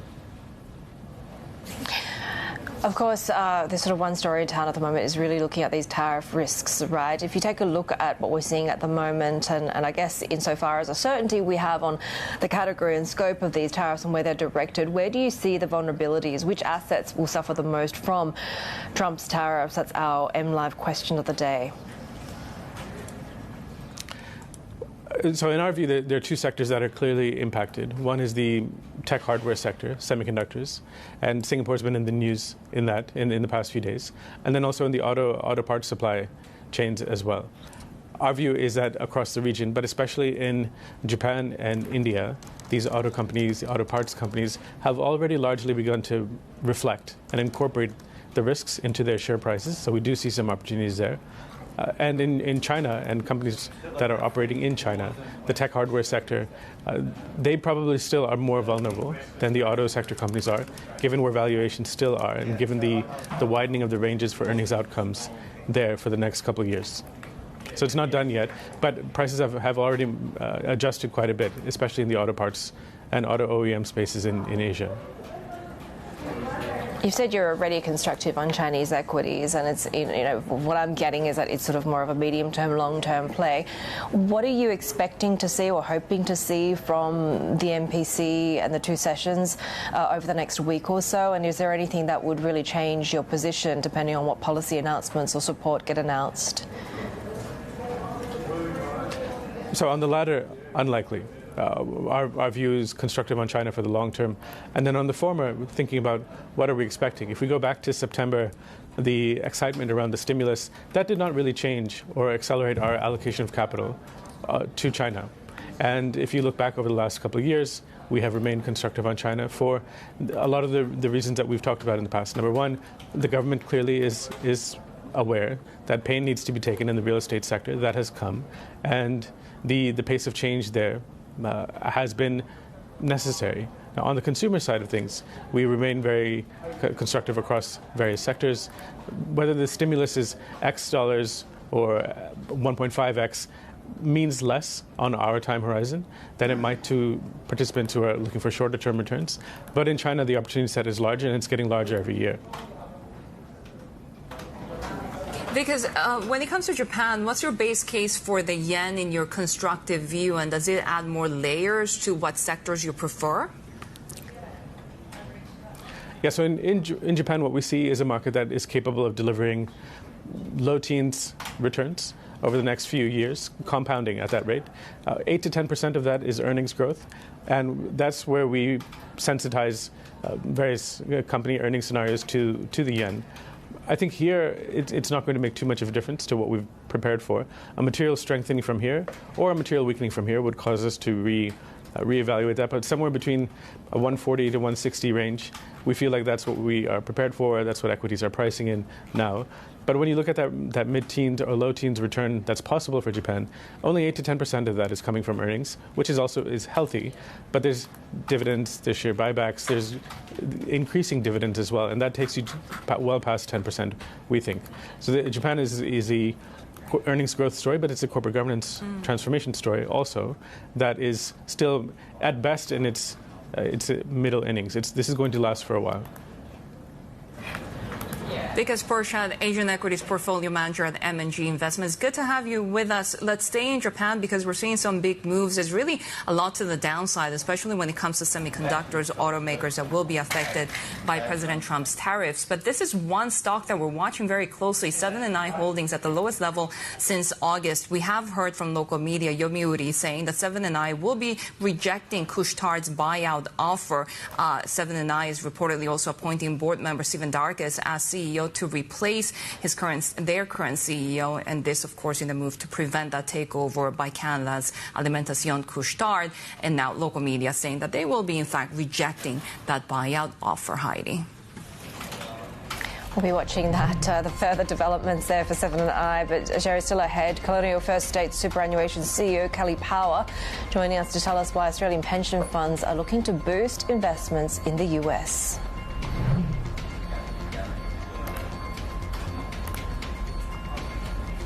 But first, we'll be live to Beijing with China's top political meeting set to begin just as President Trump doubles down on tariffs. This is Bloomberg.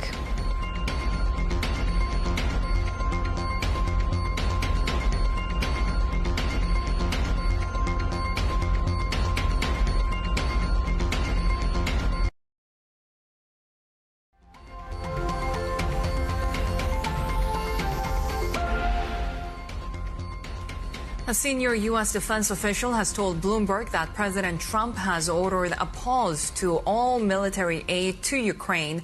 This comes just days after an Oval Office blow-up with the Ukrainian President Volodymyr Zelensky. News desk editor Jill Deacies has more on this, and this is, of course, something that Bloomberg has learned just now. How significant would this be for Ukraine? Well, this is a pretty significant escalation that we're talking about. So effectively, what we've been told is that the U.S. is pausing all current military aid to Ukraine until Trump determines that that Zelensky, the country's leaders, have really demonstrated a good faith commitment toward developing peace here. So this seems to apply to pretty much all military equipment that is not currently in Ukraine. That would include weapons in transit or awaiting in transit in areas in Poland, for example. We'll remind you that Trump really came into office with somewhere in the neighborhood of about $3.85 billion remaining in funding from the previous administration to use, toward these, types of support efforts. So it's really kind of unclear how much is ultimately, in effect here, or how much is affected here. But that does give you kind of the scale here. And I think the other thing, too, that's really important to point out here is that it kind of points to how much pressure Trump is really trying to put on Zelensky. I mean, we all witnessed that meeting, incredibly tense meeting in the Oval Office late last week. We've seen, Zelensky now kind of turn to European leaders, trying to get them to work with him. But at the center of all of this, the U.S. does remain a really, really critical partner in negotiations here, as they try to work toward a peace deal in this war. So we'll have to see ultimately how, this latest sort of pressure campaign from the Trump administration, feeds into what's developing here. Of course, the other pressure campaign has been tariffs, right? Mexico, Canada doubling down when it comes to China. What are we expecting? And President Trump is sort of talking tough, saying that time has run out for negotiations, but there is sort of always room for a deal at some point.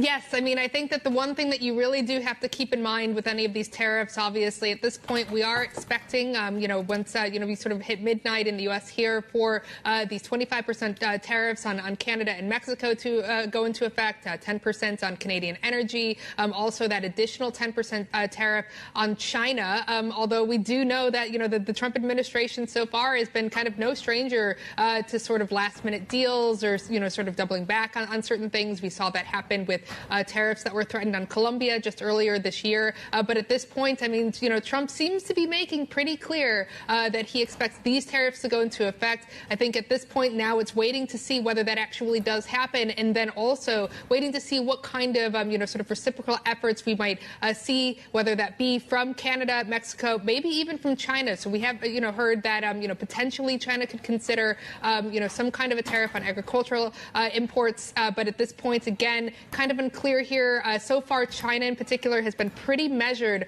with the types of responses they've made to previous tariffs from the Trump administration. So we'll see if there's any kind of a meaningful escalation there. Bloomberg News desk editor Jill Desis there. And Trump's doubling of tariffs on China comes at a time as the country's top political advisory body begins its week-long gathering in Beijing. Bloomberg's chief North Asia correspondent Stephen Engel joins us live now from outside the Forbidden City. And of course, it is two sessions season, right? And there's a lot on the agenda, and it's not just about China's domestic challenges. Yeah, that's right. But domestic challenges, I might remind you, are top front and center for those delegates that will be gathering here over the next week or so. We don't have the end date exactly yet, but it should last about a week based on last year's session. We have the CPPCC, which is the big advisory body, several thousand delegates from the Communist Party as well as non-Communist Party entities in the economy. They'll be gathering this afternoon at the Great Hall of the People ahead of the beginning of the National People's Congress, the annual session of Parliament beginning tomorrow morning, where Li Qiang will be giving his annual work report, where we're expected to get a fairly optimistic same GDP growth target of around 5% that we got last year, because again, we're expecting, the market's been expecting for months now, details of a larger stimulus package, including essentially raising that fiscal deficit or the budget deficit target from 3% upwards as high as possibly 4%. Some say around 3.8%. Still, it would be the highest target for the budget deficit in 3 decades. So they do have to pump trillions of yuan, many economists say, into this economy to kind of weather the slowdown in this economy that is exacerbated, no doubt, by the escalating Trump trade war and those added doubling of tariffs to 20%.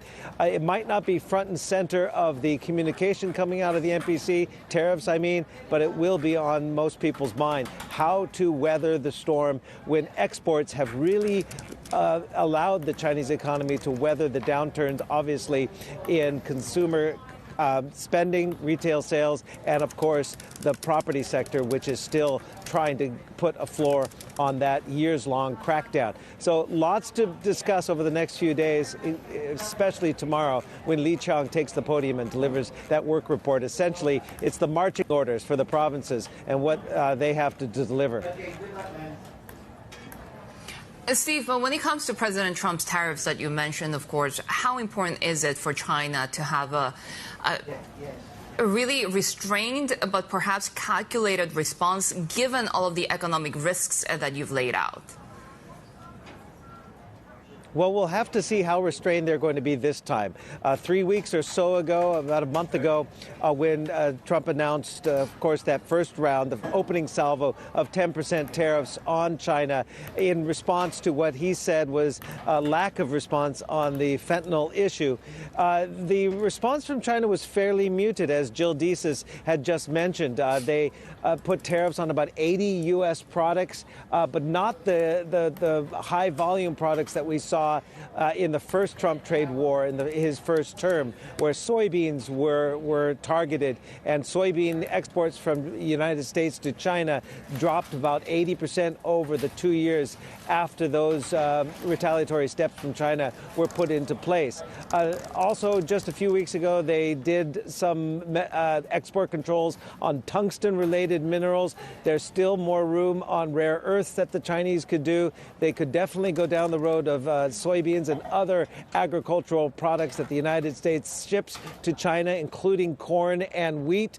So there are steps, and we got essentially a report yesterday from the Global Times, the state-run media newspaper, essentially saying that China is preparing. They quoted unnamed sources, but again, it's coming from state media, so it's a way for the Beijing leadership to telegraph their moves, that they're readying some fairly forceful moves to counter this escalation from 10% tariffs to 20% that Trump has just signed today.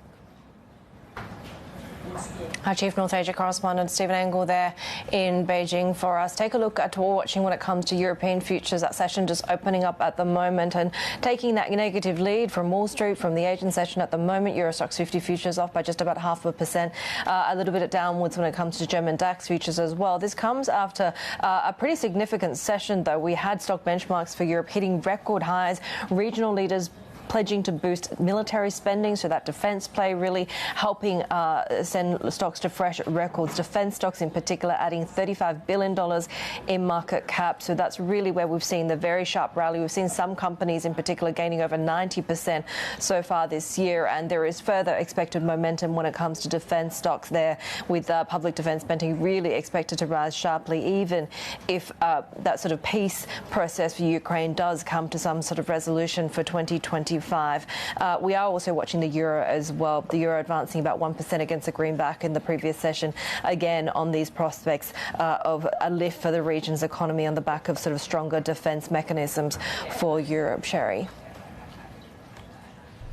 And momentum to the downside when it comes to Asian currencies, Heidi, because we continue to see the Thai baht, the Korean won under pressure. These currencies have already lost about 2% over the past week. Of course, we have fears over a global trade war. And of course, Asian central banks also cutting interest rates to support growth. So you can see the Bloomberg Asia Dollar Index now on a downtrend after a little bit of a rebound that we saw in January. For more, let's bring in Bloomberg Executive Editor for Asian Markets, Paul Dobson. Paul, good to have you with us at a time when President Trump also talked about the Chinese yuan, the Japanese yen, weakening that trend, and that weaker currencies are actually an unfair disadvantage to the U.S. But I mean, how inevitable is this given the macroeconomic fundamentals, and then you have all of these tensions around trade?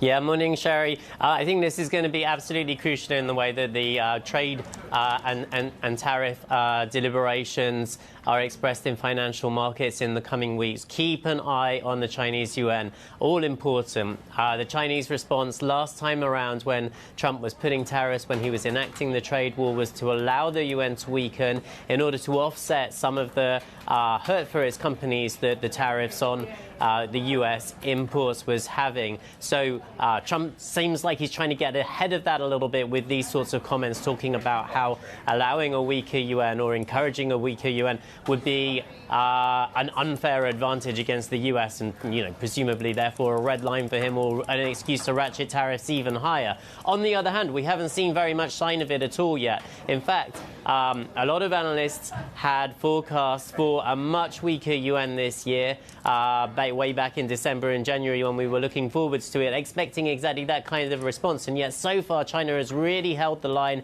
kept the currency very well behaved and well ordered around the fix. No real signs of weakness. And we saw in the last few days some of those strategists starting to pull back their forecast for how much weakness we would have as a result. That's really important because it anchors currencies for the rest of the region as well. Paul, when it comes to obviously the decline that we saw on Wall Street overnight, it wasn't just the tariffs, but also the weak ISM data as well, right? Do we feel like with this reality check for investors on tariffs, is the sort of US exceptionalism story looking a bit wobbly? Definitely, that's the way that the narrative has gone in the past few weeks. in financial markets. We went from this versatile expectation that Trump's tariffs are going to be very good for the economy. They're going to push forward growth. The tariffs, okay, they have some downsides, but on the other hand, they should boost home production and maybe raise inflation, which perhaps will be better news for equities than it will for bonds. That narrative seems to have flipped on its head. Now people are worried that Trump is going to do some harm to the economy, at least in the first half of his stay in office, maybe getting that bad news out of the way first of all. But that's driven a lot of cash back out of U.S. equities, a lot of underperformance there. And it is weakening the dollar, and it is undermining the dollar to a certain extent as well. We're seeing lower Treasury yields, people bringing back in bets that the Fed will have to cut interest rates again sooner. And so that has undercut the dollar. And as one thing that's a good news for Asian currencies that are under pressure as well. Bloomberg Executive Editor for Asian Markets, Paul Dobson there. Much more ahead on the Asia trade. This is Bloomberg.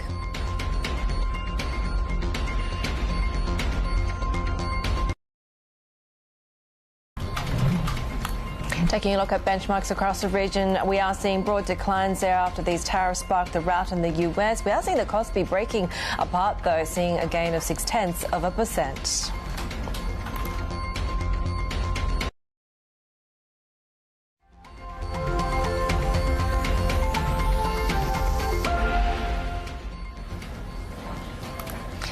We are getting some breaking news when it comes to what we're seeing from Goldman Sachs at the moment, with David Solomon speaking at an event here in Sydney, talking about how the Chinese economy faces significant headwinds. There's uncertainty over how Trump addresses the trade imbalance, and that the pendulum swing from heavy regulation to unlock growth as well. So that's what we're hearing. We're also getting breaking news when it comes to the RBA as well. The minutes of that February policy meeting where, of course, they moved to cut rates. They expressed caution about prospects of further easing. Of course, Governor Michelle Bullock really tried to talk down the prospects of this being a deep or significant easing cycle, given a lot of the extra fiscal spending and a lot of the trade uncertainties that are expected to impact Australia's economy. The future decisions will be guided by data and an assessment of risks, and that returning inflation to the target remains the highest priority, saying that the strongest reason for the cut was a signal from CPI as well as wage trends, which could mean more job capacity than thought. She also talks about the uncertainty when it comes to US and Trump policy, right, saying that US uncertainty could impact spending by firms, by households as well. They're mindful of keeping the policy tight for too long. And Sherry, that was one of the things that the Deputy Governor, Andrew Hauser, spoke to us about the modelling that saw that if they didn't cut in the previous decision, that there was a chance that the CPI was actually going to overshoot that target. Yeah, as we're digesting that Australian data, January retail sales rising 0.3% month on month, coming in line with expectations. Fourth quarter current account deficit also that 12.5 billion Aussie dollars. As we're also getting eco data out of South Korea, we are getting the manufacturing PMI numbers 49.9, just below that threshold of expansion. It's been fluctuating around those lines for South Korea as we continue to digest the industrial production numbers that we got for the month of January as well, with a bigger contraction for South Korea than was expected. Really a lot to do, of course, with what's happening on the front loading of a lot of this manufacturing because of potential tariffs and, of course, everything that's happening around the growth of the global economy. We're also following what's happening in the chip sector. Take a look at the semiconductor-related stocks across Asia. Of course, we have seen those tariffs to be implemented this week on Canada, Mexico, and China, but at the same time, there are more potential tariffs to come. April 2nd could be the time when we get sectoral tariffs on chips, pharmaceuticals, also automakers. So we're seeing the likes of, for example, SoftBank now falling as much as around 6% at one point, the most since mid-February. Of course, we had the overnight session as well. ARM Holdings closing down about 8% in New York. And you can see the downside across the board around Asian chip names. We'll also be watching shares of TSMC later after the world's top producer of AI chips pledged further investment into the U.S. CEO C.C. Wei joined President Trump at the White House for the announcement. Today, Taiwan Semiconductor is announcing that they will be investing at least $100 billion in new capital in the United States over the next short period of time to build state-of-the-art semiconductor manufacturing facilities. I think mostly it's going to be in Arizona. For more, our tech reporter Annabelle Drulers joins us. Belle, so this spending adding to other planned by TSMC in the U.S.? Yeah, that's right. So they've already committed $65 billion to date, but President Trump and also CCWA made it very clear in that presser that this $100 billion is going to be in addition to that. So it's clearly an investment that President Trump wants to see. We know he's made this very big push to ensure or at least try and make the US the #1 destination in the world for AI. It's a very intense competition between China. But the point is for today, TSMC, the world's biggest producer of AI chips, also its biggest customers, they are in the US, the likes of NVIDIA, Apple, of course. So bringing production to the US is a major investment, but it already builds on what TSMC is doing in the States. So in total, that presence now is going to be at 5 plants, or that's what's in the pipeline, but 3 for advanced wafer fabrication, 2 for advanced packaging. What's been the reaction from analysts so far? Yeah, we actually had some commentary out from our Bloomberg intelligence team, and I guess the sort of initial thought could be, what does this mean for margins and operating profit for the business? Because, of course, manufacturing in the US is significantly more expensive. But their view is actually over the longer term, this just continues to help TSMC essentially lock out any sort of threat from Intel that we know is also making a play into the foundry business. So they're saying that, yes, there could be some implied reduced profitability, but still when you've got this much production coming in the pipeline, it does mean that TSMC is going to be in a position to fully capture the demand from NVIDIA, Apple, other key customers in the US as well. So TSMC, I mean, you know, it's really been under pressure from the US administration going back to Trump's first term in office to shift more of its advanced capabilities to the States. And so this is also part of that effort from Taiwan to continue to prove its value strategically to the Trump administration.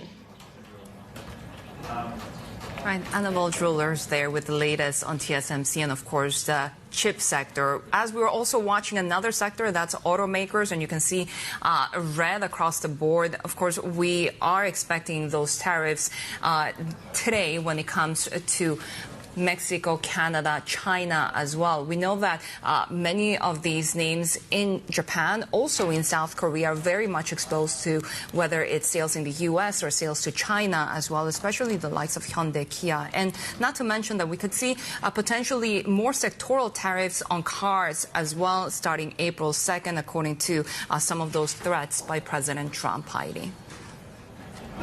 Taking a look, Share, at some of the other corporate stories that we're watching. The Chinese electric vehicle maker BYD has raised $5.6 billion in Hong Kong's biggest share sale in nearly 4 years. The price represents a 7.8% discount to Monday's close and sits in the lower end of the marketed price range. BYD has said the fresh capital will help expand its overseas business and invest in R&D. Yomiuri is reporting that Seven & I is set to reject a proposed buyout by Alimentation Couche-Tard. Its report says a special committee reviewing the offer decided in favour of keeping the Japanese retail conglomerate independent, apparently out of antitrust concerns in the US. This comes after reports that board member Stephen Dacus is set to replace Ryuichi Isaka as CEO. We are going to head back to what we're hearing when it comes to the event here in Sydney, where David Solomon from Goldman Sachs has been speaking. He's been now talking about the growth potential when it comes to AI. He says he's a huge bull on AI over the next 5 years.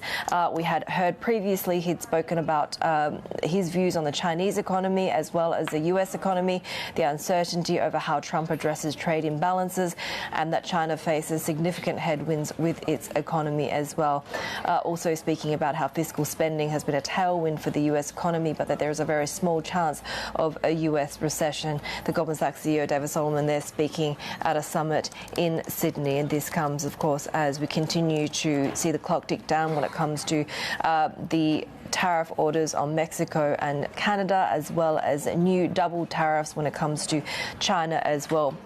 The tariffs are kicking off on Tuesday for Canada and Mexico to apply to around $1.5 trillion in annual imports at 25% on all imports from Canada and Mexico, except for Canadian energy at a 10% rate as well. So we'll be watching for that, of course, as David Solomon really comments on the policy uncertainty that's facing the US economy right now. More ahead on the Asia trade. This is Bloomberg.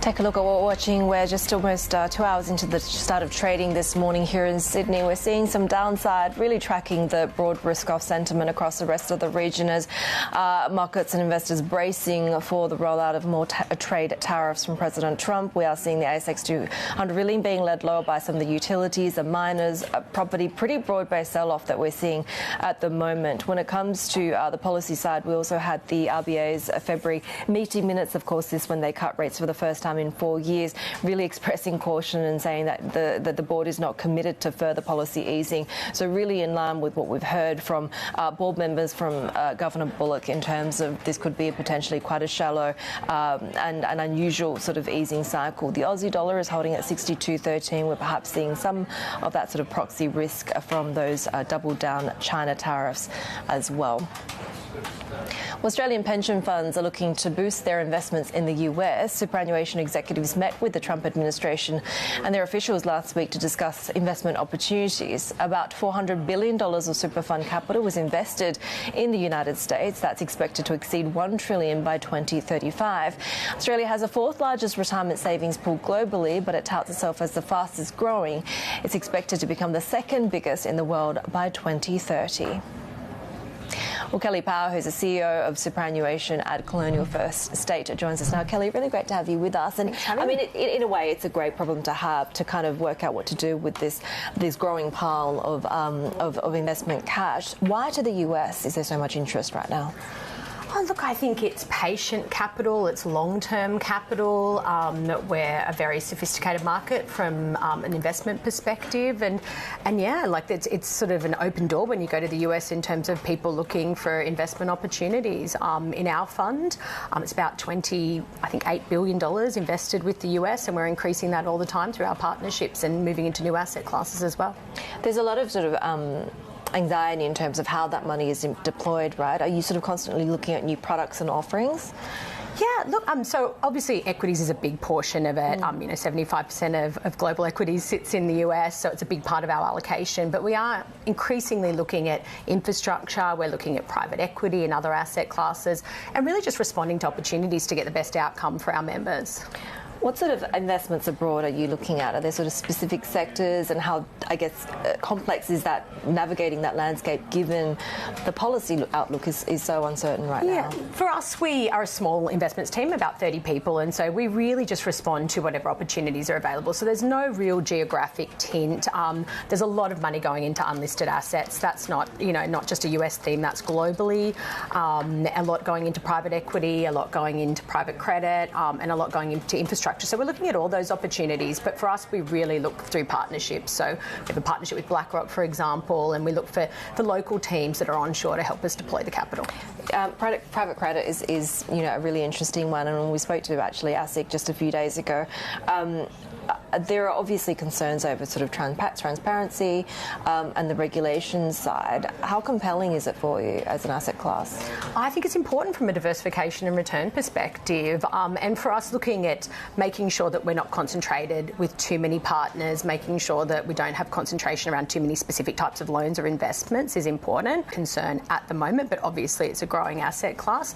So we're making sure that we've got the right partners with the right track record in this space. Is private market reporting something that you think will reform or change?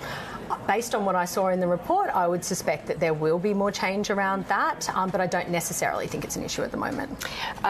We're talking a little bit about sort of attitudes around retirement and anxiety, particularly amidst, still high inflation and a cost of living crisis.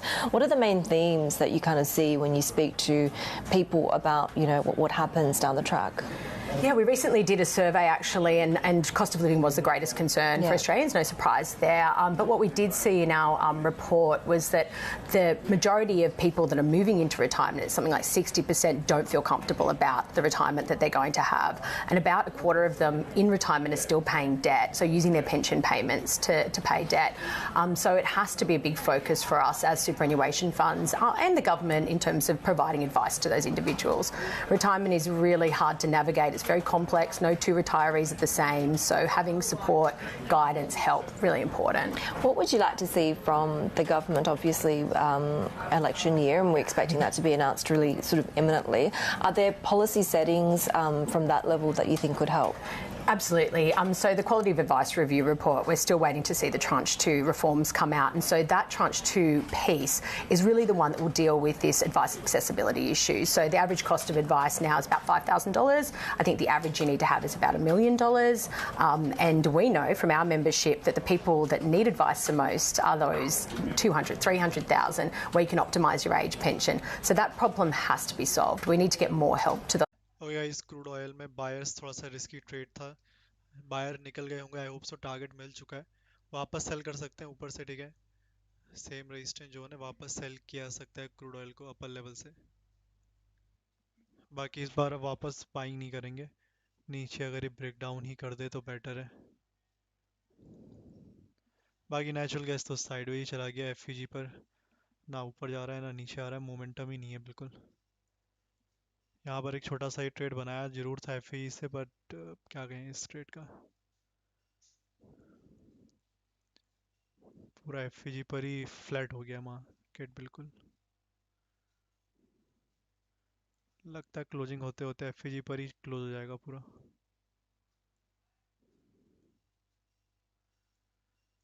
थोड़ा सा ऊपर आके selling they दे या फिर नीचे ही आ जाए price, अब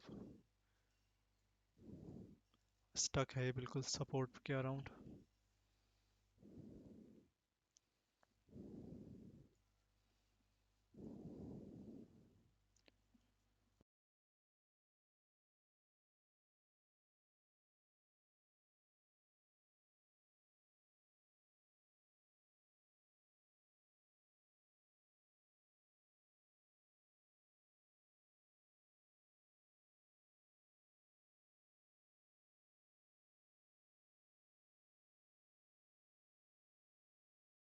ठीक है, क्रूड ऑयल में थोड़ा टारगेट बड़ा रखेंगे अब सेलिंग के लिए, अगर नीचे आता है तो फिर 5850 के अराउंड बेटर रहेगा मेरे अकॉर्डिंग, लगभग 100 पॉइंट अप्रॉक्सीमेटली मान के चलो, कहाँ तक जाएगा नीचे का टारगेट,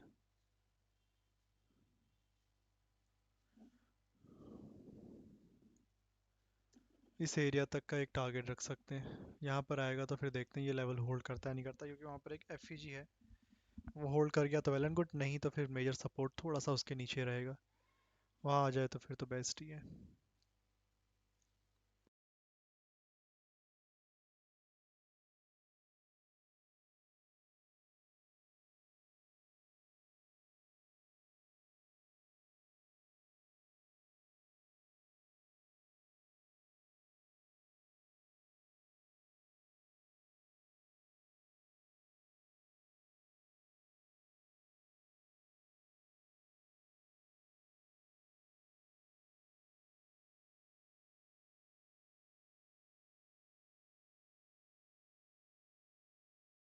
लगभग 90 to 100 पॉइंट का टारगेट दिखा रहा है ये, come something, which is good I think selling side पे।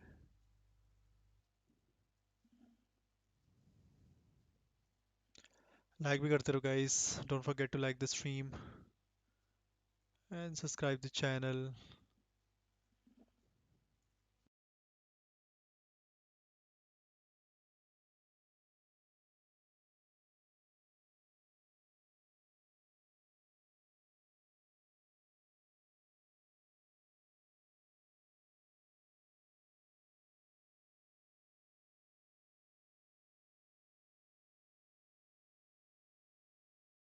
बाकी और कोई न्यूज़ तो नहीं है आज।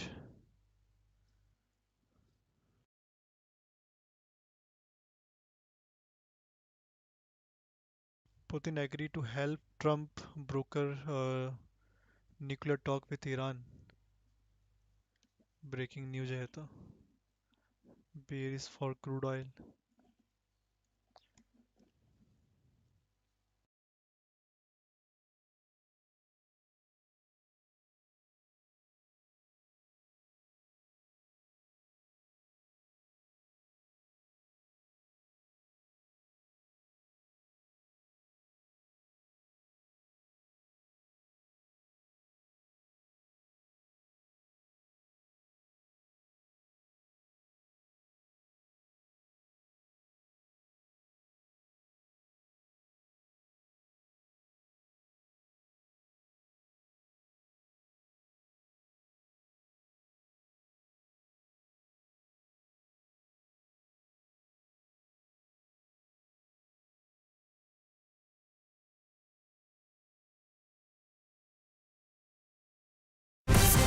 News when you want it with Bloomberg News Now. I'm Nathan Hager. And I'm Karen Moscow. Karen, we begin with tariffs. President Trump has made good on a promise of sweeping levies on China and North American allies. As of midnight, most goods from Canada and Mexico now face a 25% charge, while the tariff on Chinese goods has been doubled to 20%.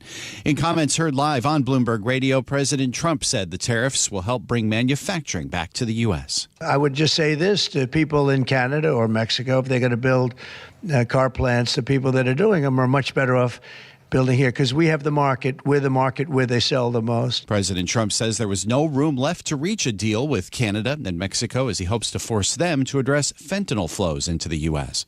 Vast amounts of fentanyl have poured into our country from Mexico, and as you know, also from China, where it goes to Mexico and goes to Canada. And China also had an additional 10, so it's 10 plus 10. And it comes in from Canada and it comes in from Mexico. And President Trump added the tariffs will be exciting for U.S. automakers. The administration has delayed the removal of a so-called de minimis exemption for now. That means Canada and Mexico can continue shipping low-cost goods over the border without a tariff. Well, Nathan, Trump's move has prompted a swift retaliation from Canada and China. Canada has imposed phased levels on $107 billion worth of U.S. goods, while China imposed tariffs as high as 15%, mainly on agricultural shipments. Meanwhile, Mexican President Claudia Sheinbaum said her government would await for the tariffs to go into effect before reacting, but they are ready to respond. Canadian Foreign Minister Melanie Joly spoke before the tariffs were put into place. We know that this is an existential threat to us, and there are thousands of jobs in Canada at stake. Now, we've done the work. We are ready should the U.S. decide to launch their trade war. Canadian Foreign Minister Melanie Joly said her government was ready to go ahead with retaliatory duties. And Karen, President Trump also announced he's imposing tariffs on external agricultural products on April 2nd. He didn't provide detail on which products would be affected or if there'd be any exemptions. The U.S. agriculture trade deficit is projected to hit a record $49 billion this year. Well, Nathan, all this has sparked a bearish mood across markets. Asian shares sold off, and the S&P 500 suffered its worst drop of the year. Joe Livornia was chief economist at the White House National Economic Council during President Trump's first term. He told Bloomberg's Balance of Power the markets might have not priced in Trump's move. The markets also, I think, were not believing the president was serious with these tariffs. So today might just reflect the fact that for much, I think, of this year, there was thoughts that they would actually never be implemented or be watered down. So I think today was really a reality check for many investors. Former Trump official Joe Livornia notes that Wall Street's so-called fear gauge, the VIX, hit its highest level since December. And tonight, Karen, many are going to be watching as President Trump addresses Congress for the first time in his second term. Bloomberg's Amy Morris is in Washington with a preview. Since his re-election, President Trump has blazed across the federal government, dismantling norms and traditions and parts of the government itself, firing thousands of federal workers, closing agencies, and positioning the U.S. closer to Russia. All issues that may overshadow his address to Congress. The White House says President Trump will also discuss his economic agenda. In Washington, Amy Morris, Bloomberg Radio. Amy, thank you. And for full coverage of the president's address to a joint session of Congress, stay with Bloomberg for a special edition of Balance of Power with Joe Matthew and Kaylee Lines. It starts at 8 p.m. Wall Street time on Bloomberg Radio, Bloomberg Television, and the Bloomberg Podcasts page on YouTube. Well, Nathan, China's biggest political event of the year is underway. Policymakers are expected to push China's official budget deficit target to its highest level in over 3 decades at the National People's Congress. It would pump trillions of yuan into a system battling in deflation, a property crash, and the new U.S. trade clash. Investors will look for hints as to whether the gathering can help sustain a recent equity rally. Elsewhere in geopolitics, Karen, President Trump is pausing all U.S. military aid. Tells Bloomberg the freeze will remain in effect until the president decides Ukraine's leader, Volodymyr Zelensky, is committed to peace. The president was asked about his recent meeting with Zelensky. He said he thinks the war's going to go on for a long time. And he better not be right about that. This morning, the Kremlin said the suspension of aid is the best contribution to peace. President Trump had kept the door open to signing the minerals deal with Ukraine that was scrapped last week. He calls it a great deal for the U.S.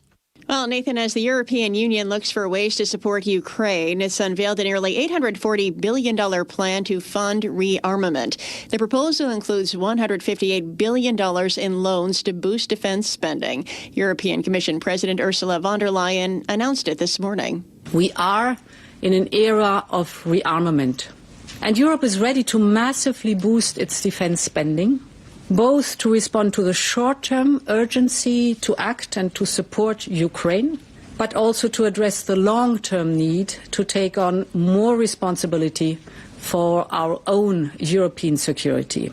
And EC President Ursula von der Leyen sent a letter to EU member states listing possible options to bolster national defense in the near term. Time now for the Bloomberg Sports Update, and we bring in John Stashower. John. Thanks, Karen. It's been a great season for the Oklahoma City Thunder. 50th win of the season was 137-128 over Houston as Shai Gilgeous-Alexander, who's the likely NBA MVP, poured in 51 points. Second-ranked Duke blew out Wake Forest. The star freshman Cooper Flagg scored 28. Third-ranked Houston beat Kansas. The price of winning the Super Bowl, the Philadelphia Eagles have had to release 6-time Pro Bowl cornerback Darius Slay for salary cap purposes. That's your Bloomberg Sports Update. Thanks, John. And that's news when you want it with Bloomberg News Now. I'm Karen Moscow. I'm Nathan Hager, and this is Bloomberg.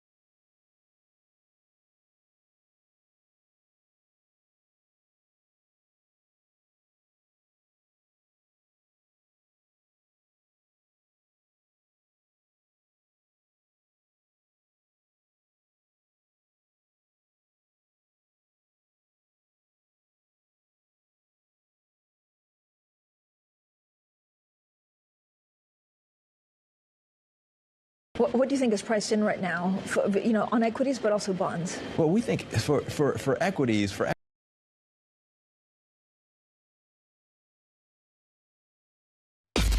From the heart of where innovation, money, and power collide in Silicon Valley and beyond, this is Bloomberg Technology with Caroline Hyde and Ed Ludlow.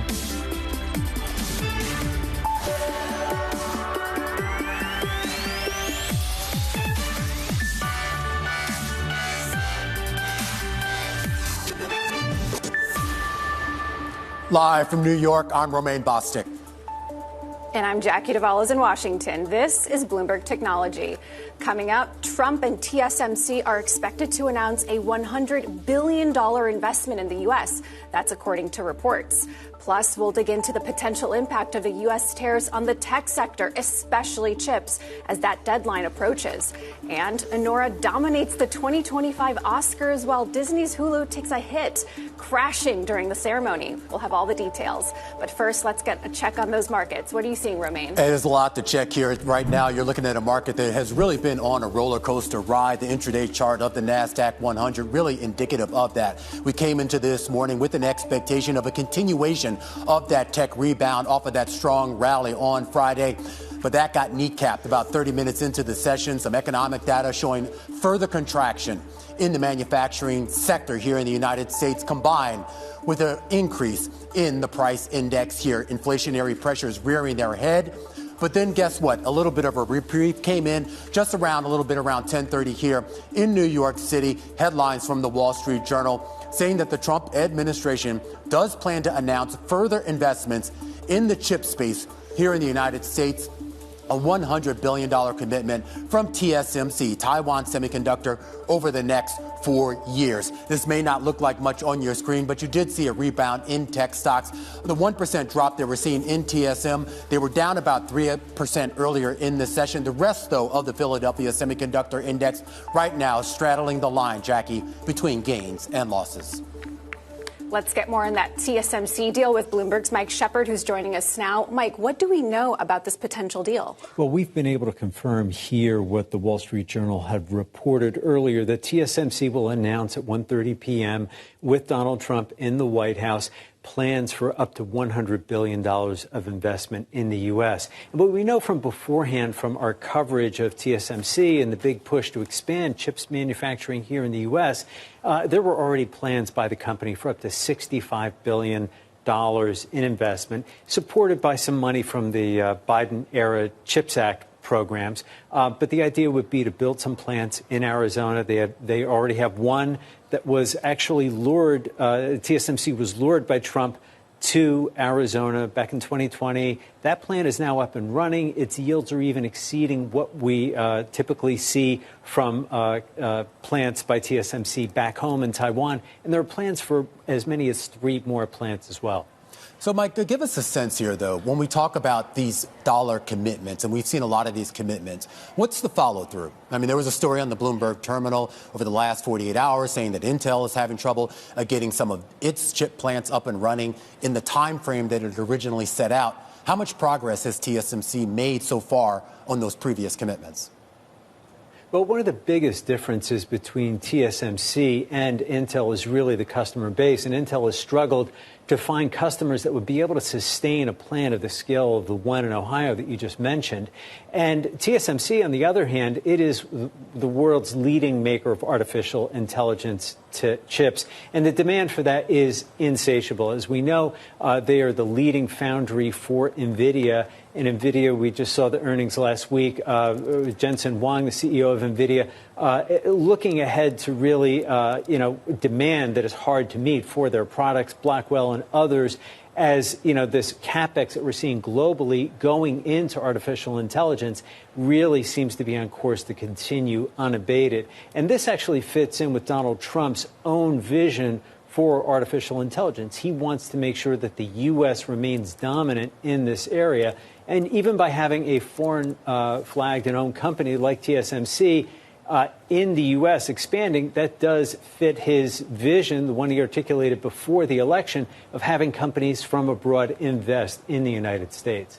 All right, Mike Shepard, our man in D.C. there, as we await that press conference, that announcement by President Donald Trump, scheduled for 1:30 p.m. out of Washington. We should point out the Philadelphia Semiconductor Index has been on a ride, down 1%, up a couple of percent, now straddling the line between gains and losses. No help from NVIDIA, no help from TSMC, but you are seeing a lot of the other names rally here into that session. Lam Research, Lattice, and Intel among your big gainers.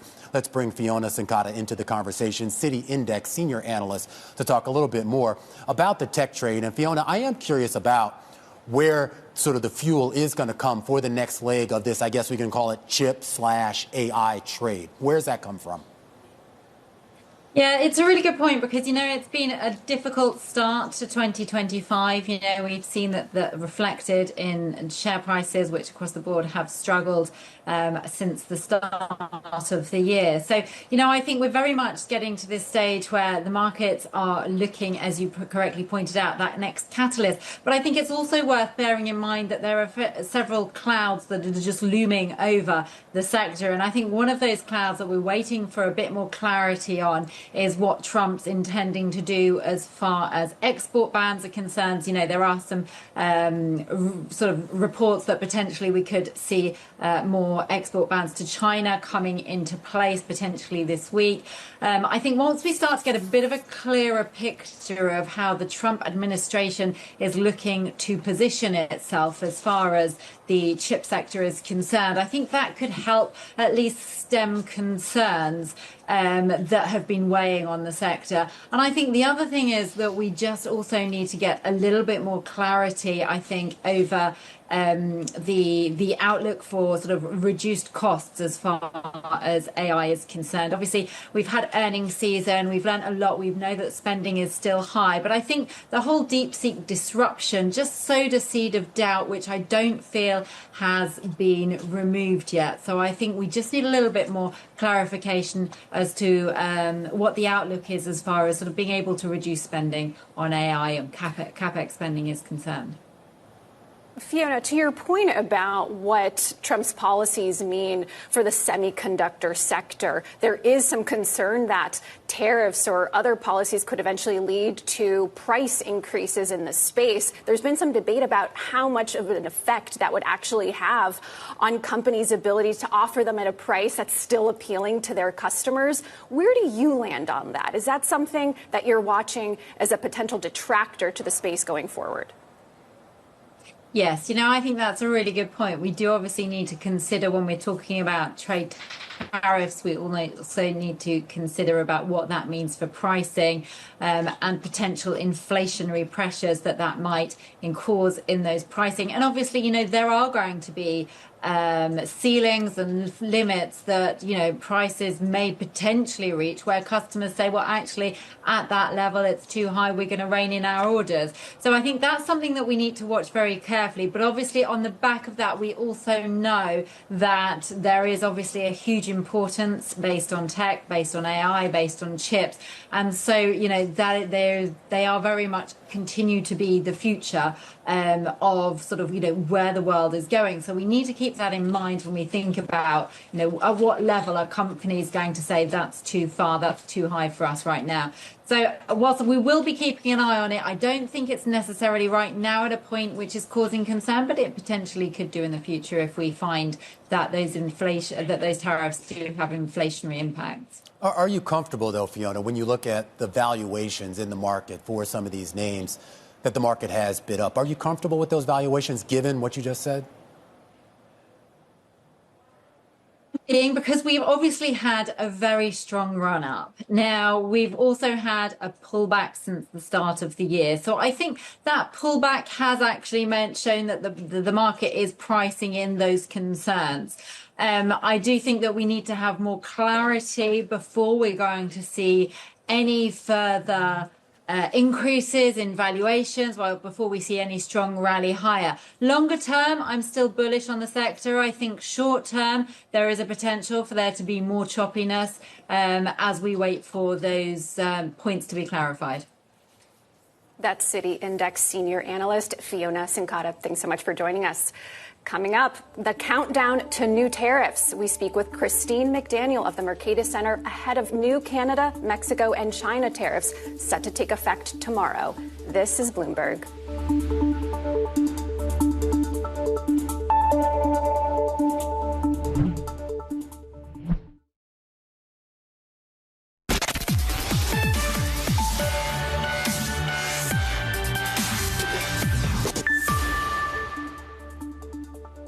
President Trump's sweeping tariffs is set to take effect tomorrow, placing new 25% levies on Canada and Mexico and an additional 10% on China. For more on the global tariffs impact, Christine McDaniel, Senior Research Fellow at the Mercator Center, joins us now. Christine, we've heard a lot about tariffs over the last couple weeks. Talk to us about the scope and scale of these compared to what's been discussed in the past. So these are much larger than what has been discussed in the past, not only in terms of magnitude of the tariffs, but also in terms of the amount of trade that it will affect. So, the North American economy is a powerhouse, and the U.S. is at the center of that. It's a big, big part of it. It's a big producer. It's a big consumer. We have products going back and forth across the border several times before it ends in a finished product. Just looking at the tech and chip sector alone, just doing some back of the envelope this morning, we're talking about $53 billion in tariffs paid. So the U.S. imports from Canada about $43 billion worth in tech and chips, and for Mexico it's about $168 billion. So 25% of that, over $50 billion in tariffs, and that's going to come out of the North American economy, and so whether it's Mexico, U.S., or Canada, depending on different market factors, but it's definitely not going to lower prices for U.S. consumers, and so it's just a matter of how much it will raise prices. Yeah. And then overall, just looking at the entire North American trading relationship, we're looking at $227 billion in tariffs. So, these are not small numbers. Yeah, well, let's break it down here into some of the industry-specific areas. We focused a lot on this network on kind of the bigger areas like automotives. Obviously, commodities are going to be impacted as well. But in the area of technology, are there sort of direct tariffs that we should be looking at that could actually impact technology products that are crossing the borders? Yeah, yes. I mean, there's so many. I mean, so look at the raw materials, coming from Canada, the component production that happens in some in Canada, a lot in Mexico, the assembly, testing, and packaging that happens largely in Mexico. That will all really hurt the pricing power of U.S. Sellers, U.S. businesses here. And it will either eat into their profit margins, or they'll pass it on to U.S. consumers, or the Canadians and Mexicans will take a hit. I mean, we're looking at a sector where there's been like $500 billion to $1 trillion of investment announced just in the U.S. and recently.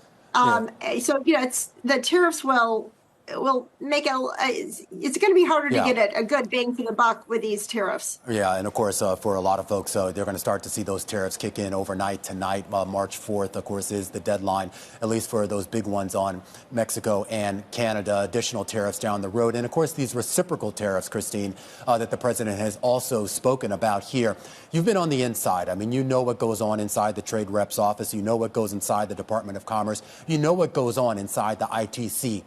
Are those mechanisms for debate and, more importantly, for negotiation still there, or is this pretty much a negotiating process that begins and ends with Trump himself? Yeah, this is a very different USTR commerce experience, than what was under George W. Bush administration. There is, of course, interagency analysis and meetings that happen, but in terms of to what extent that analysis really feeds into and can affect the president's decision making is something else. I mean, I remember with in the Bush administration, we had a number of interagency meetings where we always were asked, what would be the national economic effect? Is this in the national economic interest? And the White House was always interested in the downstream effects. I mean, very seriously interested. And that would often come into be a pretty big part of their decision making. You don't necessarily see that with this current administration, but it's still early days. I mean, there's still several hours of the day left. And Commerce Secretary Lutnick over the weekend said the situation is fluid, that they feel apparently that Canada and Mexico have made a lot of progress on the border, and they're very happy. They've had the lowest crossing ever on the border, but they're still concerned, if fentanyl continues to come into the country. So maybe it won't be 25%, maybe it will be something less. So everybody's under sort of a wait and see approach, which apparently is, what they like people to be in that position. Well, the clock is ticking right now. Christine McDaniel over at the Mercatus Center, a long career, of course, in Washington, as we now turn our attention to another part of the market that is affected by what's going on in Washington, and that is cryptocurrencies. Over the weekend, the president turned to Truth Social to announce his plans for a strategic crypto reserve, which would include lesser-known digital assets like XRP and Solana. The news ignited an immediate crypto rally, a rally that has pared back quite a bit over the last few hours here. Vildana Heyrick joining us right now, who covers crypto for us here at Bloomberg. We have seen a bit of a turnaround in some of these coins, Vildana. We should point out some of the crypto stocks like Marathon and a few others, MicroStrategy as well, still in the green. How much stock can we put in that announcement that Trump made over the weekend about this cryptocurrency reserve, as well as this big crypto summit that's coming up on Friday at the White House? I think it's a really good question. And the key thing to keep in mind is that we just are lacking a ton of details. So we had the social media announcement over the weekend that mentioned these, maybe we can call them lesser known coins. And later the president tweeted again to say that, Bitcoin and Ether, of course, are going to be included as well. I think it's not unsurprising to see the initial enthusiasm leading to a rally in prices and then sort of the comeback. It's something we've seen in cryptocurrencies in the past couple of weeks, in the past couple of months. It's sort of historically something that's been part of the cryptocurrency market where you see the initial euphoria and then a drawdown following, maybe once things settle down a little bit and people start to look at the announcement a bit more skeptically. But I do think that we definitely need to just have much more information on the strategic crypto reserve before we can make any solid proclamations. Speaking of skepticism, Vildana, here in Washington, some Republican lawmakers who are allies of Trump have actually pushed back on the notion of using taxpayer dollars to fund risky assets like crypto. So this idea of a crypto reserve, what would that look like in practice? I know it's still a bit theoretical, but could you kind of break that down for us a bit? Right. That's one of the key considerations, I think. And if we think back to early January when the initial announcement about the strategic reserve was made, I think the administration had said something like it would be funded with seizures, lawful seizures. So, whenever there's, an FBI raid, for example, or something along those lines, because the government does have crypto holdings from such activities and such actions. So I think the initial idea that part of that would be coming from things like that, but we just don't know. And I think some of the skepticism that we've seen in the wake of this weekend's announcement does have to deal with that, where people are questioning where actually would the funding be coming from. That's Bloomberg's Vildana Heyrick. Thank you so much for joining us. Coming up, a Texas startup lands its spacecraft on the moon. We'll discuss what this means for the future of space exploration and the U.S. position in the space race. This is Bloomberg.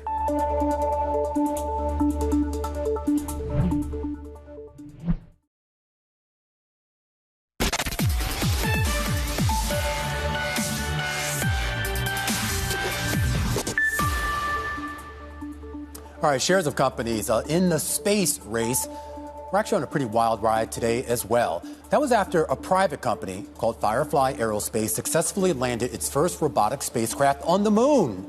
That was over the weekend, a partnership with NASA that had taken it on its journey on January 15th. The spacecraft carrying 10 tools and experiments built by NASA, including a drill that would bury itself into the lunar soil to test the temperature there. You can see some of the other stocks here related to Firefly moving on that news, including Rocket Lab and AST Space Mobile. Lauren Grush joining us right now to talk a little bit more about what we learned. And this was pretty momentous. Only the second time, I believe, in history we've had a commercial spacecraft successfully touched down on the moon. Of course, Lunar, one of the stocks we showed there, Intuitive Machines, did it, I think, sometime back last year here. What was the significance of what happened over the weekend, specifically when it came to Firefly, Lauren?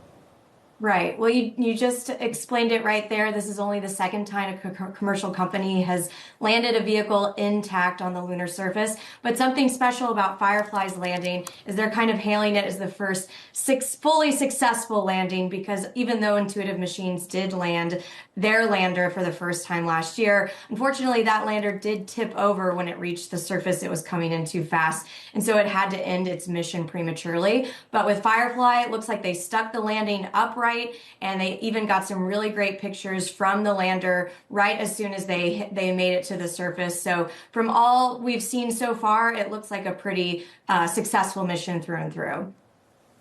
Lauren, how much room is there for startups that are operating in the space race to really get in here? Because a lot of the news that we hear is around SpaceX. Yeah, absolutely. I mean, this specific mission, Blue Ghost, was part of an overall NASA effort to help fund private and public companies to develop lunar landers to reach the surface of the moon. So this is something that NASA really wants, a very diverse ecosystem of commercial companies. And so they've been partially funding landers to transport instruments and experiments and tools to the lunar surface to help learn more about the moon as part of its ongoing efforts to eventually land humans on the surface of the moon. So this is what NASA wants. They want more companies than just SpaceX, getting all of the headlines. And so far, it looks like their efforts, while they've had some mixed success, are starting to have more success as well. That's Bloomberg's Lauren Gresh. Thanks for joining us. What are you looking at, Romain? All right, Jackie, time for Talking Tech. And first up, we're going to take a look at BYD, the company looking to raise as much as $5.2 billion in a primary placement. According to terms seen by Bloomberg, the Chinese automaker offered 118 million shares at 333 to 345 Hong Kong dollars each. That's a discount of almost 8.4% to Monday's closing price in Hong Kong.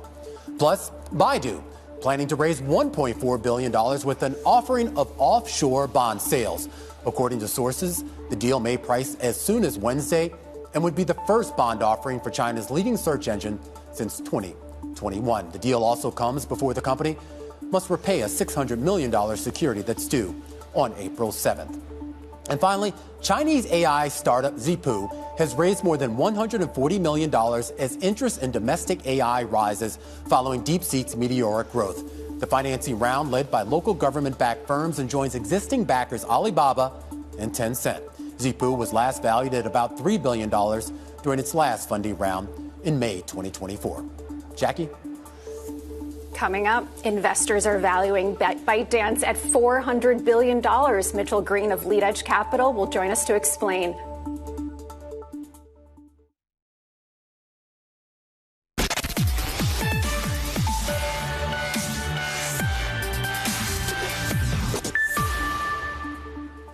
Welcome back to Bloomberg Technology. Caroline Hyde and Ed Lowe are off. I'm Romain Bostic in New York.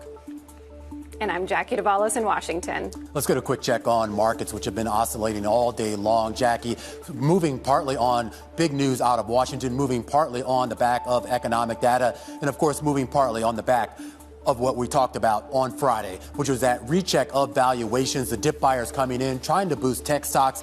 That trade fading a little bit here on this Monday morning. The NVIDIA leading the charge down about 5% here on the day. But when you take a look at the rest of the Mag 7, a bit of a mixed bag. You are seeing people come back into Tesla. You did see a bid earlier in the day into Meta. A lot of people taking a look at that big drop in valuations that we would seen over the past few days and weeks. A Mag 7 as a whole, Jackie, still in correction territory. Maybe that provides a dip buying moment for some investors, but for others, maybe it's just stay on the sidelines.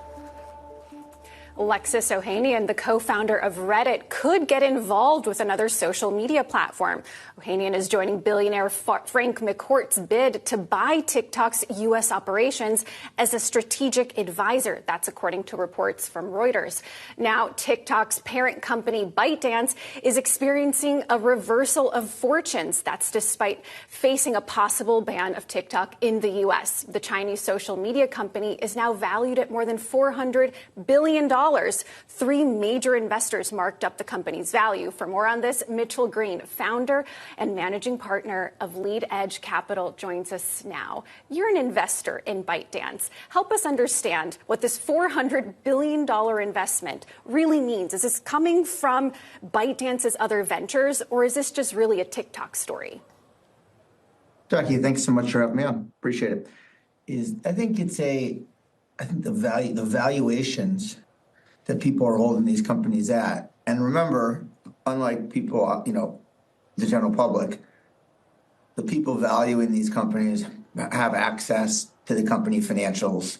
And I'm not going to sit and talk about the financials about, private company on TV. However, the fundamentals, fundamentals of the business are extremely strong. And I think this is actually more of a Chinese story supporting the fundamentals than a U.S. TikTok story. Look, in our model, we actually zero out the U.S. business and make it worth nothing. And we've done that over the last year or so because there's so much uncertainty with what's going on. But you can make it work very well, valuing the business in the U.S. at zero. Well, that's what I'm curious about here, Mitchell, because when we talk about this idea, particularly this run-up we've seen in a lot of the other stocks in China, on this idea that there is not just homegrown in terms of the supply of what's going on to this market, but the idea that the demand itself will also be homegrown.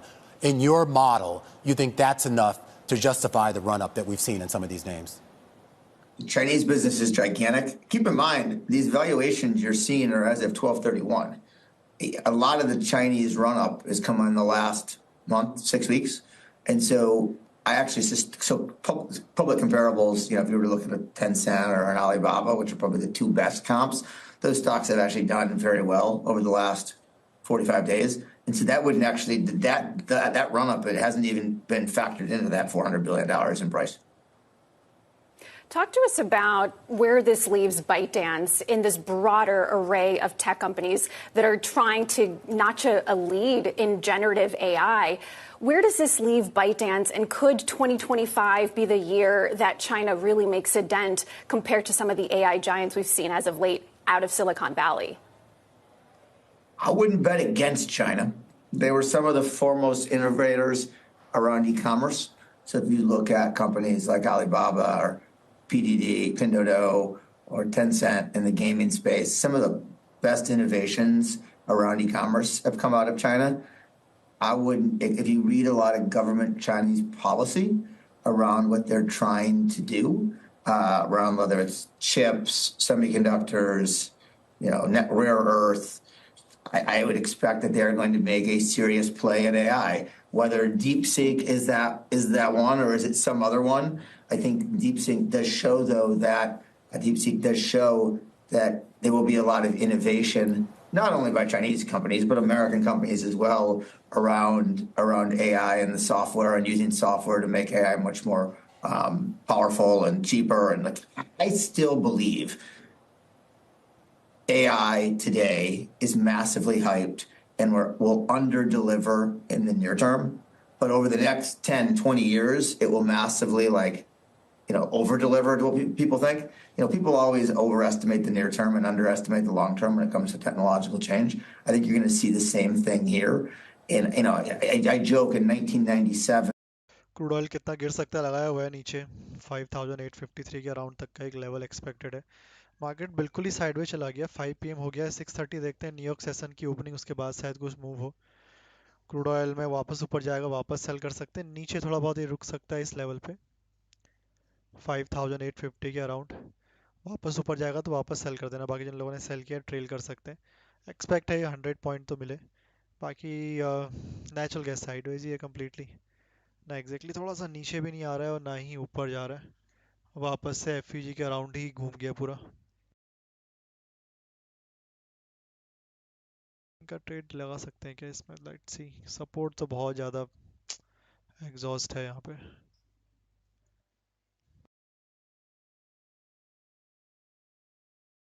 यहाँ पर एक ना natural gas में selling का trade बना लो. Natural gas में एक selling का ट्रेड.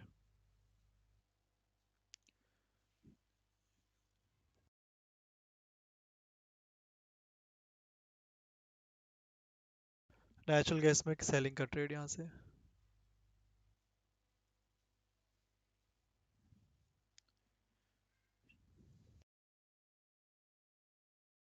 इसको नीचे ही है शायद, रुक रहा है बस।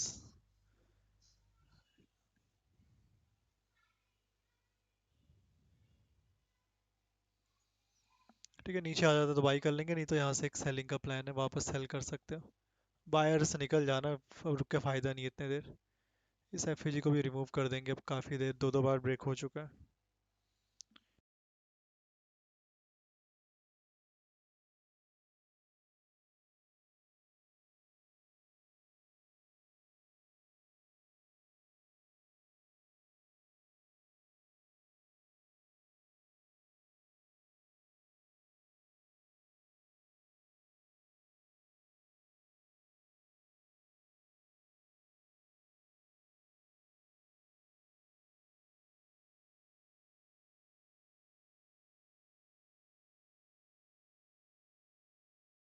ये एक छोटा सा ट्रेड एक्सपेक्ट करते हैं, एफएजी को रिमूव कर देना, अब जरूरत नहीं है।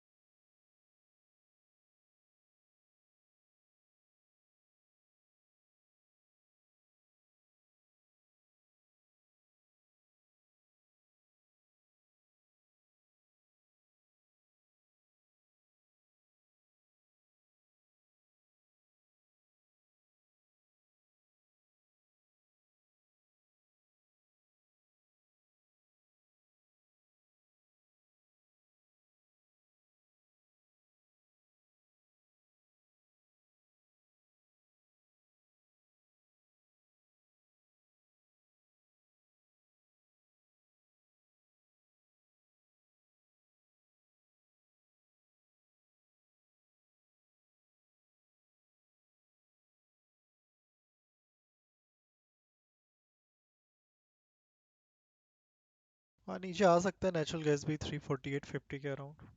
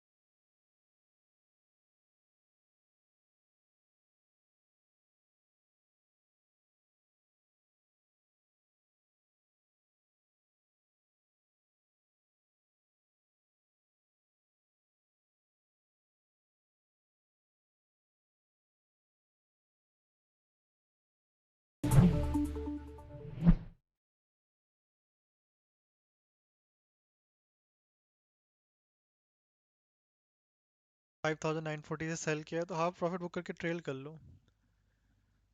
फाइनल टारगेट ये रहेगा, ट्रेल कर सकते हो अब 630 तक, कहीं ऐसी साइडवेज ना चला जाए। ठीक है, क्रूड ऑयल ऊपर से सेल किया है, टारगेट नीचे लगा रखा है, 5850 के अराउंड है, ट्रेल कर लो बट हाफ प्रॉफिट बुक करके एसएल कॉस्ट पे रख लो, वापस ऊपर जाएगा वापस सेल कर देंगे भले ही। थोड़ा टारगेट बड़ा है, ये 100 पॉइंट का टारगेट है तो रिस्क नहीं उठा सकते। बाकी नेचुरल गैस में लगाया हुआ है, ये भी एक अच्छा ट्रेड है। लाइक भी करते रहो guys, don't forget to like the stream and subscribe the channel. Stream थोड़ा मॉर्निंग पे स्टार्ट करेंगे अब से, ठीक है, मॉर्निंग पे ही होगा एंड इवनिंग पे थोड़ा जल्दी क्लोज कर देंगे, मतलब वही रात को 11-12 बजे तक नहीं चलेगी स्ट्रीम, थोड़ा पहले ही क्लोज कर देंगे 9-10 बजे के आसपास।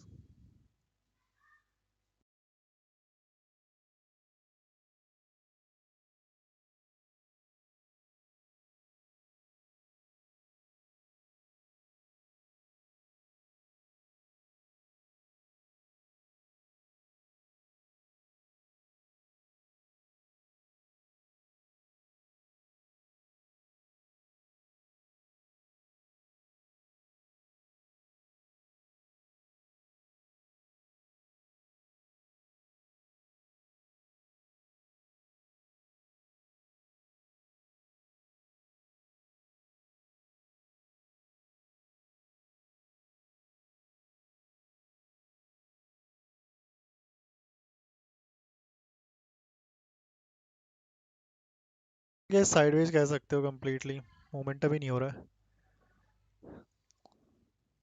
स्टक हो गया प्राइस भी।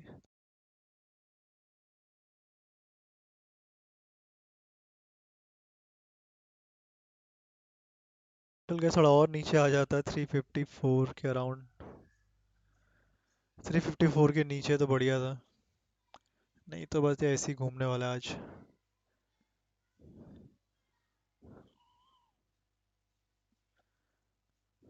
पूरा एफईजी का ही गेम चल रहा है यहाँ पर, एक बिल्कुल परफेक्ट, क्या कह सकते हैं इसको, सिमेट्रिकल ट्रायंगल पैटर्न तो नहीं है,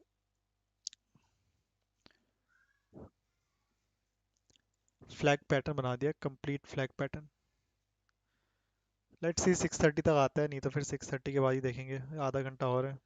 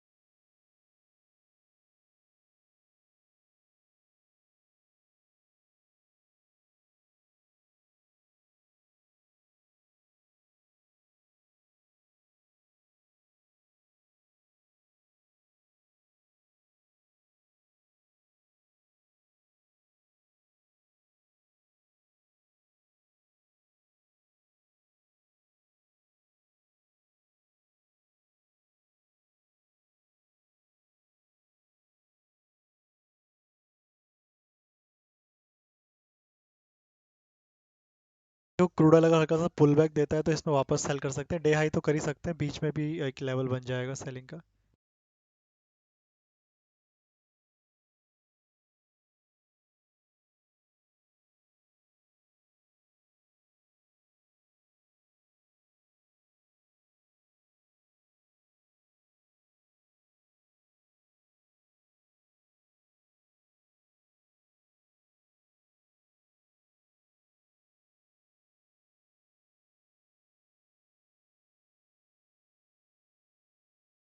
फाइव 5920 से 930 के बीच में वापस कर सकते हो, बाकी हाफ प्रॉफिट बुक करके ट्रेल जरूर करना, क्रूड ऑयल का एक पुल बैक आने वाला है यहाँ पे, एक्सपेक्टेड ही है।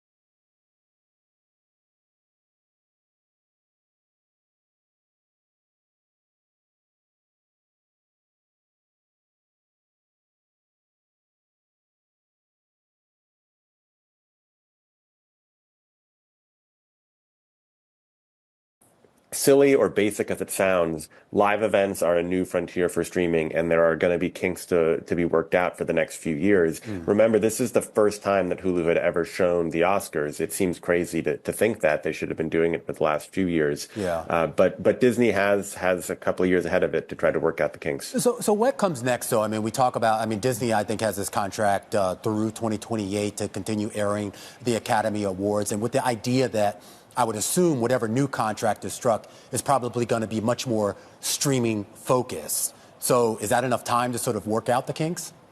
Yeah, I think it's plenty of time to work it out. I mean, you look at Netflix, even from Mike Tyson, Jake Paul to NFL Christmas Day.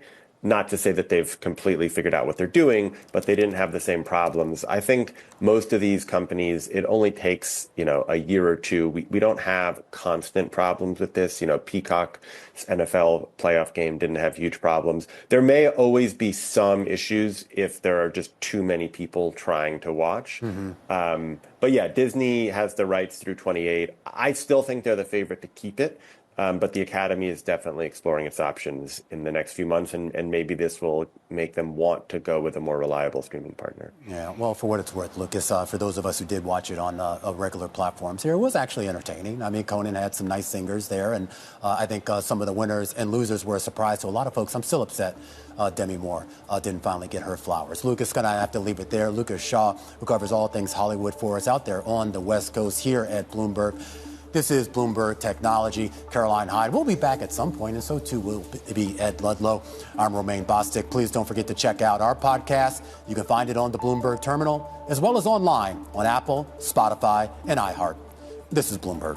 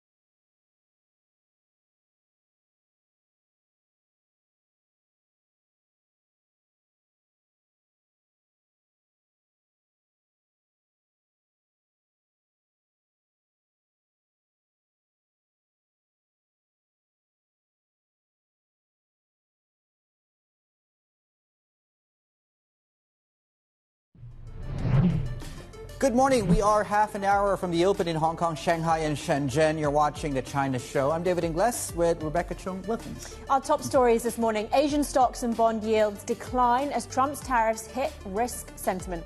China is vowing necessary measures to defend its interests as the U.S. doubles levies to 20%, while telling Canada and Mexico there's no room left for negotiation. Now, Trump also pausing all military aid to Ukraine, turning up really the heat on Vladimir Zelensky days after their clash at the White House. Also ahead, BYD raises more than $5 billion in Hong Kong's biggest share sale in nearly 4 years.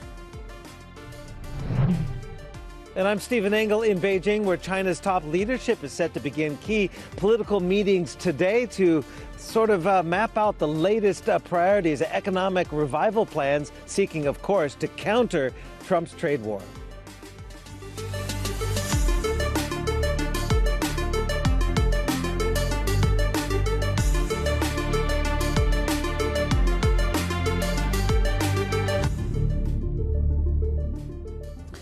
Good morning. Welcome to the show. To say that there is lots to unpack is an understatement. When you look at these markets, though, it doesn't seem, and I think the other point we want to make too is it doesn't seem we are overly concerned when you look at price action today, although that could change, obviously. All that being said, there's a lot of news flow coming through, which we'll get to in a moment with our team just about across the world. The story across markets, I'll just make this very, very simple. Stocks are slightly lower, 0.3%, although that is, I guess, in some ways being offset by some of the moves in Korea, which is that market, of course, that is reopening today. The markets that are, I guess, fairly representative of risk appetite, particularly when you look at things like tech, AI, semiconductors. So you have Taiwan, for example, 1.6% to the downside. That's coming online right now. U.S. 10-year yield continuing to see some downside right now. We're down 2.5 right now on the 10-year, which effectively puts the 413 handle, the low. Nitin Kumar ji question पूछोगे तभी तो answer दूंगा. Screen पर ही बैठे हुए हैं, कोई question ही नहीं पूछ रहा तो क्या बोले. बाकी ट्रेड लगे हुए हैं सामने, कोई क्वेश्चन है तो पूछ सकते हो. मेरी वॉइस नहीं आ रही होगी, न्यूज़ की वॉइस आ रही होगी. कल में सेल किया हुआ तो हाफ प्रॉफिट बुक करके ट्रेल कर लेना, पुल बैक आएगा तो वापस सेल कर सकते हो. बाकी अब 630 पर ही देखते हैं, 630 के बाद ही शायद कुछ मूव करेगा. नेचुरल गैस भी एफईजी के अराउंड ही घूम गया. ऊपर एक रेजिस्टेंस था, वहाँ कल भी सेलिंग आई थी, आज भी सेलिंग आई, फिर एफई से ऐसा लग रहा था बाइंग आएगी. थोड़ा बहुत क्या, ये 11 बजे से 6 घंटे ही रुका रह गया. अब यहाँ पर एक सेलिंग का ट्रेड एफईजी से ही बना है. देखते हैं थोड़ा नीचे आता है तो वापस यहाँ इस लेवल के नीचे क्लोजिंग दे दे 353 के नीचे तो बढ़िया हो जाएगा. बाकी फिर 630 वाला, ये बाकी डेटा कुछ नहीं है आज खास. There is no data schedule for today.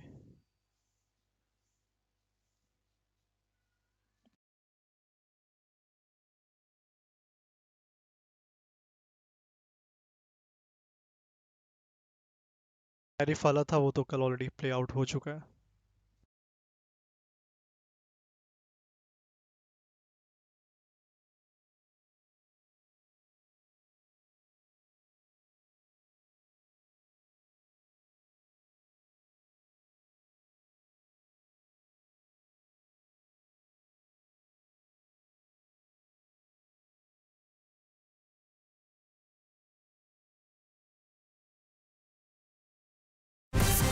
News when you want it with Bloomberg News Now. I'm Karen Moscow. And I'm Nathan Hager. Well, we'll bring you the latest on tariffs in just a moment, but we want to bring you this breaking news crossing the Bloomberg terminal this hour. Russia agreeing to assist President Trump's administration in communicating with Iran on issues including the Islamic Republic's nuclear program. Sources tell Bloomberg that Trump relayed that interest directly to President Vladimir Putin in a phone call in February, and top officials from his administration discussed the matter with their Russian counterparts at talks in Saudi Arabia days later. All right, well, let's get to the latest on the trade wars. We continue following that story, Karen. As we've been reporting, President Donald Trump has made good on a promise of sweeping levies on China and North American allies. As of midnight, most goods from Canada and Mexico now face a 25% charge. The tariff on Chinese goods has been doubled to 20%. In comments heard live on Bloomberg Radio, President Trump said the tariffs will help bring manufacturing back to the U.S. I would just say this to people in Canada or Mexico: if they're going to build car plants, the people that are doing them are much better off building here because we have the market. We're the market where they sell the most. And President Trump said there was no room left to reach a deal with Canada and Mexico. He's hoping to force them to address fentanyl flows into the U.S. Vast amounts of fentanyl have poured into our country from Mexico. And as you know, also from China, where it goes to Mexico and goes to Canada. And China also had an additional 10, so it's 10 plus 10. And it comes in from Canada and it comes in from Mexico. And President Trump added the tariffs will be exciting for U.S. automakers. The administration delayed the removal of a so-called de minimis exemption. That means Canada and Mexico can continue to ship low-cost goods over the border without a tariff.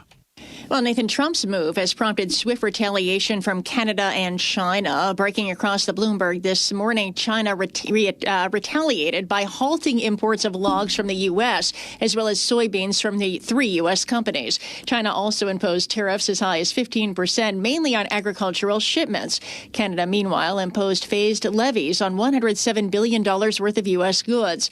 Mexican President Claudia Sheinbaum said her government would await for the tariffs to go into effect before reacting, but they are ready to respond. Canadian Foreign Minister Melanie Joly spoke before the tariffs were put into place.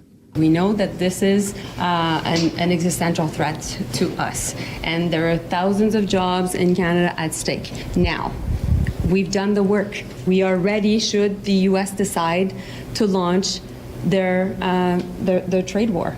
And Canadian Foreign Minister Melanie Joly said her government was ready to go ahead with retaliatory duties. And Karen, President Trump also says he'll impose tariffs on external agricultural products on April 2nd. He did not provide detail on which products would be affected there or if there would be any exemptions. The U.S. agriculture trade deficit is projected to hit a record $49 billion this year. Well, Nathan, all this has sparked a bearish mood across markets, and Asian shares sold off, and the S&P 500 suffered its worst drop of the year. Joe Livornia was chief economist at the White House National Economic Council during President Trump's first term. He told Bloomberg's Balance of Power the markets might have not priced in Trump's move. The markets also, I think, were not believing the president was serious with these tariffs. So today might just reflect the fact that for much, I think, of this year, there was thoughts that they would actually never be implemented or be watered down. So I think today was really a reality check for many investors. Former Trump official Joe Livornia notes that Wall Street's so-called fear gauge, the VIX, hit its highest level since December. And tonight, Karen, many are going to be watching as President Trump addresses Congress for the first time of his second term. Bloomberg's Amy Morris has the preview from Washington. Since his re-election, President Trump has blazed across the federal government, dismantling norms and traditions and parts of the government itself, firing thousands of federal workers, closing agencies, and positioning the U.S. closer to Russia. All issues that may overshadow his address to Congress. The White House says President Trump will also discuss his economic agenda. In Washington, Amy Morris, Bloomberg Radio. All right, Amy, thank you. And for full coverage of the president's speech to a joint session of Congress, stay with Bloomberg for a special edition of Balance of Power with Joe Matthew and Kaylee Lines. It begins at 8 p.m. Wall Street time on Bloomberg Radio, Bloomberg Television, and the Bloomberg Podcasts page on YouTube. Well, Nathan, China's biggest political event of the year is underway. Policymakers are expected to push China's official budget deficit target to its highest level in over 3 decades at the National People's Congress. It would pump trillions of yuan into a system battling deflation, a property crash, and the new U.S. trade clash. Investors will look for hints as to whether the gathering can help sustain a recent equity rally. Elsewhere in geopolitics, Karen, President Trump is pausing U.S. military aid to Ukraine. A senior defense official tells Bloomberg the freeze will remain in effect until the president decides Ukraine's leader, Volodymyr Zelensky, is committed to peace. The president was asked about his recent Oval Office meeting with Zelensky. He said he thinks the war's going to go on for a long time, and he better not be right about that. This morning, the Kremlin said the suspension of U.S. aid is the best contribution to peace. President Trump had kept the door open to signing the minerals deal with Ukraine that was scrapped last week. He called it a great deal for the U.S. Well, Nathan, as the European Union looks for ways to support Ukraine, it's unveiled a nearly $840 billion plan to fund rearmament. The proposal includes $158 billion in loans to boost defense spending. European Commission President Ursula von der Leyen announced it this morning. We are in an era of rearmament. And Europe is ready to massively boost its defense spending, both to respond to the short-term urgency to act and to support Ukraine, but also to address the long-term need to take on more responsibility for our own European security. EC President Ursula von der Leyen sent a letter to EU member states listing possible options to bolster national defense in the near term. Time now for the Bloomberg Sports Update, and we bring in John Stashower. John. Thanks, Karen. It's been a great season for the Oklahoma City Thunder. 50th win of the season was 137-128 over Houston as Shai Gilgeous-Alexander, who's the likely NBA MVP, poured in 51 points. Second-ranked Duke blew out Wake Forest. The star freshman Cooper Flagg scored 28. Third-ranked Houston beat Kansas. The price of winning the Super Bowl, the Philadelphia Eagles have had to release 6-time Pro Bowl cornerback Darius Slay for salary cap purposes. That's your Bloomberg Sports Update. Thanks, John. And that's news when you want it with Bloomberg News Now. I'm Karen Moscow. I'm Nathan Hager, and this is Bloomberg. Don't miss the 5th Qatar Economic Forum powered by Bloomberg this May 20th to 22nd live in Doha. Programmed by Bloomberg News, the Qatar Economic Forum will convene the world leaders and international CEOs who are providing unique perspectives on the critical issues facing the global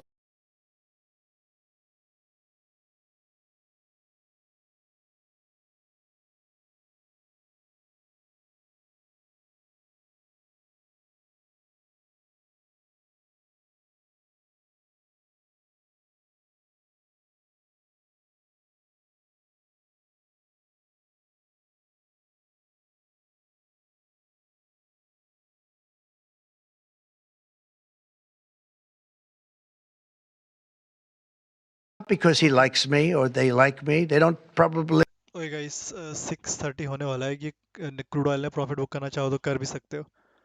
एक pull back pending है, इसमें pull back आना चाहिए। ठीक है, target almost हो गया है। सेलिंग में जो लोग हैं वो लोग बुक करना चाहे कर सकते हैं। 100 पॉइंट का अच्छा मूव मिल चुका है। वापस अगर पुल बैक आएगा तो वापस सेल कर देना यहाँ पर। ठीक है, बाकी बीच में हो सकता है यहाँ पर एग्जैक्टली ना आए तो बीच में भी सेल कर सकते हैं, विच इज़ अप्रोक्सीमेटली 9:30 के आसपास भी चाहो तो कर लेना। क्या ध्यान रखना वहाँ पर candle open equal to high ना बने। ठीक है, बाकी ये बीच वाला लेवल आप रिमूव कर सकते हैं, इसकी ज़रूरत नहीं है बिकॉज ये ब्रेक हो चुका है, तो ये एफ अब हमारे काम का नहीं है। ठीक है, इस लेवल को आप रिमूव कर देना, इसकी ज़रूरत नहीं पड़ेगी अब।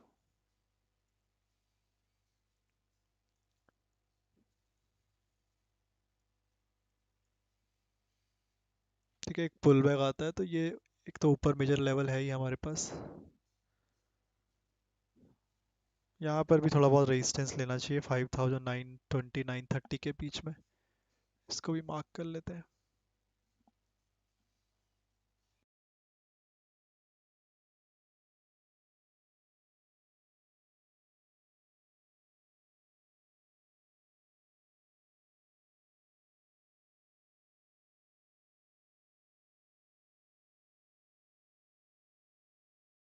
आगे देखो, ये जो लेवल है जहाँ पर प्राइस आ रहा है ये एक सपोर्ट जोन है। बेटर रहता कि ये एग्जैक्टली यहाँ आ जाता है, ज़्यादा स्ट्रॉन्ग है। ये भी है बट ये थोड़ा सा वीक साइड पर है और इसमें एसएल जाने के ज़्यादा चांसेस है। फिर भी मैं देख लेता हूँ, ज़्यादा बड़ा एसएल नहीं है, छोटा ही रहेगा अप्रॉक्सीमेटली 14-15 पॉइंट। हाँ इतना ही है, 14-15 पॉइंट का एसएल है। बट यहाँ क्वांटिटी थोड़ी कम रखना, टारगेट बड़ा रख लेना 70 पॉइंट का। बट ये थोड़ा सा वीक सपोर्ट मान सकते हो इस लेवल पे। तो अगर एक ट्राई करना चाह रहे हो तो इस एरिया के आसपास एक ट्राई कर सकते हो। ध्यान रखना थोड़ा सा लेवल वीकर साइड पे, क्योंकि यहाँ पर ऑलरेडी 2-3 बार प्राइस डीप लेवल से सपोर्ट लेके गया है and open equal to high candle बना के सीधा गिरा तो फिर डायरेक्टली नीचे चला जाएगा एग्जैक्ट सपोर्ट पे। ठीक है, तो इस पे क्वांटिटी कम ही होनी चाहिए।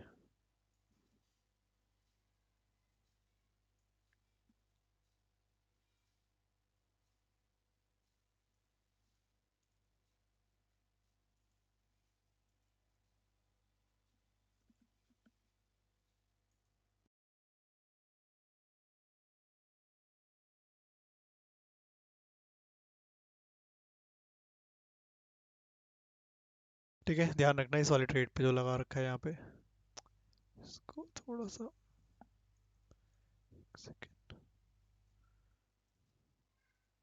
बाकी अगर इसमें एसएल जाता है, छोटा ही एसएल है, तो फिर नीचे वाले लेवल से ट्राई कर सकते हो यहाँ पे। ये लेवल फिर भी ठीक है as compare to this one. बाकी ओपन इक्वल टू हाई पे तो डायरेक्टली बाई बिल्कुल मत करना, चाहे वो सपोर्ट कोई भी हो।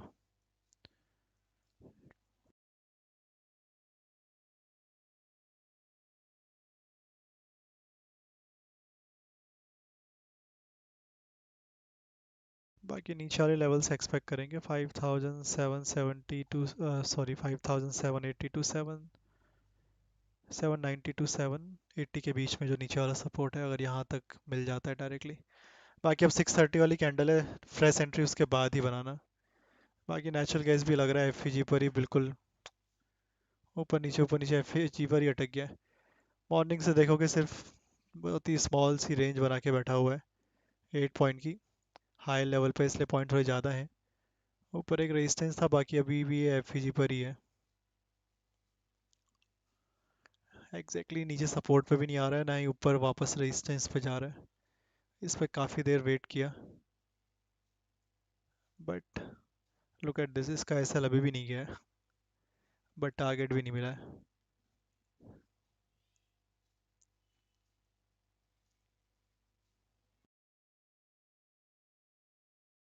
एफईजी ना ऐसा ही करता है, एफईजी पे बाई सेल करना ही नहीं चाहिए,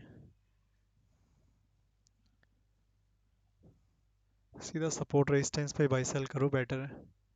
एटलीस्ट मोमेंटम तो आता है कहीं भी आए।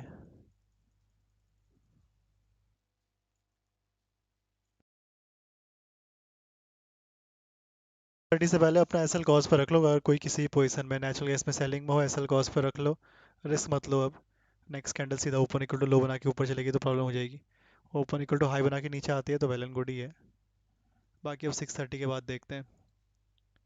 बाकी क्रूड ऑयल का थोड़ा ये ट्रेड रिस्क साइड पे रहेगा। ओपन इक्वल टू हाई पे मत बाई कर लेना। Don't buy on open equal to high, don't sell on open equal to low. New York session is going to open in few minute.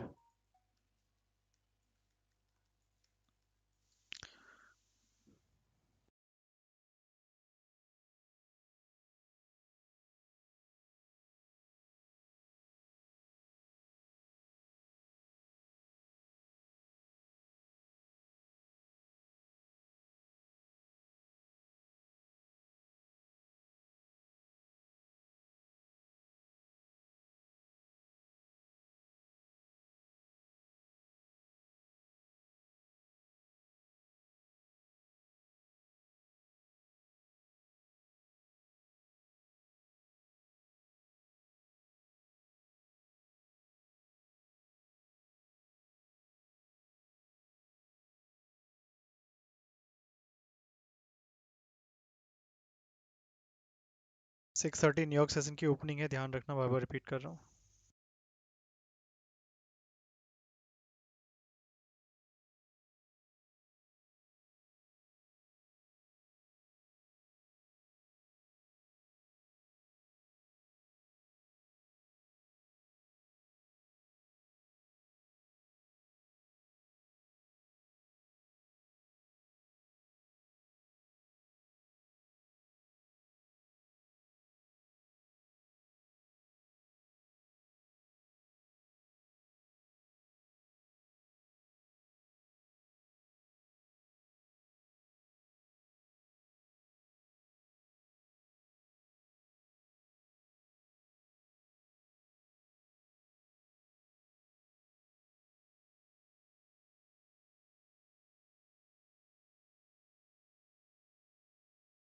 Buying का अच्छा level है natural gas में नीचे, फिर ऊपर रेजिस्टेंस मेजर लेवल का इधर पे ही पड़ा हुआ है यहाँ पे।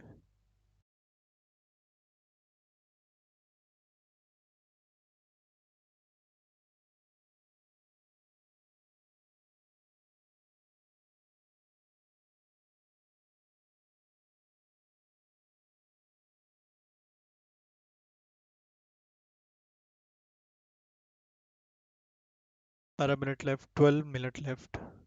लाइक भी करते रहो गाइस, 30 लाइक्स पे रुकना नहीं है। Don't forget to like the stream. Let's see 6:30 की कैंडल क्या करती है। 6:30 कैंडल पर रुक जाना। अगर open equal to high low बनता है, ओपन इक्वल टू हाई पे बाय मत कर बैठना, ओपन इक्वल टू लो पे सेल मत कर बैठना कहीं पर भी। ओपन पोजीशन है, एसएल सिस्टम पे डालो। Financials, you could argue, are higher quality this cycle than maybe in the past, such as in 2008, 2009.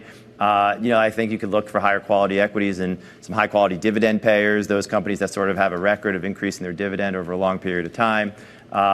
I think you can find quality on the equity side, even within the industrial space, which we used to kind of call, a chicken cyclical. Yeah. Now, maybe financials are more the chicken cyclical than industrials, but sort of later cycle type stable cash flow companies. All right, Mike, always appreciate the conversation. Mike Contopoulos there over at Richard Bernstein Advisors. We should point out for the S&P, the only sectors in the green right now, Alex, are real estate, staples, and healthcare. And right now we are hitting session lows on the major indices. I mean, this is a pretty broad-based sell-off, too. I mean, some people are looking for pockets of safety, but you got NVIDIA down 9%, Amazon down 3%, Broadcom down 4%. And then even once you get down the chart to some of the other discretionary names, there's really no place to go right now. No, and we are very close to almost erasing all the gains for the S&P for the year. We are definitely looking at the S&P falling the most now since December. And you're also seeing a spike, of course, in the currencies, primarily with regards to dollar strength relative to Canadian dollar and the Mexican peso. The VIX elevated at 23, a lot more to cover here on this show. Coming up, we are going to take a deeper dive into those tariffs scheduled to start tomorrow, which could send car prices up by some $12,000. A conversation about what that means for automakers like Ford. And even crypto is souring on White House plans, with investors questioning Trump's proposal to put XRP and Solana in a strategic reserve. All that and more coming up. This is The Close on Bloomberg.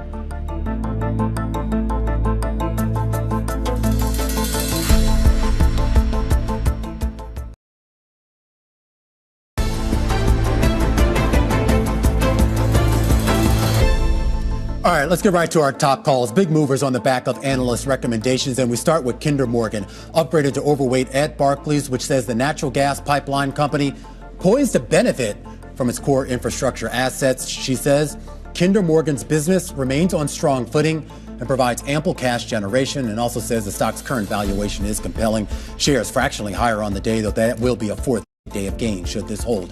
Next up, Chipotle raised to overweight from equal weight at Morgan Stanley. The analyst saying the stock's year-to-date weakness presents a buying opportunity into what he calls an excellent tech play. This comes as Chipotle increases spending to deploy autonomous tools and robots in its restaurants. Those shares also higher. Another bright spot here for a second day. And finally, Oracle, the software company. It had only one sell rating among the 40-plus analysts that tracked the stock. That one analyst throwing in the towel, Moniz Crespi, which cut his recommendation to sell in December, reversing course 2.5 months later, an upgrade to neutral, now calling Oracle a, quote, high-quality company set to benefit from cloud and Gen AI demand. Nevertheless, those shares down about 2% on the day. All right, those are some of our top calls. Let's turn back to the topic of conversation, tariffs, and now the auto industry. It's been feeling the pressure from those imminent tariffs against China, Canada, and Mexico. Car sales at Ford dropping almost 9% last month, and that was just amid broader inventory and pricing pressures facing the sector. And now that sector, relying on factories in Mexico, faces potentially staggering tariffs. We just heard the president himself say that the time for negotiation has passed. Emmanuel Rosner, auto technology analyst at Wolfe Research, joins us right now. Currently has an underperform rating on the stock. And Emmanuel, let's start off with the tariff question here. And we're talking about trillions of dollars of goods that cross the border between these two countries, and autos a big component of that. I am curious, is there any way for Ford, or for that matter, the other automakers, to somehow curb the cost impact on them, or do they just basically have to eat this? Yeah, thanks for having me. So as you mentioned, it would be a considerable headwind for the industry. About $200 billion of goods across the borders between Mexico, Canada, and into the U.S. on the auto side, both complete vehicles as well as parts. And so 25% tariff would be a $50 billion headwind that the various automakers and ultimately the consumers would have to shoulder. We hosted Mary Barra, the CEO of GM, at our Wolf Autos conference a couple of weeks or so ago. GM's message is they could probably offset 30 to 50% of the headwind by just moving capacity around, by probably raising prices on consumers, things that they can do fairly rapidly without deploying any new capital, offsetting the rest of it, which could be anywhere between 50 to 70% of the hit. That would be extremely expensive. This would be about moving around factories. This would require a tremendous amount of investments and would take a very... I'm not exactly sure what specifically the Trump and the White House has said on the existing agreements in place, but there was a lot of talk about some of the potential exemptions for local content rules. And I saw some data showing that of the 3.6 million cars and trucks, light vehicles that we imported last year, about 1.5 million of those met those local content rules to avoid tariffs. Any chance that we could see more of these companies trying to take advantage of that? Yeah, up until now, obviously, USMCA had some content rules, and this is how this entire North American auto industry has been built. This is why parts go and across the border multiple times sometimes until they actually make their way into U.S. vehicles. And that's, this industry has very much capitalized on that. There has not been really much talk of that as part of these new tariffs. And so these 25% tariff seems to be much broader. We haven't heard any carve-out, specifically for the autos industry. We haven't heard any specific content rule that would enable, the autos industry or parts of it to be excluded. So this is all still very much TBD. But there's one very clear message from this industry. And Jim Farley, the CEO of Ford, said it at our Wolf conference just a couple of weeks or so ago. This will blow a hole inside the autos industry. This is something that has the potential to be dramatically damaging, so much so that this industry hasn't really believed that it's actually going to happen. So very, very difficult and very few carve-outs that have been discussed so far. Well, that's definitely a statement. And you're taking a look at the stocks right now. The Ford is off by about 2%, GM off about 4.5%. GM stock has held up relatively well so far this year in relation to Ford. That's sort of been a straight line down ever since July of last year. What do you think is currently priced now? So in terms of tariffs, not much. As I said, both investors and the companies themselves are sort of basically taking the stance of this is not going to happen. This is so bad, so damaging that it can't possibly happen. It would destroy this industry. So not much in there in terms of tariffs. If the tariffs were to happen, this would put tremendous pressure on the stocks, just like we're seeing a little bit today ahead of them.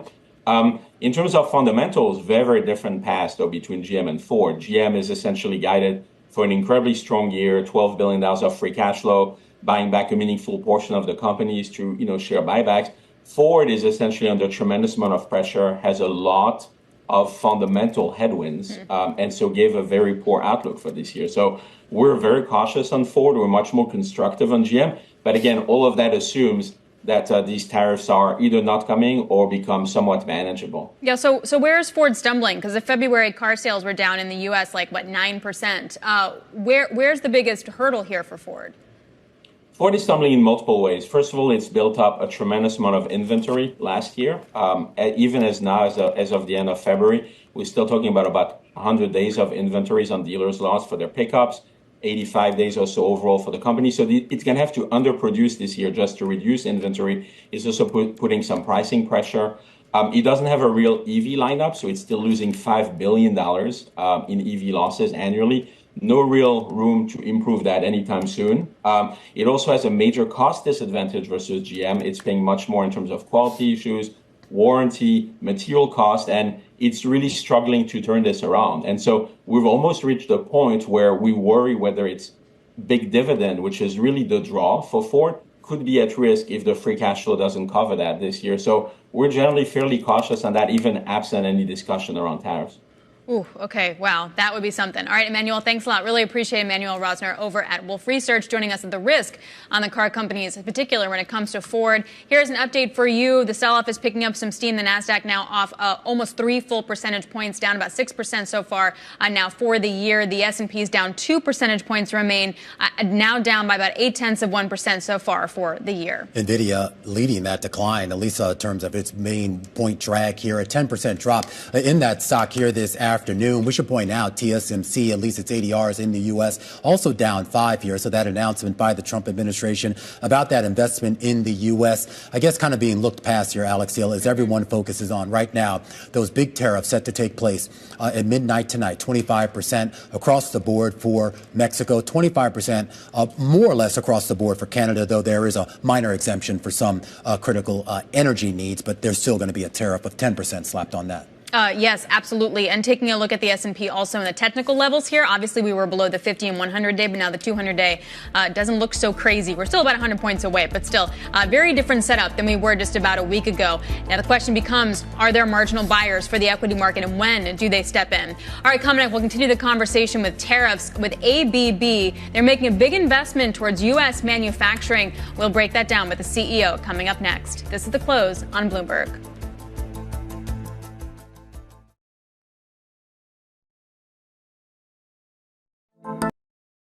Behind the bright lights and adrenaline of pro sport is an equally exciting world of negotiations and deal making. That's what we cover each week on our podcast, The Deal. I'm Alex Rodriguez, former baseball player turned business executive. And I'm Jason Kelly, a journalist at Bloomberg. Over the next couple months, we'll hear from all-stars like Jay Williams. I want to be an owner one day. Billie Jean King. Learn the business. Paul Rabel. Don't chase trends. Get ahead of them. And so many more.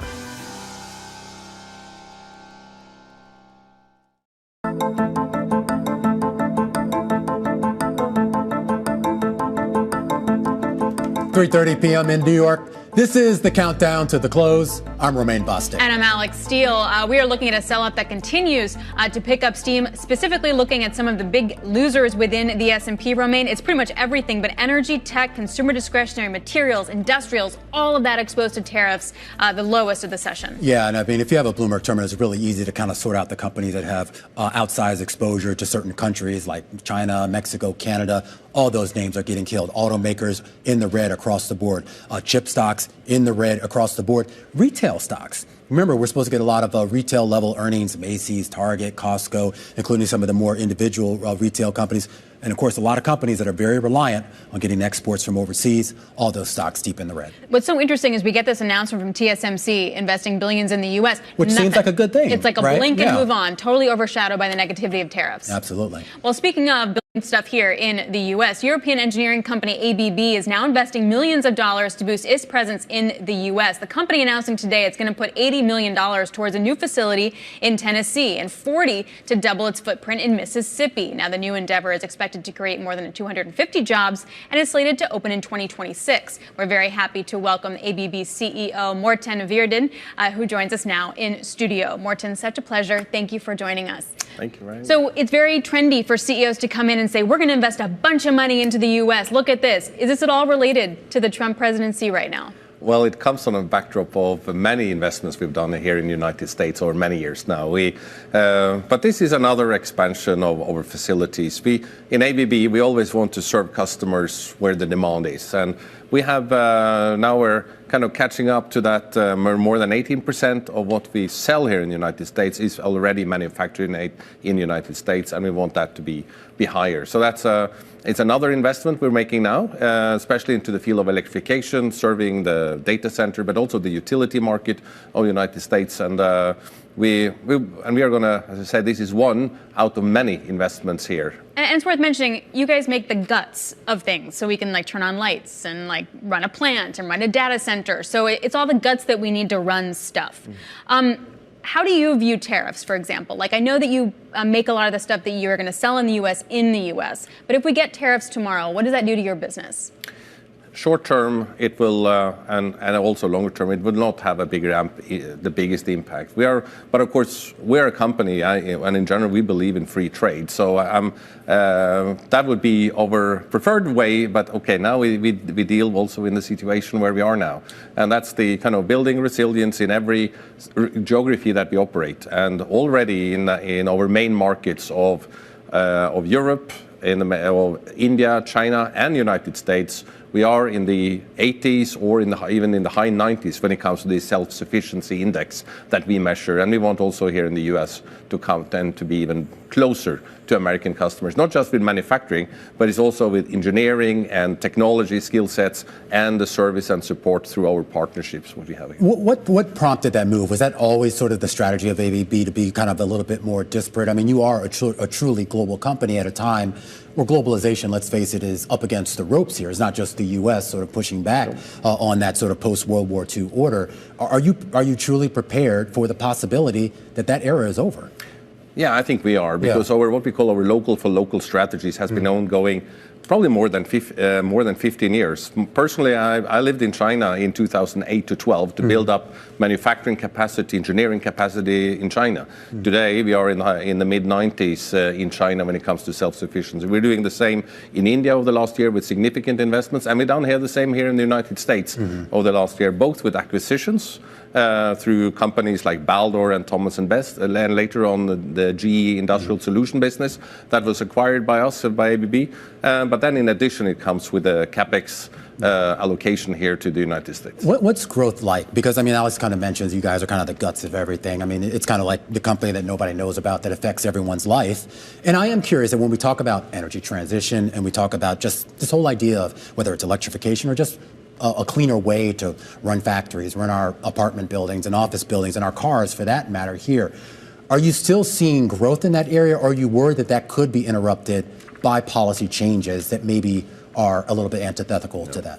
The world will continue to go electric. You're confident? I am confident. That is no way back. It's the most efficient way. And a lot of EVs got a lot of attention, but everything we do today in our buildings, when you talk about heating, moving from gas or oil heating to electric heating, that's happening. Looking at every building and how the electrification trend of everything which is in here, on automation and electrification, and the same in transportation. We're not going back to steam. We're going from diesel to diesel electric or to full electric. That's what's happening across the world, and also definitely here in the United States. Throwing some coal on the fire here, just some breaking news. The White House posts on X about Trump signing an order to tariff China at 20%, not 10%. I don't know if this also encapsulates another 10% down the road that was visible, but it looks like the tariff's going to be 20%, not 10%.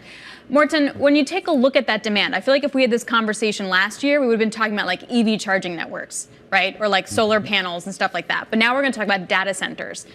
Where are the weaknesses in your business, and where is the super strong strength? Yeah, well, the super strong side is on power generation when it comes to integration of new energy. I mean, solar and wind renewable space has been there historically, but now we see more and more also gas expansion and LNG kind of as to boost that energy mound that we see there. Then it's all about distribution of energy in the electrical network. There is big investment in the United States now putting all the overhead line underground due to forest fires in California, due to all the hurricanes we have on the other side, on the east side of the coast. This is driving the whole power grid and what is needed of investment so we can get better reliability in the power grid. So people don't need to run their diesel generator, but can have electric power every day, even after a hurricane. And then it's all about the use of electricity and in the field of automation, in the field of infrastructure. And that's when we're looking at what's happening in the water and wastewater space, everything also around on the port and marine infrastructure. So all of these areas, there is an electrification and automation trend happening, and that's we as ABB are in the midst of that transition when it's happening. And then from the next step now is also to see we can accelerate that change. It's not only about electric cars when you talk about charging, but a lot about like bus fleets and electric buses. Yeah. That is happening, and you see in many cities here in the United States. So then we'll see how the adaptation of EVs comes along. But that's a pretty small part of the whole electrification trend of society. So it's one, but it's not by far not everything. Yeah. All right, Morten, this is a great conversation. Glad we could have you here in person here in the U.S. Morten Mera, he's the CEO over at the big electrification and automation giant ABB. As we keep an eye on the U.S. markets, Alex, counting you down to those closing bells, just 20 minutes away, and we are still at session lows, fresh session lows, with the NASDAQ composite right now down 3% on the day. Is this the washout we've been waiting for? Is this the capitulation feel, or we got more to go? I mean, it's hard to say. I mean, how many times have you asked me that question and we've said, of course, and then the next day you get a big rally that kind of just says, okay, whatever, it's a dip buying opportunity. But there are a lot of concerns here about the economic impacts. You read out that headline just a minute ago. I thought we were getting 10% tariffs on China. Maybe it's 20 now. Now we're getting 20%, and I think that's, Mike Contopoulos was referring to that. It's kind of that the volatility in the policy message is creating a lot of the volatility in the markets. Which begs the question, who was going to step in and buy based on that? Yeah, speaking of which, if you are looking for a safe haven, you're not going to find it in crypto. This was supposed to be kind of the week where crypto shined. After all, a big White House summit coming up this weekend. And of course, and that was on the back of some favorable comments that Trump made over the weekend about a strategic U.S. crypto reserve. Nevertheless, Bitcoin down 9%, Coinbase down 5%, XRP down 18%. A deeper dive here into some of those moves coming up next on The Close. This is Bloomberg.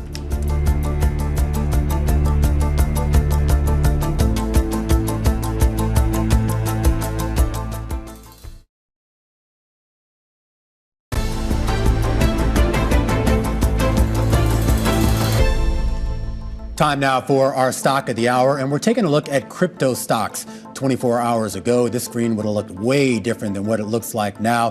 Bitcoin staged a 9.6% rally on Sunday. Today, it's down 9.6%. A lot of optimism over the weekend here about President Trump regarding a strategic crypto reserve and, of course, that big White House crypto summit, the first ever, scheduled for later this week. Bailey Lipschultz joins us right now, who covers equities, covers markets for us here at Bloomberg. And Bailey, I kind of packaged this all up. You kind of had some hope here. Trump said strategic crypto reserve, that's going to be a thing. We've got a big White House summit coming up this weekend. Everybody was all in. And now, as the day went on here, people bailing out of some of these coins and bailing out of some of these stocks. Exactly. When you look at Sunday, that post on Truth Social followed up by another post that he also still loves Bitcoin and Ethereum, fueled rallies in those tokens. Big thing, though, is that obviously crypto trades 24/7, a little bit more less liquid on the weekend, so you can see some of those big rallies. To your point, though, everyone woke up clear-eyed on Monday morning and thought, wait a minute, there's not much substance there. Yes, we're getting excited for this one-of-a-kind kind of symposium, if you will, at the White House later at the end of this week. But just because he's kind of reiterated the game plan that he laid out, is this the U.S. going to be pumping money into these tokens? Are they just going to be taking confiscated tokens and holding them on a hard drive? There's so much uncertainty around what that means. And we had quickly seen some of those trades unravel. And obviously, when the market is under the pressure that it is right now, a lot of those exchanges, Robinhood, Coinbase, MicroStrategy, now known as Strategy, are all under pressure just given they are exposed to the riskiest of all risk assets. Well, and then also begs the question, it's a tough tape, right? So who knows what would have happened if we didn't get the big sell-off in the equity market as well. I guess my other question is, what part of the crypto world makes sense to have in a strategic reserve, and what part is just like a technology platform, in which case, like, can we just go own Amazon instead? I don't know, Alex. I don't think anyone knows. This is a fair point. I think it's the question comes back to what is the reason that there would be a strategic reserve, and what are they going to hold? Is it stockpiling gold? Obviously, the whole kind of crypto ecosystem wanted a digital Fort Knox, if you will, coming out for Bitcoin to be bought up, and that's something that Michael Saylor has talked about. Yeah. But what is the actual utility? And that's really been kind of the sticking point. I thought Fort Knox wasn't safe. Did they steal all the gold or something? I was told. In all seriousness, though, we talk about this idea of what crypto assets are even supposed to be. And I know we've had this debate ad nauseum. Is it just a speculative asset? Is it a hedge? Is it blah, blah, blah? But it gets to this idea that when we do have these major risk-off days, it always seems that crypto seems to kind of get caught up in it one way or the other, despite the fact that it is supposed to provide maybe some defensiveness. Well, and that's always the debate, and that's been the debate going back to kind of the first excitement back in 2015, 2016, is when it's up as a hedge for inflation, it's utilizing its utility as a hedge, and then when it's down on a risk-off day, all of a sudden the bears are actually right, and it's always been speculative. So depending on what the tape looks like, that's really what you see play out. All right, Bailey, thanks a lot. Really appreciate it. Bailey Lipschultz joining us there from Bloomberg. Talking about the tape, it is tough out there. You're looking at 3.2% sell-off within the NASDAQ remain, S&P down 2.2%. Money moving into the bond market, moving into the yen, different areas of the dollar as well. We are almost close to breaching the 10-year yield at 4.14%. And back in markets, you're looking at a Philadelphia Semiconductor Index down 5%, XOP down 6%, home builders as a group down 3%. Financials, remember they were the bright spot last week. The KBW Bank Index right now down 2.5%. Despite the fact the FDIC might actually make it better for bank regulation. That's what I'm told. Who knows? Yeah. Coming up, Kristen Bitterly of Citigroup will be joining us to take us through this closing bell. This is The Close on Bloomberg.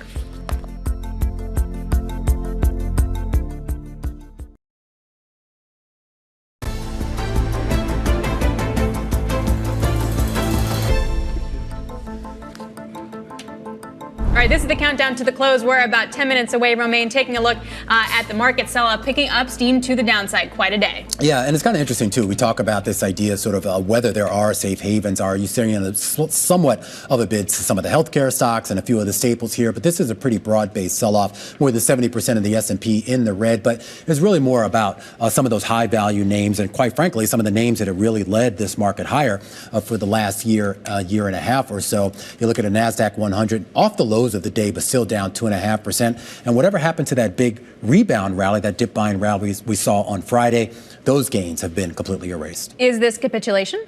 Is this what the market has been waiting for, or do we have more to kind of shake out at this point? Well, based on how the market is reacting, I'm not sure they were waiting for this. It seems like they're surprised by these tariffs that Trump has basically said for months now he was going to impose. And now that day is here, at least for 3 of these countries. And it looks like that's going to go through, barring, I guess, some last-minute negotiations. And money coming into the dollar, depending on the cross, but also the 10-year yield now down to about 4.15%. Absolutely. Here, let's get Kristen Bitterly into this conversation. She's the head of wealth over at Citi, joining us right now. Wealth at Work over at Citi, joining us right now. I had to get that right. Sorry, you're head of wealth.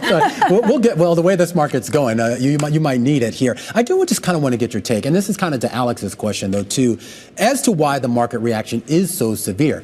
I mean, Trump spent a year and a half campaigning on this. Since he's been in office, he's made it clear that he planned to go through with these tariffs, and we knew there was this 1 month reprieve, but there hadn't been a lot of discussion about negotiations in between. That day is here, and at least based on what Trump said about an hour and a half ago, there's no more room left for negotiation. So a couple of things. I think one of the conversations we've been having is this really a negotiation tool to bring people to the table? I think on Friday, the rally that we saw was that most likely, most market participants were thinking that Mexico and Canada would not go through. I think China, the general market consensus is that would be on the table since no one was at the table. And so what we're finding is the market is trying to parse through what is the reality. So trying to separate the headline from policy and the reality, and you can see that many people weren't positioned for this. The big question, though, is sort of what becomes of the ripple effects on the economy, and more importantly for corporate financials. We're coming off an earnings season that I know the bar was low, but I mean, most companies sort of met that bar or better.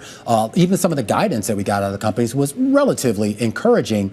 do we need to start pricing in the idea that there could be an economic drag that could have an impact on those bottom lines? So maybe we divide into how did we start the year and where are we today? Okay. We started the year with a pretty robust backdrop. We saw earnings running out. We saw a lot of the sectors actually pivot to earnings growth. You have a ton of cash on the sidelines, the $6.5 trillion that everyone quotes. You had peak rates and disinflationary forces. All of those things were really good. Right now, what are we getting? We're getting this kind of slow drip of economic information that is causing us to question some of this. So whether it's jobless claims, the employment backdrop, the headlines out of the government saying that there's going to be layoffs, understanding how is that going to flow through to the economic data, and adding in tariffs, is all of this really just a hamper on growth? And so if there's a slowdown in growth, that's a very different economic place than where we started the year.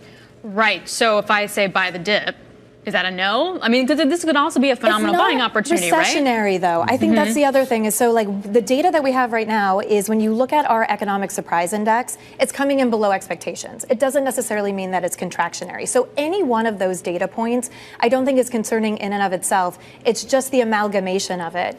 And so I think when you look at tariffs, when you look at the immigration policy, when you look at all of those things that the market is actually reacting to, it's a slowing in growth. And that's the reality of it. But I would say if you're going to buy the dip, you want to buy into quality. So when you're looking at the opportunities to buy in, large cap, you're looking at some of the free cash flow generating stocks, you're going to want to buy in at companies that can withstand, because this volatility, while we would love to say it's short-lived, this is something that's going to be with us for a while. So does that include like the sexy Mag 7 stocks or no? I think there could be some opportunities just from sheer balance sheet. So the sexy Mag 7 stocks, obviously that's been the part of the market that has suffered the most, starting with DeepSeek and then actually moving into, even if you look at the market action last week over week, if you look at the S&P 493, it was positive on the week. So they have certainly been punished, but it was more because they were priced to perfection. And I think the other thing is no one's looking at, some of those stocks rallied 100% since Trump was elected into office. And so giving back a normalization of some of those gains, but strong balance sheets, free cash flow generation, given all of those headline concerns and trying to navigate through the policy uncertainty would be a good place to buy in. I am curious what your clients are asking you, because Alex and I, we get paid to freak out every day. The market, goes up or down, a fraction of a percentage point. But are real people, meaning your clients, are they that in tune to this, meaning reactionary to this, or are they just kind of saying, not really concerned? So within wealth management, most of our investors are playing a long game. So they are trying to figure out, given their timeline, how should I be balanced? How should I be positioned? And we all know about the perils of market timing. So taking a look at today and saying, I'm either going to be all in or all out, that doesn't benefit anyone in terms of their long-term wealth goals. But that being said, I think there is a lot of inertia. I think it's one of those things where we saw the data around consumer sentiment, consumer confidence. Anyone delaying decisions, so whether that's a consumer, whether that's a corporation, that's stuff that then can influence corporate earnings as well. So people are asking those questions. But the sentiment is important, too, because we talk about this idea how all this drama that we've seen in Washington hasn't shown up necessarily in hard data, has shown up in some of the survey data. And I thought we had Lori Calvasina over at RBC was on Bloomberg. She talked about that we're kind of at the beginning of this sentiment shock. You've seen it, obviously, in the consumer sentiment surveys, and to a certain extent, it's starting to show up in some of the business surveys. And I wonder, how does that end up feeding through into the actual market behavior itself? I think where it will end up feeding through is actually how we're positioned in our own portfolios. So if you look at how we're positioned, we saw a lot of value in fixed income. There's been a ton of volatility in fixed income. There's arguments about whether you should be significantly overweight equities versus fixed income. Just given the sheer yields that you could capture there, we had significant positions in fixed income. And I think that's been a major benefit year to date in terms of some of the movement in rates that we've seen. So diversification is your friend here. What I would say is in the wealth management industry,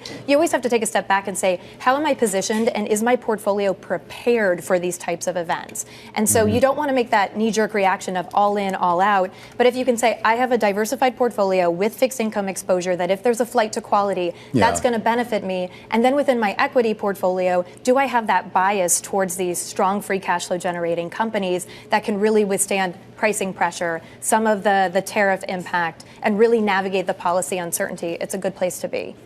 That was very soothing, Alex. I know, I actually feel better. Actually, Do you guys want to open an account at SEBI? All right. Call us anytime. All right. Well, there you have it. The sales pitch from Kristen Bitterly, one of the best in the business. City head of wealth at work here, providing a little bit of levity here on a day that is anything but. We're off the lows of the day, Alex, but still deep in the red. Oh, yeah. Looking at tech, energy, consumer discretionary, materials, industrials, all lower for the S&Ps, with the real cyclical names being taken out here. And the bid into the bond market continues as we head into the close, Romaine. All your favorites are lower, including NVIDIA, Amazon, and Microsoft. The full breakdown starts right now.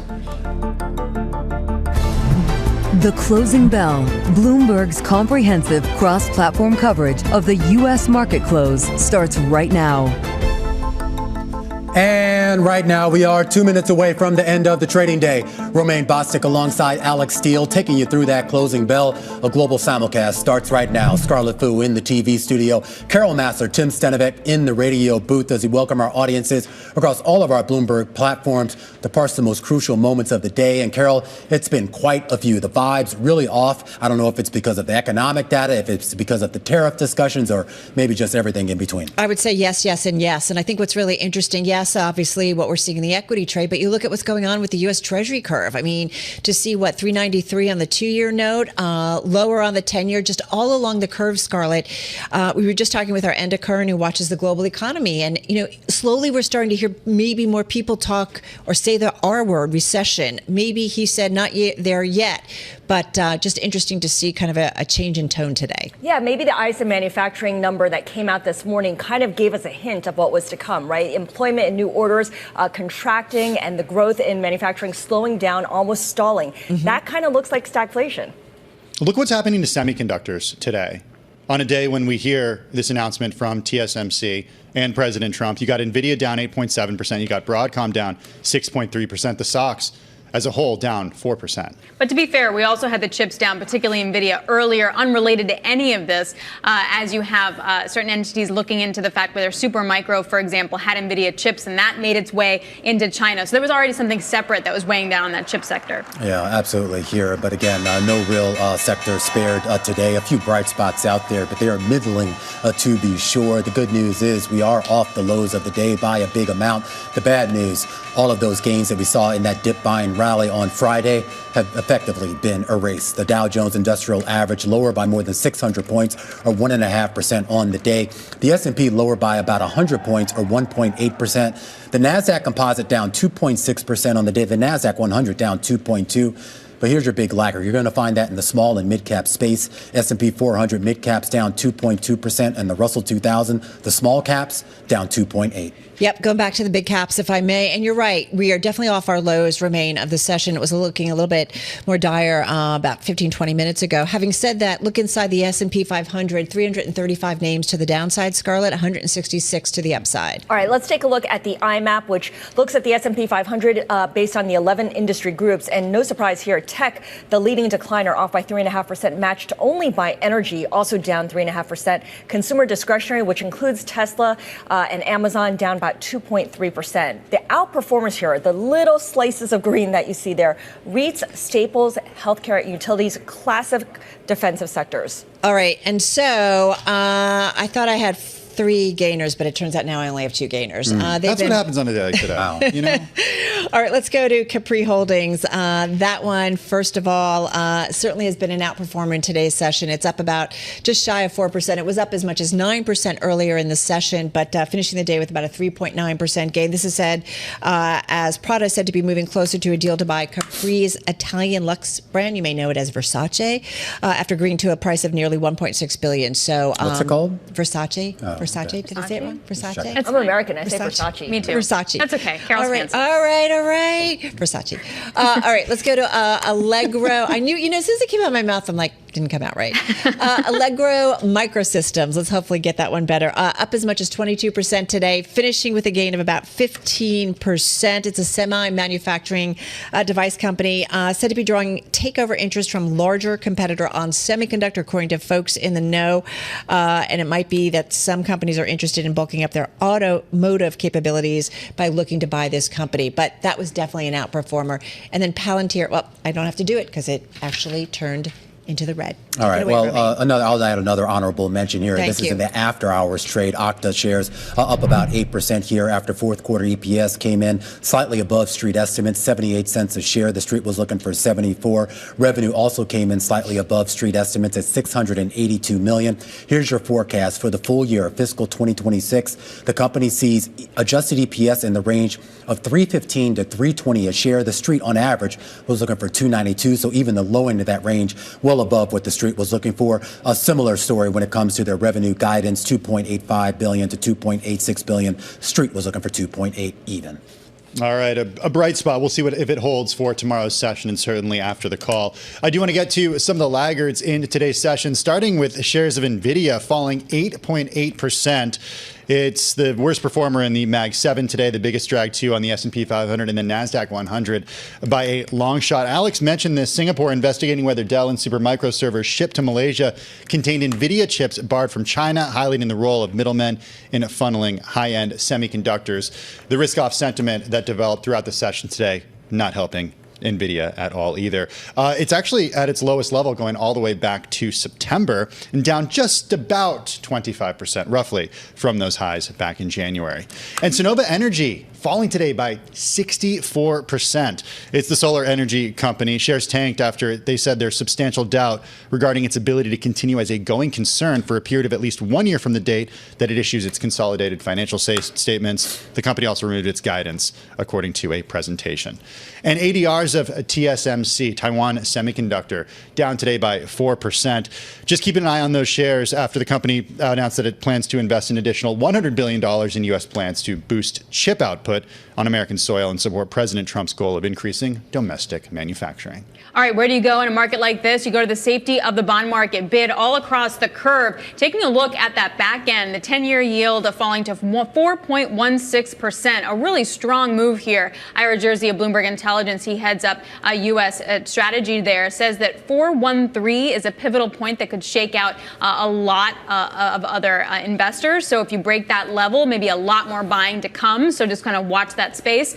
But overall, you have to see, guys, I have to say, wouldn't you have expected the bond market to be down like 10 basis points, 12 basis points on this? Yeah, I mean, I thought it was interesting, too. I mean, you did see a little bit of a bid come into other safe haven assets, True. but it gets to this idea here of where is there to hide right now, because at the same time, you talk about the safety of bonds, Alex, but you're still dealing with other issues that could actually affect the valuation of that, such as our budget issues and other things that aren't directly related to trade or tariffs. So it does kind of become, I don't know what the euphemism is, whack-a-mole or whatever, where you're sort of looking for somewhere to hide, and then you pop up and realize that, oh, here's another policy thing that's going to just cut us at the knees. Until today, people might have said crypto as of yesterday with that announcement of the strategic crypto reserve coming from the president, but there's a lot of skepticism and questions around what that actually looks like. Did Tim just ignore my quip? No. I didn't hear what it said. I would never ignore you. Please repeat it. Another area of safe haven has been European stocks. The stock 600 closing at a record high, up 2%. You also see European defense companies. They've been on a rally all month, and that continues because now you have London and Paris talking up about increasing their military spending. The Swedish krona in particular has proven to be a safe haven as well. Big moves on that currency because that country's defense industry is seen benefiting from more spending. Yeah, not about U.S. exceptionalism, but maybe European exceptionalism, at least at this point. Hey, I will say one other place to hide was gold today. It was up about 1.9%. So, certainly a safe haven play, or if you're worried about what's going on in terms of the economy or inflation, I don't know if that's the case today based on the economic data, but nonetheless, you did see some movement into that. GitLab, those prices, that company is out with earnings and application software company. Just taking a look here real quick. Revenue actually beats estimates for the fourth quarter. Taking a look at its fiscal year, though, for 2026, their revenue could come in anywhere from $936 million to $942 million. That's missing estimates. Also taking a look at adjusted earnings per share. On the high end, they see 72 cents. The estimate was for 82 cents for the year. Yeah, I do want to go back to also just kind of the tariff threat, if you will, the idea that all this is going to come down the pipe. Trump, of course, in that statement with standing alongside the TSMC CEO, which is ostensibly about investment here in America, basically saying that the time for negotiation is over. Now we're getting word from Canada, a story crossing the wire saying they've already prepared a sweeping package of counter tariffs. And that's a big part of this. We kind of forget it's not just about the tariffs we impose and what that means for the folks trying to import goods, but also the retaliatory tariffs and how that affects the companies that are making stuff here, but of course want to export them across the border or across the world. We had an interesting chat with Keith Naughton specifically about autos and the way that auto prices could be affected. Some analysts saying that some auto prices could go up by $10,000, $12,000 per vehicle. And Keith kept mentioning the idea that these would be temporary tariffs. And that's how the automakers are thinking about it, because there is this off-ramp when it comes to border security that the president has given for Mexico and for Canada that doesn't necessarily exist with tariffs on China. All right. We could certainly go on, but I'm sure we're going to have some of the similar conversation tomorrow. All right, guys, that's a wrap. Our cross-platform radio, TV, YouTube, Bloomberg Originals. We will see you again. I know, Alex, you're heading out. Scarlett's continuing with Remain on TV, and Tim and I continuing right here on Business Week on Bloomberg Radio. All right, we're continuing to monitor the fallout from the sell-off in equities today. The S&P 500 losing ground by 1.8% off the lows of the session, but still a pretty large decline across the board here for equities. Let's bring in now Jeremy Siegel. He is Professor Emeritus of Finance at the Wharton School of the University of Pennsylvania. Jeremy, it's good to speak with you. How much do you read into this sell-off today as simply the knee-jerk reaction to President Trump saying these tariffs on Canada and Mexico, they're going to go ahead and take place tomorrow? Well, as we know, I mean, the tariffs were always the bête noire, the unfavorable worst part of Trump's whole economic package, which everything else, about it, market-liked, lower taxes, less regulation, everything was good, but everyone knew the tariffs were the one thing that they didn't like. Now, let's all say, he could turn them off at 11:59 tonight. But if they've already prepared retaliation, and if it goes through tomorrow and we see Canada and Mexico retaliate, it just comes at a very bad time. I mean, we are getting weaker economic data in January. I mean, it's not as weak, I think, as the Atlanta Fed has said, but it is maybe 1% GDP, and that would be the worst in 2.5 years for the first quarter. And if the tariff hits with the psychology and all the rest, I don't see how it can lead anything good for the economy or the markets. Yeah, you point to the data, the City Economic Surprise Index falling to a 6-month low, and you look at the ISM manufacturing numbers today. I know it's a survey, so it's soft data, but certainly it kind of points to worrying signs, right? You have employment going into the red. You also have new orders going into the red in contraction mode, and growth in manufacturing slowing down to a stall level. Talk a little bit about the psychology of these soft data points and what it means for how the Federal Reserve thinks about positioning itself. Yeah, and the Federal Reserve is going to be in a bind. And let me say, when we were getting, even before this, tariff announcement today, we were getting weak consumer confidence numbers, both from the Conference Board at the end of February, University of Michigan. So already there was a dent in confidence, not a collapse, but a dent. But we know the mainstream media, which is not all that fond of fun, is going to have a field day with this, and any price increase that we get is going to be blamed on Trump, and that certainly is certainly going to be a negative on the market and a negative for the economy. Well, but I mean, when we talk about the blame, though, I mean, and we talk a lot with you in the past about how markets kind of run on narratives. And we know if Trump is good at anything, it's about spinning a narrative that's more favorable to him. Talk about just like a bifurcation of markets and the economy, which technically are two separate things and in theory shouldn't be as intertwined as maybe we make them out to be. But has that sort of connection become a little bit stronger given the narratives and how they overlap with each other? Yeah, well, let's put it this way. The market has never really been able to ignore a recession.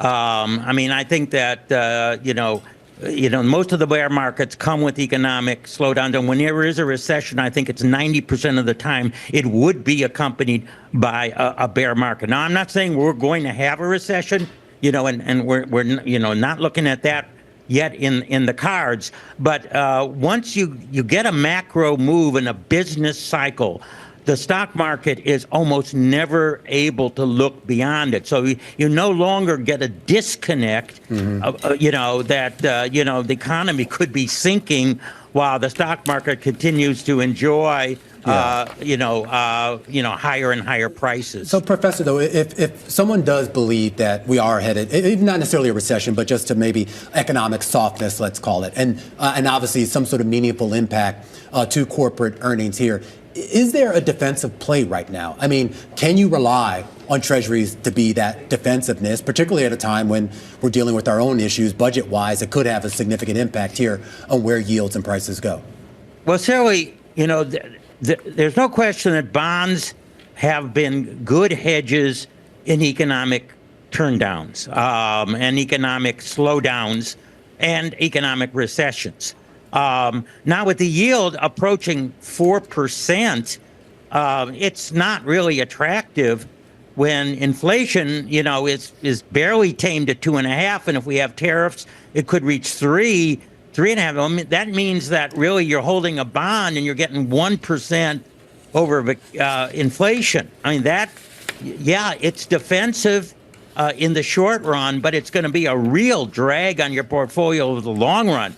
Right now, I'm not advocating people to, sell out. I don't think stock prices are that extended, and I'm excluding the Mag 7 here because they seem definitely to be in a slowdown. But the rest of the stocks outside of the Mag 7 are selling in 18 or 19 times earnings. 18 probably today, and that is not an unreasonable multiple. A long run, that's a definite positive hold.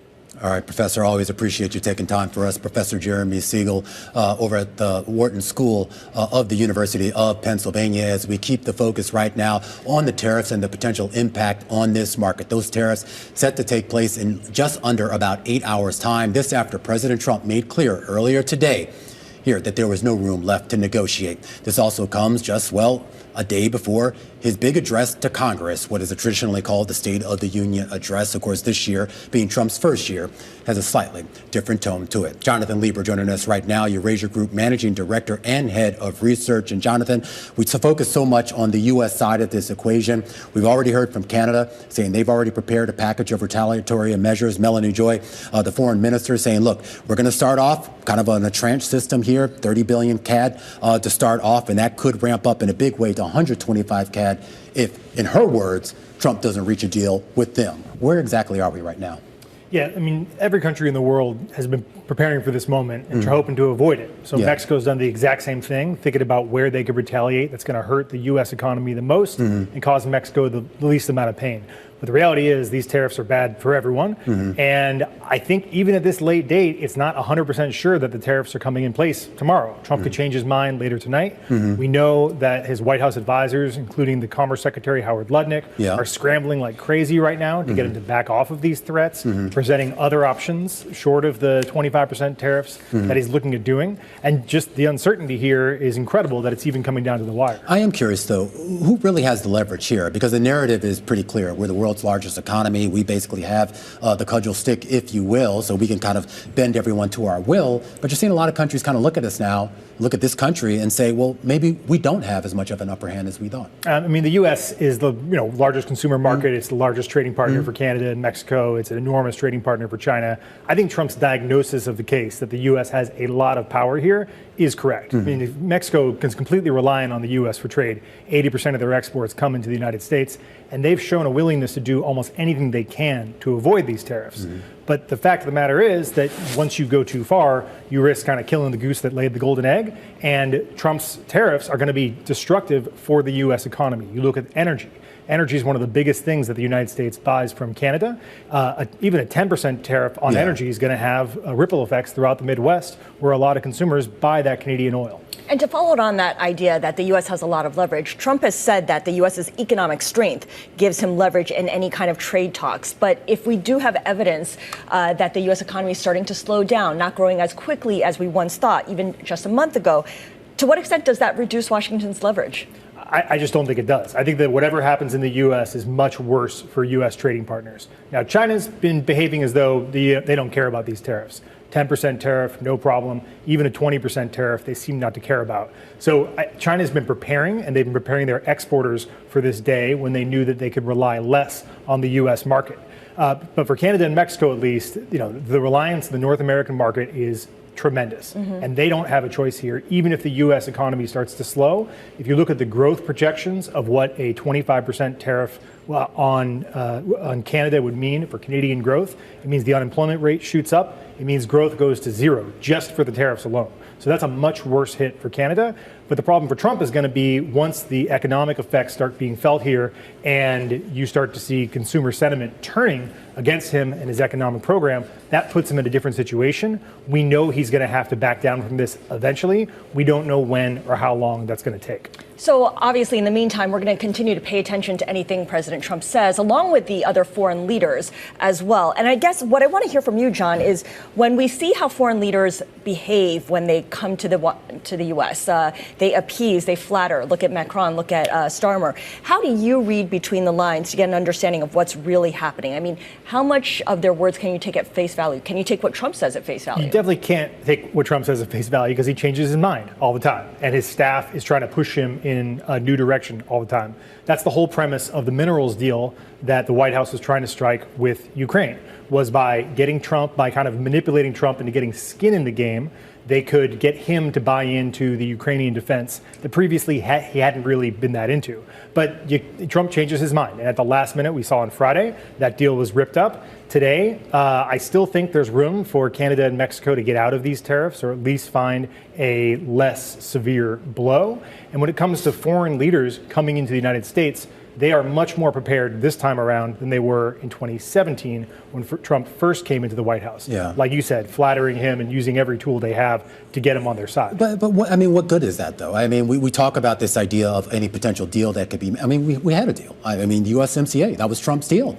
And Trump himself has effectively ripped that up and said, 4.5 years later, no, that's not a deal. So if I'm Canada, if I'm Mexico, and I'm going to enter in another deal to stave off these tariffs, I mean, what's the permanency of that? Yeah, that's a great point. Yeah. You look in particular at what Claudia Sheinbaum's been doing in Mexico. So Trump says, look, we've got a fentanyl problem, we've got an immigration problem, and we got a cartel problem. So what does she do? She cracks down on immigration, she extradites a bunch of cartel members, and she does something to stop the flow of fentanyl over the northern border of Mexico. And what happens is they get hit with 25% tariffs tomorrow, if you believe what the president said today. So it's a difficult situation for world leaders to be in. I don't see how you navigate this. You just kind of have to cross your fingers and hope he gets distracted by something else. All right, Jonathan, great stuff. Jonathan Lieber of the Eurasia Group. And be sure to tune in tomorrow. The president's scheduled to give that address to Congress. Our Balance of Power team will have special coverage of that address, where I'm sure he will address the issues with tariffs and trade. And of course, as we sort of try to assess the economic and political impact of it, the market has to assess the impact on the bottom line as well, particularly if you're a small and mid-cap company, companies that are much more exposed to those tariffs than any other segment of our economy, given their focus out there. But not all companies are set to mitigate those risks. Some of those companies are in the infrastructure capital ETFs. With products in small caps, real estate, and MLPs would have some significant tariff exposure. Let's get right to Jay Hatfield. He's the CIO of Infrastructural Capital Advisors. He joins us here on set. Jay, great to have you here. Thanks for me. Sorry, I just want to reframe this a little bit here because we're talking about the impact that this could have on companies. You guys have a lot of products out there, including some small cap ETFs, as well as some other ETFs that do have a lot of companies that do have significant exposure to imports, exports, and the potential of tariffs here. Do you make an adjustment now in those ETFs, or is this not going to have as much of an impact as maybe we're making it out to be?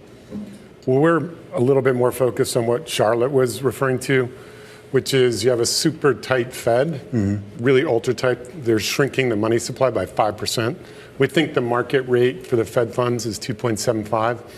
So we think rates will come down, and the real big dynamic will be really what you're seeing right now. When rates come down, big cap tech gets slaughtered, the indices get slaughtered. Small caps can underperform, but we think they'll do well. Yeah. But you're right, they're not, some people say, oh, well, they're all domestic companies, but it's not really true. Yeah. For mid-cap companies, they do have exports and they are exposed to it. There is a lot of exposure. I'm curious, though, just on the theory of rates coming down and the market. I mean, we've seen this started to show up in options positioning and then CFTC data as well. The Fed has been pretty clear that they don't want to sort of pre-react, if you will. They want to wait to see the impact of these policy moves on the economy. Something that we've been talking about here hasn't actually shown up in the hard data. So what gives you the confidence that Jay Powell will sort of signal, okay, we are ready to maybe pre-react to this and start to trim rates, or at least give the market the signal that they're ready to trim rates? Well, we don't really think it's pre-reacting. We just think the Fed's always behind the curve. They follow an index that's 2 years behind the curve. So we actually publish the real-time PCE. It's at 2.1. So we think the Fed needs to be reformed. But the data is very, very clear. So Atlanta GDP came out today, negative 2.8. Do you believe it? What's that? Do you believe it? No, I think that's a little bit overstated. Our call is 1% to 2% growth. And it's important to keep in mind the first quarter is heavily distorted by not just seasonality, but weather. Since we live in the Northeast, we know it's been a very, very cold winter. So I wouldn't overreact to negative 2.8, but I think it'll get the Fed's attention. They'll start to figure it out. They're going to move slowly, but right now, MIPR is a good way to track it on the terminal. There's 3 cuts. We've been saying 3 cuts the whole year, even when people were super negative. But what we think happened really is political talking points masqueraded as economics. So when you analyze tariffs, they're sales tax, and they're actually deflationary / recessionary. So we just think the market completely was off, and now it's just going back to normal.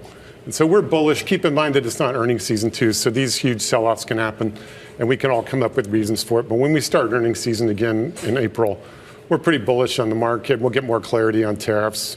I agree with your prior guests. We may not even get these 25% tariffs, by the way, are damaging. Yeah. It can ruin the North American supply chain, particularly for autos. All right, well, we'll see what happens in the next couple of hours. A lot of people say the stock market is the traffic light for President Trump. It tells him whether to stop or to go. We've heard from Treasury Secretary Scott Bessent that he and they are looking more closely at the 10-year yield. With the 10-year yield now at 4.16%, the lowest since early December, what is the bond market telegraphing to the Trump administration? Well, I do think that they're in a little bit of a bind, and we have been talking about the vulnerability of the Fed chair, because their policy, I think are attractive in the long run, but in the short run, they're making this GDP crunch that the Fed is precipitating way worse. And so I wouldn't be surprised if there's increasing pressure on the Fed. We absolutely believe that Trump has the ability to legally fire the Fed chair. And so there might be a showdown as these policies crash together, and we do see even possibly a recession. How does that influence how you think about and what to listen for from Jay Powell when he speaks this Friday? Well, like I said, they're usually way behind the curve, so I wouldn't be too optimistic about that. You're not looking for anything market moving from him? I mean, hopefully he starts to, negative 2.8, like how do you ignore that? Yeah. But they seem to sort of be burned from creating the great inflation of 21 and being behind the curve there. So they seem to want to make 2 policy mistakes, but hopefully they soften the tone just a little bit over the next couple of weeks. All right. Thank you so much. Jay Hatfield is CIO of Infrastructure Capital Advisors. Really appreciate your joining us today. Thanks, Charlotte. And, that goes back to the idea that there's a lot of items on the calendar for this week, right? We have Jay Powell at the end of the week. We also have the jobs report at the end of the week. And it takes on extra importance given the ISM manufacturing numbers today. Yeah. And one thing I like to look at, too, are also just the earnings themselves, because that gives you a little bit of a little bit more of a real-time read into some of those economic conditions. I feel like you get maybe sometimes a truer reflection of that out of the earnings and, more importantly, out of the CEO commentary. Yeah. And we're going to get a lot of consumer-facing companies this week, and of course, the main driver of our economy. So, you get the manufacturing sector. That's 10% of GDP. You talk about whether you're going to shop at Macy's or Target or Costco. And I know you're a Costco, so you're probably keeping this economy afloat with how much you spend at Costco. I just bought toilet paper on Saturday. But in all seriousness, it gets to this idea. I want to hear what those CEOs have to say. So if they start saying, hey, we're worried about what's going to happen over the next couple of quarters, then I'm certainly going to be worried, probably much more so than whatever Jay Powell has to say. And it goes back to what Walmart had said during its earnings call, right? Giving a warning for sales for 2025 because of geopolitics and uncertainty really weighing down on the consumer. And Walmart is the kind of place that people know they can go to get the best pricing. They know that the company has their back when it comes to looking for the best value. Yeah, and this is going to be an interesting setup going into tomorrow. Of course, we keep talking about this idea. Maybe they reach a last-minute agreement before midnight. Maybe they don't. What happens if you wake up tomorrow morning and that 25, and now I guess 20 on China is still in place? Then that is possible. Yeah. All right, coming up, we've got more on today's market sell-off with Sam Stovall. He is Chief Investment Strategist at CFRA. We have the major indexes closing lower today, all by at least 1.5%. This is The Close on Bloomberg.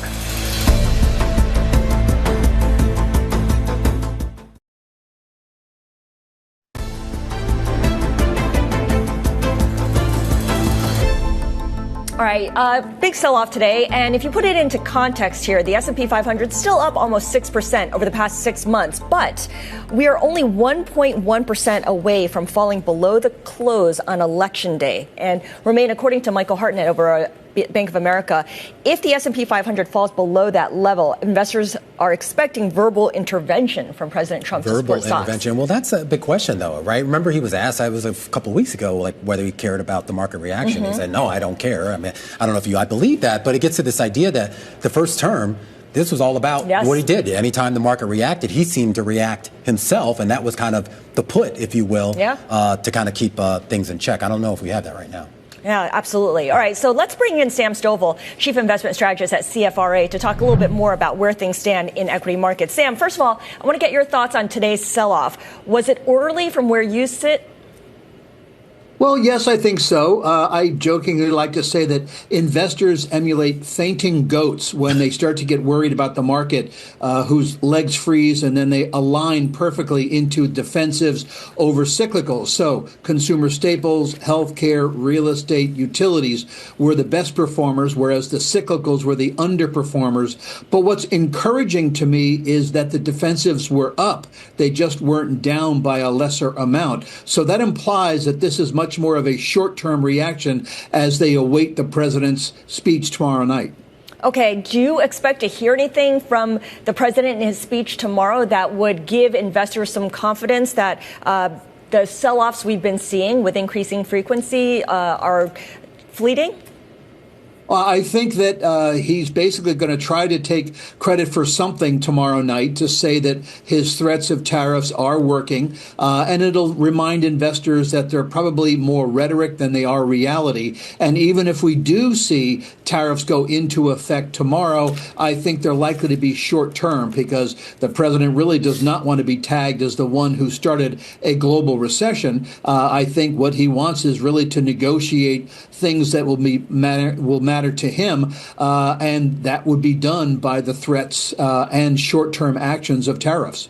I am curious, though, about market positioning, though, Sam, and because we talk about, obviously, the flight into some of those defensive sectors. That's been going on for a while. I mean, the best performers on the year are basically the sectors you mentioned, staples and healthcare and things like that. Is there any risk in those areas? And the reason why I ask is that sometimes what looks defensive can sometimes be a little bit of a trap. So if this does drag on, do you think investors will be rewarded for being in those spaces, or could that backfire? Well, I think they will be rewarded, but you have to remember that a lot of this is going to be on a relative basis. Defensives still fall. In a bear market, there traditionally is no place to hide. The only two sectors that traditionally have posted average increases have been gold and alcohol. So everybody else, tobacco, food, etc., has fallen by simply a lower amount, or I should say a narrower decline relative to the more cyclical sectors of consumer discretionary, industrials, and materials. Yeah, and we should just point out, as you speak, Sam Adams, Boston Beer, was up 1.8% today. So maybe you're onto something there here. And, of course, gold also up about 1% in the spot market. In all seriousness, though, Sam, so we get back to this idea. I mean, it's been a long time since I can remember policy, or at least the threat of policy changes out of Washington, could drive the market as strongly as it does. And I do wonder if this could be different, the idea that there is a little bit more bite to some of this than bark. Well, I mean, just to show you my age, I do remember the Hillary Gate, if you will, 1993, when the new administration learned about this market. Sam, we've got Target closing down 2.8% today. They are scheduled to report earnings tomorrow, and we know that they've been doing a lot of things like cutting prices on select items, increasing their selection of goods to sell to consumers. Walmart has already made pretty clear that 2025 is going to be a tough year to forecast because consumers feel the pain of inflation and the possibility of tariffs. What is this retail earnings season going to look like when it comes to how receptive investors are to this low bar that companies will be trying to set? Well, a good thing about low bar is that I find that management does an excellent job of managing expectations, and rarely do you injure yourself falling out of a basement window. So if earnings estimates are very, very low, which they have become for the first quarter of 2025, when this most recent earnings reporting period was started, consumer discretionary was expected to post a 10% gain in Q1 of 2025. Now it's a 0.6% advance. So there's been a lot of downward revisions in consumer discretionary. So Target and other areas are being hit quite hard. What's your general expectation, though, Sam? I mean, I want to kind of circle back to corporate earnings because there's been a lot of fears in this market about policy and economic conditions, and that have been going on even before the Trump administration. And yet we kept seeing companies, at least the larger companies in the S&P 500, post-earnings quarters that seemed to suggest that they were, if not insulated from it, had found a way to ride that. And maybe that's just good management on their parts, or maybe it's something more here. We came out of earnings season that beat a lot of expectations, Sam. I mean, by a tremendous amount. And I know the bar was lower, but still they beat it. And is there any reason to expect that the current quarter end and when we get to the next earnings season will be any different? Usually short-term forecasts tend to be exceeded because, as I mentioned, management does try to adjust analysts' expectations. Usually 12-month out, those numbers are a bit optimistic because almost anything looks good that far out. I would say encouragingly, because of the recent decline, and we are now just barely in pullback mode,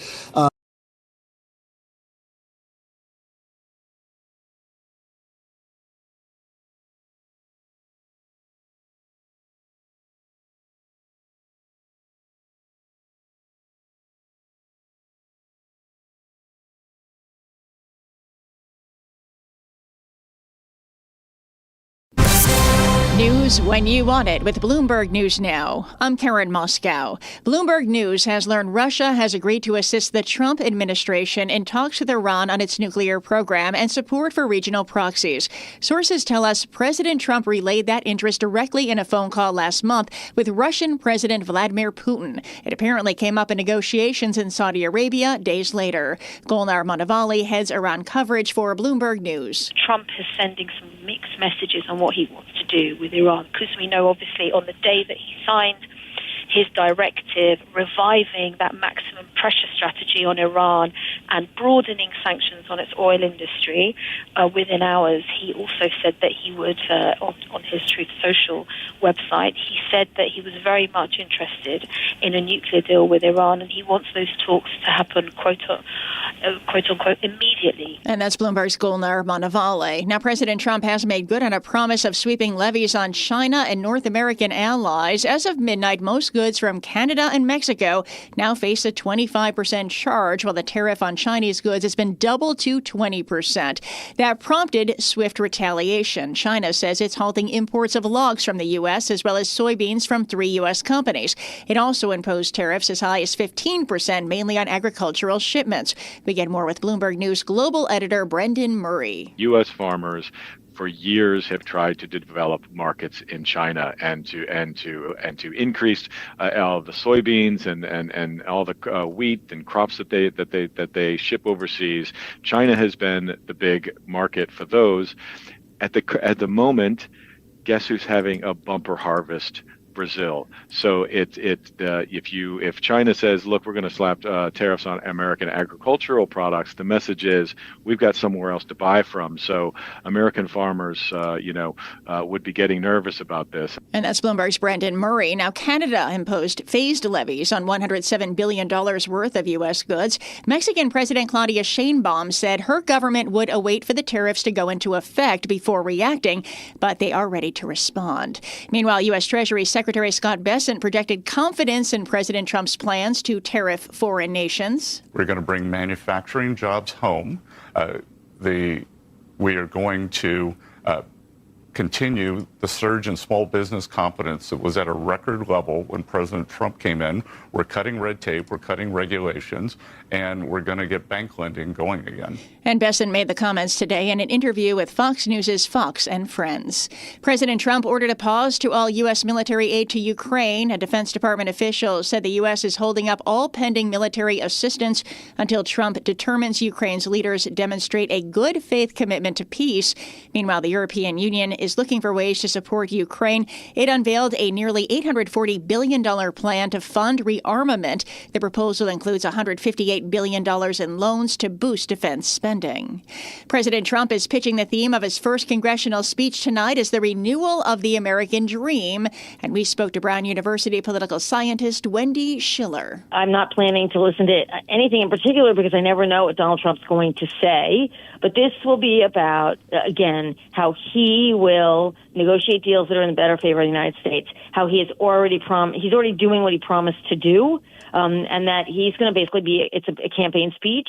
And you're going to see a lot of Republican unity. This is what this is. This is a show. And this is also the president reminding the Republican Party that he won, that he brought them in, that they owe him, and they should stick with him. And this is a public display for that reason, going into very difficult, I think, tax cut and, debt ceiling and budget negotiations in the next couple of weeks. And that's Wendy Schiller of Brown University. Now you can listen to the president's address at 8 Wall Street time on a special edition of Bloomberg's Balance of Power.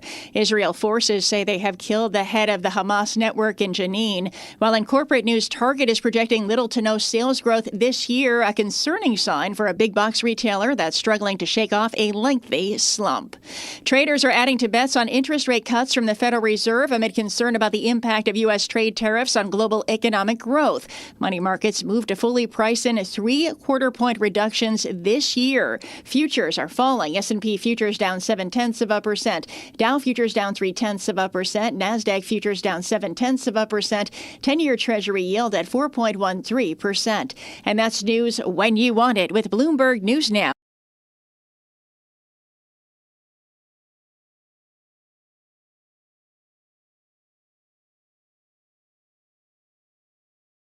Upskilling is becoming more important. So the world has to be prepared for it. So there has to be a complete shift. Look, it's easy to be pretty negative about what happened at the White House, but I would say there are some silver linings for Ukraine and for Europe. Firstly, I think the ambush, there's nothing else to describe it, by J.D. Vance and Trump of Zelensky, I think laid it out crystal clear that the US, and Trump himself said it, he trusts Putin, he doesn't trust Zelensky. So I think it's clear to the Ukrainians and Europe where the US stands. I think also, and it forced, I guess, the UK back into Europe, right? I mean, Starmer Chalmer did a superb performance, in my mind, over the weekend, bringing people together, calming the White House down a bit, bringing the Europeans together. And it's now clear, actually, that Europe and Ukraine have to be involved in the peace process. I mean, one of the problems for the Ukrainians, actually, has been in recent weeks, that whole peace process has been taken away from them. It's been a US, Russia-centered process where their story's not been really part of the process. Now, the US will take a back seat. The UK, with Italy and I think France, are centre stage. And more of what Ukraine wants will be in any peace process that, in my mind, makes it more sustainable. I think the problem with the imposed ceasefire that was likely from a Trump administration with the Russians is that in no way would that have been sustainable, right? I mean, the Russians were getting everything that they wanted. It was very hard for the Ukrainians to sell that at home. And without security guarantees of any sort, And given Putin's track record, I think the assumption would have been that Russia would have invaded again. There would have been no investment. The country would have not been sustainable. Would have had very difficult presidential elections with demobilization, all that kind of thing. So I think now we have the prospects of a peace process that actually could be sustainable. Okay, I think that's interesting that you think that Europe has now, muscled its way into that seat at the table of for negotiations, rather than it just being US and Russia.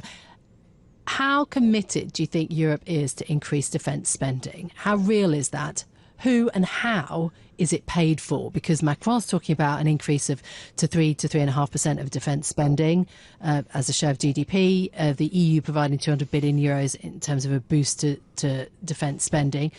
How much commitment is there, and how does it get paid for?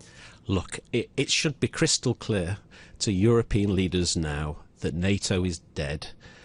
We can't rely on the US security guarantee. They've kind of spelt it out to us. I mean, J.D. Vance talking about interests and values not being aligned. We just have to get on with our defence. And Russia is an existential threat. It's absolutely crystal clear. I mean, Russia has used weapons of mass destruction twice on NATO member soil in Europe against the UK, Skripal and Litvinenko, right? We didn't do anything about it. They continue to engage in malign activities against us. I think European politicians get it. The financing I'm not really worried about, actually. I mean, Europe is a 27 trillion euro economy. Europe is 2 trillion. When Europe faces enormous threats like COVID, we get our act together. I don't think it's beyond the realms, beyond our kind of abilities to put together a 500 billion finance package. And remember also, we still have $330 billion of Central Bank of Russian taxpayer assets in cash in our bank accounts that our governments have done nothing about. They've sat on their backsides and not utilised that money. 330 billion. Okay. Remember, UK, for example, last week, we increased our defence spending to 2.5% of GDP. Funded by drawing down the soft diplomacy aid budget. Imagine we have £25 billion of Russian money in our bank accounts. We should and could have used that money to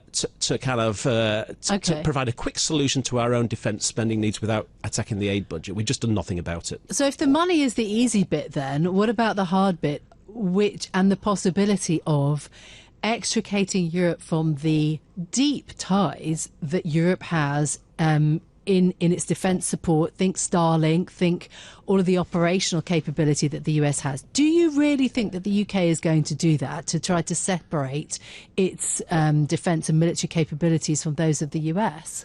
Look, Europe's problem is not finance, it's just military tech. It's producing the high-tech kit that we just don't do, and we've overly integrated into US systems.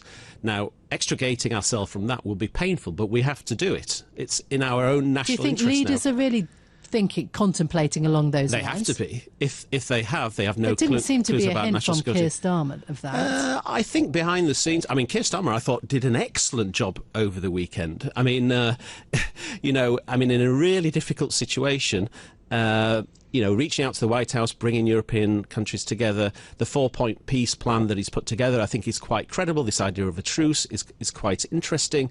Look, when you talk to people behind the scenes, and I do a lot, they get it. They absolutely get it. But we're in this really tricky situation. Now, we have leverage, which is interesting, and Europe needs to figure out how we do that, right? Our short-term problem, obviously, is military production. We have to rely on the Americans, right? We have the cash. What we should be doing is pitching to the Americans and saying, look, Trump likes big shiny deals. We should go to the Yanks and we should say, look, we want to commit over a 10-year period to buy between $500 billion and $1 trillion of kit from you guys. Trump likes jobs, jobs, jobs. He would not say no to that. So, and over the longer term, obviously there's this China threat to the Americans. Perhaps that's why they seem to be getting friendly with the Russians. If the long-term battle for the Americans, the hegemonic battle, is with China, Europe, a $27 trillion economy, should be much more useful to the Americans than the Russian $2 trillion economy. If we will get our military-industrial complex up and running on a 5-year period, and then we're useful for the Americans. We can provide the Americans with the military-industrial scale to outgun the Chinese ultimately. So this is the pitch. Short-term, weapons procurement for the Americans. Long term, we can help the Americans in their long-term hegemonic battle with Chinese. If in the end, if we don't do that, then we need to look for other options, which is actually improving relations with China and reaching out to countries like Turkey and the Gulf states that could help us in terms of diversifying our financing and our security kind of offering. Yeah, I saw, I think it was on social media that you put the idea of bringing Turkey sort of closer into the fold, making it part of the European Union. I mean, that's kind of been long stalled sort of negotiations in the background. Why? Tell us why. Well, I didn't say that. I've been a strong supporter historically of EU accession for Turkey, but the reality is it's kind of going nowhere. Yeah. The Turks get that, right? But the Turks want deeper economic ties. They want a new customs union. In military technology, they've made huge strides in recent years. Their Bayraktar drones are world-beating, right? They can provide something to us. They've recently, the Turks themselves, been buying military companies in Europe, right? So Turkey can give us it has a large military-industrial complex. It's got 800,000 soldiers. The one country actually that could put troops on the ground in scale in Ukraine as a peacekeeping force is Turkey. So it's really important that they were at the Lancaster House discussions over the weekend. They offer us scale in terms of military industrial production. They want technology transfer, right? They've been talking for years working with UK companies, Rolls-Royce, British Aerospace. We haven't done enough, frankly, as in the UK, to bring Turkey in and improve our cooperation. When you think about that military technology and drones, I know you're also quite focused on that, drones. Bloomberg, a few months ago, did a kind of side-by-side comparison of all the different kit that Europe had versus the United States, which I thought was very interesting. Do you include nuclear in that? Because the nuclear deterrent now is also surely very fundamental. If you look at a map of Europe, Russia one side, then there's a great big gap, and then there's the nuclear deterrent, in the West, in France and the UK. Well, it gives the UK and France leverage. The French have obviously been suggesting they could extend that over NATO partners. I mean, there are vulnerabilities in our nuclear capability. I mean, we are reliant on Tomahawk missiles ourselves, and when we come to upgrade, or we are upgrading our nuclear capability, I mean, again, we rely heavily on US technology. We need to think again, longer term, how we diversify potentially other sources around that. It's our reliance now on the US is a vulnerability, clearly. I think, which in and of itself is a kind of 1 week realization in Europe, isn't it? Yes. I mean, there was always going to be an election in the US. It was a tight contest. It was a 50-50 call. It was possible that Trump was going to win. We knew all about Trump in the first term, and, they'd been messaging around this. Unfortunately, I think, we had our heads in the sand, and we didn't realize the world was changing. The world has now changed. Post Friday's showdown in the White House, it should be crystal clear, I think, to everyone where Trump's sympathies lay, and they're not with Europe. Elon Musk talking over the weekend, posting online that the US should leave NATO and the UN. Do you think that's a possibility? Well, as I said, NATO is more or less dead already. It was interesting, actually, listen to Trump, and he was asked about the US security backstop for Poland, and he was very strong around it. And then when it came to the Baltic states, he was less strong about it. So, in the end, NATO's Article 5 should extend to all members, even raising a few doubts about whether the Americans would stand behind some NATO states, I think says it all. Right, we just cannot rely on the Americans anymore. We have to move on. We have to think about our own national interests, our own security. We have this very difficult transition period. We need to get through that. We need to be clever. We need to realize that we do have leverage over the Americans as well. We need to use that leverage as far as we can. The positive is we have cash. We actually have a big economy, big strong economy. We can fund this.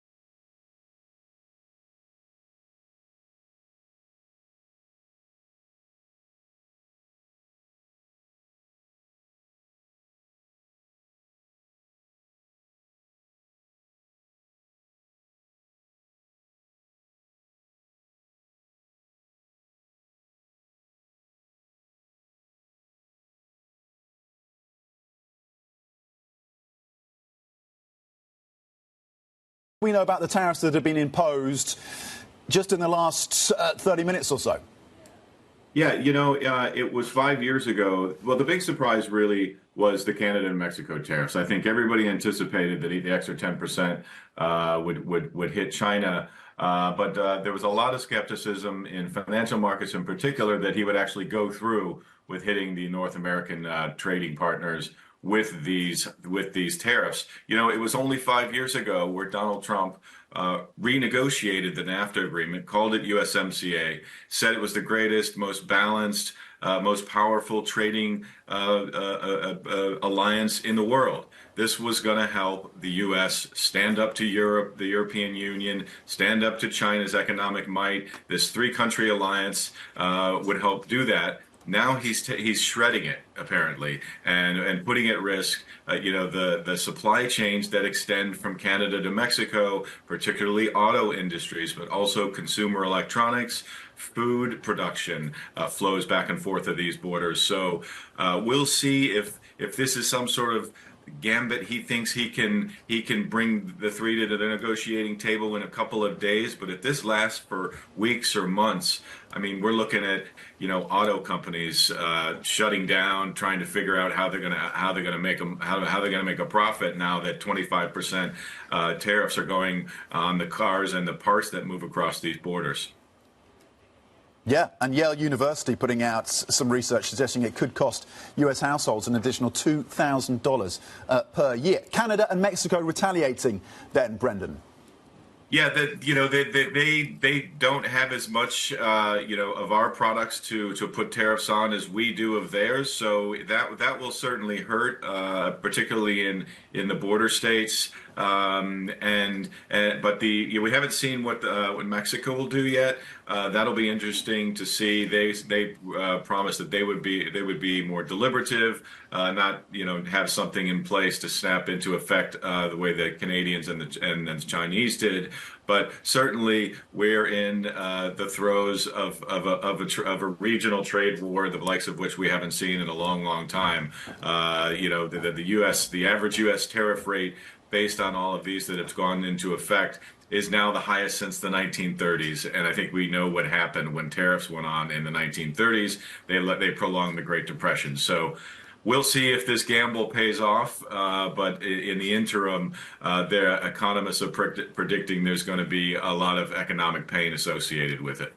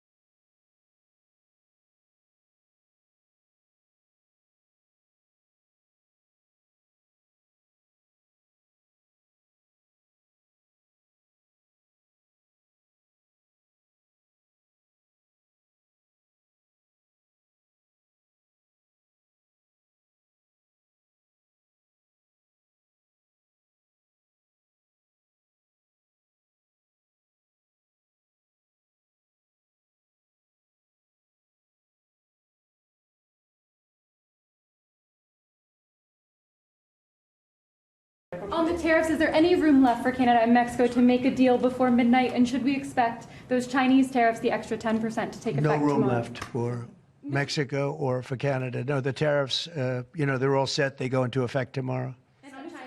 Mr. President, just to follow up on my colleague's question. And just so you understand, vast amounts of fentanyl have poured into our country from Mexico. And as you know, also from China, where it goes to Mexico and goes to Canada. And China also had an additional 10, so it's 10 plus 10. And it comes in from Canada and it comes in from Mexico. And that's a very important thing to say.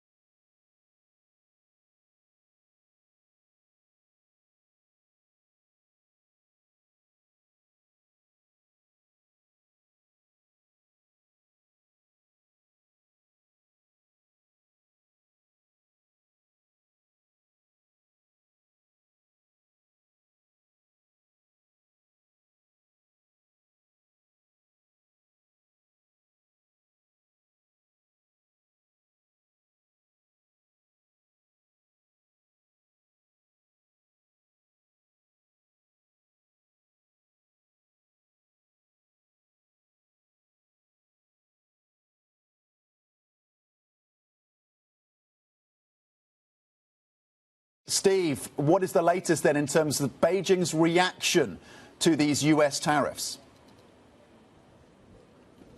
Yeah, we've been out reporting all morning before dawn, essentially expecting some sort of countermeasures as MOFCOM, the Ministry of Commerce here in China, just as the business day got started about 9 o'clock, vowed retaliatory measures. And sure enough, within the last hour or so, we've gotten those measures.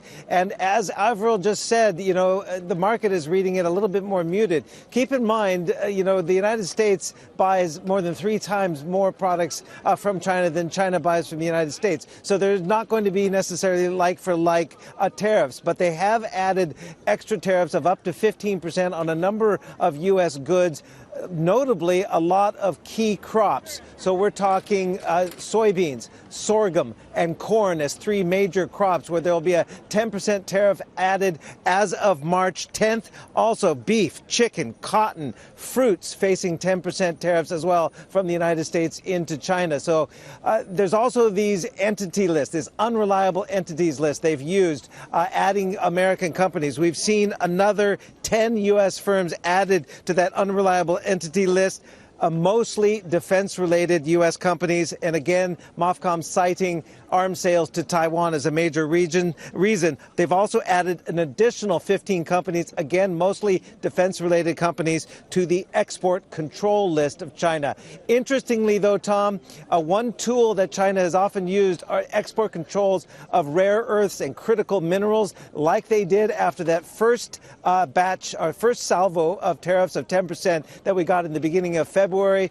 They limited export of tungsten-based minerals. Also in December, we saw gallium, germanium, and other key minerals restricted further in the sale to the United States. This time, as far as we can see from the readouts, it doesn't appear that they're using that lever right now. But of course, that does not mean they won't in the future. OK, Steve, you're outside the Great Hall of the People, of course. You're standing in Tiananmen Square. You're there for the National People's Congress as you continue to gauge China's reaction, of course, to these tariffs. What are you watching for in the days ahead, and to what extent the trade threat from the US is going to be casting a shadow over what transpires in Beijing in the days ahead? Yeah, I don't expect the leaders that gather here for the NPC, which begins tomorrow, and also the CPPCC, which is the advisory body, the much larger advisory body to the NPC, which are gathering this afternoon. That's why everyone is here. They're about to go up to the into the Great Hall of the People behind me. I don't expect them to necessarily come out and talk directly about the U.S. Threat and the U.S. Tariffs, other than to say that the external environment has become much more challenging. MOFCOM took the lead as far as the direct accusations and the moves of retaliatory and countermeasures taken. But obviously, this is an economy here that is struggling to gain footing at a time when the real main pillar of growth has come from exports. Those are going to be under threat if a key export destination like the United States is now going to be levying 20% tariffs, with a threat that possibly could go up to 60, as Donald Trump promised on the campaign trail. So exports are going to be a little bit weak. They need to drive domestic consumption. There needs to be end markets, viable markets for the products that have been, described as industrial overcapacity here. Where do they go? Well, they need to go into the local market. You're going to see a lot of policies trying to stimulate domestic demand. That means raising the budget deficit target much higher than 3%, which it is now, to possibly 3.8%, upwards of 4% possibly. That would be the highest in 3 decades. So they're going to stimulate. The markets have been waiting, Tom. You know that. Every meeting that we've had over the last several months, whether it was the third plenum, whether it was the Central Economic Work Conference, the markets didn't get the kind of fiscal stimulus. Show me the money. They didn't get it.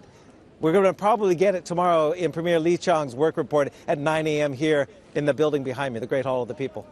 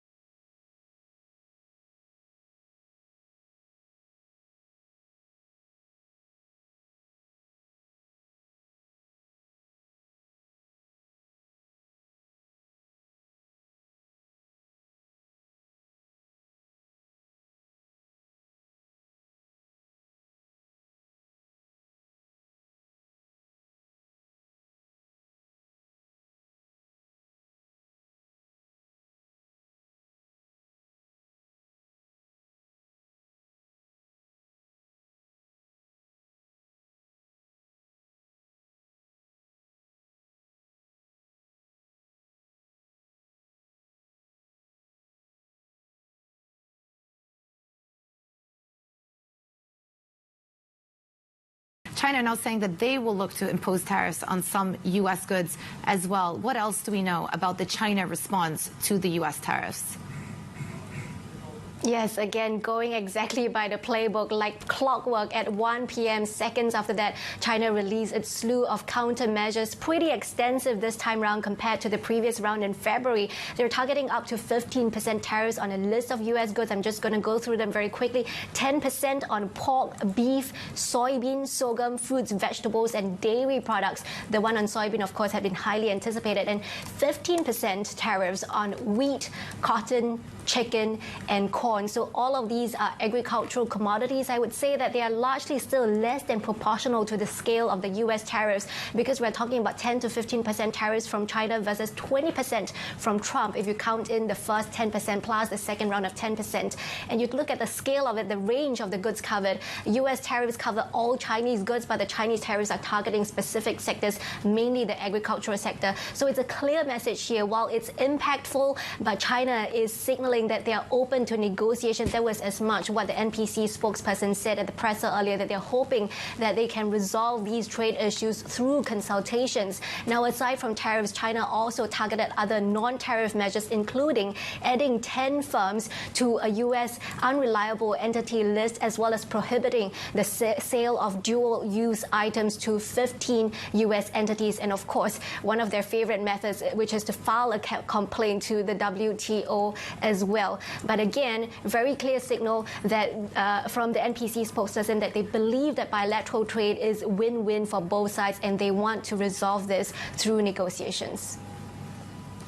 Yeah, thanks for bringing the additional analysis to us, because we were trying to wrap our heads around the reaction in Asian markets today and the fact that a lot of these Asian indices have actually bounced back. A case of buy the rumor, sell the fact, and perhaps because the response was not as powerful as some people thought it was going to be. Just quickly, Min, how does this set us up for the NPC in the coming days? Well, the NPC, I mean, of course, tomorrow is the government work report by Li Qiang that we are paying attention to, where he will outline the key economic targets for the year. We talked about that yesterday, the growth target, inflation target, and the stimulus measures. But again, as I mentioned, tariffs, the countermeasures has already been announced. What's next now is the negotiations, the back channel communications, and that high-level talk that hasn't really happened.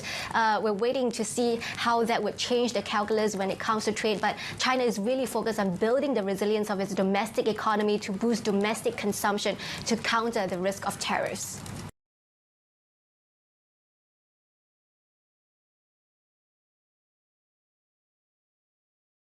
How are you guys thinking about tariffs, and what does it mean for the near-term outlook here?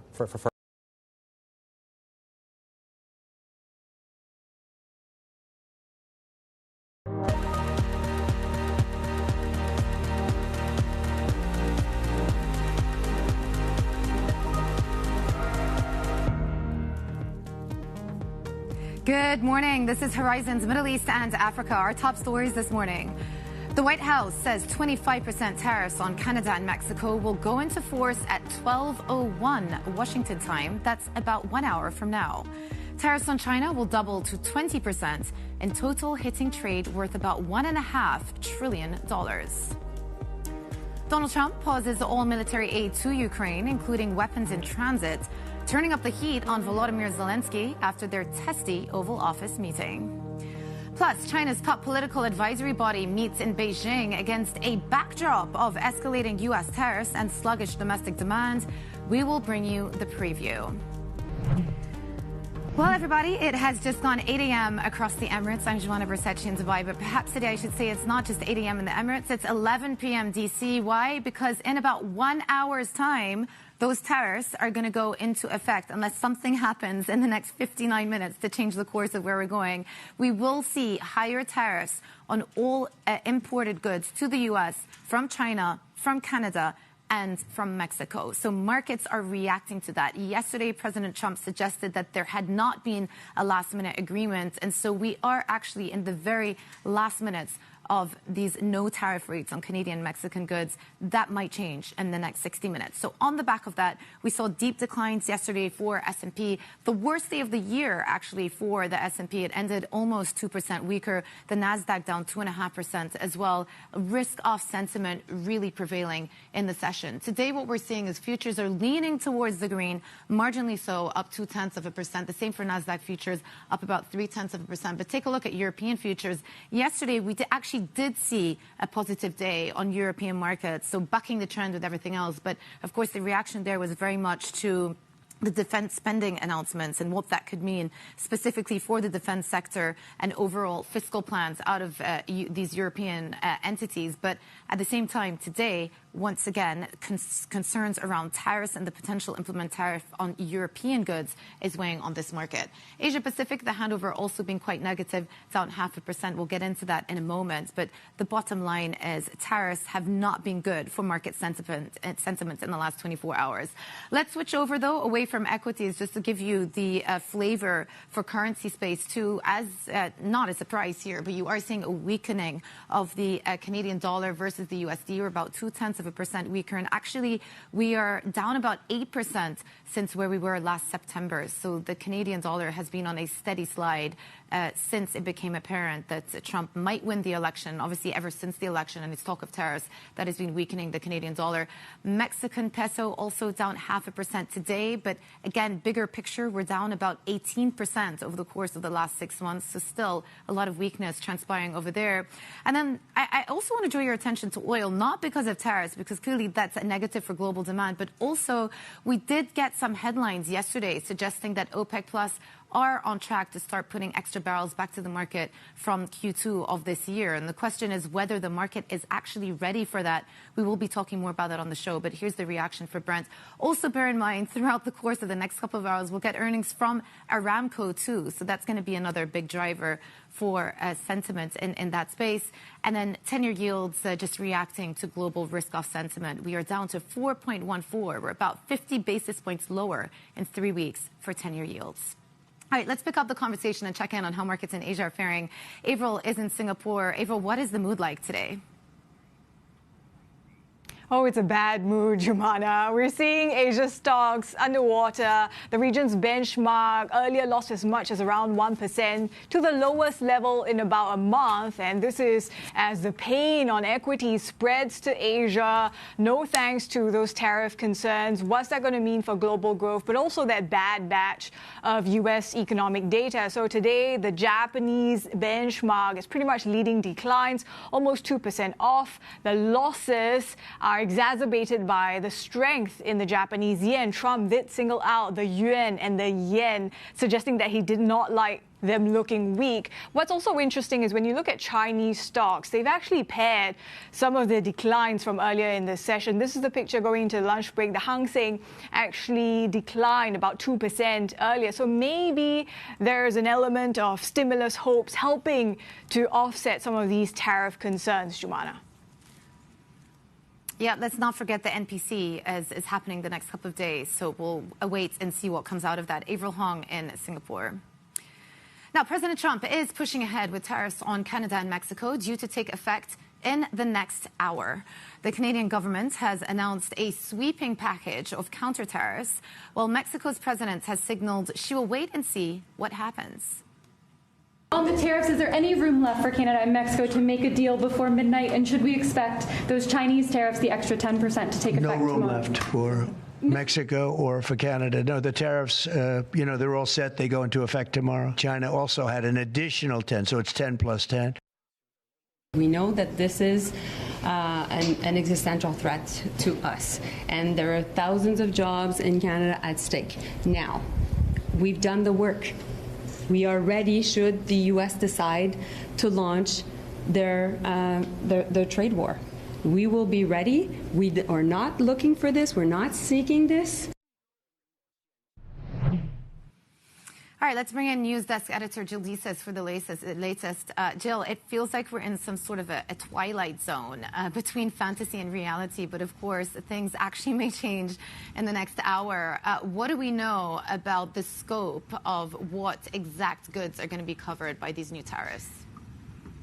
Yes, that's right, Jumana. So at this point, it seems that Trump is ready to go ahead with these pretty blanket tariffs covering 25% of all goods coming in from Canada and Mexico. The one exception there is Canadian energy. That would be hit with a 10% tariff instead. There were some concerns about Canadian oil kind of going into some of these initial discussions. But yes, I mean, we're looking at a pretty dramatic turnaround from where we were just a few years ago when Trump was, enjoying his first term in office, having negotiated sort of a successor to NAFTA and, created this new North American free trade agreement. And now, obviously, it looks like we're pretty much on the brink of a trade war with two of, the U.S.'s neighbors here. Yeah, but it's not just one-sided. We've also had a response from Canada. So what does the retaliation from Canada look like so far? Yes, that's right. So ultimately what Canada has put forth here is this idea of sort of a dual tranche of tariffs that they want to introduce. The first would be some 30 billion Canadian dollars worth of tariffs on, imports from the U.S. on things like orange juice. Peanuts is included in there. There's a few other items as well. And then there's a second tranche that what Canada is talking about where they would ultimately cover, things including aluminum, sort of big ticket items, cars, trucks, steel, that kind of thing. So it does seem that, Canada at least is prepared to hit back in some of those ways that they've found feasible. And then, obviously, as we've, heard on Mexico, still waiting to see what Mexico may ultimately do here. That response may come more during the sort of American morning hours here. Yeah, and we were just putting up the numbers, the total volume of goods traded with Mexico and Canada. It's about $700 billion. So in total, these tariffs are going to hit $1.5 trillion worth of goods. That is a substantial figure. Bloomberg News desk editor Jill D says, thank you for the analysis. Okay, let's pick up the conversation because fears surrounding this global trade war about the tariffs are rippling through markets. We saw a big pullback yesterday for the S&P. Joining us now is Deepak Mehra, chief economist at Commercial Bank of Dubai. What a day to have you with us on the show. First of all, do you think the market reaction yesterday was valid, given the pullback that we had for both S&P and NASDAQ? Absolutely. I think the market is reacting the way we had expected.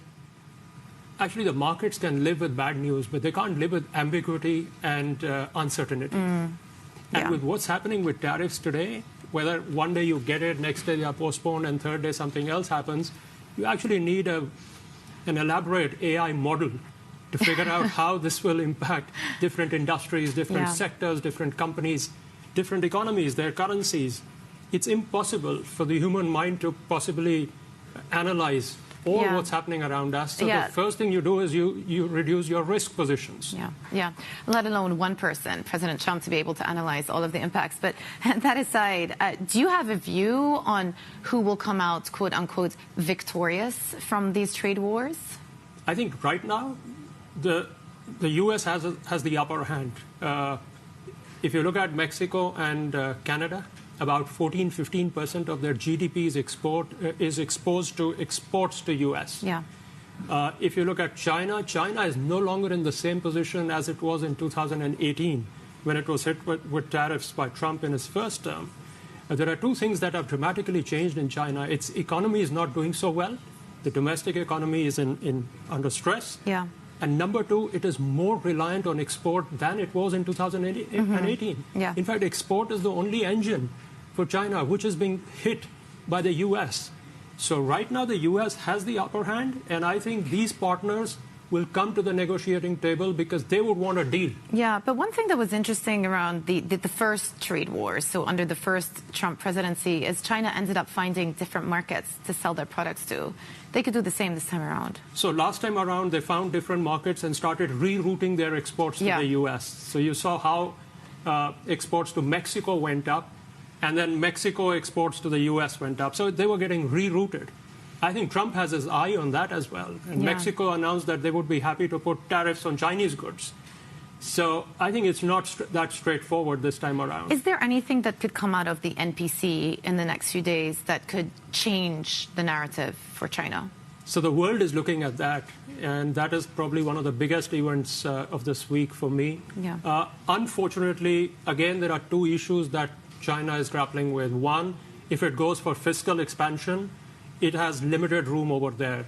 it has huge levels of debt at central government and at the state government levels, then it has a deficit, which it is worried about. And if it goes for a monetary policy easing to promote consumption, it has a problem with weakening yuan and flight of capital. And if you look at the purpose, I think their key purpose would be to promote domestic consumption. Yeah. But there, the consumers are already saddled with about $11 trillion of debt, mostly mortgages, where the property prices are coming down. So if you give them more money to spend, they're going to first deleverage rather than go out and spend. Interesting. So I think they are in a very big fix. They are in a bind. Okay, so we've got the pullback in U.S. markets, a skepticism vis-a-vis China. Where do you see the bright spot? And is it Europe, given the outperformance of European equities this year? I wish I could say that. European equities are up 13% this year, Euro stocks, after rising 17% last year. So a lot has been baked in Europe, thanks to the expectation that ECB will cut substantially and that, hopefully political situations will improve. And now, because of the Ukraine stuff coming squarely into Europe's plate, possibly it will lead to a revival of industrial complex within Europe. But I think a lot of that good news is already baked in with 2 years of fantastic returns in Europe. So how much upside is left, I doubt. So I think the safe haven trades right now is investors rushing into bonds. And you can see how 10-year Treasury yields have, for 7 consecutive weeks now, it's impressive, come down. So there's a massive bull run over there, rally over there. And that seems to be the risk of trade. Okay. So do you think then, to tie it back to what you just said about fixed income, that the Fed will have to respond and be more aggressive with the cutting cycle then, in reaction to the impact that all of these tariffs and uncertainty is going to have on demand? That is my base case. Yeah. I think we'll get... It's contrary to what the market used to think, right? Yeah. People used to think tariffs were inflationary and therefore the Fed would be cautious. But now I feel like the narrative has evolved. It has evolved because what will happen with tariffs is this is a one-time price adjustment.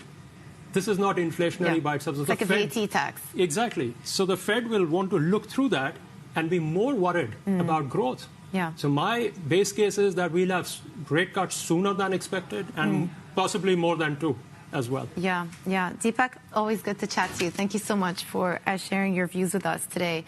Big day for markets. Deepak Mehra, the chief economist at Commercial Bank of Dubai. Well, still ahead, China's top leadership begins key annual political meetings today to map out their latest economic revival plans. We're live in Beijing next. This is Bloomberg.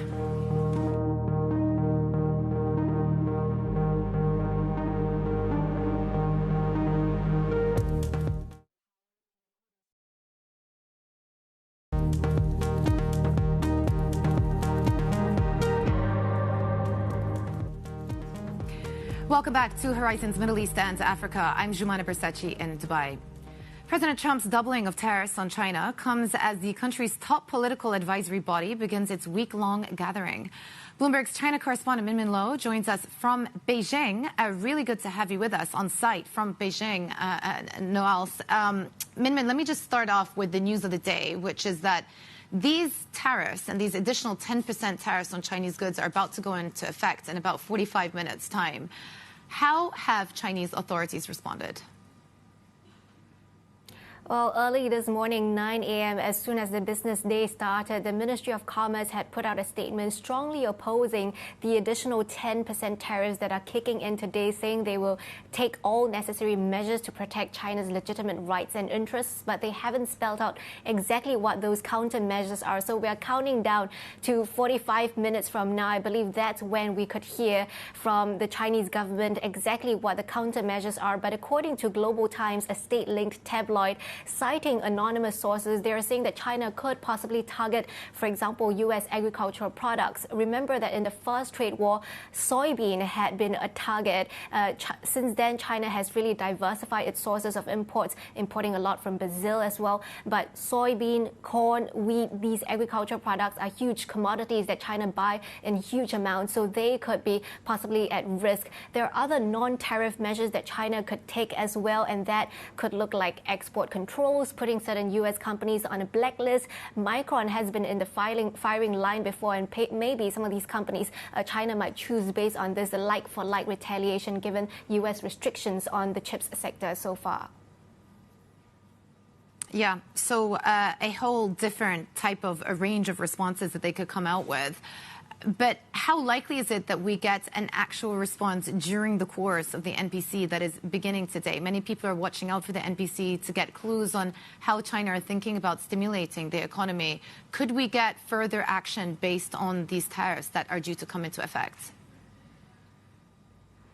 Well, first of all, later today, I believe we'll get the countermeasures. As for whether the tariffs will actually figure into how China is thinking about its budget, some analysts say possibly not. The budget has been poured over for weeks and months, and some analysts are saying it's not even in the top 3 issues that policymakers are concerned about, given that China is likely already quite prepared for very high levels of tariffs of up to 60%. That was what President Trump had campaigned upon.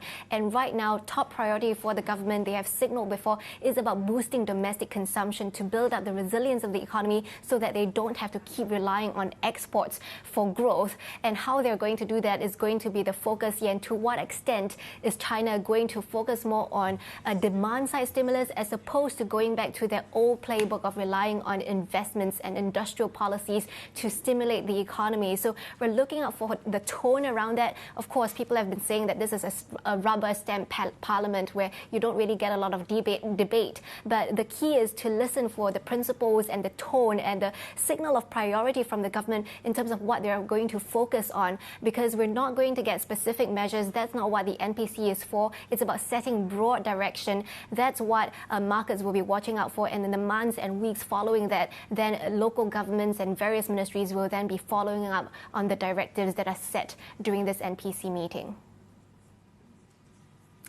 Bloomberg's China correspondent Min Lo in Beijing for us today. Thank you so much. Now, coming up, oil extends losses near 3-month lows after a surprise hike in output by OPEC+. The latest on the world's most important commodity. Next, this is Bloomberg.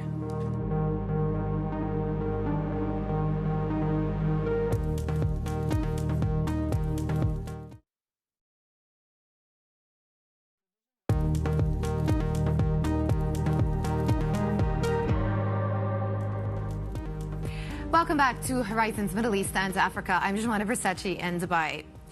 Well, the OPEC Plus alliance has announced an unexpected supply hike from next month. It's the first in a series of monthly increases to revive production that's been halted for more than 2 years. Let's bring in Bloomberg senior energy reporter Steve Sachinsky. Well, judging by the price action in energy markets yesterday, this did come as a bit of a surprise to markets, even though they had originally penciled in April 1st to start putting back barrels to the market. Why the decision now? Well, I mean, look, the reason why it comes as a surprise is that over the last few years, you've seen OPEC Plus kind of kick this can down the road whenever you're in a market that is quite bearish. The IEA says that there's going to be an excess of 450,000 barrels a day in the oil market. So adding barrels would put more downward pressure on prices, and that's not something that would benefit producers like Saudi Arabia and others. Now, there could be a political element to this. Bloomberg reported overnight that the Trump administration had been putting pressure on OPEC Plus and Saudi Arabia to increase production. It's not much of a secret. Last month, Trump had said openly that he called on OPEC to reduce the price of oil. And this is the playbook that Trump used in his first term more than 4 years ago when he was pushing the same thing. He would push OPEC to kind of do his bidding, and it worked to certain degrees. Now, the reason why Trump wants this is he wants lower oil prices at home.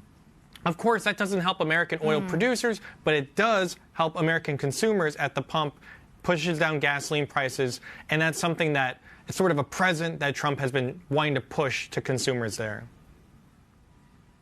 Yeah, I've seen a couple of notes come through in reaction to it. Citi are saying that they expect Brent to drop to $60 to $65 over the next 6 to 12 months.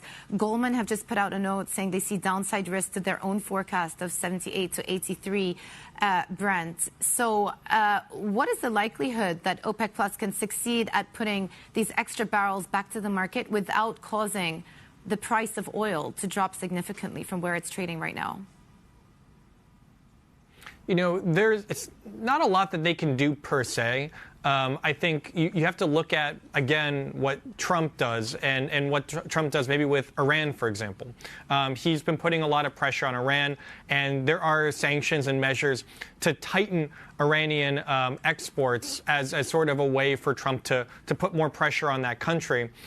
If Iran is forced to reduce their output, that does provide a little bit more wiggle room for OPEC to kind of increase output from other countries. Likewise, what happens with Russia? Are they able to increase output? Are they able to increase output and sell their oil above the price cap that was implemented during the Biden administration? How does that affect prices and where things are in the market?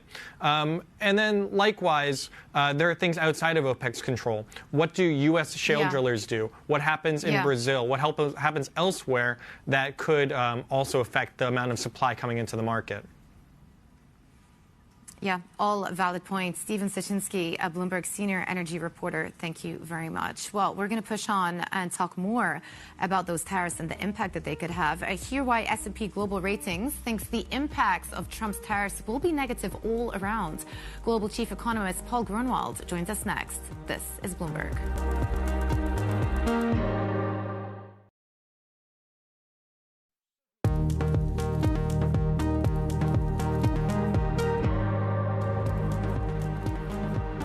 Good morning. This is Horizon's Middle East and Africa. Our top stories this morning. The White House says 25% tariffs on Canada and Mexico will go into force at 12:01 Washington time. That is about half an hour from now. Tariffs on China will double to 20%, in total hitting trade worth about $1.5 trillion. Sliding further, oil extends losses after OPEC Plus announces a surprise increase in production from next month. Plus, Arab leaders are set to gather in Cairo for an emergency summit on Gaza, hoping to counter President Trump's controversial plan to take over the Strip. Well, it's just gone 8:30 a.m. across the Emirates. I'm Jumana Versace in Dubai. The clock is ticking. In about half an hour's time, goods imported from Canada, Mexico, and China into the U.S. will become just a little bit more expensive for the U.S. consumer. We're going to talk more about the ramifications from that and also what it means for the economy with S&P in just a few moments. But for markets, let me tell you, the reaction was pretty negative yesterday. We had the worst day for the S&P for all of 2025. S&P was down almost 2% in trading. NASDAQ down 2.5%. So risk off prevailing. Today, futures leaning towards the green, up about 0.3% respectively for the S&P and NASDAQ. Not the case for European futures. You can see behind me down 0.9%, despite the better price action that we saw there yesterday. Some momentum in European stocks, particularly in defense stocks, as we talk about the big fiscal plans surrounding a potential big defense package to come. But today, attention has once again moved on to the impact that tariffs could have on the European continent as well. Those are scheduled to go into effect in 1 month's time. So it's all about tariffs today. Asia Pacific, the handover from some of the Asian equity markets is also negative as well, down 0.3%.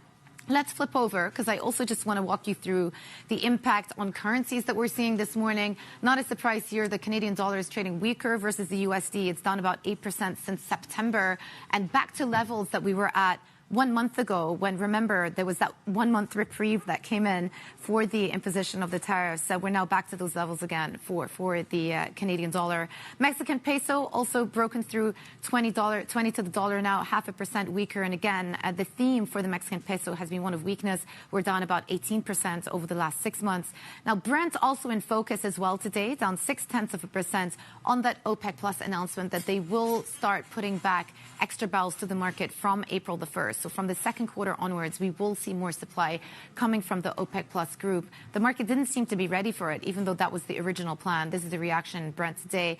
And then 10-year yields continuing to slide. We are at 4.15 today, a 1 basis point lower, but again, massive rally in bonds over the past couple of weeks. All right, let's check in on how markets in Asia are faring. Avril is in our Singapore studio. The handover is not so pretty today. Avril. Yeah, we are seeing declines across the board in Asia. The region's benchmark tracking Wall Street's losses after that bad batch of U.S. data, but also these tariff concerns really weighing. Japan is leading declines, and what is dragging the likes of the Nikkei, and includes the metals-related stocks as well as the automakers after Trump said for Canada, for Mexico, those tariffs are a go. Now, we are also seeing, interestingly, how the Japanese yen strength is kind of dragging the Nikkei, the topics further. And as our colleague Garfield Reynolds from the MLive team highlighted, Japanese stocks are among those that are correctly pricing in sort of or responding in a way from the U.S. launch of this trade war, but whether or not the declines on the Japanese stocks so far this year protect it from further downside, I think that's something that remains to be seen. Of course, for the yen, it got singled out by Trump along with the Chinese renminbi. He doesn't really like weakness in these currencies. Jumana. Yes, Avril, thank you so much. Avril Hong in Singapore.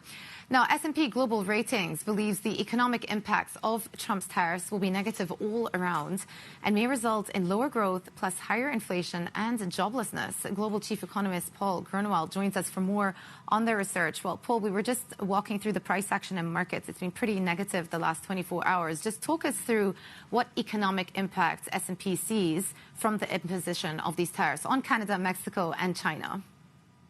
Right. Hi, Jumana. Thanks for having me on the show. Well, as you mentioned, our view is that all around this is going to be negative. It's going to result in slower growth, higher unemployment, and higher inflation, and the impacts will be asymmetric. So if we look at Canada and Mexico, which are obviously in the spotlight today, we see growth, or GDP rather, about 3% down in Mexico and 2% down in Canada. So these tariffs that are going to be put in place in about half an hour could potentially lead to recessions in both of those economies. The effects on the U.S. would be much lighter, maybe something like 0.25% lower GDP, and roughly the same for China. So China and the U.S. are relatively large economies, but Canada and Mexico are smaller, and they're much more reliant on the U.S. for their exports than vice versa. Okay, here's a question for you. Who actually bears the burden of the tariffs? Is it the exporting country or is it the consumers in the importing country? Right. Good question. Well, there's actually three candidates there. One is the exporting country. They could take a hit to margin. You could have the retailers in the home country take a hit to their margins, or they could pass it on to consumers. Most of the evidence from the last round and most of what we're assuming in the current round gets passed on to consumers in the home country. So I know there's been a lot of debate about this, but the evidence suggests that most of this gets borne by the country imposing the tariffs, the consumers in that country, and it's a kind of one-off bump to the price level. So it's inflationary on impact. The question is whether there's second-round effects after that, but it is the home country consumers that we think are going to bear the brunt of this. Yeah, and of course, if there are secondary effects, then that is what central banks are going to be alert to in order to justify any response. But let me just ask you another question. President Trump, when he initially talked about tariffs and the imposition of tariffs, he also posited it as a revenue-raising measure. And the thinking for some is that these tariffs and the revenue generated from tariffs could help offset the tax cut increases, the extension of the tax cuts that are set to be discussed later on this year. Have you done any work as to how much revenue could be raised for the U.S. Treasury from the imposition of these tariffs and how much it could go to offsetting the tax cuts? Yeah, we haven't published any specific numbers, but the view of the team is that it would be relatively minor. It's certainly not going to be in the magnitude of the trillions, which is where we're going with the extension of the tax cuts in the U.S. And also, if the tariffs work and they reduce imports, then the revenue from the tariffs is obviously going to go down. So you don't actually want success because that's going to dry up the revenue source. So we think that there's a kind of a modest offset, but you're not going to solve the fiscal problem in the U.S. By putting on tariffs. We don't think that's the right way to go. What impact do you see for the U.S. dollar? Yeah, well, there's this kind of two-phase thing we've been watching. So the initial phase, and you spoke about this earlier on the show, was that, folks thought this would be inflationary. So we saw the 10-year yields rise. We saw inflation expectations rise. We saw fewer rate cuts from the Fed this year. But what's happened over the last couple of weeks is we've had the uncertainty come into play. So the first kind of round of thinking was that this would be, at least on the margin, inflationary. But now we're starting to see some of the downside risk to growth from all the uncertainty around the tariffs. How long are they going to last? Are they put in place for trade reasons or illegal drug reasons or border control reasons or, defense spending reasons in the case of Europe? So there's just a lot of uncertainty. We've had a couple of bad prints on the U.S. nowcast that comes out of the Atlanta Fed. And all of a sudden the thinking is the U.S. is now at risk of kind of scoring an own goal. To use a football analogy, where we started with a good economy this year, but all the uncertainty around tariffs and other policies could potentially hold firms and consumers from spending, and we could sort of work ourselves into a slowdown. So that's been pushing, bond yields lower and maybe putting Fed rate cuts back on the table. Yeah, I saw that Atlanta Fed now. It's tracking minus 2.8%. That's a negative number, minus 2.8%. So to your point there, the data certainly started to turn. Final question just on China and how they may respond. We've got the MPC this week. Are we likely to see a big bazooka response out of Chinese authorities in not just response to these tariffs, but also just the general weakness that is still persisting in the Chinese economy, in some areas of the Chinese economy? Right. Well, let me take those two separately. On the domestic stimulus, I don't think we're going to get the big bazooka. We've been waiting for a couple of years, and I spent a lot of time in Asia earlier in my career. The Chinese policy apparatus is really aimed toward boosting investment and boosting production. And what the Chinese economy really needs now is to boost the spending by households, which is still a very small portion of the Chinese economy. So we may get some incremental change coming out of the NPC, but I don't think it's going to be sort of the fireworks that are going to reignite growth. We've still got growth kind of 4 to 4.5% this year. On the tariffs, the Chinese have taken a pretty measured approach in the past, largely tit for tat, and because of the trade imbalance, they don't have a lot of things to put tariffs on. Soybeans and airplanes are the two biggest imports from the U.S. So we would kind of expect them to kind of shadow what the U.S. is doing. But again, given the size of the Chinese economy, it's much less trade dependent than it used to be. We've got a sort of a slight markdown for growth, but nothing on the order of what we talked about for Canada and Mexico. More like the U.S. and Europe, kind of maybe quarter percentage point of GDP.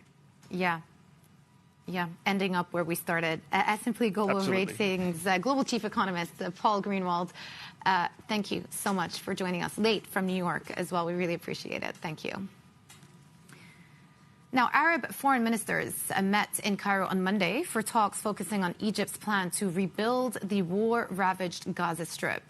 Egypt is hosting an emergency summit today where it's hoping to counter President Trump's proposal to expel Palestinians and take over Gaza. Joining us now is Bloomberg's senior Middle East reporter, Sam Daher. First of all, what exactly is on slate today with the summit? Thank you. So today, I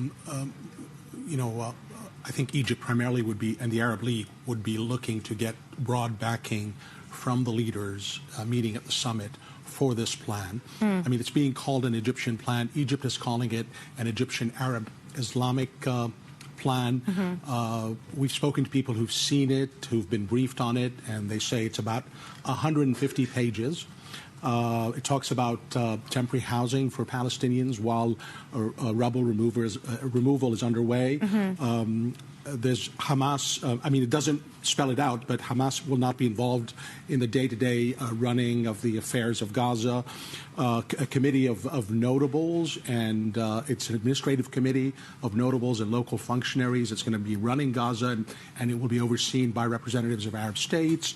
It will be in phases and tied to the establishment of a political it has a political dimension tied to the establishment of a Palestinian state. Yeah, this is essentially the counter proposal to Trump's so-called Gaza plan. He said, well, show us the alternative. So this is the opportunity for Arab states to come out with their alternative. What are some of the challenges that they're going to be facing? Absolutely. First of all, you've got the ceasefire. If it completely collapses, then this plan is moot.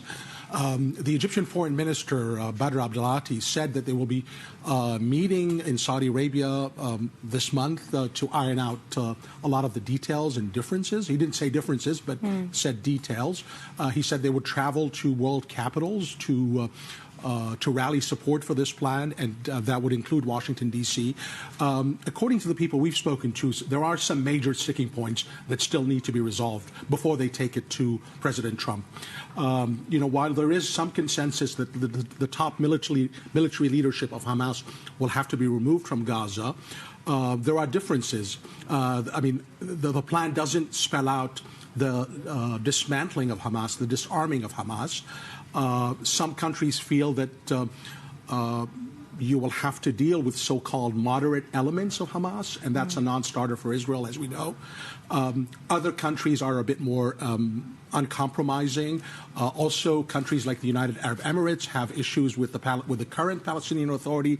They want a complete overhaul of the Palestinian Authority before they commit funds. And then the biggest question is, who's going to pay for this? The bill is like $50 billion. Those are the estimates. Wow. And Arab countries have come out openly and said they will not put a dime in long-term reconstruction unless there's a long-term political solution, which is Palestinian statehood.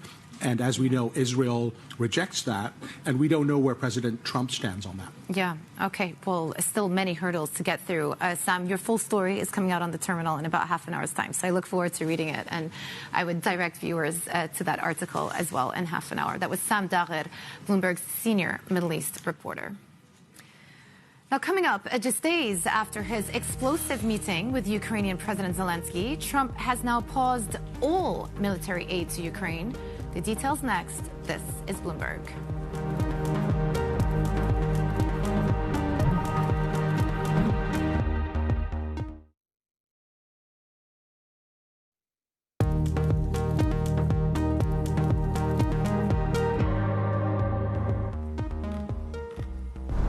Welcome back to Horizons Middle East and Africa. I'm Jumana Bersachi in Dubai. Well, we are about 15 minutes away, even less, from the imposition of those tariffs, additional 10% tariffs on China, in addition to those 25% tariffs on Canada and Mexico. We've just got a few lines coming through from the NPC's Lou. So he was asked about the U.S. tariffs in the press briefing. He says he hopes China and the U.S. can find solutions through consultations. China will work with other countries to safeguard the trade system. But then he also says China definitely doesn't accept suppression and threats. So that is just coming through now. This is from the NPC spokesperson who has been outlining the agenda for the NPC that kicks off formally tomorrow. So this is what we're witnessing right now. Some of the lines coming through. China definitely does not accept suppression and threats. So we're going to keep an eye on further comments coming through from China in response to these tariffs, which are about to get imposed in about 14 minutes' time. Let's move on. A senior U.S. defense official says President Trump has ordered a pause to all military aid to Ukraine. The move turns up the heat on Volodymyr Zelensky days after an Oval Office blow-up with the Ukrainian president left support from his country's most important ally in doubt. Joining us now is Bloomberg senior reporter Henry Meyer. Henry, so this is a big decision out of the U.S. They've decided to halt or temporarily halt military aid to Ukraine. What does President Trump want to see? Well, this decision is a huge shock, of course. We had been anticipating that President Trump would pull further assistance, but we're talking about here is $3.85 $1.5 billion of military assistance that had already been approved under the previous administration. And anything which is currently on its way to Ukraine will also not be delivered. What he's trying to achieve here clearly is to force President Zelensky to beat a retreat, essentially to make an apology for what happened at the Oval Office on Friday, and commit to a peace agreement. So far, the Ukrainian leadership has been very reluctant to go down that path. And in his latest comments, President Zelensky made it clear that he thinks that a peace agreement is a long way off. That appears to have been also what triggered this latest action by the United States. I think we're going to see probably now frantic diplomacy by European countries, allies of Ukraine, which are going to be trying to diffuse the situation, which is getting far worse now. Can Ukraine continue to operate in this war? Can the war continue in the absence of U.S. military support? I mean, this is the big question. Clearly, it can continue for some time, and they will be getting alternative supplies from Europe. But the ammunition that they rely on mainly comes from the U.S.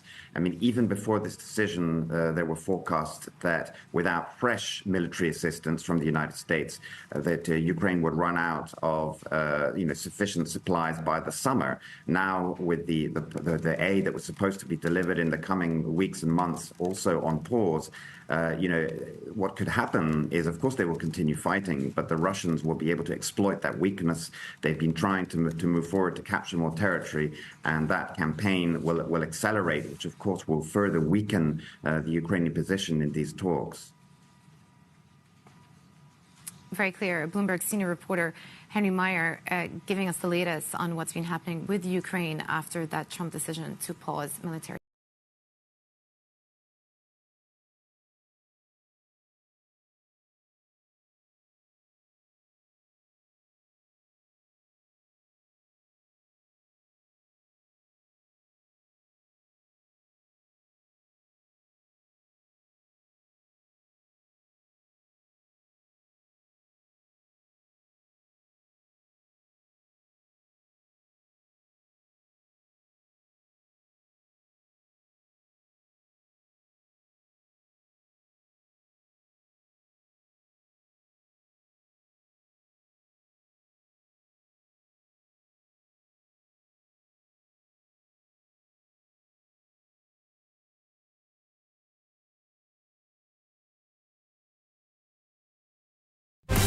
News when you want it with Bloomberg News. Now, I'm Nathan Hager.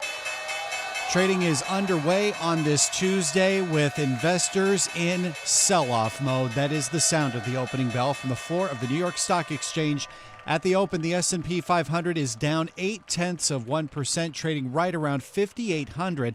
The Dow Jones Industrial Average opened 0.6% lower, just shy of 43,000. And the Nasdaq Composite opens with a decline of nearly 1% at about 18,200. Any chances of reversal of natural gas and crude oil? Crude oil में तो आ गया reversal. Natural gas तो news के बाद completely bullish हो गया. यहाँ पर एक रेजिस्टेंस था वो भी गया, इसके ऊपर एक रेजिस्टेंस था वो भी चला गया. इसके ऊपर कोई रेजिस्टेंस है नहीं, रिसेंट टाइम में इतना ऊपर आया नहीं प्राइस. एक पिवट है 408. लॉजिकली तो इसको आना चाहिए था यहाँ पर वो सेलिंग भी आ रही थी अच्छी खासी, बट लग रहा है न्यूज़ की वजह से सुपर बुलिश मोड में है फिलहाल के लिए.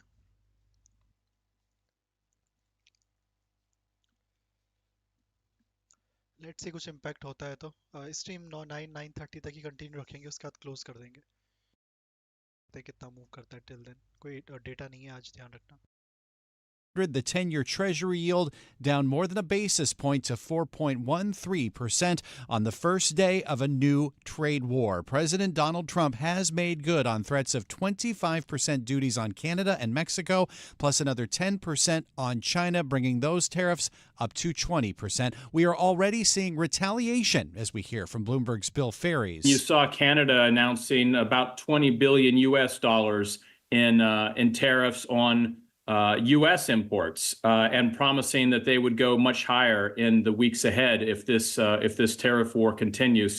Bloomberg's Bill Ferries reports Canada announced phased levies on $107 billion in U.S. imports. As for Mexico, President Claudia Sheinbaum says she will announce her country's response on Sunday. She says Mexico has already done a lot to reduce illegal immigration and drug flows. She says she hopes to speak with President Trump on Thursday. The market reaction has been swift and bearish, but Treasury Secretary Scott Bessent says that's not his focus. Over the medium term, which is what we're focused on, it's a focus on Main Street. Wall Street's done great. Wall Street can continue to do fine, but we have a focus on small business and the consumers. So we are going to rebalance the economy. Treasury Secretary Scott Bessent tells Fox News Chinese manufacturers will eat the tariffs. Commerce Secretary Howard Lutnick tells CNBC Canada and Mexico need to do more to reduce opioid deaths. He says April 2nd will be when car factories start coming back to the U.S.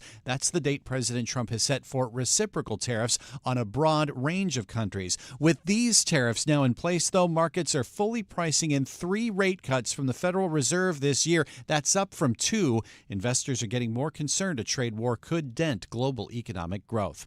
President Trump may be looking for a new negotiation with Iran. Bloomberg News has learned that Russia's agreed to assist the U.S. with talks after the president broached the idea directly in a phone call last month with Russian President Vladimir Putin. Golnar Motovali leads our Iran coverage and broke the story for Bloomberg News. The agreement apparently won't just cover Iran's nuclear program, which is what the Obama administration had already broken in 2015. But as we know, Trump exited in 2018 and effectively jettisoned. But he wants a deal that also, in some way, covers Iran's support for its allied groups such as Hamas and Hezbollah in the Middle East. Bloomberg's Golnar Motovali, and these new details on the Trump-Putin talks come after President Trump put a freeze on military aid to Ukraine. That came after last week's Oval Office dust-up with President Vladimir Zelensky. Bloomberg's Oliver Crook has more from London. There was already a freeze to some of the financing, part of the USAID cutoff. This is already sort of priced into what was going on in Ukraine. Now we understand that there's actual preventing physically of the delivery of hardware, incoming hardware that could be coming, as well as stuff that is already in the air, stuff that is waiting on the border with Poland. All of that stuff is going to be frozen, and there's still about $4 billion worth of aid that Trump has inherited, sort of clearance to give to Ukraine from the Biden administration, and that appears to also sort of be on pause. Bloomberg's Ollie Crook, a senior administration official, says the pause will remain in effect until Zelensky shows a good faith commitment to peace. All this will provide the backdrop when President Trump appears on Capitol Hill for his first speech to a joint session of Congress. The White House says the president will chronicle his, quote, renewal of the American dream. Our coverage begins tonight at 8 p.m. Wall Street time on a special edition of Bloomberg's Balance of Power. Listen live on Bloomberg Radio or watch on Bloomberg Television or the Bloomberg Podcasts YouTube page. Back on Wall Street, we are watching shares of Target. They are down 5% at the open on a disappointing outlook, as we hear from Bloomberg's Valerie Teitel. They projected little to no sales growth for this year, which is a concerning sign for Target, who's struggling to shake off a lengthy slump. They also warned of meaningful pressure on profit this year, citing factors such as weak February sales and uncertainty around consumer sentiment and tariffs. So the tariff story is overhanging retailers in the U.S. Bloomberg's Valerie Teitel, and it's a similar overhang for Best Buy, warning tariffs could make its gadgets more expensive. Best Buy shares are down 14% at the open, their biggest drop since May of 2022. Apple has launched a new iPad Air with a faster processor, an upgrade for a device that did well during the holidays when the iPhone slumped. Apple shares at the open are little change to the downside. That's news when you want it with Bloomberg News Now. I'm Nathan Hager. This is Bloomberg.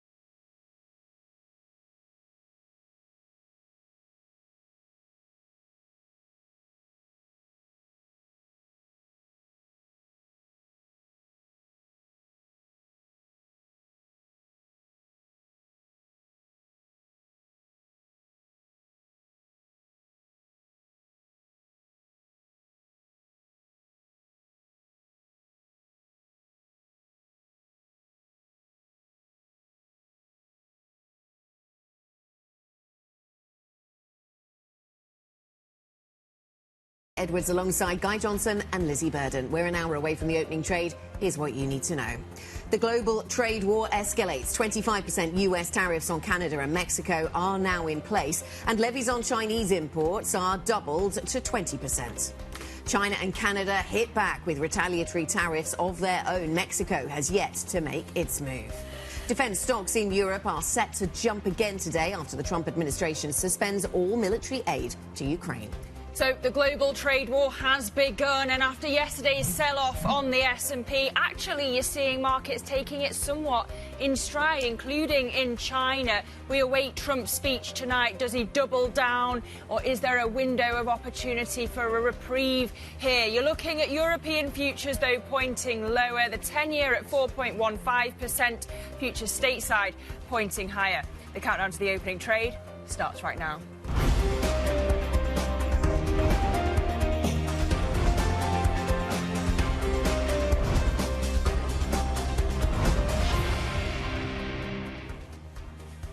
Tuesday morning, good morning. 2:42 yesterday, Eastern time, we entered a new phase. We went from, will this trade war start, to how long will it last? That is what the market is now having to factor and think about. We got a big reaction in the S&P yesterday, a significant drop down, probably augmented by what we saw in terms of the data, the ISM manufacturing numbers, not particularly strong.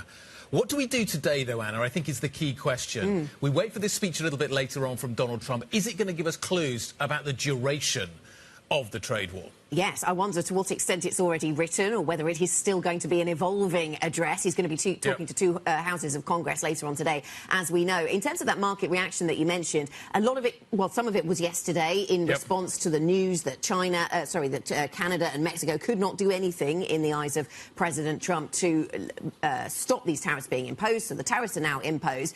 And with that in mind, what impact have we seen since then? Well, it's been fairly muted, but the futures picture looks really divergent.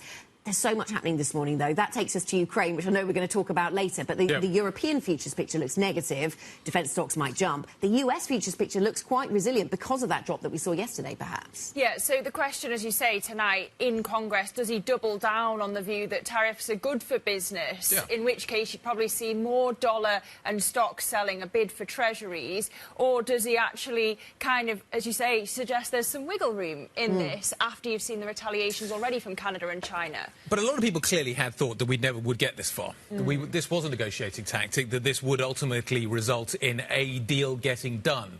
Does the deal get harder from here?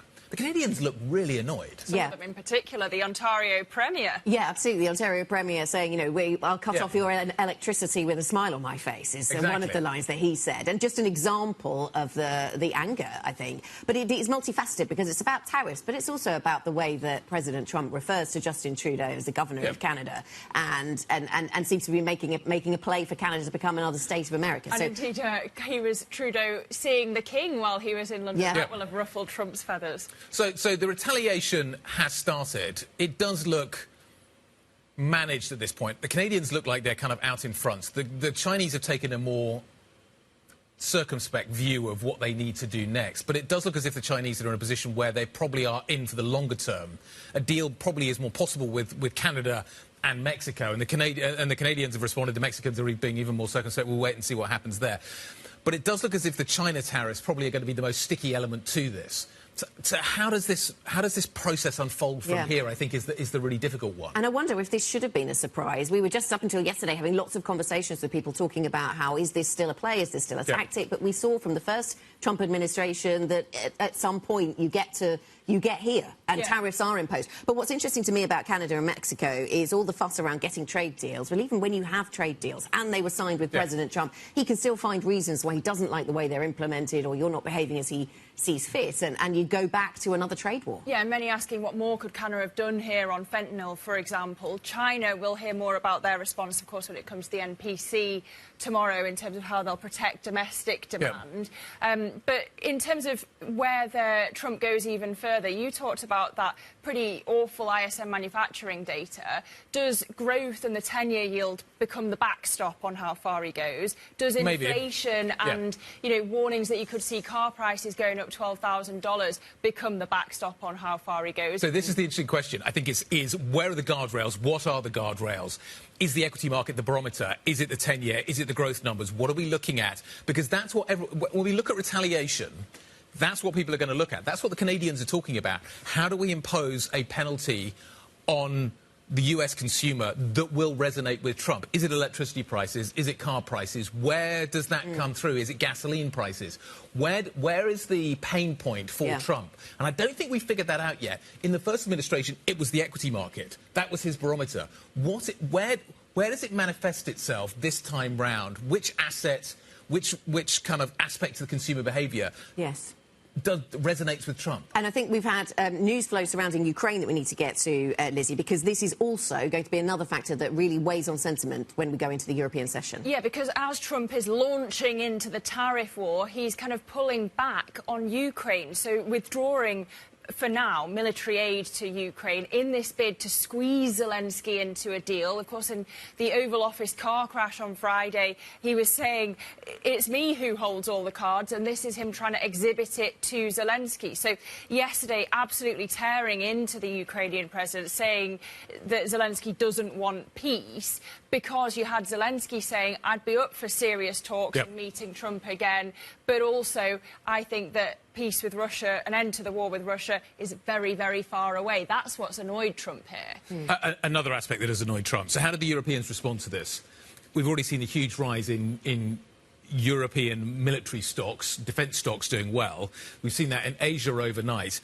What can Europe now do to buy Ukraine time? If this military aid is not going to be there, this is critical military aid on the ground to the ongoing fight. What does Europe now need to do? And it looks as if European defence stocks will go higher. So there's the Asian defence names today, and European defence stocks could go higher once again today. Well, it's interesting because one of the lines that President Trump has used when he made this order, he says he wants a good faith commitment to peace from President Zelensky. Is that something that will be forthcoming from the Ukrainian leader? We'll see. Could it come in time for the address to Congress later on? Maybe that is something that, when I was referencing earlier, that maybe this is still in flux and, we're not quite sure what's going to be said yet. I'm sure it's not fully written until the last minute, and things can be added and subtracted. Let's talk about what we've got coming up on the show today. Thomas Schultz, the Bilfinger CEO, a big German engineering construction company, is going to be joining us a little bit later. There's talk out of the new administration in Berlin that we could see an infrastructure fund being set up alongside a military fund. Henry Allen, Deutsche Bank research macro strategist, joining us to talk us through the markets as well. Nigeria's foreign minister is going to be joining us in London, talking to key officials in the British administration. How is he dealing with this new flux that we are seeing in global affairs? And Kellyanne Shaw, former Trump official and trade advisor, joining us, the perfect person to talk to about these new tariffs. Well, we also have plenty on the docket for today. At 12:30 p.m. London time, we get Prada earnings, outperformance expected for the Miu Miu brand. Today, we also have this Egypt summit on Gaza reconstruction, and we have Bloomberg Invest Forum beginning in New York, including we'll hear from the New York Fed President John Williams and the Carlyle CEO. And then later, as we say, we'll hear from Trump addressing both houses of Congress. OK, let's talk about some of the other news. You just referenced some of it, Lizzie, so let's get some details. TSMC, the world's top producer of AI chips, says it will invest an additional $100 billion in US plants. The chief executive of Taiwan Semiconductor joining President Trump at the White House yesterday to unveil the plan, which marks one of the largest outlays by a foreign firm in US manufacturing capacity. Lizzie, just talking about this story, Arab leaders gathering in Cairo today to endorse a Gaza reconstruction plan they hope will counter the plan put forward by President Trump. However, while the leaders will seek to present a unified front, there remains significant disagreement over the details of the plan, including the role that Hamas will play in any future government. And OPEC Plus has announced plans to increase oil supply by 138,000 barrels a day in April, pushing the price of Brent lower in the process. The oil-producing alliance said members would gradually ramp up production after repeated delays to do so in the past. Amid pressure from President Trump, he wants lower oil prices, of course. Meanwhile, the world's largest oil company, Saudi Aramco, has cut its dividend after announcing a 12% drop in net income last year. A number of aspects of this story. Clearly, We talked earlier about the metric that President Trump is kind of focusing on in this second administration. Lower yields and lower oil prices seem to be two big factors for him. Lower oil prices obviously leading to lower inflation, which in theory should lead to lower yields. Yeah, it's interesting, isn't it, that we have this news from OPEC Plus, because we remember that Russia is part of OPEC Plus, and a lot of people have been saying, well, Russia hasn't moved in its demands on Ukraine. There's a lot of pressure on Zelensky to give ground. What is Russia going to concede? Is this in a totally different field of operation, a gift from Russia in some way? It hasn't reduced oil prices all that much yet, has it? But there's that drop we saw yesterday of more than 1.5% on Brent increased today on the back of the tariff news. Yeah, so is this a reflection of closer relations between Putin and Trump? Is it also a reflection of closer relations between Trump and Saudi Arabia? Yeah. The Crown Prince Mohammed bin Salman offering all this investment to Donald Trump? Absolutely, but then you look at the Aramco dividend cut. This is a key funding source for Saudi Arabia in terms of its new plans and what it wants to do in terms of developing its economy. If it doesn't have that revenue source, what does that mean for its plans? So there is a cost, clearly, to the Crown Prince with that relationship with Donald Trump, and you wonder how that's going to ripple through into the Saudi economy and have a significant effect as well. But lower oil price is also quite tough for Russia, which I think is interesting too. Yeah, absolutely. Brent down more than 1.5% yesterday, down another percent today at 70.92. Let's tell you what's coming up on the programme then. German manufacturer Continental braces for a difficult 2025 due to muted car demand in Europe and rising global trade tensions. This is a business, of course, at the forefront of that. It supplies parts to the auto industry. We'll keep an eye on that stock at the open and the wider auto sector with US tariffs then now in force on Canada, Mexico and doubled on China.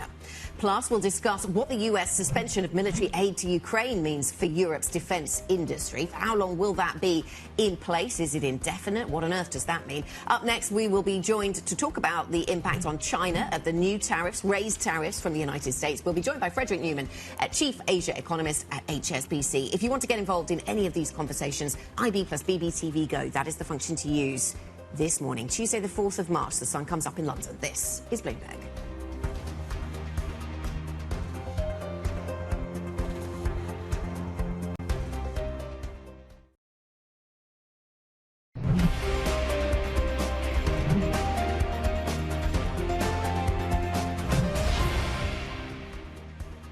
We know that this is an existential threat to us, and there are thousands of jobs in Canada at stake.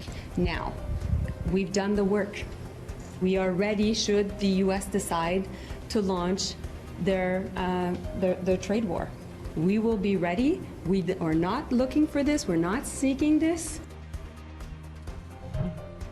That was the Canadian Foreign Minister Melanie Joly there speaking before the imposition of those tariffs by the United States. Well, the US has now imposed those tariffs. That came 2 hours and 16 minutes ago. For more on Donald Trump and his tariffs and the market reaction, we're joined now by Bloomberg's Valerie Teitel. Valerie. Anna, or should we say the lack of market reaction? Just take a look at the FX market overnight, really unchanged by and unfazed by this tariff implementation from the Trump administration. Dollar CAD trading unchanged on the day. Take a look at dollar MEX. The Mexican peso actually strengthened after the announcement of this implementation of the tariffs against Canada and Mexico. Also, U.S. equities completely unbothered by the implementation. Yes, they did slide yesterday, but they very much did not react to the new news of the implementation of these tariffs. One thing I found even more surprising is that Chinese and Hong Kong equities actually erased some of their slide even after China announced their retaliation measures. Valerie, thank you very much indeed. That sets us up with the market reaction. Let's talk about where we go from here. Frederick Newman, HSBC's Chief Asia Economist, joining us around the table in London this morning. Nice to see you. Good morning. Where do we go from here? What happens next? Let's isolate China and think about what it does and whether or not what we are now seeing is a new permanent state of affairs. Is that the right read of the situation? It probably is. There's still a sense out there among some investors that this is temporary, that the trade war, that we get a deal very quickly, but it does feel more permanent when it comes to restrictions on China, potentially vis-a-vis other countries. Can China live with what we've got there? Is the implication of that China can live with what has been imposed thus far? It probably can't. So it hurts in the short term, no doubt about it, right? Yeah. So it's going to shave a bit of growth this year, maybe next year. But fundamentally, China's exports to the U.S. make up only 2.5% of China's economy. That means 97.5% of China's economy is other stuff. Yep. And so if you do get permanent tariffs on China, so it's going to hurt, but it's not going to be end of the world for China's economy. So not the end of the world for China's economy, Frederick, good morning. Remind us how this was resolved last time around. We ended up in a phase one trade deal, didn't we, between the United States and China. China committed to buy more agricultural products, buy some more services from the US. Are we going to, shortcut us the next 4 years? Are we going to end up in a similar situation? I think the bar is much higher this time around. You're right. Last time we had a deal and sort of the tariffs were frozen. They weren't actually taken away. They were just frozen in place. And then China commit itself to buying more U.S. goods. There's some debate as to they really fulfilled those purchase commitments. Of course, the pandemic interfered.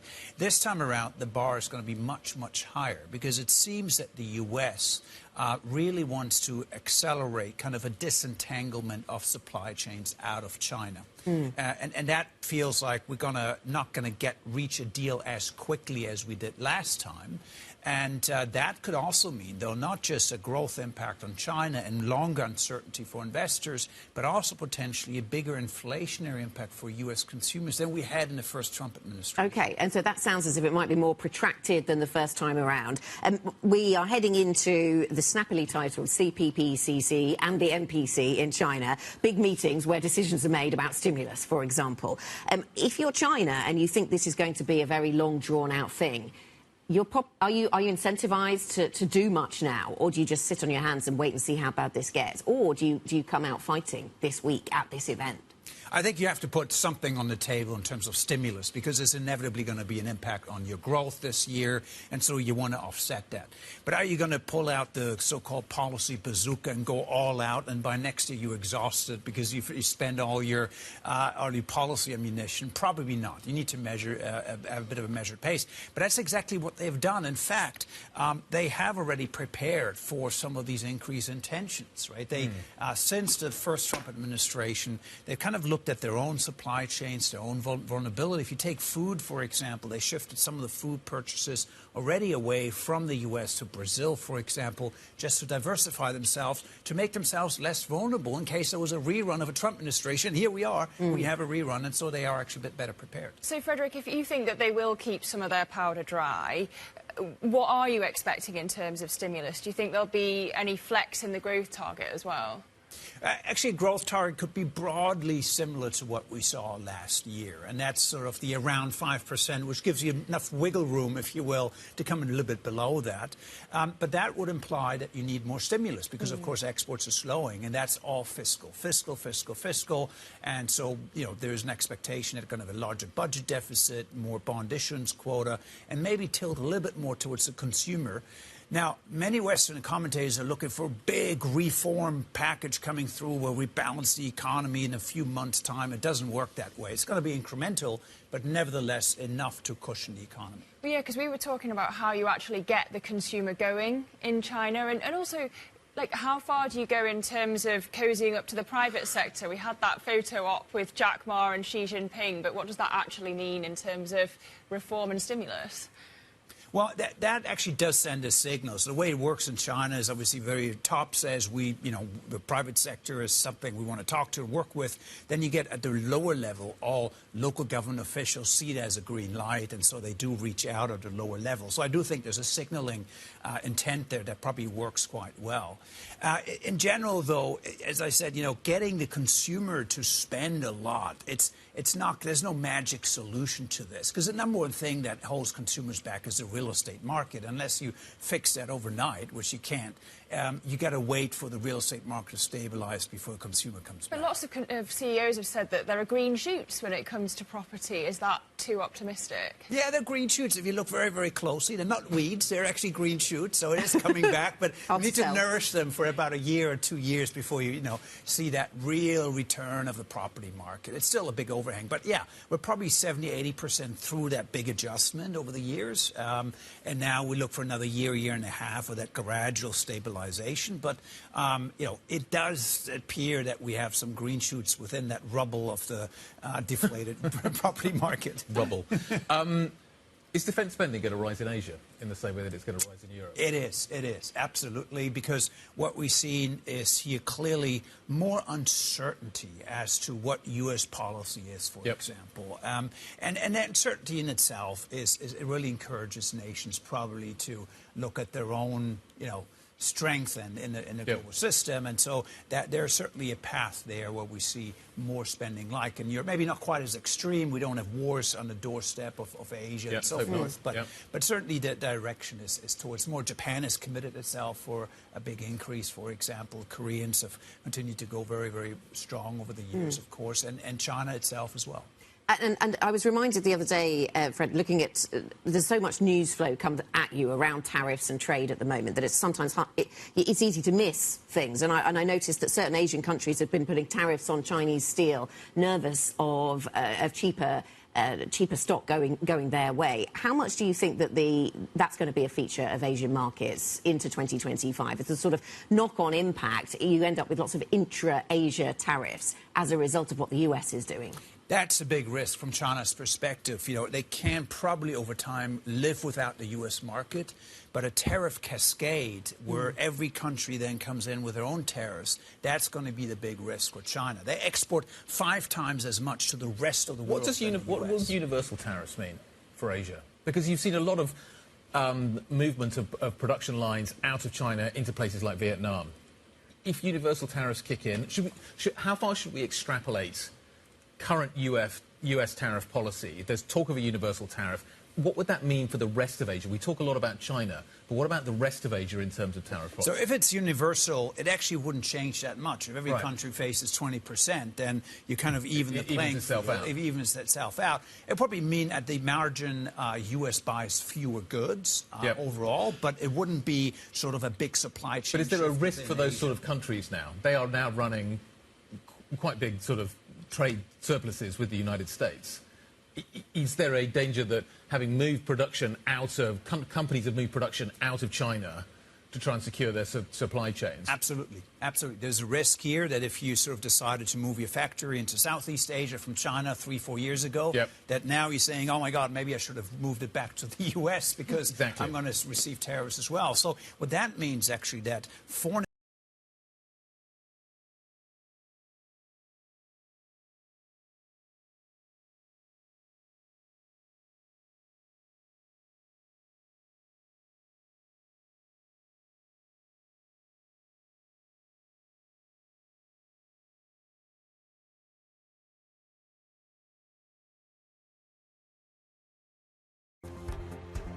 Good morning from London. I'm Anna Edwards alongside Guy Johnson and Lizzie Burden. We're an hour away from the opening trade. Here's what you need to know. The global trade war escalates. 25% US tariffs on Canada and Mexico are now in place, and levies on Chinese imports are doubled to 20%. China and Canada hit back with retaliatory tariffs of their own. Mexico has yet to make its move. Defence stocks in Europe are set to jump again today after the Trump administration suspends all military aid to Ukraine. So the global trade war has begun, and after yesterday's sell-off on the S&P, actually you're seeing markets taking it somewhat in stride, including in China. We await Trump's speech tonight. Does he double down, or is there a window of opportunity for a reprieve here? You're looking at European futures, though, pointing lower. The 10-year at 4.15%, futures stateside pointing higher. The countdown to the opening trade starts right.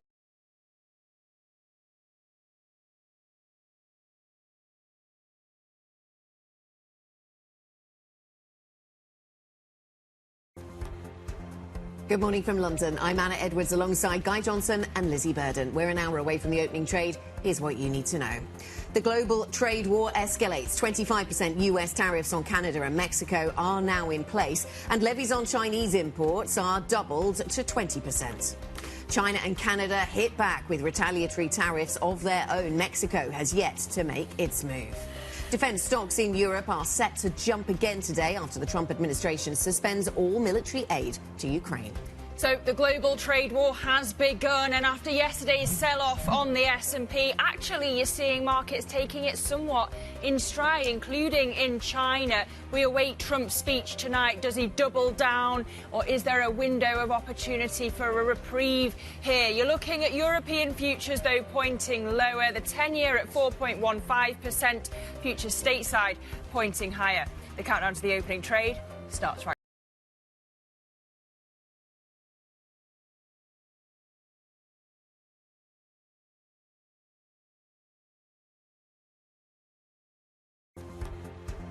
Good morning from London. I'm Anna Edwards alongside Guy Johnson and Lizzie Burden. We're an hour away from the opening trade. Here's what you need to know.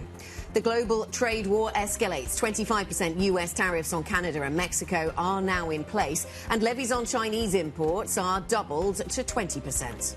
China and Canada hit back with retaliatory tariffs of their own. Mexico has yet to make its move. Defence stocks in Europe are set to jump again today after the Trump administration suspends all military aid to Ukraine. So the global trade war has begun, and after yesterday's sell-off on the S&P, actually you're seeing markets taking it somewhat in stride, including in China. We await Trump's speech tonight. Does he double down, or is there a window of opportunity for a reprieve here? You're looking at European futures, though, pointing lower. The 10-year at 4.15%, futures stateside pointing higher. The countdown to the opening trade starts right.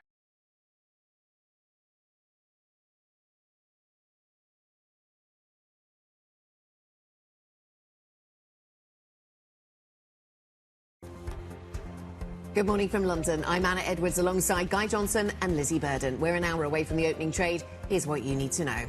The global trade war escalates. 25% US tariffs on Canada and Mexico are now in place, and levies on Chinese imports are doubled to 20%. China and Canada hit back with retaliatory tariffs of their own. Mexico has yet to make its move. Defence stocks in Europe are set to jump again today after the Trump administration suspends all military aid to Ukraine. So the global trade war has begun, and after yesterday's sell-off on the S&P, actually you're seeing markets taking it somewhat in stride, including in China. We await Trump's speech tonight. Does he double down, or is there a window of opportunity for a reprieve here? You're looking at European futures, though, pointing lower. The 10-year at 4.15%, futures stateside pointing higher. The countdown to the opening trade starts right now.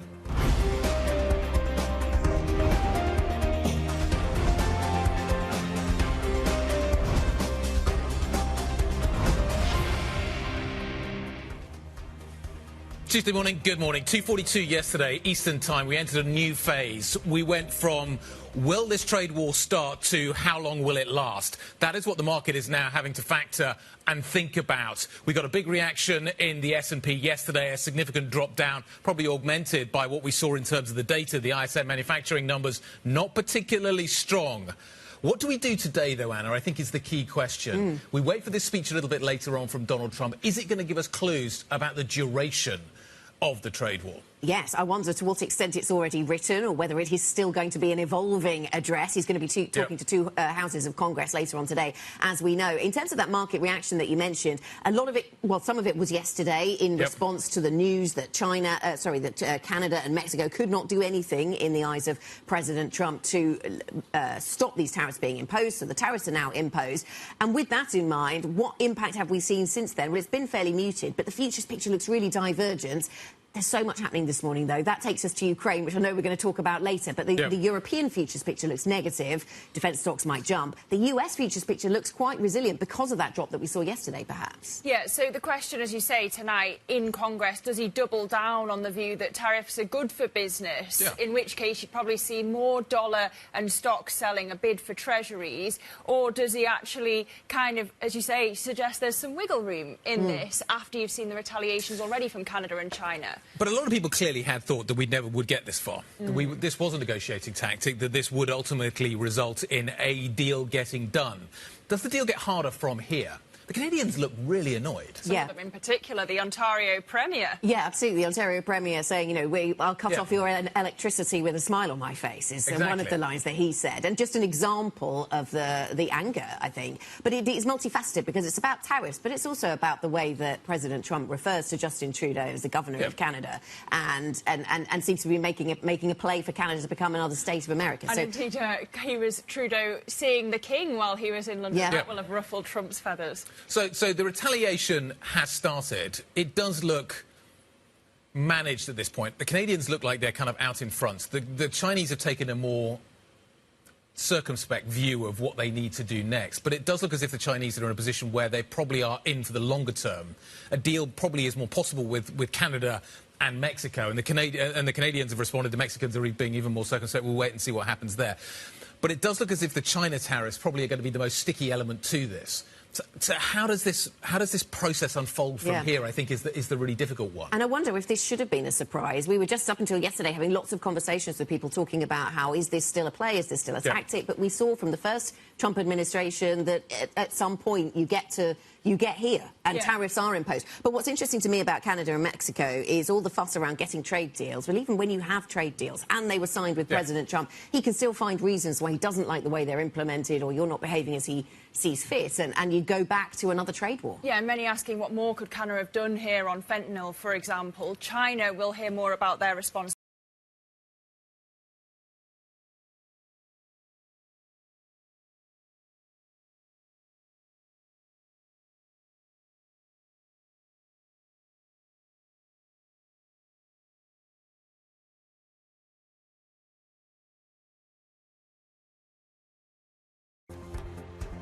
Good morning from London. I'm Anna Edwards alongside Guy Johnson and Lizzie Burden. We're an hour away from the opening trade. Here's what you need to know. The global trade war escalates. 25% US tariffs on Canada and Mexico are now in place, and levies on Chinese imports are doubled to 20%. China and Canada hit back with retaliatory tariffs of their own. Mexico has yet to make its move. Defence stocks in Europe are set to jump again today after the Trump administration suspends all military aid to Ukraine. So the global trade war has begun, and after yesterday's sell-off on the S&P, actually you're seeing markets taking it somewhat in stride, including in China. We await Trump's speech tonight. Does he double down, or is there a window of opportunity for a reprieve here? You're looking at European futures, though, pointing lower. The 10-year at 4.15%, futures stateside pointing higher. The countdown to the opening trade starts right now.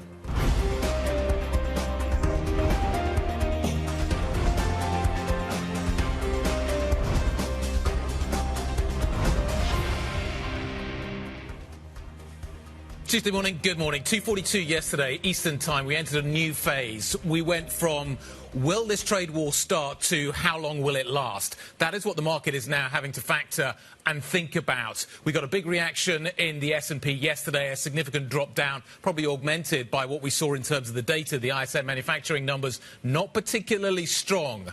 What do we do today, though, Anna, I think is the key question. We wait for this speech a little bit later on from Donald Trump. Is it going to give us clues about the duration of the trade war? Yes, I wonder to what extent it's already written or whether it is still going to be an evolving address. He's going to be talking to two houses of Congress later on today, as we know. In terms of that market reaction that you mentioned, a lot of it, well, some of it was yesterday in response to the news that Canada and Mexico could not do anything in the eyes of President Trump to stop these tariffs being imposed. So the tariffs are now imposed.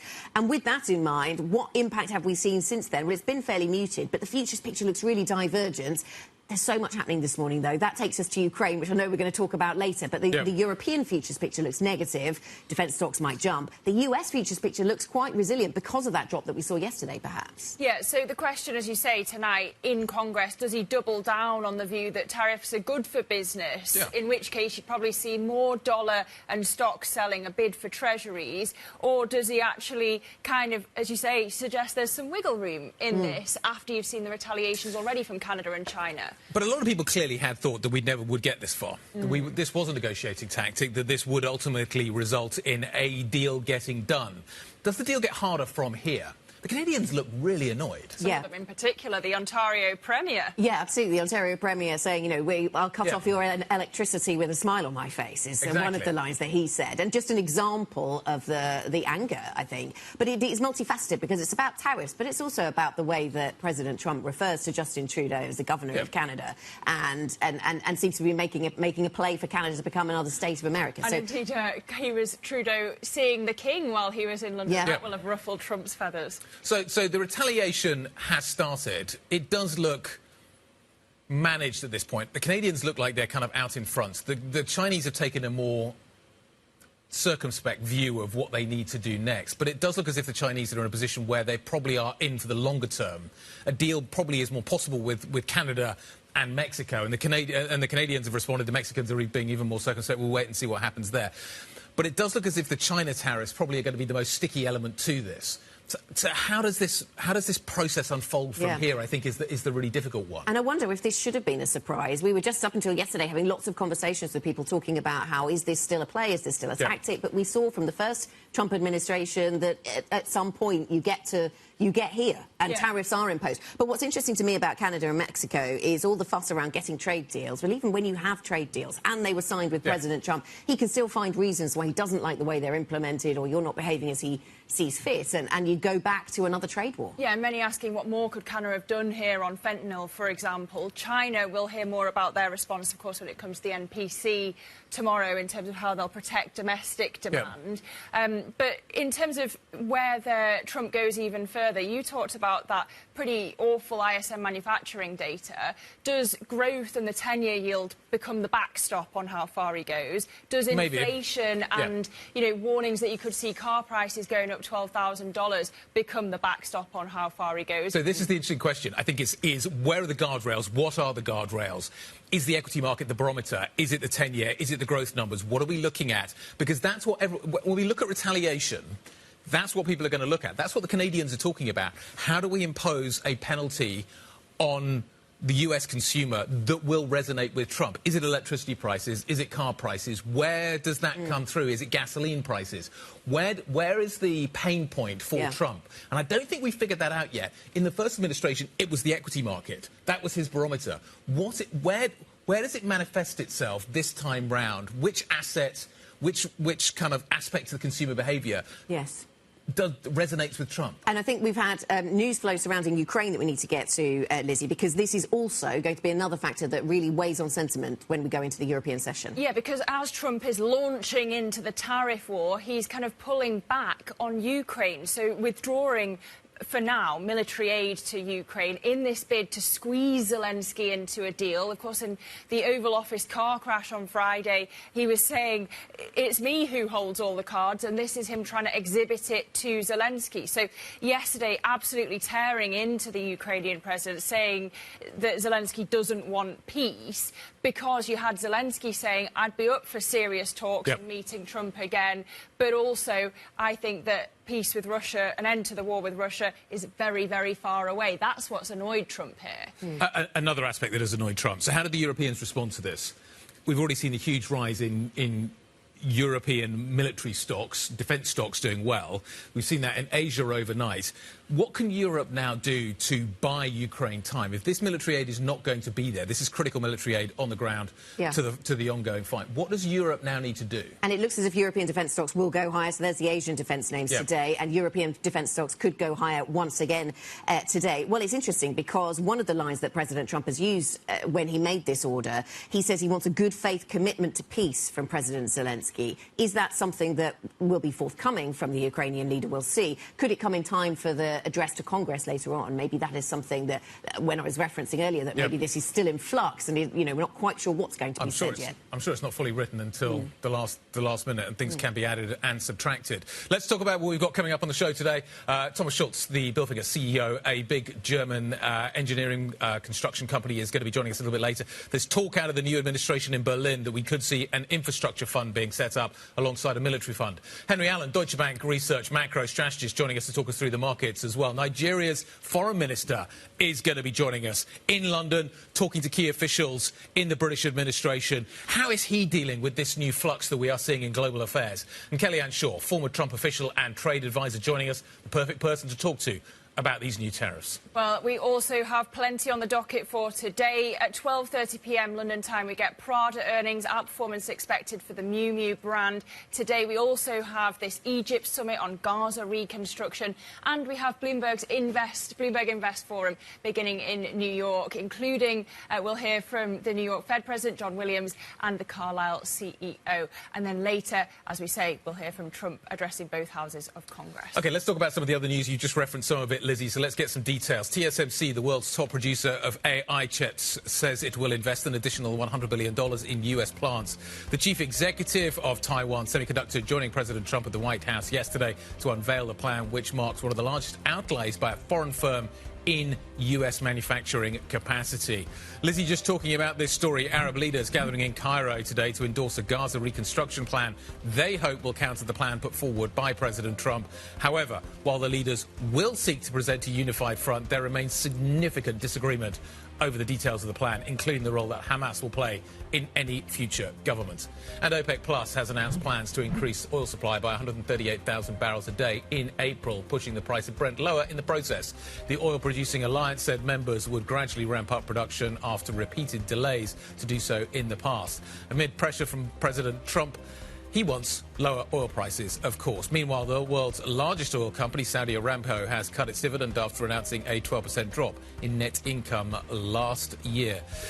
A number of aspects of this story. Clearly, we talked earlier about the metric that President Trump is kind of focusing on in this second administration. Lower yields and lower oil prices seem to be two big factors for him.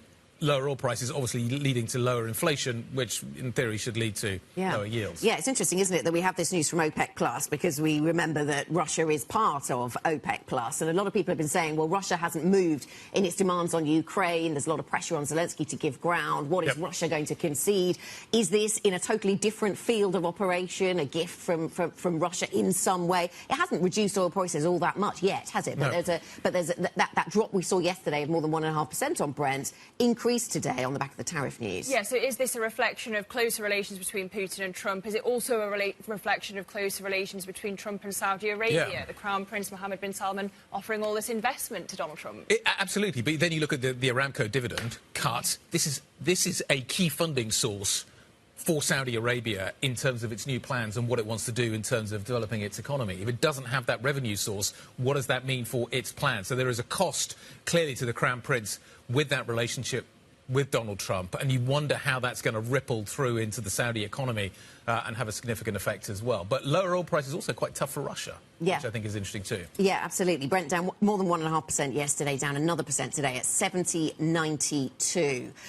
Let's tell you what's coming up on the programme then. German manufacturer Continental braces for a difficult 2025 due to muted car demand in Europe and rising global trade tensions. This is a business, of course, at the forefront of that. It supplies parts to the auto industry. We'll keep an eye on that stock at the open and the wider auto sector with US tariffs then now in force on Canada, Mexico and doubled on China.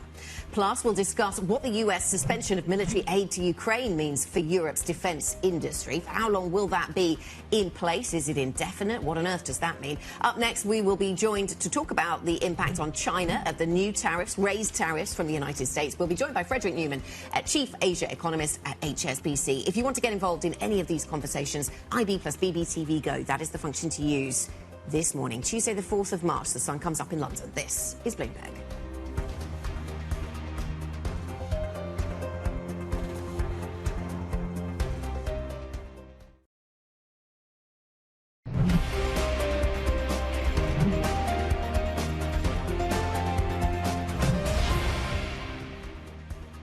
We know that this is an existential threat to us, and there are thousands of jobs in Canada at stake.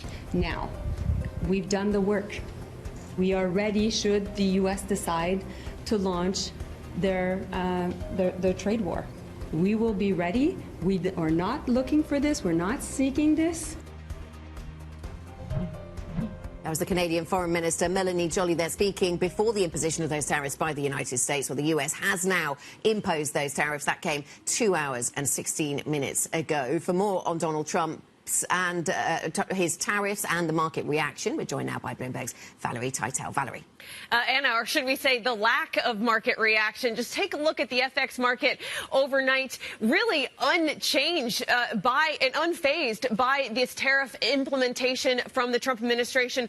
Dollar CAD trading unchanged on the day. Take a look at dollar MEX. The Mexican peso actually strengthened after the announcement of this implementation of the tariffs against Canada and Mexico. Also, U.S. equities completely unbothered by the implementation. Yes, they did slide yesterday, but they very much did not react to the new news of the implementation of these tariffs. One thing I found even more surprising is that Chinese and Hong Kong equities actually erased some of their slide even after China announced their retaliation measures. Valerie, thank you very much indeed. That sets us up with the market reaction. Let's talk about where we go from here. Frederick Newman, HSBC's Chief Asia Economist, joining us around the table in London this morning. Nice to see you. Good morning. Where do we go from here? What happens next? Let's isolate China and think about what it does and whether or not what we are now seeing is a new permanent state of affairs. Is that the right read of the situation? It probably is. There's still a sense out there among some investors that this is temporary, that the trade war, that we get a deal very quickly, but it does feel more permanent when it comes to restrictions on China, potentially vis-a-vis other countries. Can China live with what we've got there? Is the implication of that China can live with what has been imposed thus far? It probably can. So it hurts in the short term, no doubt about it, right? So it's going to shave a bit of growth this year, maybe next year. But fundamentally, China's exports to the U.S. make up only 2.5% of China's economy. That means 97.5% of China's economy is other stuff. And so if you do get permanent tariffs on China, so it's going to hurt, but it's not going to be end of the world for China's economy. So not the end of the world for China's economy, Frederick, good morning. Remind us how this was resolved last time around. We ended up in a phase one trade deal, didn't we, between the United States and China. China committed to buy more agricultural products, buy some more services from the US. Are we going to, shortcut us the next 4 years? Are we going to end up in a similar situation? I think the bar is much higher this time around. You're right. Last time we had a deal and sort of the tariffs were frozen. They weren't actually taken away. They were just frozen in place.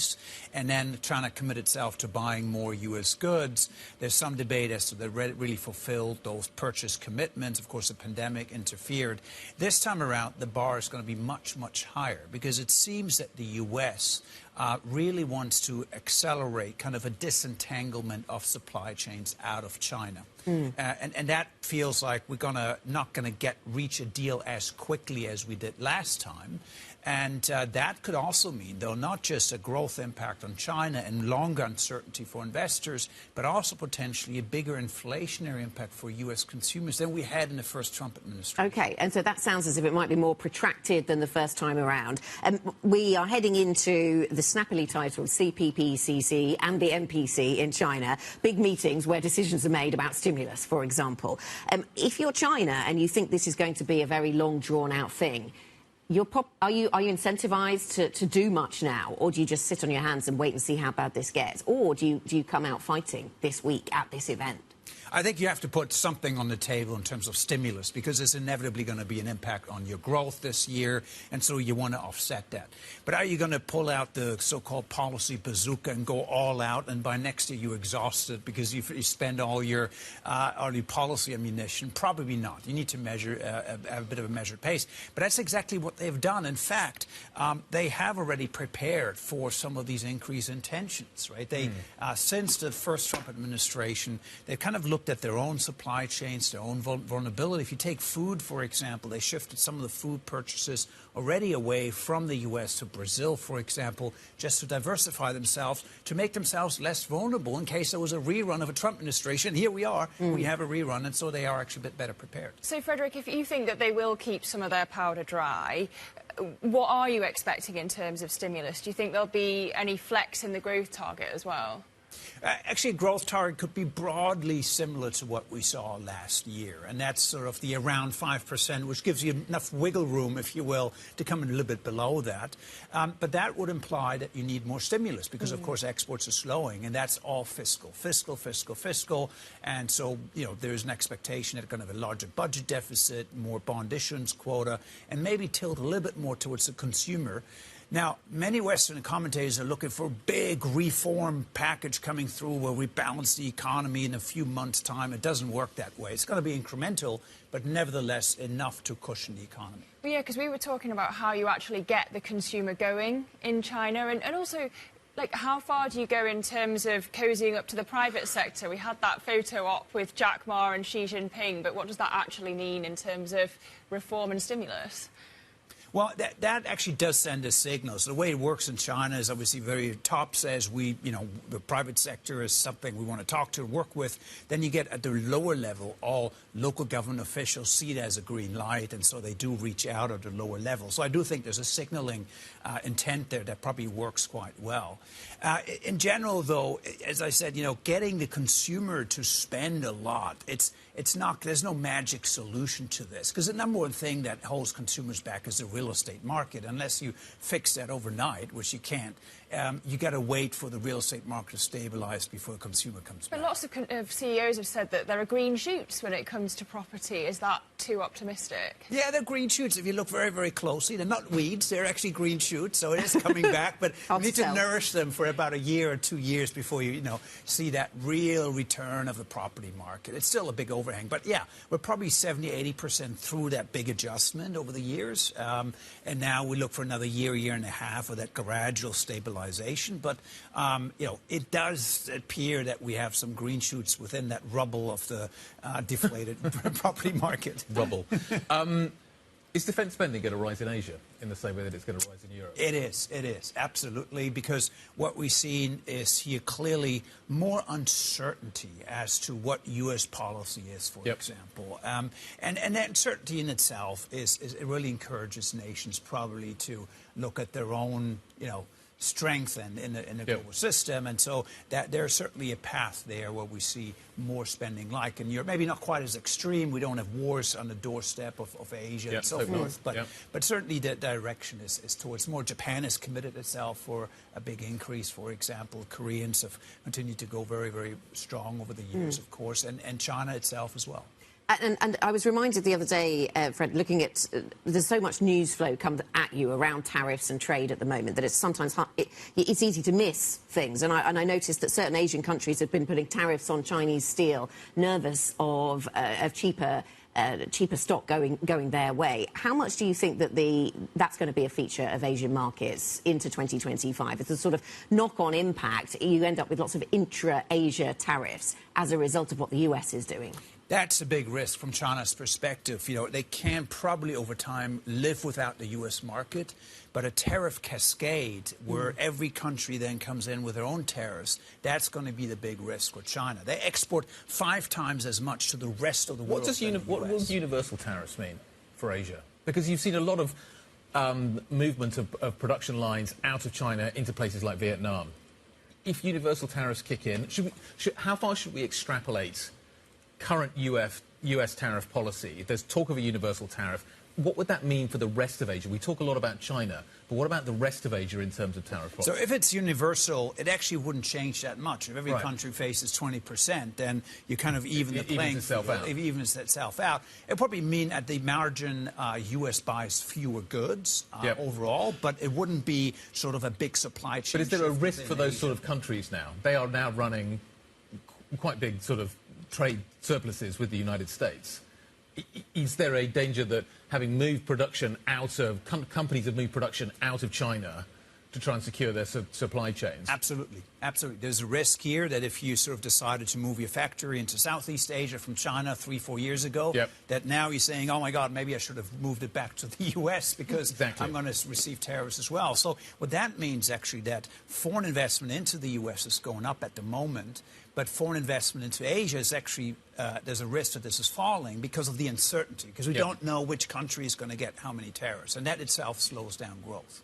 Okay, maybe we get some clues tonight. Frederick Newman, HSBC's chief Asia economist. Good to have you with us around the table this morning. It kind of feeds into something that I was talking to Swati Dhingra about, Bank of England economist, Monetary Policy Committee member and the trade expert, about it mattering really what the level of tariffs is, whether that China dumping happens, and then whether you actually see the, how it pans out in the economies of other countries. Yes. Because if China wants to keep its market share and just accept that it's got to do it through tariffs, that's one thing. But if it just completely moves markets, that's another. And sends its product elsewhere, yes. And that seems to be the cascade of tariffs that Frederick was talking there. Really interesting to watch. Interesting to watch what's happening with European futures as well. Pretty weak right now. Is this because of a wider fear about what tariffs do? Tariffs coming for Europe fairly soon.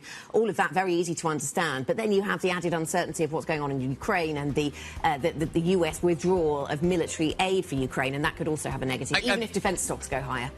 US markets closed sharply lower yesterday. We've got to factor that in this morning. Yeah. That's partly what we're seeing on the screen. Yes, and that was the trade effect, wasn't it? OK, coming up on the programme, Germany's Billfinger reports full-year sales that beat analyst estimates. We'll talk to the business. This is Bloomberg.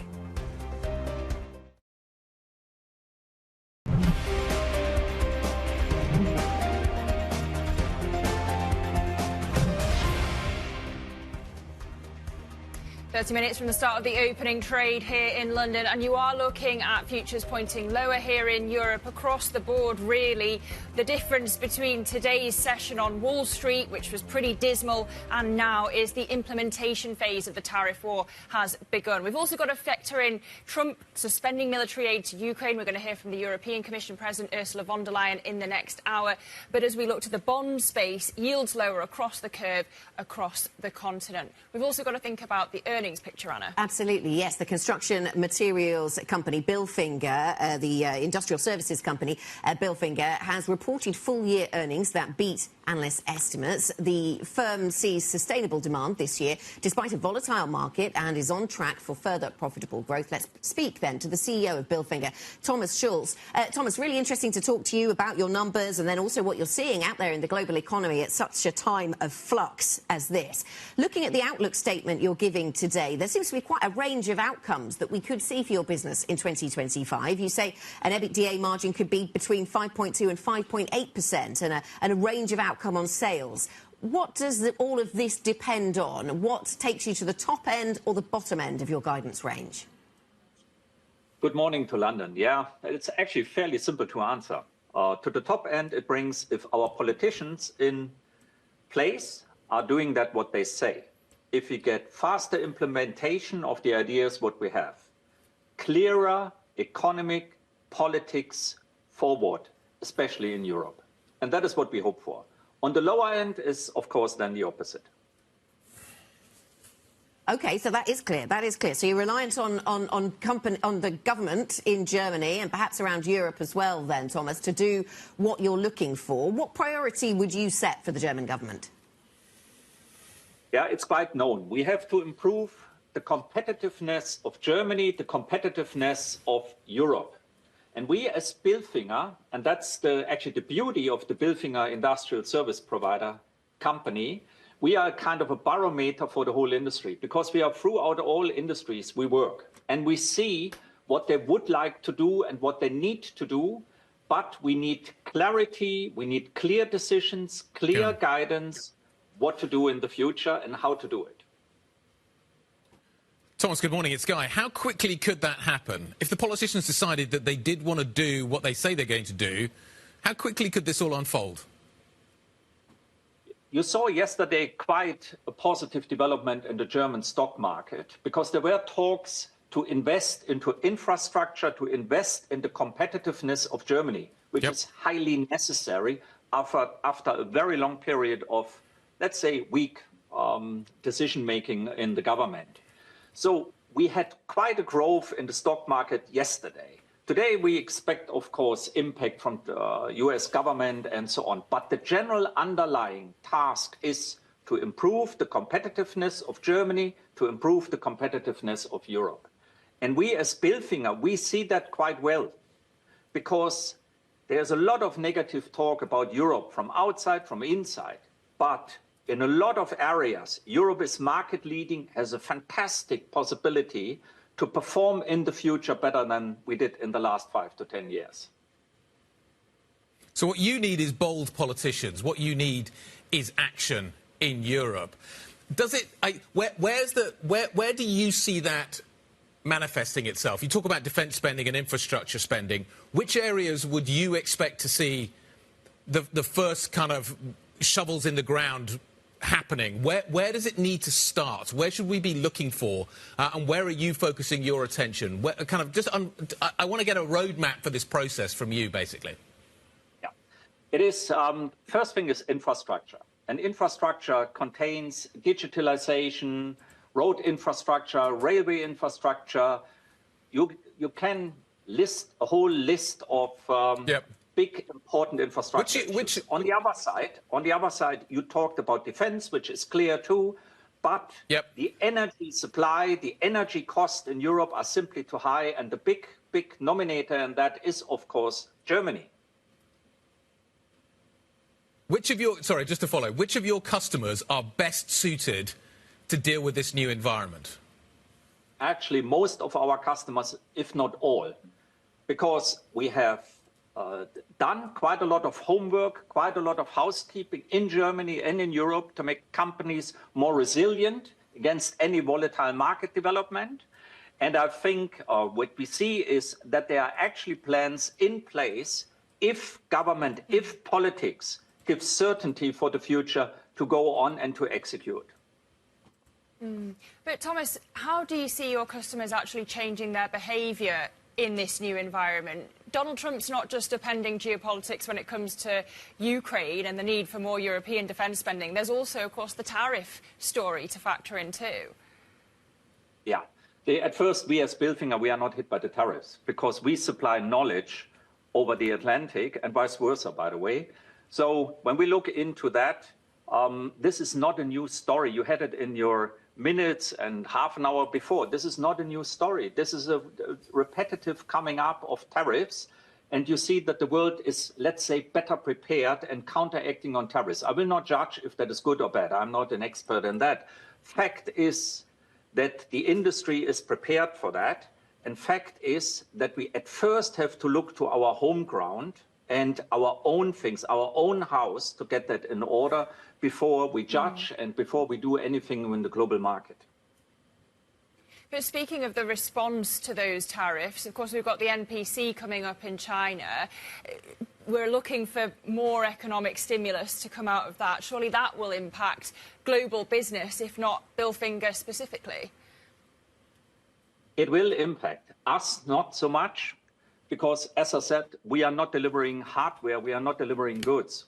Our products is service. We help customers to get more efficient, we help customers to get more sustainable.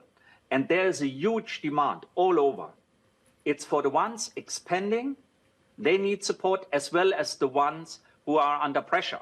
There we can help a lot too. And you see that actually in the figures, we had a fantastic good growth. Not only in order intake, invoicing, profitability, cash, and we see that for the coming year too. Because it's a volatile market environment, and then industrial service providers with that product portfolio are well established and well positioned to take that. So into the future, we need fast decisions from the politics to get clarity where the direction is going, and then the industry will respond correspondingly. Thomas, you provide industrial services, as you say, to a range of sectors, oil and gas, wider energy, chemicals, pharmaceuticals. You have a lot of expertise in processes, in re-engineering processes. Europe is talking now about how on earth it's about to deliver. It's going to deliver the defence spending it needs to deliver. If the whole European, or parts of the European industrial base need reinventing, are there opportunities, are there things that Bilfinger can bring to that conversation? Actually, in all areas, we can, of course, support, and we will definitely have quite a fair share out of it. And the most important is that now the burning platform is existing in Europe to do things, to stop the talk around, to make always one analysis after the other, going into activity, into execution. This is important. We are talking too long about everything. Safety, security, defense, economy, sustainability, you name it. We have millions of tons of paper produced where we have good ideas, maybe bad ideas on it. Now it's the time about execution. And that is what we hope we will now do with the politics and the politicians in Europe. You know, headwind, as we see it at the moment, headwind with tariffs, headwind with a different behavior of the US government, headwind with Ukraine, headwind with everywhere, should actually trigger that people are starting to act and getting closer together. We have to see it as an opportunity, not always as negatives. As a CEO, the job is to make in any hour a positive business and out of a challenge an opportunity. And I think there are multiple opportunities for Europe at the moment. Yeah. A call to action from Thomas Schulz, Bilfinger CEO. We thank you for joining us on the programme after your results this morning, calling for clarity, calling for action. And indeed, it kind of seems to confirm what he was saying, the market reaction this morning, that the uncertainty has been worse than the tariffs themselves, perhaps, as we look at how markets are performing. But coming up, we're going to dive more deeply into the tariff story, China and Canada hitting back at Trump's tariffs, and we'll unpack the latest retaliatory measures and look into the stocks that could be impacted. So that's next. This is Bloomberg.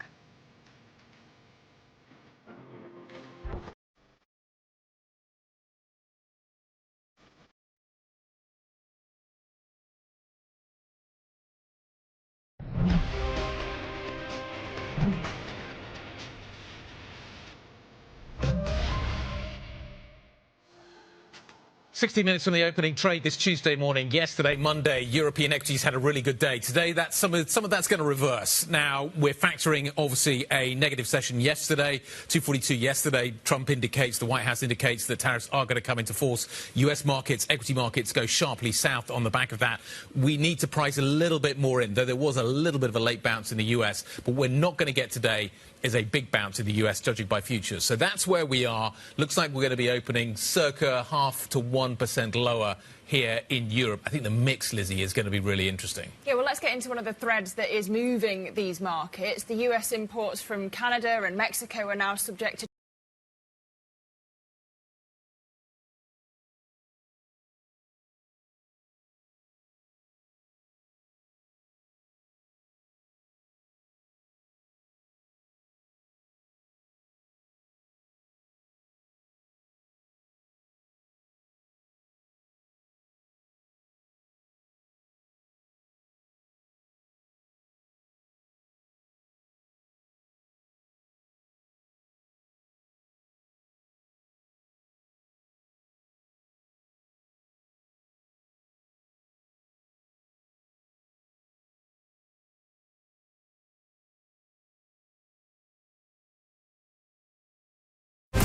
News when you want it with Bloomberg News Now. I'm Nathan Hager.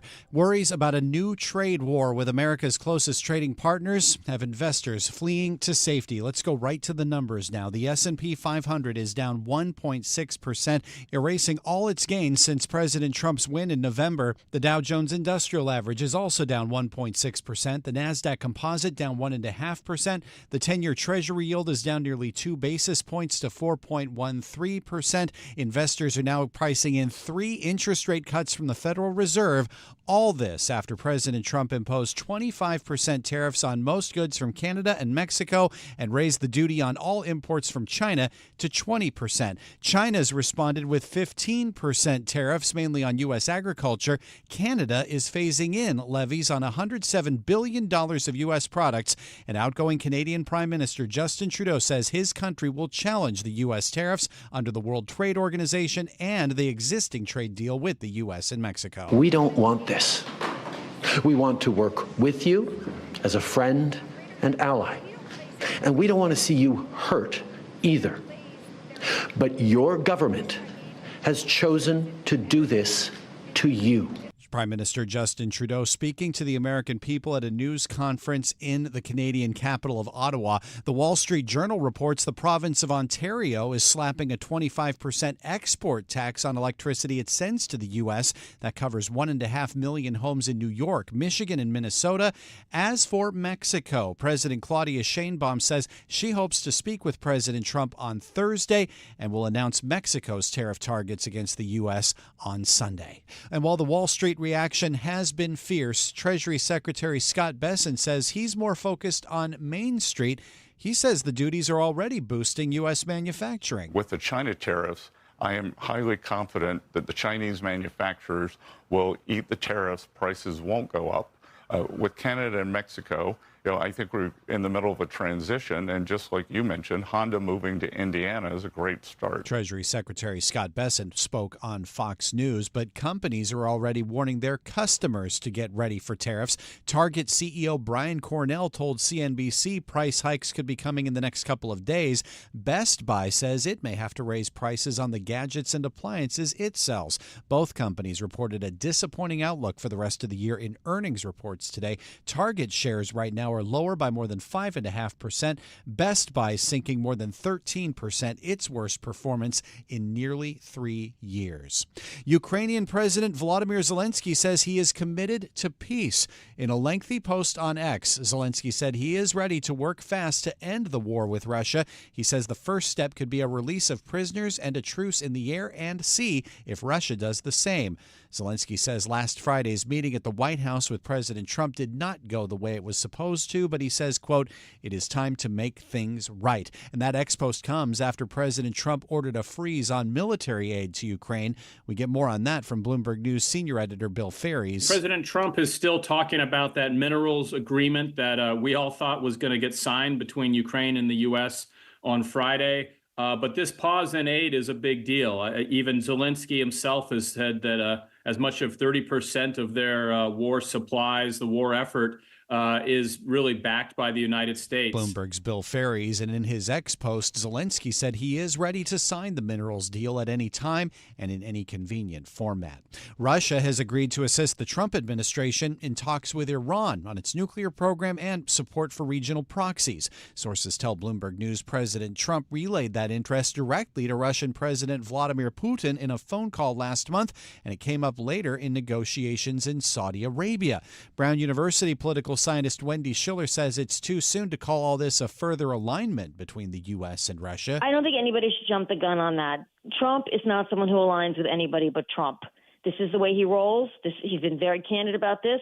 Trump does what Trump thinks is in Trump's best interest. And right now, as president, he's making the argument that these are all things that are in the United States' interest. Brown University's Wendy Schiller was a guest on Bloomberg Daybreak ahead of President Trump's first address to a joint session of Congress and the nation tonight. That is set for 9 p.m. Wall Street time. Our coverage begins at 8 on a special